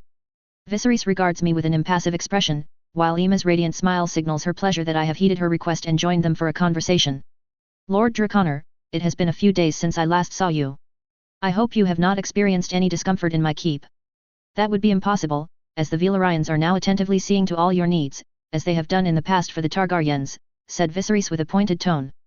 The previous smile on Aemma's face had vanished, and she placed her hand on Viserys as he looked toward her. The glare directed at him was his first warning. It seems the rumors about King Viserys gaining a backbone and actively taking the reins of his kingdom, rather than depending on his counselors, are somewhat true. But what could I say to him when he speaks the truth? House Valyrian was loyal to House Targaryen until my arrival. Corlys is a good man, yet his ambition is undeniable. It has propelled House Valyrian to its current status. Thus, I disregarded his sharp remarks about House Valyrian and showed through my posture that I had no desire to listen to his diatribe. Viserys huffed, and then Aemma took over the conversation. We discussed Valyrian architecture. Surprisingly, Aemma shares Viserys' passion for Valyrian architecture, a topic we often explore in our discussions. To be frank, I too prefer construction over engaging in politics or needless bloodshed. After some time, as I was contemplating that we should proceed to the main subject, Viserys said, I am aware that you understand why we have summoned you here, Lord Draconor. It has been confirmed by my spies that you have strengthened Lady Laena's bond with Vhagar to the extent that she seldom needs a whip now. However, you have informed us that the Targaryens must slay the cannibal to perform the ritual, which you will then provide to us. I am certain you have your reasons. Initially, I thought the cost was the barrier to you providing the ritual, but recalling what you told Lord Corlys during the alliance between your houses, I dismissed that notion. Yet, after much deliberation, I cannot pinpoint any fault or slight that House Targaryen may have caused House Draconor. This is why I have called for this meeting, to clear any misunderstandings and to formally request the ritual, offering in exchange whatever House Draconor may ask of House Targaryen. There is no misunderstanding between our houses, King Viserys. I have urged you to slay the cannibal because doing so will provide us with the essential ingredients needed to perform the ritual for all current members of House Targaryen. In Laena's case, the ingredients were provided by me, as she is my betrothed. That is why only Laena has performed the ritual, not Rhaenys and Laenor. However, if you wish to undergo a ritual now that strengthens the bond between dragon and rider, I can arrange that, but be aware it will be less potent without the magical ingredients from the dragon's corpse, I explained. Aemma looked towards Viserys, who would decide which ritual House Targaryen would receive. I noticed Viserys' expression change when I mentioned that I had provided all the ingredients for Laena's ritual. Chapter 53. Important disclaimer, I neither own A Song of Ice and Fire, nor do I own Harry Potter, they are the properties of their writers George R.R. Martin and J.K. Rowling respectfully, read at your own discretion. Durinix POV. I gazed at Viserys, who wore a deeply contemptuous expression. Aemma and I awaited his words, eager to learn which ritual he would choose for his house.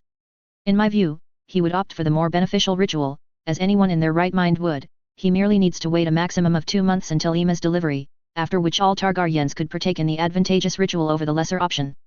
However, I suspect one concern holds him back, the potential for a surprise attack from Volantis, which could occur at any moment, necessitating his house's immediate preparation. This isn't to say they haven't been preparing. I've learned from Corlys that Viserys ordered the construction of scorpions the day after he witnessed the dragon's size in the Pensieve. Considering the size of the 3 dragons, the scorpions may not be very effective, but it's uncertain how many dragon riders the enemy possesses, so it could be useful in the end. There's also the slim chance that a lucky shot could pierce the eye of one of the large dragons, which would significantly shorten the war, contrary to my expectations. Otherwise, this conflict is likely to be prolonged, utilizing the abundant resources of 2 continents. However, these considerations can wait, as Viserys has emerged from his reverie and is now giving me a questioning glance.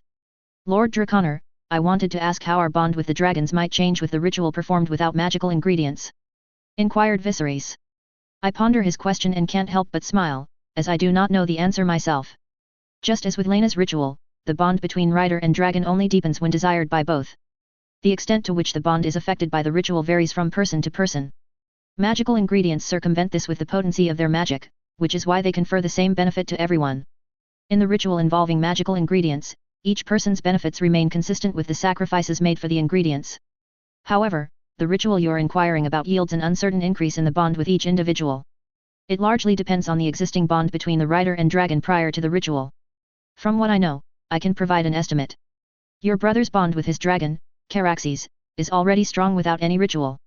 Therefore, if he were to perform the ritual without any ingredients, he might achieve the same level of control over his dragon as Lena has with Viagar. What you need to understand is that, until now, your dragons can only sense the intense emotions of their riders. After the ritual, this will change, they will be able to perceive your emotions at all times.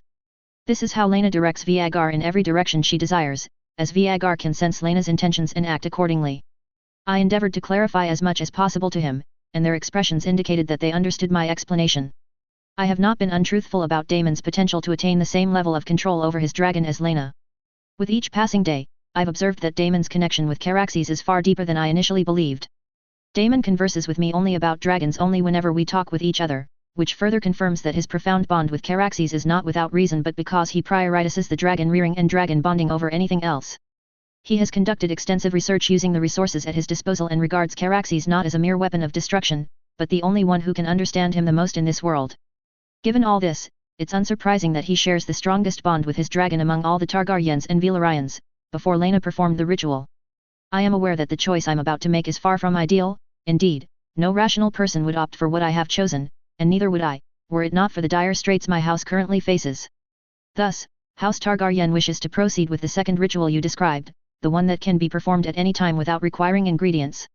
As for the price, my house will cover it, so name your terms for the ritual, Lord Draconor, declared Viserys, his expression that of a man resigned to an ill fate.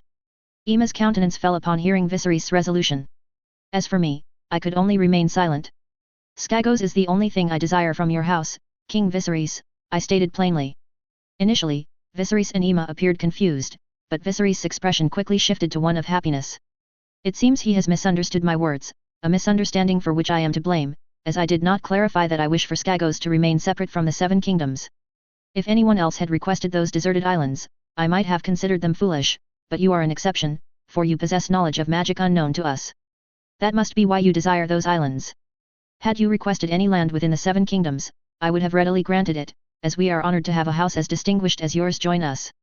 I will instruct Otto to draft a royal decree naming you Lord of Skagos and Skane, and you shall not be beholden to Lord Stark, for I will ensure that Skagos is not recognized as part of the North over which Lord Stark presides, declared Viserys, smiling. Emma looked worried and happy at the same time. You misunderstand, King Viserys.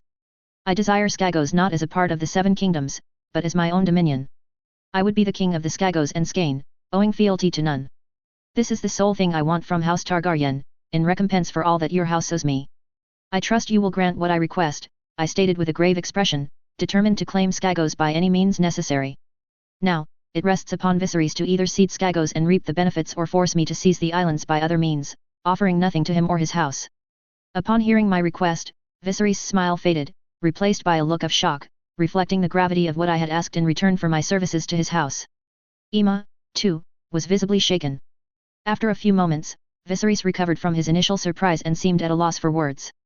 Eventually, he resolved to consider my request and whether it was within his power to grant it. I awaited his response, hopeful for a positive outcome. I believed Viserys might consent, as Skagos, while part of the North, was not a jewel that would cause an uproar among the Seven Kingdoms. What likely weighed on his mind was whether to grant me a land of my own, independent of his house's control. Despite knowing that I could not be fooled and was educated in the ways of the politics, the Targaryens might have hoped for me to submit and join the Seven Kingdoms. After a moment of contemplation, Viserys sighed and spoke, "For all that you have done for House Targaryen, I would be a fool to deny your request, Lord Draconor. However, I must summon Lord Stark before granting you those islands, as my predecessor have already seized lands from the north for the Night's Watch. To do so again without offering compensation could incite justified anger at this problematic time. Therefore, you must wait before I can declare Skagos an independent dominion under House Draconor. I trust this will make you amenable to a future official alliance between our houses, akin to your ties with House Valyrian." He did not address anyone directly, but it was clear to all in the chamber that he hinted at a betrothal between me and Rhaenyra. Yet, such is currently untenable, as Rhaenyra has not reached an age I deem sufficient to decide whether to proceed with such a union. The only thing I can assure you, King Viserys, is that you won't regret the decision you've made today. Now that you've agreed to grant my request, I'd like to introduce a concept with which you are somewhat familiar. I propose a contract between our houses to ensure that both parties fulfill their obligations. Not that we wouldn't, but consider it a safeguard for the future. I trust you understand, King Viserys, I stated, preparing to explain the concept of contracts to Viserys, as he would need to comprehend it fully before signing the agreement that would bind Skagos to House Draconor in perpetuity. Chapter 54. Important disclaimer, I neither own A Song of Ice and Fire, nor do I own Harry Potter, they are the properties of their writers George R.R. Martin and J.K. Rowling respectfully, read at your own discretion. Durinix POV. I clarified to Viserys the nature of the contract and its terms, which we would both sign. Viserys quickly grasped the concept of the contract, and once that was settled, I outlined the terms to him. Observing his reaction, I noted the relief that washed over his face, dispelling the prior tension, as he learned that I, too, was subject to the contract's penalties. Internally, I chuckled, knowing his relief was premature, as he had yet to learn of the penalties. My anticipation proved correct. Upon learning about the penalties, both Viserys and Aemma were utterly shocked and began to protest the severity of the consequences. Like Corlys, after realizing that the issue about penalties could be resolved by members of two families discussing and settling the matter among themselves, and with further persuasion, he agreed to sign the contract. Once that was settled, they began to consider what they could offer the Northern Lords to appease their anger over gradually losing their lands.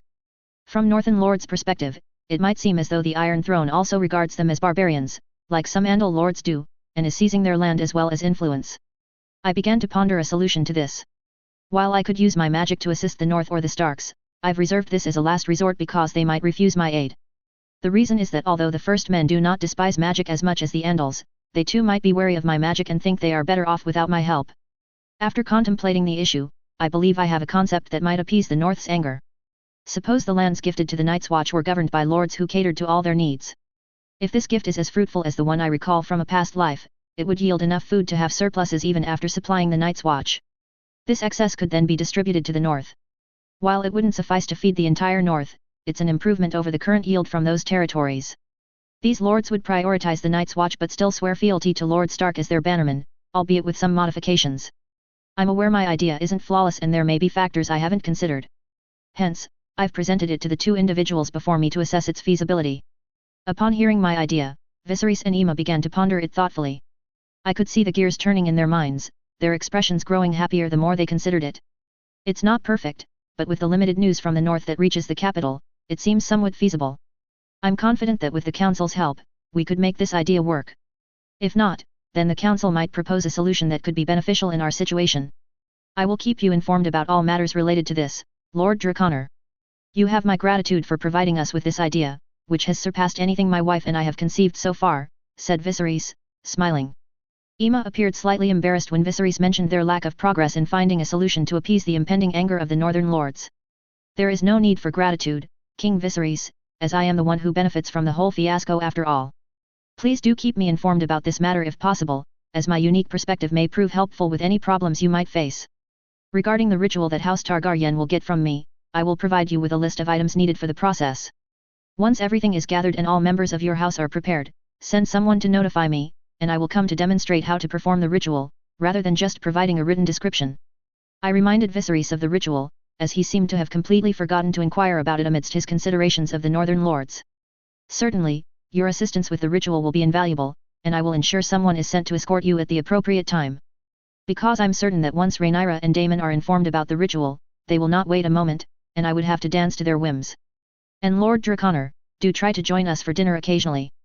I'm sure Valyrians would not mind your absence once in a while, said Viserys with his characteristic jovial laugh. However, I suspect he feigned his mirth, given the frustrated expression on Aemma's face. It appears my absence from dining with the Targaryens has led them to suspect Valyrians' influence over me. Despite the current misunderstanding, I am certain it will be cleared up shortly. I don't have the time to justify my decisions, they are solely my own, and my stay with Valyrian has not swayed me in any manner. Now, I must attend to my daily ride with Anarion, who is known for his impatience. After bidding farewell, I departed. Yet, my thoughts remained preoccupied with the forthcoming negotiations with the Starks and their possible results. Ultimately, I resolved to seek out items that might tip the scales in my favor with Lord Stark and the Northern Lords should the need arise. I am hesitant to offer magical items immediately, as I will be their neighboring lord in the future, and such items could serve to forge a stronger bond with them. Therefore, I am reserving these items as an alternative option, rather than presenting them outright.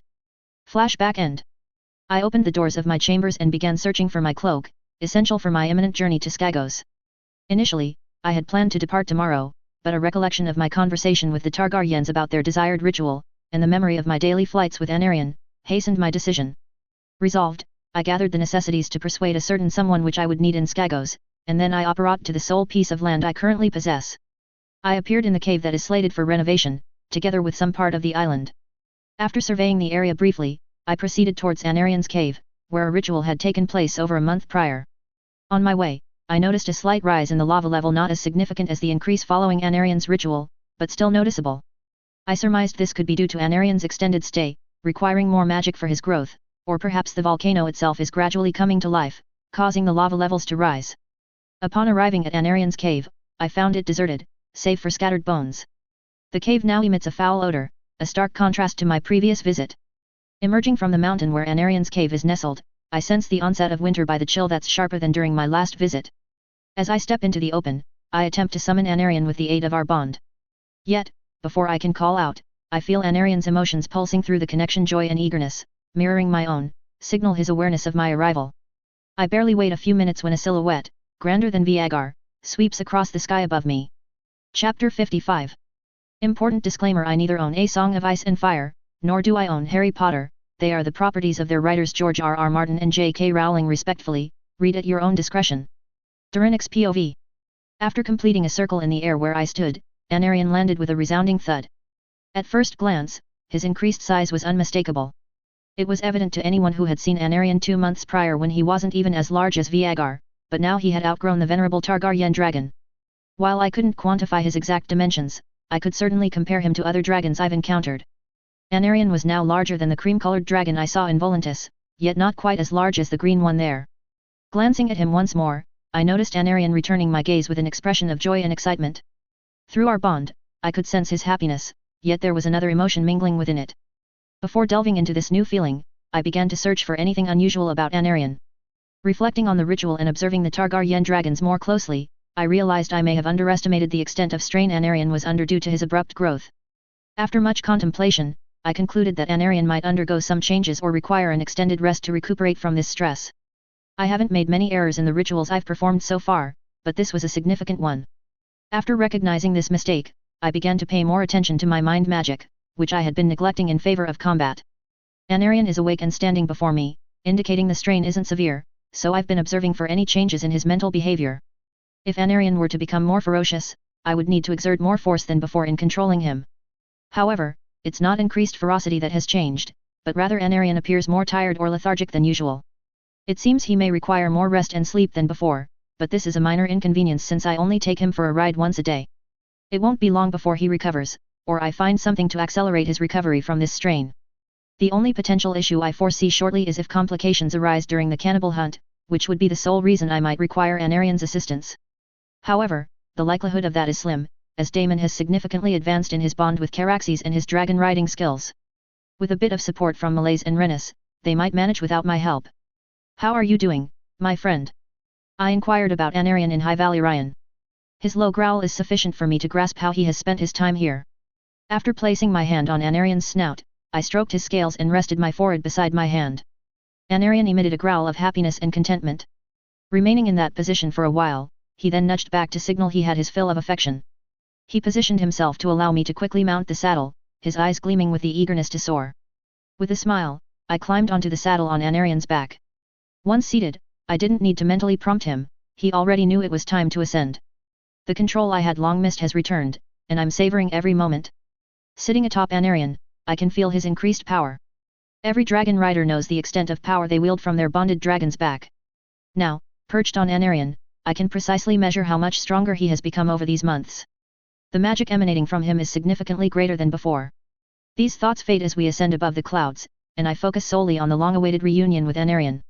After a period of flight, I directed Anarion towards the capital, signaling it was time for me to depart Skagos for a while. I plan to return soon to build my castle here and determine the fate of the island's inhabitants. I must decide whether to send them to the north side and make this island the best habitat for all the magical animals I aim to introduce to this world, or to let them live and train them to care for the animals to the best of my knowledge. The construction of a gateway between this island and my dimension would be deferred until I could dedicate a full day to erecting my castle here. Anarion issued a prolonged roar as if bidding farewell to the islands. Subsequently, he soared southward with formidable strength, and I noted that his augmented size and mass had not impeded his speed in the slightest. He appears to be much quicker than ever before. Anarion and I have arrived at the capital of the Seven Kingdoms, and the journey has taken the same amount of time as our last visit after spending over a year on Skagos. Despite the increased pace and the greater distances Anarion can now cover, we've had to pause our travels to allow him time to rest and recuperate from his strained condition, necessitating a brief respite before we continue. I am aware that his recovery won't be lengthy, yet I find myself contemplating various methods to expedite his healing as we proceed. Anarion's thunderous roar announced our arrival, sending the people of King's Landing into a panic at his immense size. We circled the dragon pit to find the best landing spot for Anarion. Landing in the designated open space for dragons proved somewhat challenging, but we managed. I dismounted from the saddle to the ground, gave Anarion a few well-deserved pats, and bid him farewell. Then, I made my way towards Damon, who was staring at Anarion with wide eyes and a look of utter astonishment. Could it be that I detected a hint of fear in the eyes of the ever-brave rogue prince? From the look on your face, one might think you've never seen Anarion before, I said aloud as Anarion took to the sky once more. After a few seconds, Damon tore his gaze from Anarion and looked towards me, a new light in his eyes. Prince Damon, I greeted him with a nod and a smile. It seems we consistently underestimate your capabilities. Yet, we cannot be blamed, for each time we assume you have reached your limits, you astonish us anew, Lord Draconor, Damon remarked, his gaze lingering on me for a minute, curiosity mingling with a trace of fear. Previously, his look was one of respect and wonder whenever I unveiled something new. However, Anarion's considerable growth is no trivial matter, even for the Targaryens, who frequently witness the new magic I reveal. I would inquire about your methods, but it would be futile, as I have yet to fully grasp the ritual you provided my house. You claimed it was basic, yet the one performed on Anarion must be far more complex. From what I've learned from you, and my own research, such significant alterations require sacrifices, and plenty of them. I ponder on what you have sacrificed. It appears you have not forsaken the ways of old Valyria. Not that I disapprove of such deeds. You learn quickly, Prince Damon, but you seem to forget that you are still a student. Your assumption that I have not abandoned the ways of old Valyria is utterly mistaken. I do not engage in human sacrifices like the Valyryan sorcerers. As I have mentioned, I have far surpassed them and am above performing such acts of sacrifice, I said to Damon with a smile. Damon's expression turned bitter as he did not receive the answers he sought, but he huffed and led me toward the horses that were being prepared to take us for a ride to the Red Keep. We began our journey towards the Red Keep, threading through the streets amidst the varied reactions of the small folk. Some regarded me with awe, others with fear, but I disregarded their stares, preoccupied with the whirlwind of thoughts in my mind. Glancing at Damon, who seemed engrossed in his own contemplations, I posed the question that had been haunting me since I left the birthing chamber where Emma had given birth. Prince Damon, what are your thoughts on being displaced as the heir to the Iron Throne? Chapter 56. Important disclaimer: I neither own A Song of Ice and Fire, nor do I own Harry Potter. They are the properties of their writers George R.R. Martin and J.K. Rowling respectfully, read at your own discretion. Durinix POV. After hearing my question, Damon looked at me with a smile. I must admit, I had not expected such a reaction from him to the question I had posed. What? Do you expect me to be sad or angry at the birth of my nephew, as all the people of the Red Keep expect? Then I would have to disappoint you, Lord Draconor. I am not angry at the birth of my nephew, Damon said, his smile paired with a mischievous glint in his eyes. I might have thought he was lying to me, or concealing his true feelings on the matter, but Damon is not one to hide his true expressions with such proficiency that even I would fail to perceive them. Disappointment may be the wrong word you used there, Prince Damon. I'm actually quite pleased that you haven't done anything to divide your house, as I sense changes are coming soon, and they may not be for the better. In such times, I would expect a united and strong House Targaryen by my side, not one that is divided and weak, I responded to Damon. My words wiped the smile from Damon's face, replacing it with a grim expression. He nodded in my direction, and we proceeded with our journey to the Red Keep. Upon reaching the keep's courtyard, I dismounted my horse and began walking towards the Red Keep, expecting Damon to part ways. Lord Draconor, I trust you recall my brother telling you that you may visit Dragonstone after the Queen has given birth. I am departing for Dragonstone with Rhaenys tomorrow, as Caraxes and I are eager to embark on the hunt we planned 2 moons ago. If you wish to join us, I shall personally give you a tour of Dragonstone, Damon called out, not far behind me. I pondered his offer, questioning why he would go to such lengths for me. After a few moments, the answer dawned on me, and I couldn't help but smile at Damon's naivety. I would have liked that, but Princess Rhaenys has already informed me that she will be accompanying me and giving the tour of Dragonstone herself, I replied to Damon with a neutral expression. However, a slight twitch of my lips was enough for Damon to understand that I was aware of his intentions in offering me a tour of Dragonstone. It wasn't a complex thing to decipher. Damon's eagerness to guide me was because he wanted to be the first to lay hands on anything I might uncover during my exploration of the last stronghold of old Valyria. But he is a fool to think a Valyrian sorcerer would leave anything of importance on an island so far from their homeland. My only desire to visit the island was due to its volcanic nature and to see the current state of the volcano on Dragonstone. That's unfortunate. However, I'm confident that Rhaenys and I could give you a tour together. Given your station, that would be most appropriate, as Damon said that his expression was one of pride, as if he had thought of something clever. I had to stifle my laughter at his expression. The fool was merely wasting his time and would realize that soon enough. I entrusted that decision to you and Princess Rhaenys.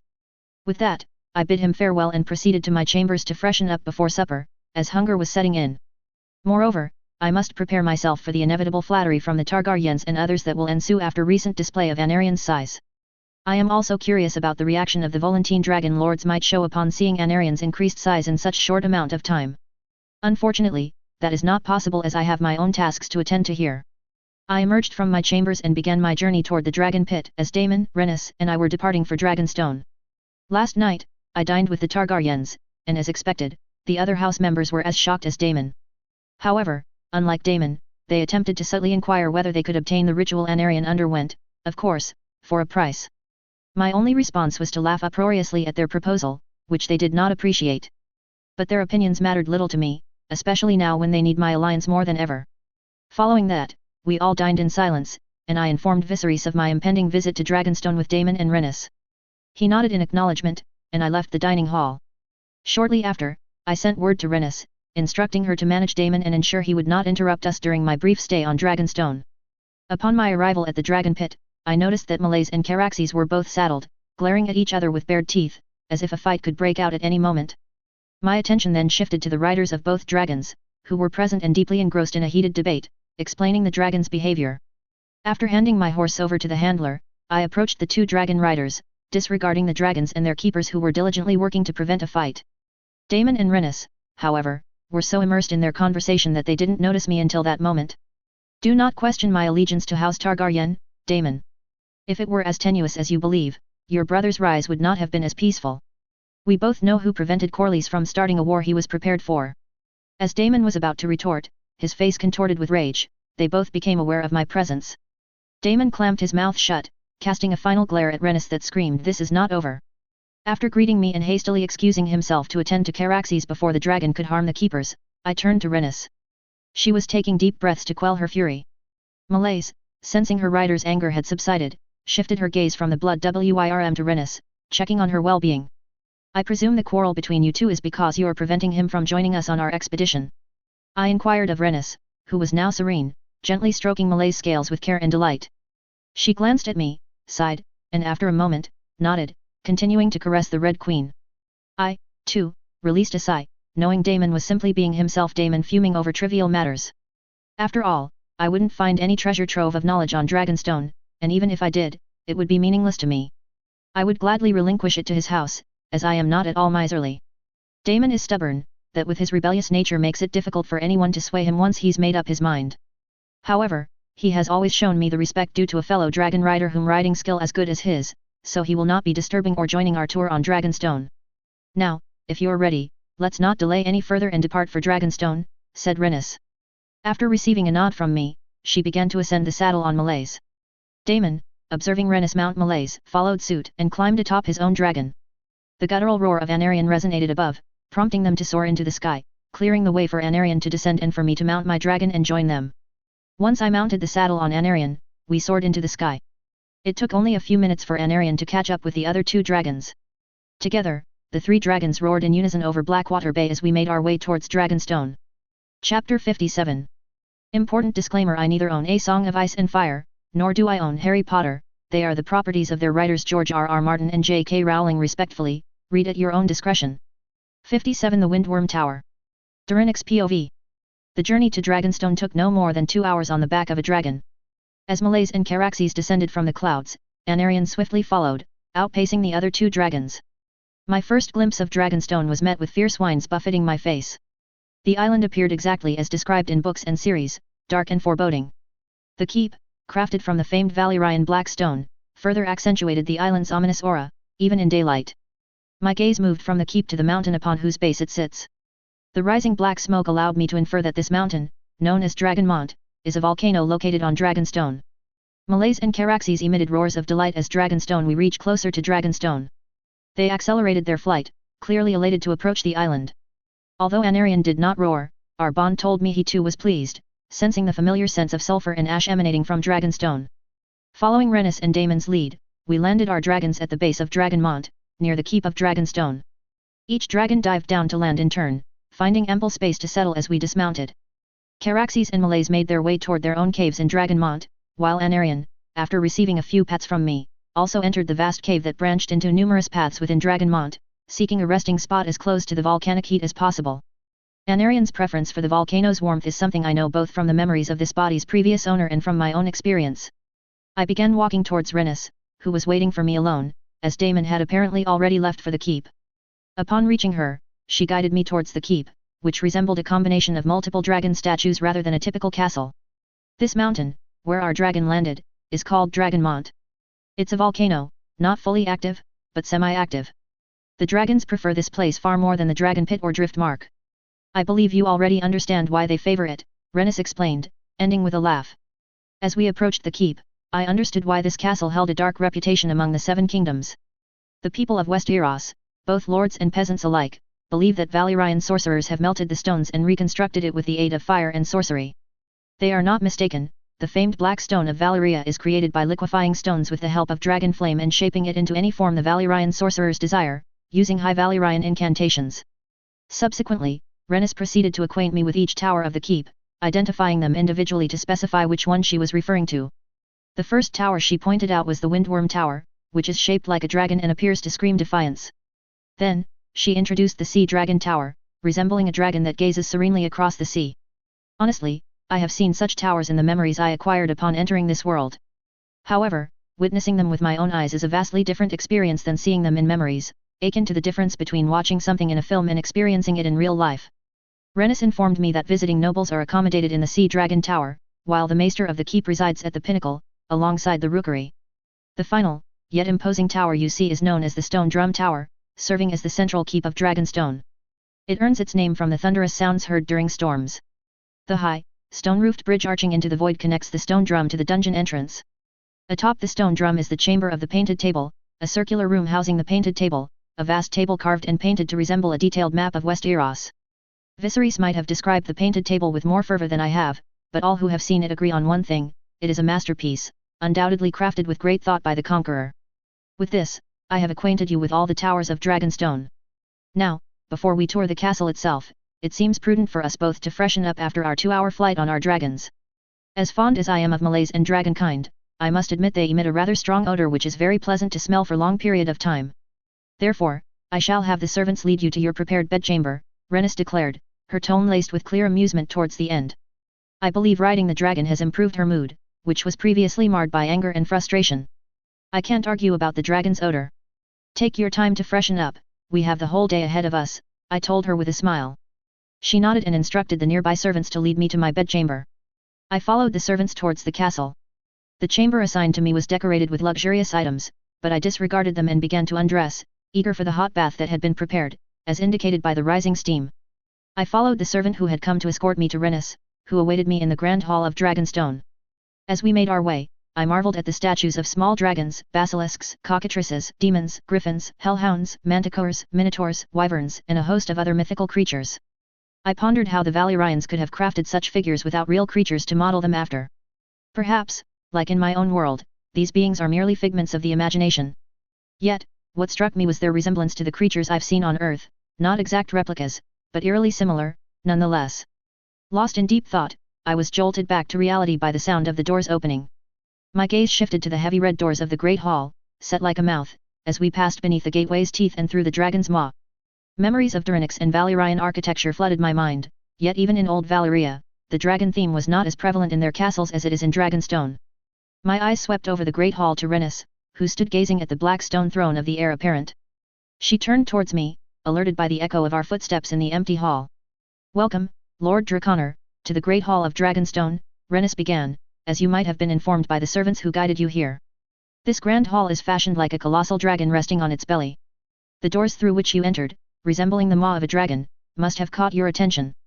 As Rennis's voice trailed off, she turned to look behind me. The sound of footsteps echoed through the hall, the expression on her face told me all I needed to know, so I didn't have to turn around to see who had come. "Daemon, why are you here?" she demanded, her teeth clenched. "I thought we had discussed this. Who knows when the cannibal will take the bait and emerge from his den for us to put him down. Therefore, I propose we do not delay any further and begin today. After we verify whether the cannibal emerges today or not, you could give Lord Draconor a tour, without any disturbance from me of course," he stated, cutting off Rennis mid-sentence.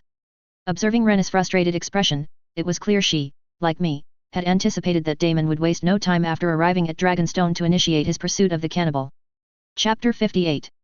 Important disclaimer: I neither own A Song of Ice and Fire, nor do I own Harry Potter. They are the properties of their writers George R.R. Martin and J.K. Rowling respectfully, read at your own discretion. Durinix POV.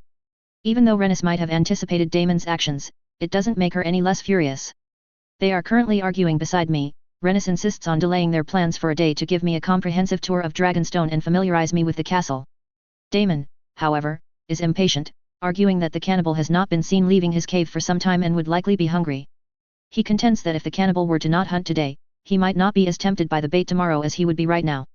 Before they began to fight in front of me, I felt necessary to express my opinion. "Princess Rennis, I do not mind at all if you choose to accept Prince Daemon's proposal, lure the hungry cannibal out to kill him. Regarding the tour you mentioned, is perfectly acceptable, could wait for few hours without any issue." Upon hearing my words, both of them ceased their bickering and turned their attention to what I was about to say. Daemon smirked satisfaction, while Rennis appeared hesitant at first but eventually nodded after a few moments. Although I understand from Rennis' perspective that she believed I would take it as slight if she and Daemon prioritized dragon hunting before giving me the tour of the castle. But I could not care less about the castle tour, as I have already observed the state of the volcano here, and my purpose for coming has been fulfilled. Their hunt for the cannibal is far more entertaining to me than touring the castle, which I do at any time afterward. Moreover, Daemon is correct, if the cannibal emerged today for a hunt, he would not be easily enticed tomorrow with whatever bait we might use. You have my gratitude for understanding what I'm trying to teach my cousin here. Now I hope you do not have any more complaints, dear cousin." Daemon asked Rennis with a smirk on his face. Rennis sent an angry glare Daemon's way, but her body language was enough for us to get that she has nothing more to say. After that, Daemon looked toward me with a serious expression. "I know that we have discussed this before, but are we sure that the cannibal will come out with only the dragon eggs out in the open? And Viserys told me that I could only take 2 dragon eggs at most for this venture of ours." Even Daemon, for all his excitement, seemed slightly unsure from his tone that the cannibal would fall for something like this. Indeed, I share the same uncertainty regarding this matter as Viserys has previously mentioned. Cannibal has evaded the 3 dragon riders before. Cannibal's ability to do that may be attributed either to exceptional stealth skills or high level of intelligence than we typically attribute to dragons. I believe it is the latter, considering that he has repeatedly outsmarted dragon keepers to steal dragon eggs and has even killed hatchlings. Furthermore, my father once noted that Cannibal is remarkably fast, to the extent that even Malays and Caraxes were unable to catch when he fled upon spotting 3 dragons approaching with riders on their back ready to put him down for good. Rennis expressed opinion on the strategy we would employ to the cannibal. "I understand that Cannibal possesses greater intelligence than the dragons we ride, which why I have begun to devise several strategies to lure him out and eliminate him. While I believe my plans are sufficient, their effectiveness will depend on the specific nature of Cannibal as a dragon. If he is indeed a true wild dragon who has escaped from old Valyria, then there is a possibility that he may see through all our traps and choose to escape, realizing that he is at a disadvantage. However, we will not discover that without attempting, so I began to outline the trap strategies I have devised to lure out the cannibal before both Daemon and Rennis. I have also considered the same as you two and have developed strategies that I believe draw out the dragon of its cave. So here is what we will do." As I elaborated on my plan, Daemon could not conceal his excitement, and a smirk crept onto his lips. Rennis merely rolled her eyes at Daemon's expression. "Smart as always, Lord Draconor. Now let the hunt begin." With that, Daemon started to walk out of the great hall, excitement and swagger evident in his steps. Rennis shook her head at Daemon's retreating back and followed after him, for they needed to retrieve the 2 dragon eggs from the hatchery of their house.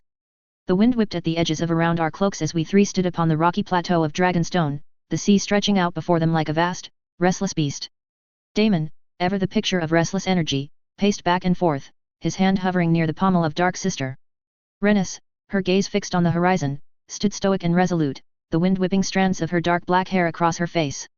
"It will work," Daemon declared, his voice cutting through the wind. "The beast craves dragon flesh. It has tasted it before, and it will not be able to resist the lure. I do not know if he is telling us or convincing himself, as we have been here an hour and cannibal is nowhere to be." Rhaenys, her voice sharp and laced with concern, countered, "We already know that, Daemon, it will come, but what my concern is if it breaks through before we are prepared." I couldn't help but sigh. Even then I kept my voice a calm counterpoint to the rising anxiety of my companions and reassured them. "He won't be able to, Princess Rhaenys. The magical barrier I have made is strong. It will hold, long enough for our purpose. One attempt, and then, it's showtime." A heavy silence descended for some time after that, broken only by the crashing of the waves against the cliffs below and the mournful cries of the gulls circling overhead. Time seemed to stretch on, each minute an eternity as we waited, all three pair of eyes scanning the skies. Then, finally, a shadow fell over us, vast and menacing. The cannibal, its scales gleaming like obsidian in the pale sunlight, circled above, its malevolent gaze fixed upon the dragon eggs nestled in the center of the plateau. "There," Daemon whispered, a thrill of anticipation in his voice. "It has taken the bait."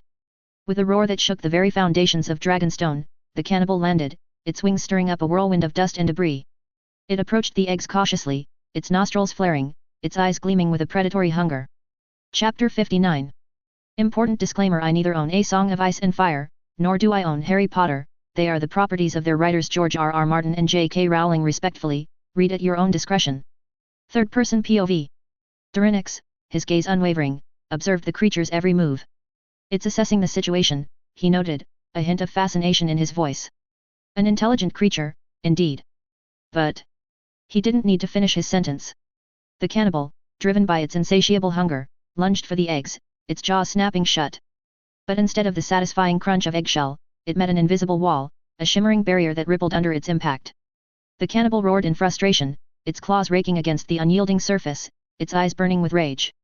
Although Rhaenys and Daemon may not have noticed, but when the magical barrier manifested, Dorinix was shocked. The reason for his shock was that the magical barrier was being formed with the assistance of magic from Dorinix himself, rather than from the atmosphere.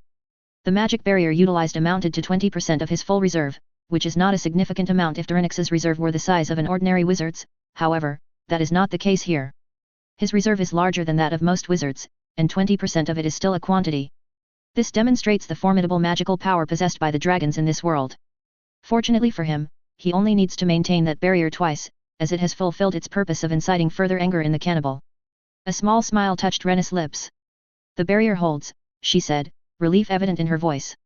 However, upon closer inspection, there was also a hint of fascination on her face as she had just witnessed the manifestation of a blue barrier that prevented the dragon from achieving what it does not often encounter scenes like this in their world, as even a Targaryen's tamed dragon, once it has determined its desire, will not cease until it achieves what it seeks. Daemon, his grin widening, barked out a command. "Now for the next act." Caraxes. Caraxes, who present in the cave located just behind where we are hiding, reared his head upon hearing the command of his rider. Daemon swiftly made his way to his mount and climbed atop the saddle with a grace that only experienced dragon riders could achieve. With a deafening roar that echoed across the island mirroring the excitement his rider for what is to come, Caraxes took to the sky, a crimson streak against the grey clouds. He circled above the cannibal, spewing jets of fire into the air, a blatant challenge to the larger dragon's dominance. Dorinix observed the cannibal, who was becoming enraged when challenged in its own territory. A smirk formed on his face as he recognized that, regardless of how cunning or intelligent the dragon might be, it remained a proud creature. When the cannibal noticed the dragon half his age, if rumors are to believe of cannibal's age, daring to confront it on its ground, it was destined to wound the pride of an aged dragon and make it more enraged. Coupled with its fury at being denied food that lay right before its eyes, the situation was bound to escalate. The cannibal, its rage amplified by the barrier, the taunts, and the challenge to its authority, thrashed against the invisible wall with renewed fury. Then, with a deafening crack that split the air, the barrier shattered, its fragments dissolving into motes of shimmering light. Daemon, drawing Dark Sister atop the saddle, its blade gleaming in the sunlight, roared, "Now! To battle!" The cannibal, its eyes ablaze with fury, charged at Caraxes, jaws agape and claws extended. Malaise, who was also present nearby, emitted a growl of impatience, prompting Rhaenys to gaze at her mount in surprise. She did not think her girl also share the same battle-hungry demeanor as Caraxes. However, Malaise behavior might stem from past encounters where the cannibal had fled, and now she seeks to prevent its escape once more. Yet, the time to engage in battle for them has not arrived, as Lord Draconor has indicated that Caraxes and Daemon must provoke the cannibal sufficiently for its rage to overpower cunning possessed by the dragon. If she is to be candid, she believes that his plan has a viable chance of success, and Lord Draconor has the optimal duo for the task of inciting anger, whether it be in a dragon or men. She is quite certain that Caraxes and Daemon will excel in their role of infuriating the cannibal. The skies above Dragonstone shimmered in the bright midday sun, the ocean below glinting like a sea of molten silver. The warmth of the day did nothing to ease the tension in the air, as the storm brewing was not of nature's making. Daemon Targaryen sat confidently astride Caraxes, the blood WIRM's long, serpentine body undulating mid-air, its crimson scales dazzling against the stark blue of the behind both of them. A large shadow was attempting to close the distance. The cannibal was a shadow against the sky black as night, massive, and menacing. Its growl carried on the wind like the rumble of a far-off thunderstorm. Dorinix watched with Rhaenys by his side, a faint smirk playing across his lips.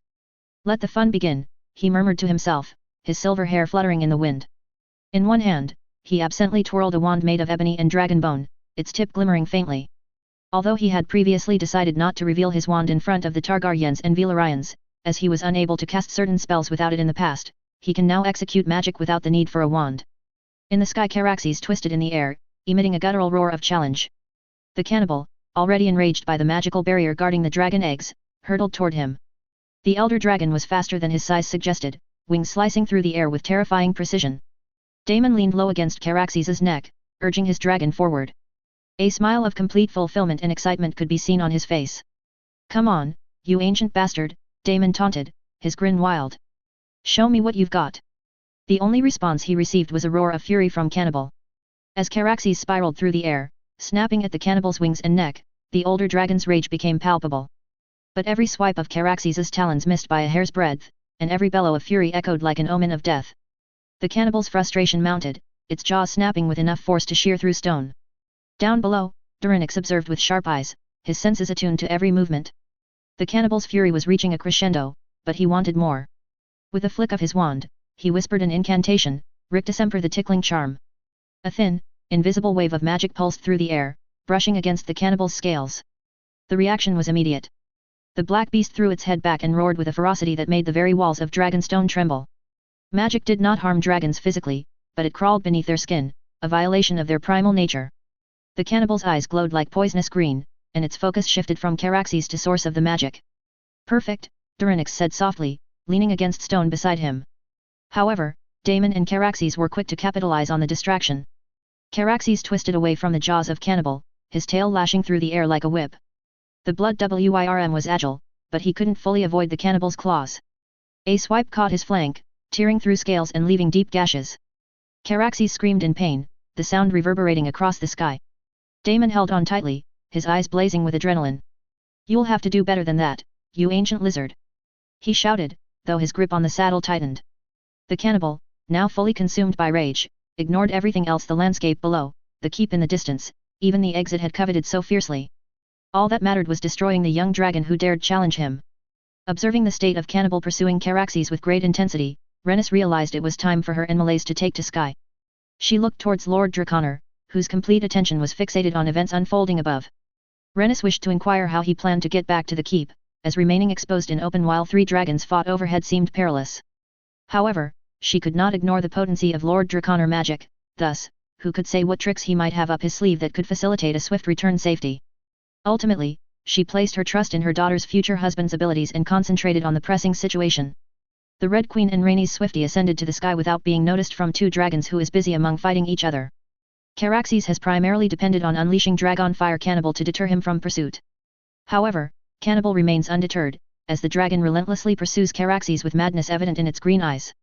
If Caraxes is captured by Cannibal, Dorinix think it is certain that the wild dragon will tear apart the younger dragon before ultimately finishing him off. The Red Queen descended from the clouds like a flame-wreathed spectre. Rhaenys Valyrian, her dark black hair flowing behind her, shouted Dracarys' command. Malaise opened her jaws, and a stream of fire erupted, blinding in its intensity.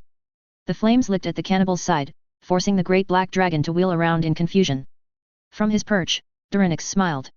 "I should take my seat, there is no way I am watching this iconic fight from here," he murmured before operating on Windworm Tower, directly into the maw of the dragon, which was roaring in defiance as Dorinix watched the 2 dragons Malaise and Caraxes begin working in tandem. It was an aerial dance of fire and fury, with the cannibal at the center of it all. And from here he could see that Malay's presence in the fight has brought cannibal out of its madly enraged state. Dorinix couldn't let cannibal flee, so he did what he could at this moment. With a flick of his wand, he sent Stupefy the stunning spell directly at the cannibal's wing, causing no harm but eliciting another ear-splitting roar of indignation. The beast thrashed wildly at its inability to harm the caster of magic, nearly clipping Caraxes with its tail in its blind rage. The cannibal's focus was now divided, its movements increasingly erratic as it tried to fend off both Caraxes and Malays.